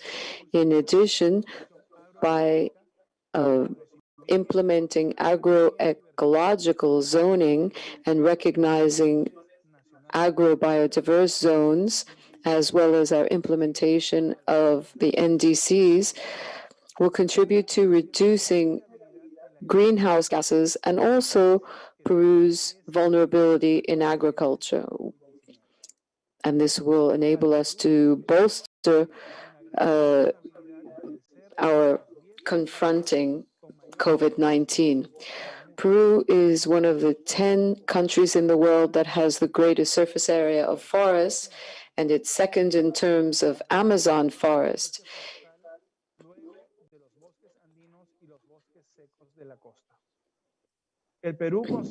Peru considers it key to tackle the issue of forest as a fundamental issue in order to mitigate the effects of climate change, but it also considers it to be a viable alternative to bring about a global economic recovery.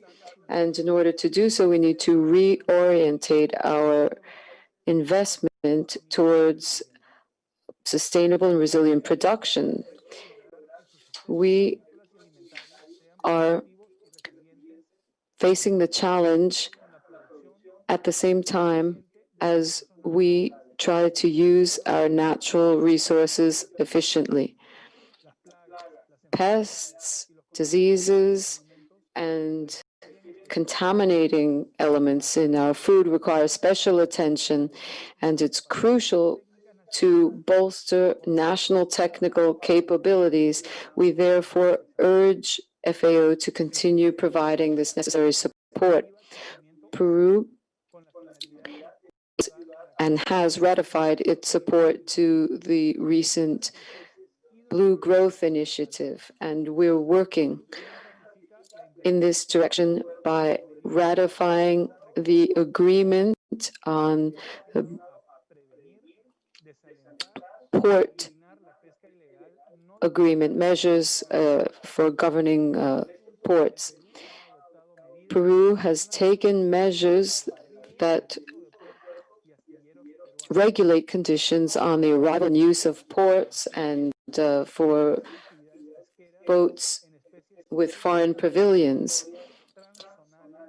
in working as well with hydrobiological species that are highly migratory, like horse mackerel, mackerel, and giant squid.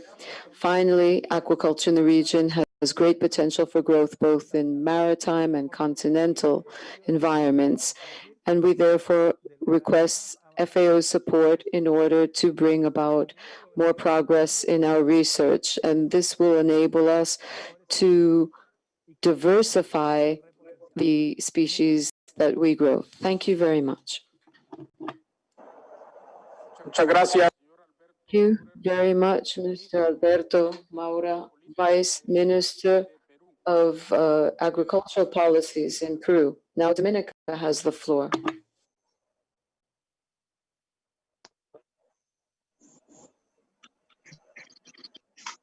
Good afternoon to all. Let me first apologize on behalf of Honorable Fidel Grant, who is regrettably unavailable for this meeting, but extends his greetings from the Commonwealth of Dominica to the host and FAO. Thank you for the opportunity to address you and make comments during this very important regional meeting.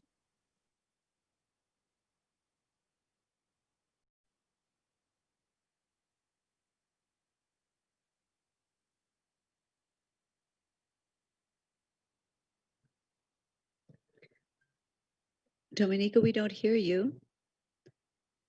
You seem to have been cut off. My apologies. Mr. Chair, my comments, though brief, will focus on the attempt to make a solemn case for building resilience in the agricultural sector. I draw on your attention, Mr. Chair, at this point, to emphasize the extreme desire of Dominica, being one of the most vulnerable countries to climatic impacts in the small island developing states, to advocate for resilience in the agricultural sector. Chair, colleague delegates, partner agencies, we may recall that Dominica was devastated by Hurricane Maria in September of 2017, causing losses in excess of $382 million, which was equivalent to 226% of our gross domestic product, GDP. The assessments at the time, as is articulated in the post-disaster needs assessment, indicated that the cost of building resilience would be in excess of $101.37 billion. While the figures above represent the total country, however, the value of the losses to the sector was unprecedented, reaching $105.87 million. Therefore, Mr. Chair, in the context of resilience building, Dominica cannot overemphasize the need to develop a roadmap and a focused drive to achieve this. This will require a transformation of the sector, transformation of the assistance and investment packages, and transformation of the focus of our developmental partners on our critical and unique challenges if we are going to achieve this very important objective. Data collection and its use for planning and mitigation must also take prominence.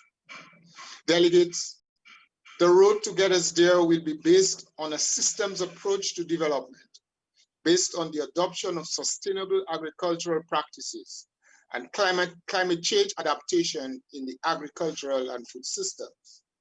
The use of available technologies to reduce damages and losses to livelihoods in the face of climatic and other impacts. The development and implementation of risk transfer and risk management strategies, increased focus on land and soil management practices, management of our marine ecosystem. Of course, our countries are surrounded by the ocean. Creation of climate smart technologies, and in the context of pandemic COVID-19, the building of the food systems to mitigate against the impacts of other exogenous shocks. The youth must be encouraged into the sector by introducing innovation and digitization to facilitate production. Chair, from where I see, the issue of resilience must continue to take precedence, and we therefore request the support from this very dignified gathering for FAO to continue to give and place strong focus on the issue of resilience in the agricultural sector by providing technical support and the mobilization of financial resources to help us to reach our desired goals articulated above. Colleagues, the time is now. Please allow me to quote from my Honorable Prime Minister, Dr. Roosevelt Skerrit's address to United Nations General Assembly on the 23rd of September 2017, a mere 5 days after the passage of one of the most devastating storms to hit the Caribbean region, Hurricane Maria. I quote, "I came from the front line of the war on climate change, the physical and emotional difficulty. I have left my bleeding nation to be with you here today because these are the moments for which the United Nations was formed." End quote. Ladies and gentlemen, honorable colleagues, the Caribbean is in the front line of the impact of climate change. And as such, building resilience cannot be delayed anymore if we are to survive this phenomenon. I strongly support the proposed area of FAO's focus on sustainable and climate resilient agriculture, hereby giving support to the document entitled LARC24. Thank you for the opportunity. Thank you, ladies and gentlemen.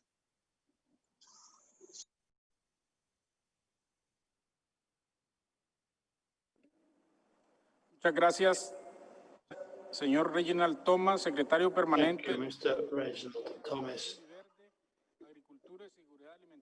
from the Green and Blue Economy Ministry, Dominica. Mexico has the floor. Thank you very much, Chairman of the Conference.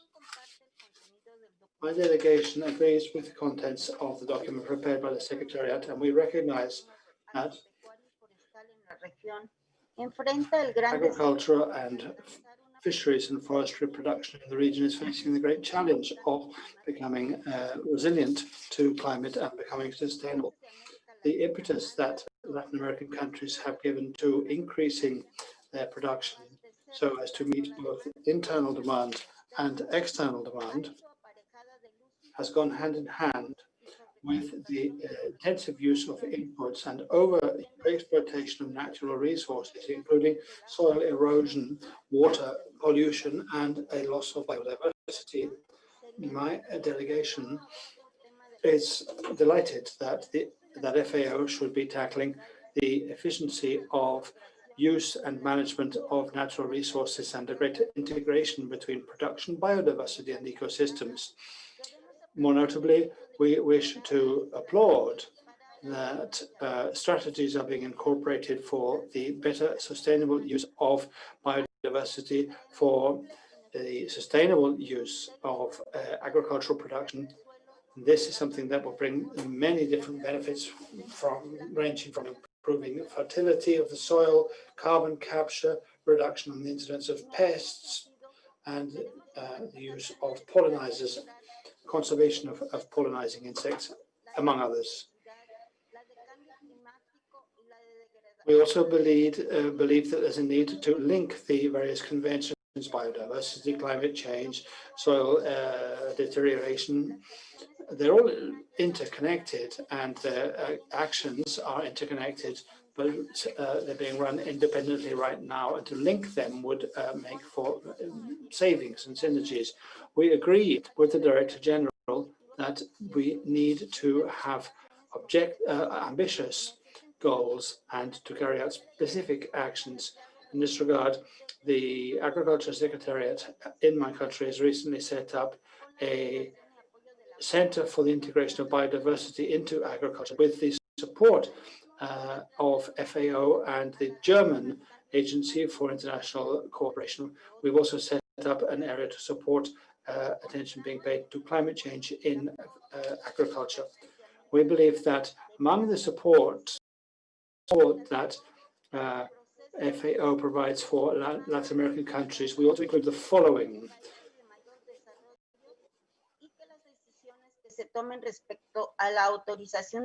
The legal framework in the region should be made more uniform between the more developed and less developed countries, so that decisions made can be made with regard to authorizing the use of certain products, and this be horizontally and universally applicable. The promotion at an early stage of technological innovation, the promotion that national accounts should incorporate environmental accounts so that both costs as well as environmental costs and benefits of certain practices of production will be taken into account when it comes to making decisions that will foster or inhibit certain public policies. Fourthly, have a campaign in the region that would make for better governance of water resources so as to ensure adequate distribution and conservation of those resources. This would help to prevent conflicts caused by access to water. We believe that we need to go further in our levels of ambition, and we need to work for the creation of new we need to work in training, new generations of climate intelligent producers with an interest in using agricultural innovations from science. We need to create a virtuous circle of cooperation between scientists, education people, and producers. This would make for efficient use of tools such as artificial intelligence, precision agriculture, biological pest control, efficient mechanisms for innocuousness and traceability inter alia.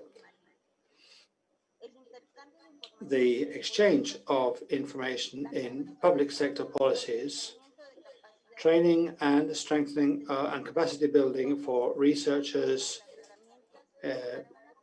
people who deal with education, producers will be part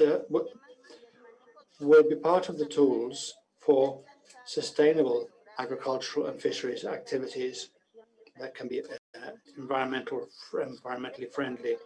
Lastly, we would underscore the importance of the regional initiative for sustainability and sustainable and climate resilient agriculture, and in particular the regional initiative for the sustainability and climate change, especially because of the support provided by this mechanism when it comes to seeking resources and funds, as an example of a program I have in Mexico. Thank you very much. Coordinadora General de General Coordinator for International Affairs at the Agriculture and Regional Development Ministry of Mexico. The next speakers are Barbados, Suriname, Trinidad and Tobago. Barbados first, please. Thank you, Chairman. Distinguished colleagues, ladies and gentlemen, I will be brief given the hour. But given the particular vulnerability of the Caribbean states to the impacts of climate change, we strongly support this regional initiative. While we recognize that sustainability and resilience are multi-dimensional issues, we need a regional initiative that ensures focus on environmental sustainability and climate resilience. In particular, Chair, we note increased investment in risk analysis, early warning, and anticipatory action are now even more important to better address the systemic nature of disaster risk. As you may know, Barbados is one of the world's most water-stressed countries, and support from FAO in informing agricultural water use policies and investment plans, and in facilitating the adoption of the technologies that increase water availability and efficiency is critical for Barbados, as well as for several other water-stressed countries in the sub-region. Also, promoting soil health and improving biodiversity are also very critical areas of action in Barbados. As you may be aware, sir, in the marine space, more than 90% of Barbados' territorial space is ocean. Sustainable management of the marine resources is an imperative, while at the same time protecting the livelihoods of those who depend on the blue economy. Barbados, as you may also know, has very ambitious plans to expand our marine managed area to about 30% of our EEZ in the near future. Sustainable fisheries must coexist in the context of the blue economy. Lateral thinking intersectoral collaboration and leapfrogging on the experiences of others will be essential elements in achieving the social and environmental benefits that are needed. Additionally, linking fisher folk to social protection can significantly reduce their vulnerability to shocks. But sir, there are just a few things in which to underline. There is an outstanding request that was submitted by the CRFM, the Caribbean Regional Fisheries Mechanism, to FAO almost 2 years ago, requesting the use of the Nansen vessel in the Caribbean, to support work on marine spatial planning and marine resources survey. This is critical to planning, implementing, and monitoring blue economy strategies in the region, and specifically in Barbados. Sir, we look forward to a positive response on this request. We underline, additionally, expertise in water management and in soil management is critical to the Caribbean, but access to such FAO expertise is too limited. It is an area that we hope that FAO will be able to strengthen in order to meet our critical needs in these areas. Finally, sir, we recognize the need for Barbados to be more influential in the major international bodies, developing global policies on sustainable management of natural resources. FAO is well placed to provide the technical support and guidance necessary to promote this. So I wish to thank you for your time.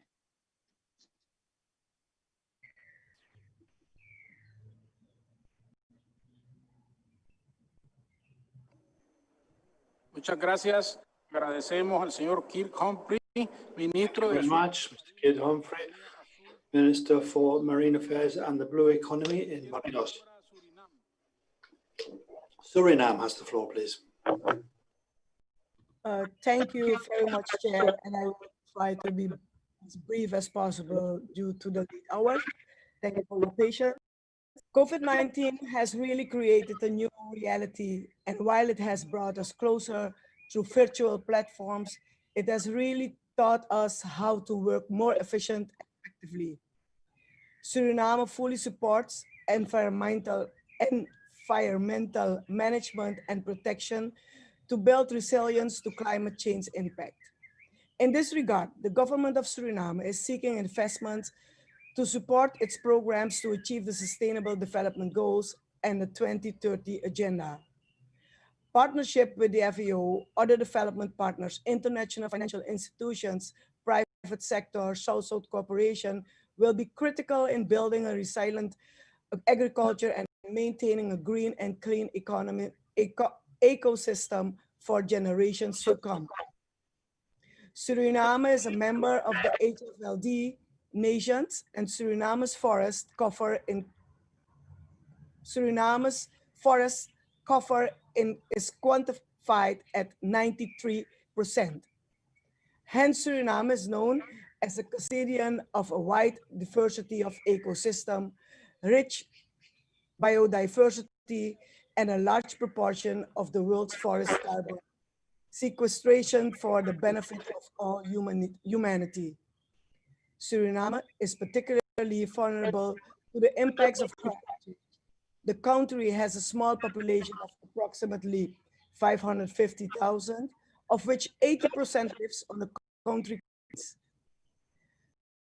Economic activities and infrastructure are concentrated along the low-lying coastal zone.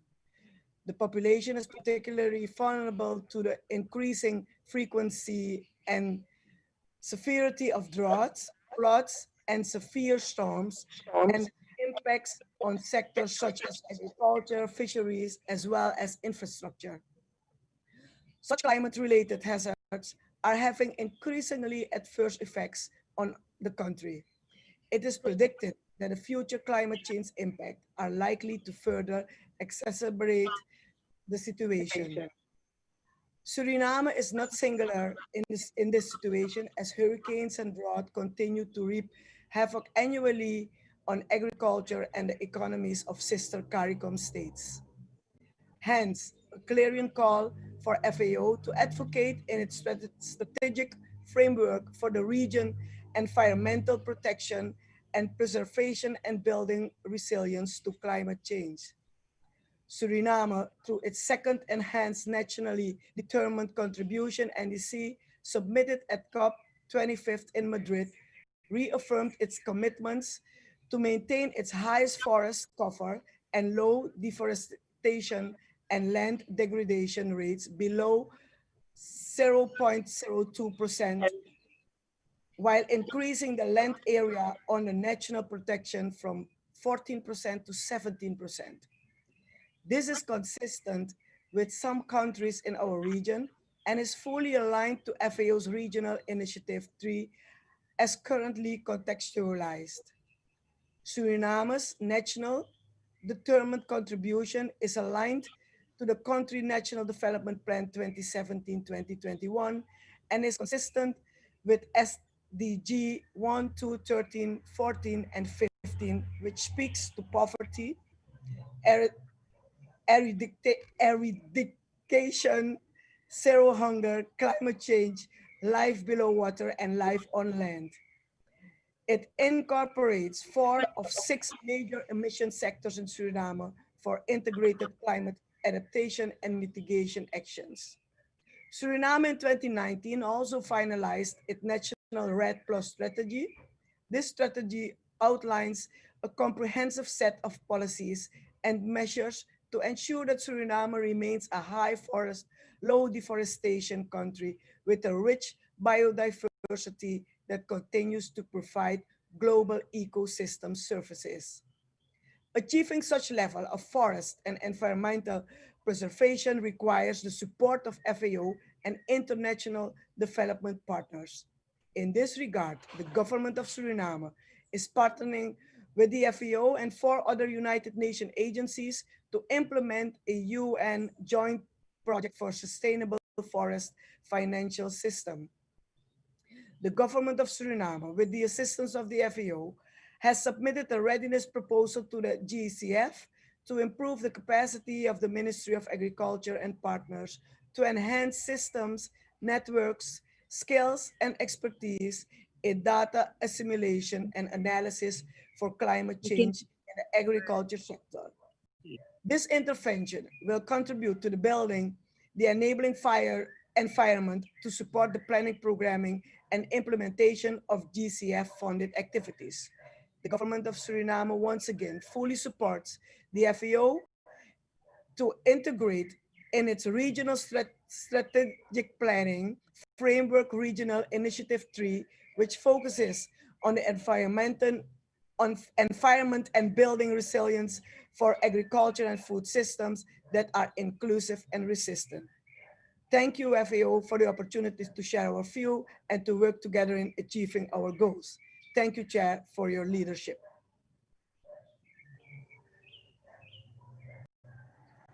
Muchas gracias al representante de... Thank you very much to the representative of Suriname. Trinidad and Tobago has the floor.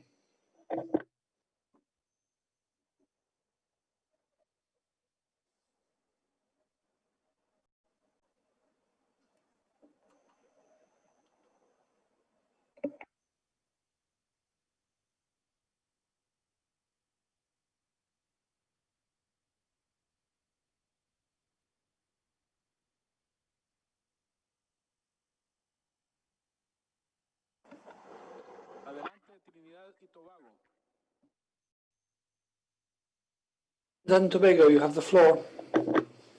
Trinidad and Tobago, we do not hear you.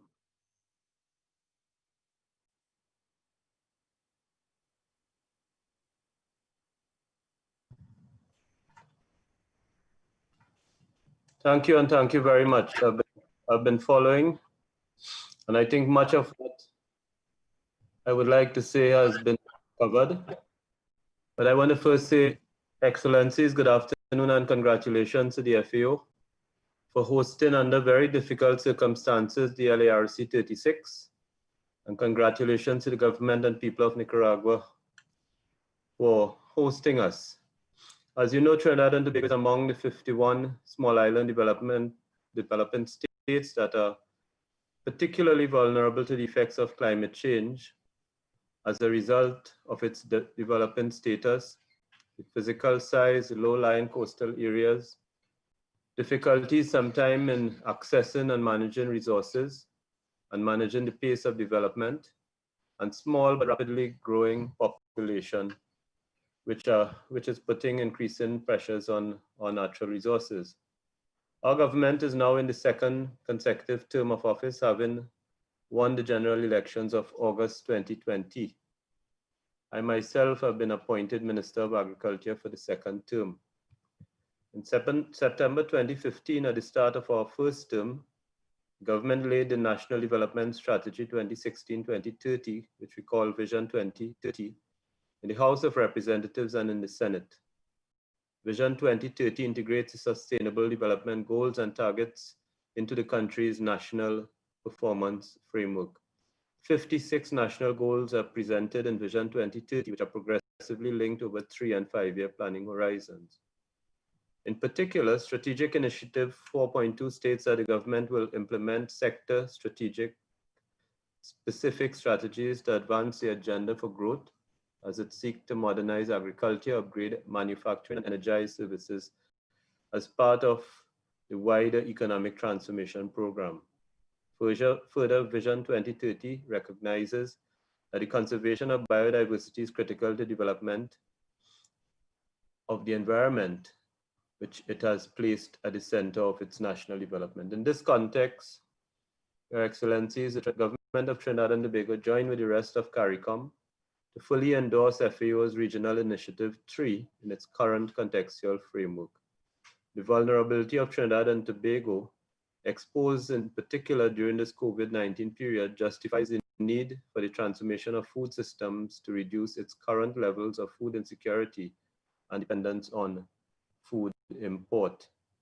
As I close, I make it clear the government of Trinidad and Tobago fully supports the FAO in the country and across the region, and joins with the rest of CARICOM to endorse the 3 regional initiatives, and in particular, Regional Initiative 3. I thank you very much.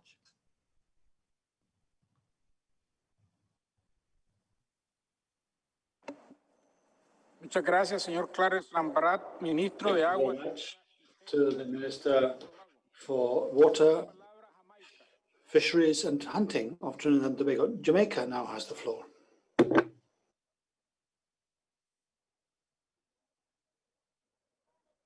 Has the floor. Thank you very much, Chairman. All protocols observed, and given the time constraint, I'll be very brief.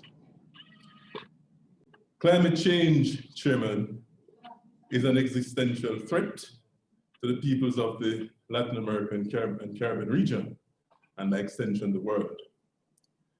The agricultural sector, which is absolutely critical for food and livelihood security, is particularly vulnerable to the impact of climate change, which causes increases in intensity and frequency of extreme weather events. The irony, Chairman, is that agriculture is also a significant contributor to climate change, as evidenced by the high emission of greenhouse gases due to livestock production and the clearing of forest areas for agricultural production.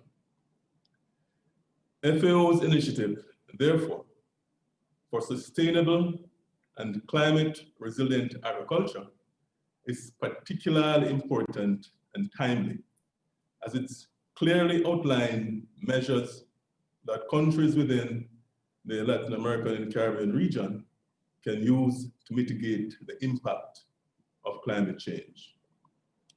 The recommendations of improved soil health and restored land, promotion of water conservation, efficient use, and water scarcity management, integration of biodiversity into agricultural production to protect ecosystems, sustainable forest management, reduction in greenhouse gas emissions, and the promotion of blue growth are all fully supported and endorsed by Jamaica.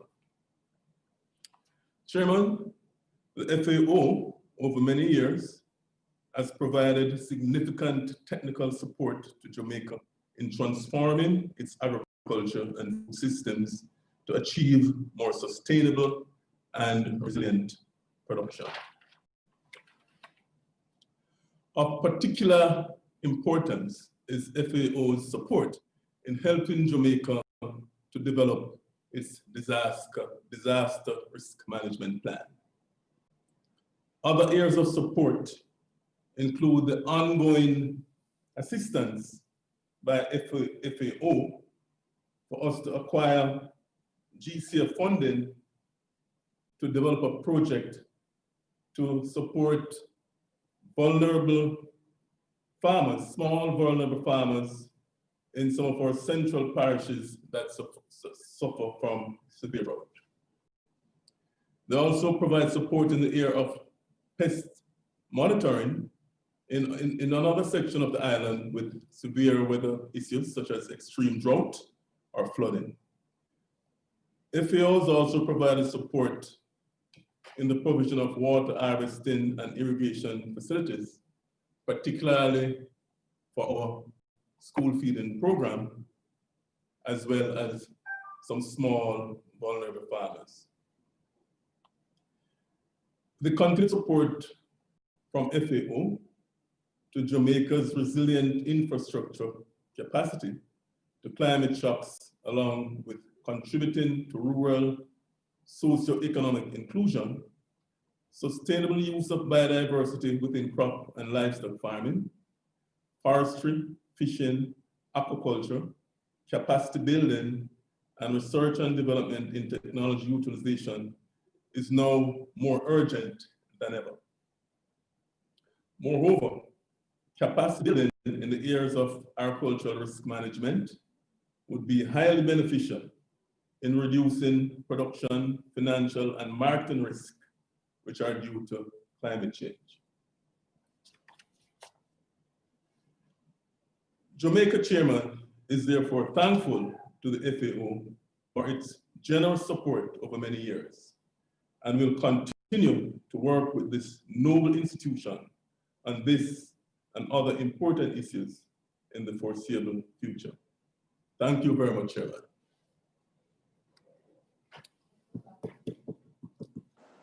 Muchas gracias, señor Kat Hyatt.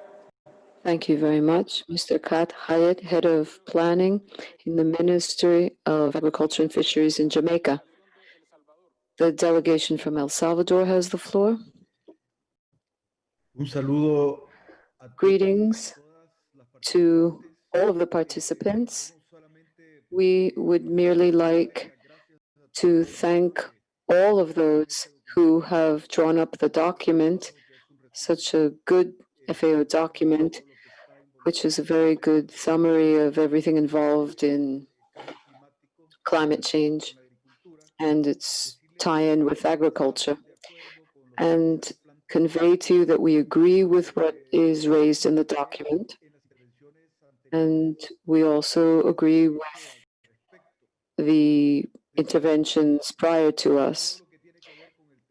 Everything that has to do with prevention and mitigation and adaptation is something that we hope to be able to work on over the next few years with FAO in order to implement certain action. I would just like to make 3 additions that we believe are important and that we would like to emphasize in sustainable agriculture, sustainable and climate resilient agriculture. First, we think that we should seek support in order to build strategic food reserves, because there could be a climate-related weather disaster, and we need food to be able to distribute to the population. And because FAO works with food as well, well, I think this is an issue that should be put out on the table. But also, basic food or commodities is something that we need to consider seed banks for. There could be strong flooding, and many of the materials used as seeds could be lost. So we consider that within this strategy, we should also be considering including seed banks, banks for storing seeds. And this leads us to a second issue, which is bolstering the germplasm banks. In this new scenario of climate change, many of the varieties, many of the wild seeds may be at risk. And FAO has done work already in bolstering germplasm banks, and this should continue to be a pillar of its work in or under the umbrella of climate change. It's important for us to work on our natural resources, and we need genetic resources as well to develop our varieties. And this leads me to the last issue that we consider that could be included. Some more emphasis could be given to this, and this is seeing how through research institutions, innovation institutions, we could develop new materials, new varieties targeted at tolerating climate change and responding well. For instance, varieties that are resilient at high temperatures, or in the face of drought or too much moisture. I think this should be included in the work that's being done. I would simply like to thank you for your patience and your time. We are going to work with FAO hand in hand. Thank you.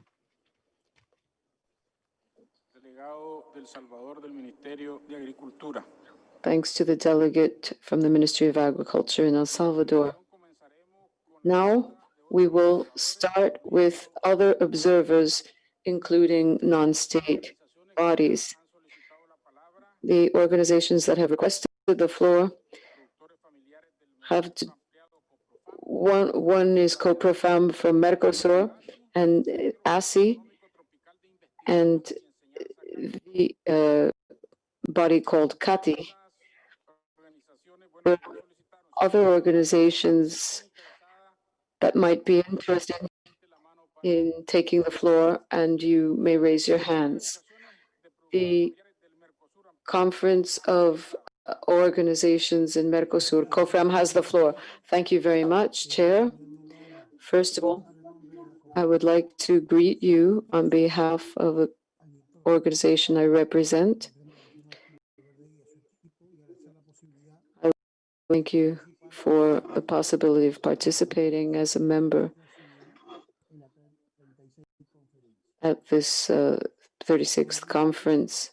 And also, I would like to greet the authorities and participants, and particularly Minister Centeno, the chair.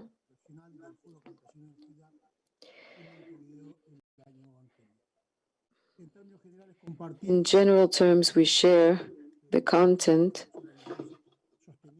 of the document, Sustainable and Climate Resilient Agriculture, and it's important because of its impact in family, peasant, and indigenous farming. The grave drought that is affecting many regions in Latin America is important as well. As the document says, our region provides 14% of world production. We also share the concern in terms of an increase in pressure on natural resources. We need to move towards sustainable farming systems, and we shouldn't generalize. We can't compare certain systems, extensive single crop systems, with family farming and peasant farming or indigenous farming.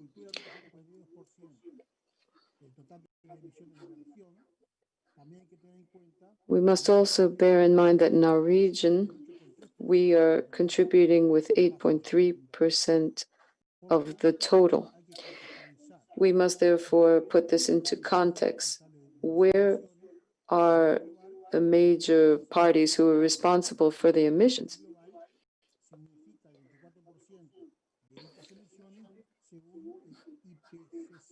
The IPCC has pointed to this accounting for 24%, and only two countries, the United States and China, account for 40% of emissions.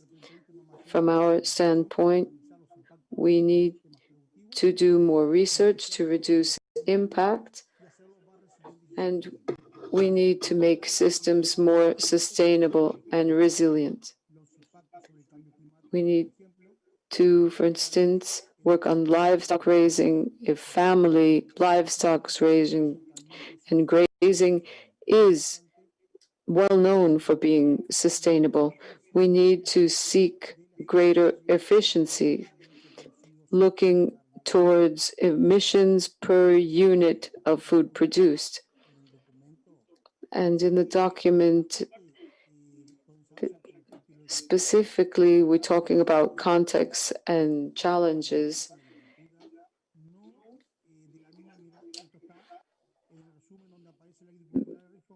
In the summary, we suggest that there be a modification as to who is responsible for the most part. The interpreters beg your pardon for the poor quality of the sound, which makes it unable for us to interpret normally. We're very sorry. We need to increase the involvement of countries in the region in environmental issues. We have Euroclimate Plus as an example. We're working with co-innovation. We need public policies to support resilient agriculture.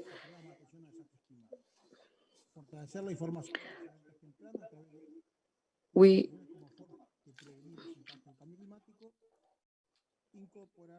need to include technology and innovation based on research.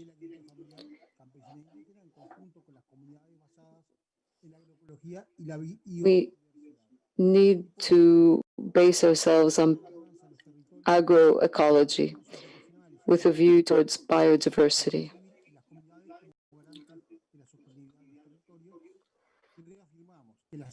We reassert that the strategies must be complementary as a way of tackling the problems on a comprehensive basis. Thank you very much. Thank you, Mr. Fernando Lopez, for the... Now, ASI, the International Cooperation Organization, has the floor. Good afternoon. Thank you very much. I would like to greet the people of Nicaragua and all of the people, fantastic people at FAO who have made this possible. On the side of the private sector, I think that we need to incentivize models that will help us combat climate change. Circular economy and cooperative economy models are providing us with results that can move the needle on sustainability and climate change. We're all doing what's possible to improve our performance, and we're implementing measures to administer better. And the win-win logic can be applied to the different challenges that we have today. We have profitability for different players within the framework of the Sustainable Development Goals. And that will be a winning strategy. Therefore, on resilience to climate change, we need to focus on policies for innovation and entrepreneurship. And this needs to be put into balanced, consistent, efficient frameworks. In other words, in order for us to be able to progress, we need to promote regulatory frameworks based on certain principles, such as science-based action, transparent, inclusive construction, attachment to good regulatory practice, and a commitment on the part of countries to international agreements and trade agreements to overcome barriers to the international supply chain. We need measurable, verifiable measures. We believe that when international bodies, governments, and regulators base themselves on these principles, they not only when they don't base themselves on these initiatives, rather, and these principles, they depart from or stray from their goal. It's important for us to be able to better regulate, to achieve better results. We would like to thank the FAO for giving us the opportunity to make our contribution in this very relevant space. Thank you very much. Thank you, Ms. Graciela Fernandez, Chair of the ACI. And now, the CATIE representative has the floor. Thank you, Chair. Greetings to all of the ministers, the Director General of FAO, and the Director General of Latin America. We are the oldest or longest standing center in Latin America that has integrated all of the principles. Its slogan has always been to produce, conserving, and to conserve producing. That's its slogan. We need green and inclusive development. CATIE participated with the scientific and academic community in elaborating this declaration, and we have strong alliances with many of the organizations for participating. It's important to note that actions against climate change, listening to more resilience, will need the training of human capital. And this is an area which our organization has been working on with the approach of climate intelligence. We've also bolstered capacity. In addition, it's very important to put more emphasis on climate adaptation, and we pioneered in this area working and seeking synergies to adapt to climate change. And we have several projects that we're implementing in the region. This is a key to generate knowledge. Generating and managing knowledge is going to be a key. I want to stress that in the context of climate change, we're going to need varieties of coffee that can withstand certain temperature and climate conditions, and CATIE has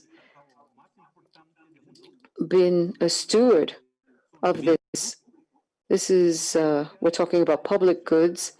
The institution has placed better hybrids of coffee, and we've also worked with cocoa, improving the quality.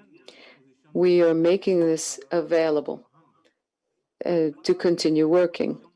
Likewise, we have a collection of plants that is very significant, and we have the approach of agrobiodiversity. We have greater diversity. We're trying to improve the diets and nutrition. That's another area of our work. And we have resilience as something we need to tackle. In Latin America, there are many degraded areas, and we're leading again in this area. We've been working on the 2020 horizon, and this year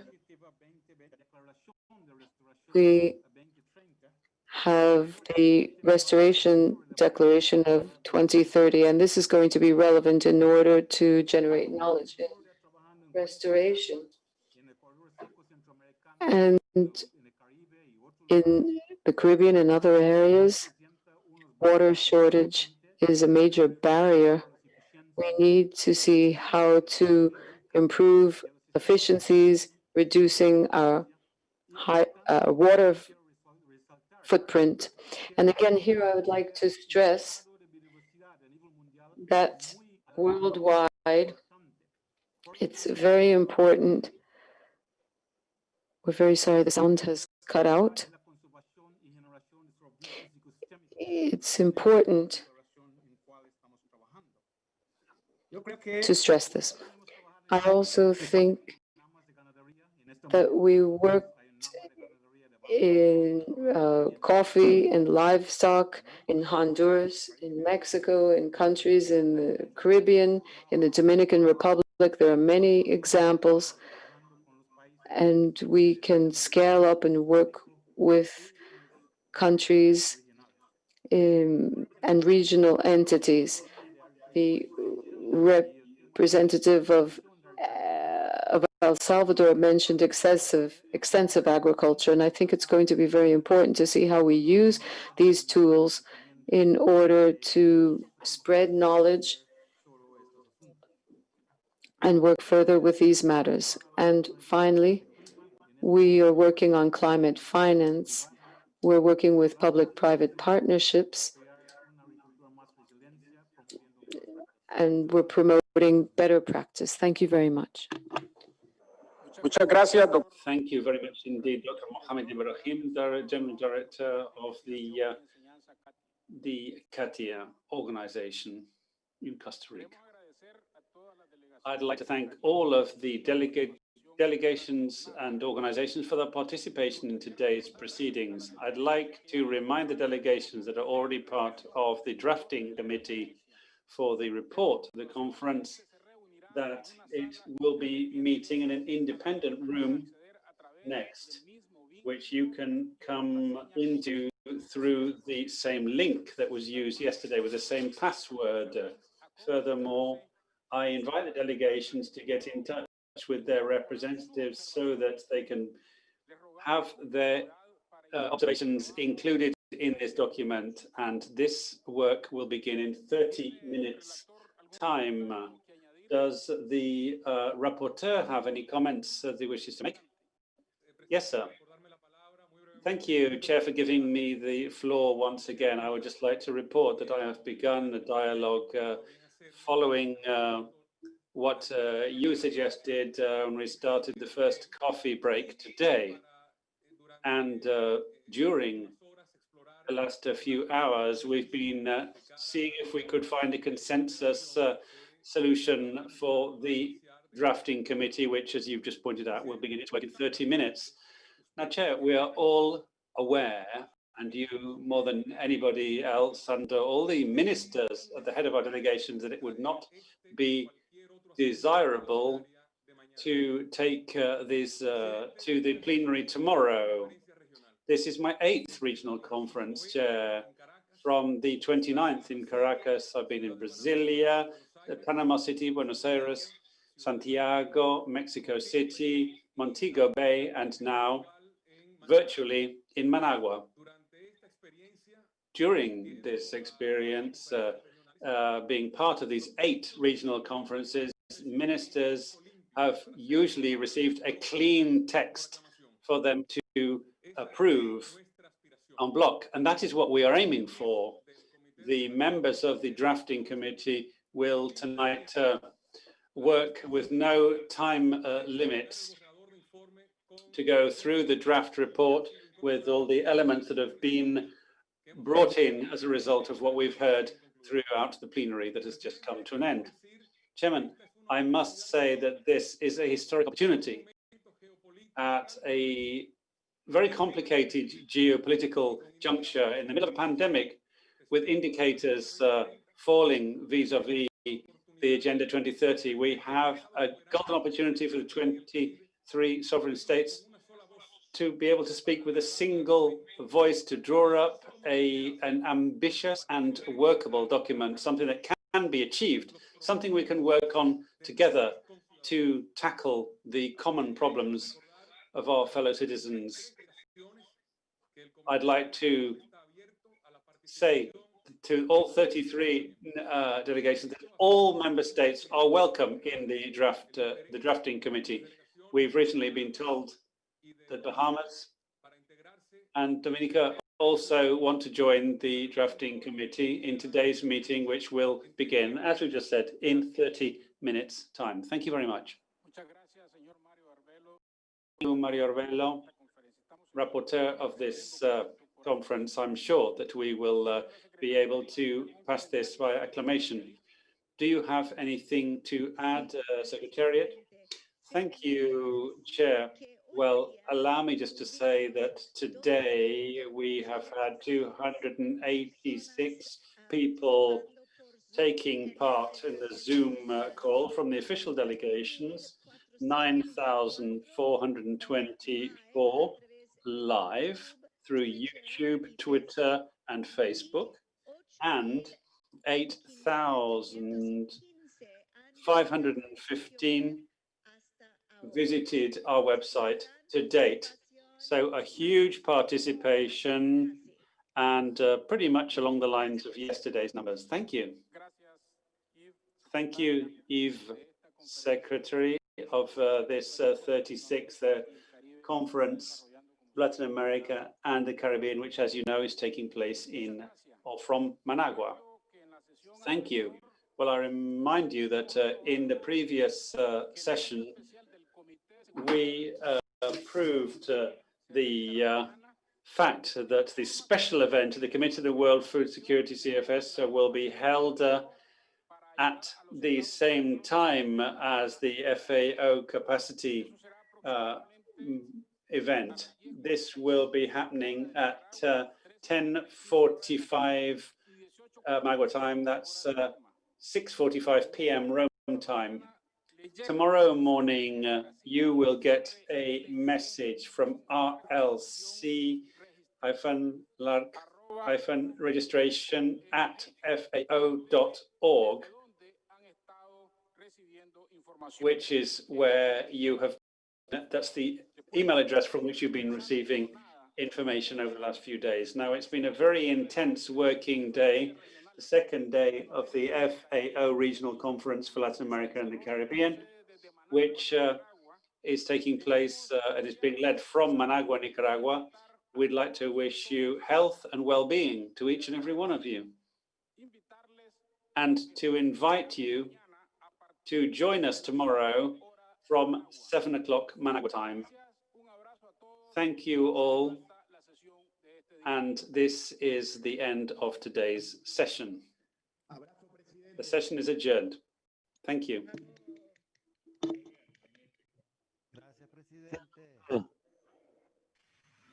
Gracias, presidente. Muchas gracias, señor presidente. Gracias, señor presidente, y felicidades por el día de hoy.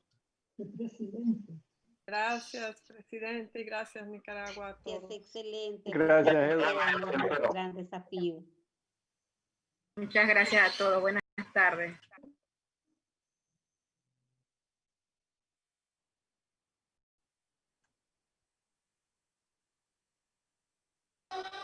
Muchas gracias. Buenas tardes.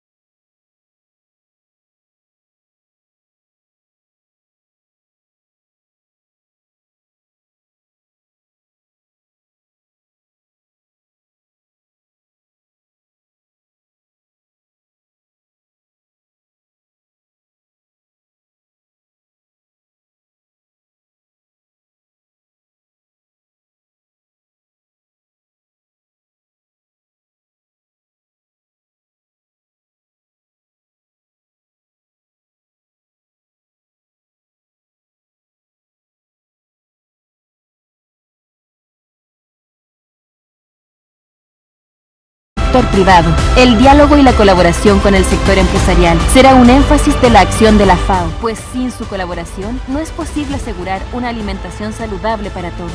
De igual manera, se requiere información confiable y monitoreo constante de las políticas para enfrentar el hambre, el sobrepeso y la obesidad.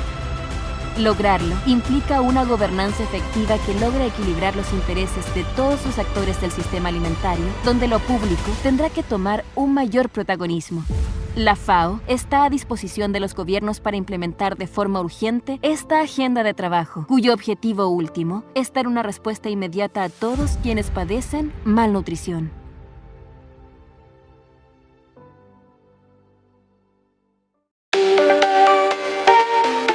El gobierno de Nicaragua desarrolla políticas, programas y proyectos que impactan positivamente en la producción de alimentos y en la seguridad alimentaria y nutricional de nuestro país, teniendo como premisa que no puede haber desarrollo económico sin sostenibilidad. Nuestra Ley de Soberanía y Seguridad Alimentaria y Nutricional tiene como objetivo garantizar el derecho a la alimentación de todos los nicaragüenses.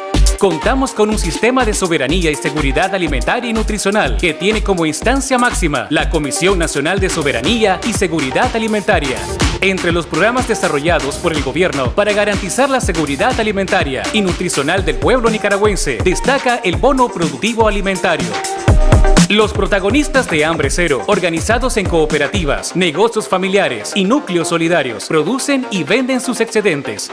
Programas como Hambre Cero y Usura Cero fortalecen las capacidades de la mujer a través de créditos y círculos de ahorro y préstamo para su capitalización, así como sistemas de organización en cooperativas de mujeres y círculos solidarios que les permiten gestionar mejor los recursos y emprender en la comercialización. El Programa Especial de Granos Básicos, Cristiano, Socialista y Solidario, Crisol, trabaja con 144.237 protagonistas. Igualmente, se han establecido diversos mecanismos para garantizar la seguridad alimentaria de las familias más pobres, como la merienda escolar, la entrega de paquetes alimenticios y el programa Frijoles Solidarios. Desde ya el gobierno de Nicaragua tiene nuevas estrategias en marcha, con políticas agropecuarias enfocadas en la sostenibilidad social, la sustentabilidad ambiental y la resiliencia de los medios de vida ante los efectos del cambio climático. La Estrategia Nacional para el Desarrollo de la Ganadería Bovina contempla el mejoramiento de pastos, el establecimiento de sistemas silvopastoriles, el mejoramiento de la nutrición animal y el mejoramiento genético. Con este modelo de producción ganadera, esperamos aumentar la productividad, reducir la emisión de gases de efecto invernadero y propiciar el aumento de la biodiversidad. Las estrategias nacionales para el desarrollo de la caficultura y del cacao fino fomentan el modelo de cultivos de producción y consumo tradicional. Siguen un modelo de producción agroforestal que incorporan el uso de sumideros de carbono y la restauración y conservación de paisajes. Y a la vez que se respeta el arraigo de la población rural a estas actividades, se proponen frenar el avance de la frontera agrícola. La Estrategia Nacional para la Producción de Miel trabaja en la producción de abejas y meliponas, fomentando la adopción de prácticas agrícolas sostenibles que ayudan a preservar otras especies benéficas. Las estrategias nacionales para el incremento de la producción de cultivos agrícolas apuntan a un engranaje de trabajo mixto entre mejoramiento genético y preservación y reproducción de variedades criollas para resistir mejor los efectos del cambio climático. Las estrategias nacionales para el incremento de la producción animal buscan un mejor manejo de las excretas, destinándolas a la producción de energía y reciclaje de nutrientes. Así se reduce la contaminación de fuentes de agua y las emisiones de gases de efecto invernadero. Mientras tanto, el sector pesquero y acuícola tiene como base la Política Nacional de Mitigación y Adaptación al Cambio Climático para la construcción de una estrategia integral para el desarrollo sostenible del sector con un enfoque ecosistémico de la pesca y la acuicultura. En el corredor seco de Nicaragua se trabaja en el fortalecimiento de capacidades para el manejo integrado de agua y suelo y para fomentar cultivos, razas y prácticas agrícolas adaptadas a las condiciones de la zona. También se trabaja en la reducción de la deforestación mediante la reforestación de las partes altas de la cuenca y el establecimiento de sistemas silvopastoriles y cortinas rompeviento. Igualmente se trabaja en prácticas de zoocriaderos como una alternativa económica para las familias del corredor seco mediante el aprovechamiento sostenible de la fauna silvestre en cautiverio. Y a través del sistema educativo del país se garantiza la merienda escolar reforzada como respuesta a las condiciones de la zona. Nicaragua cuenta con la mejor red de carreteras de Centroamérica y una de las 5 mejores redes en América Latina. Esto facilita la movilización de materia prima, traslado de insumos y la comercialización de bienes y servicios del sector productivo. El trabajo coordinado entre Policía Nacional, Ejército de Nicaragua, en conjunto con otras instituciones del Estado y la participación activa de la comunidad hace de nuestro país el más seguro de Centroamérica. Esto, que es reconocido por el PNUD, propicia un clima de paz, seguridad, tranquilidad y estabilidad en beneficio de todas las familias nicaragüenses y en beneficio de todos los sectores productivos que dinamizan la economía de nuestro país. En Nicaragua se construyen condiciones favorables para un crecimiento económico sostenible con desarrollo social, donde la producción de alimentos para la seguridad alimentaria y nutricional de los nicaragüenses es un compromiso primordial.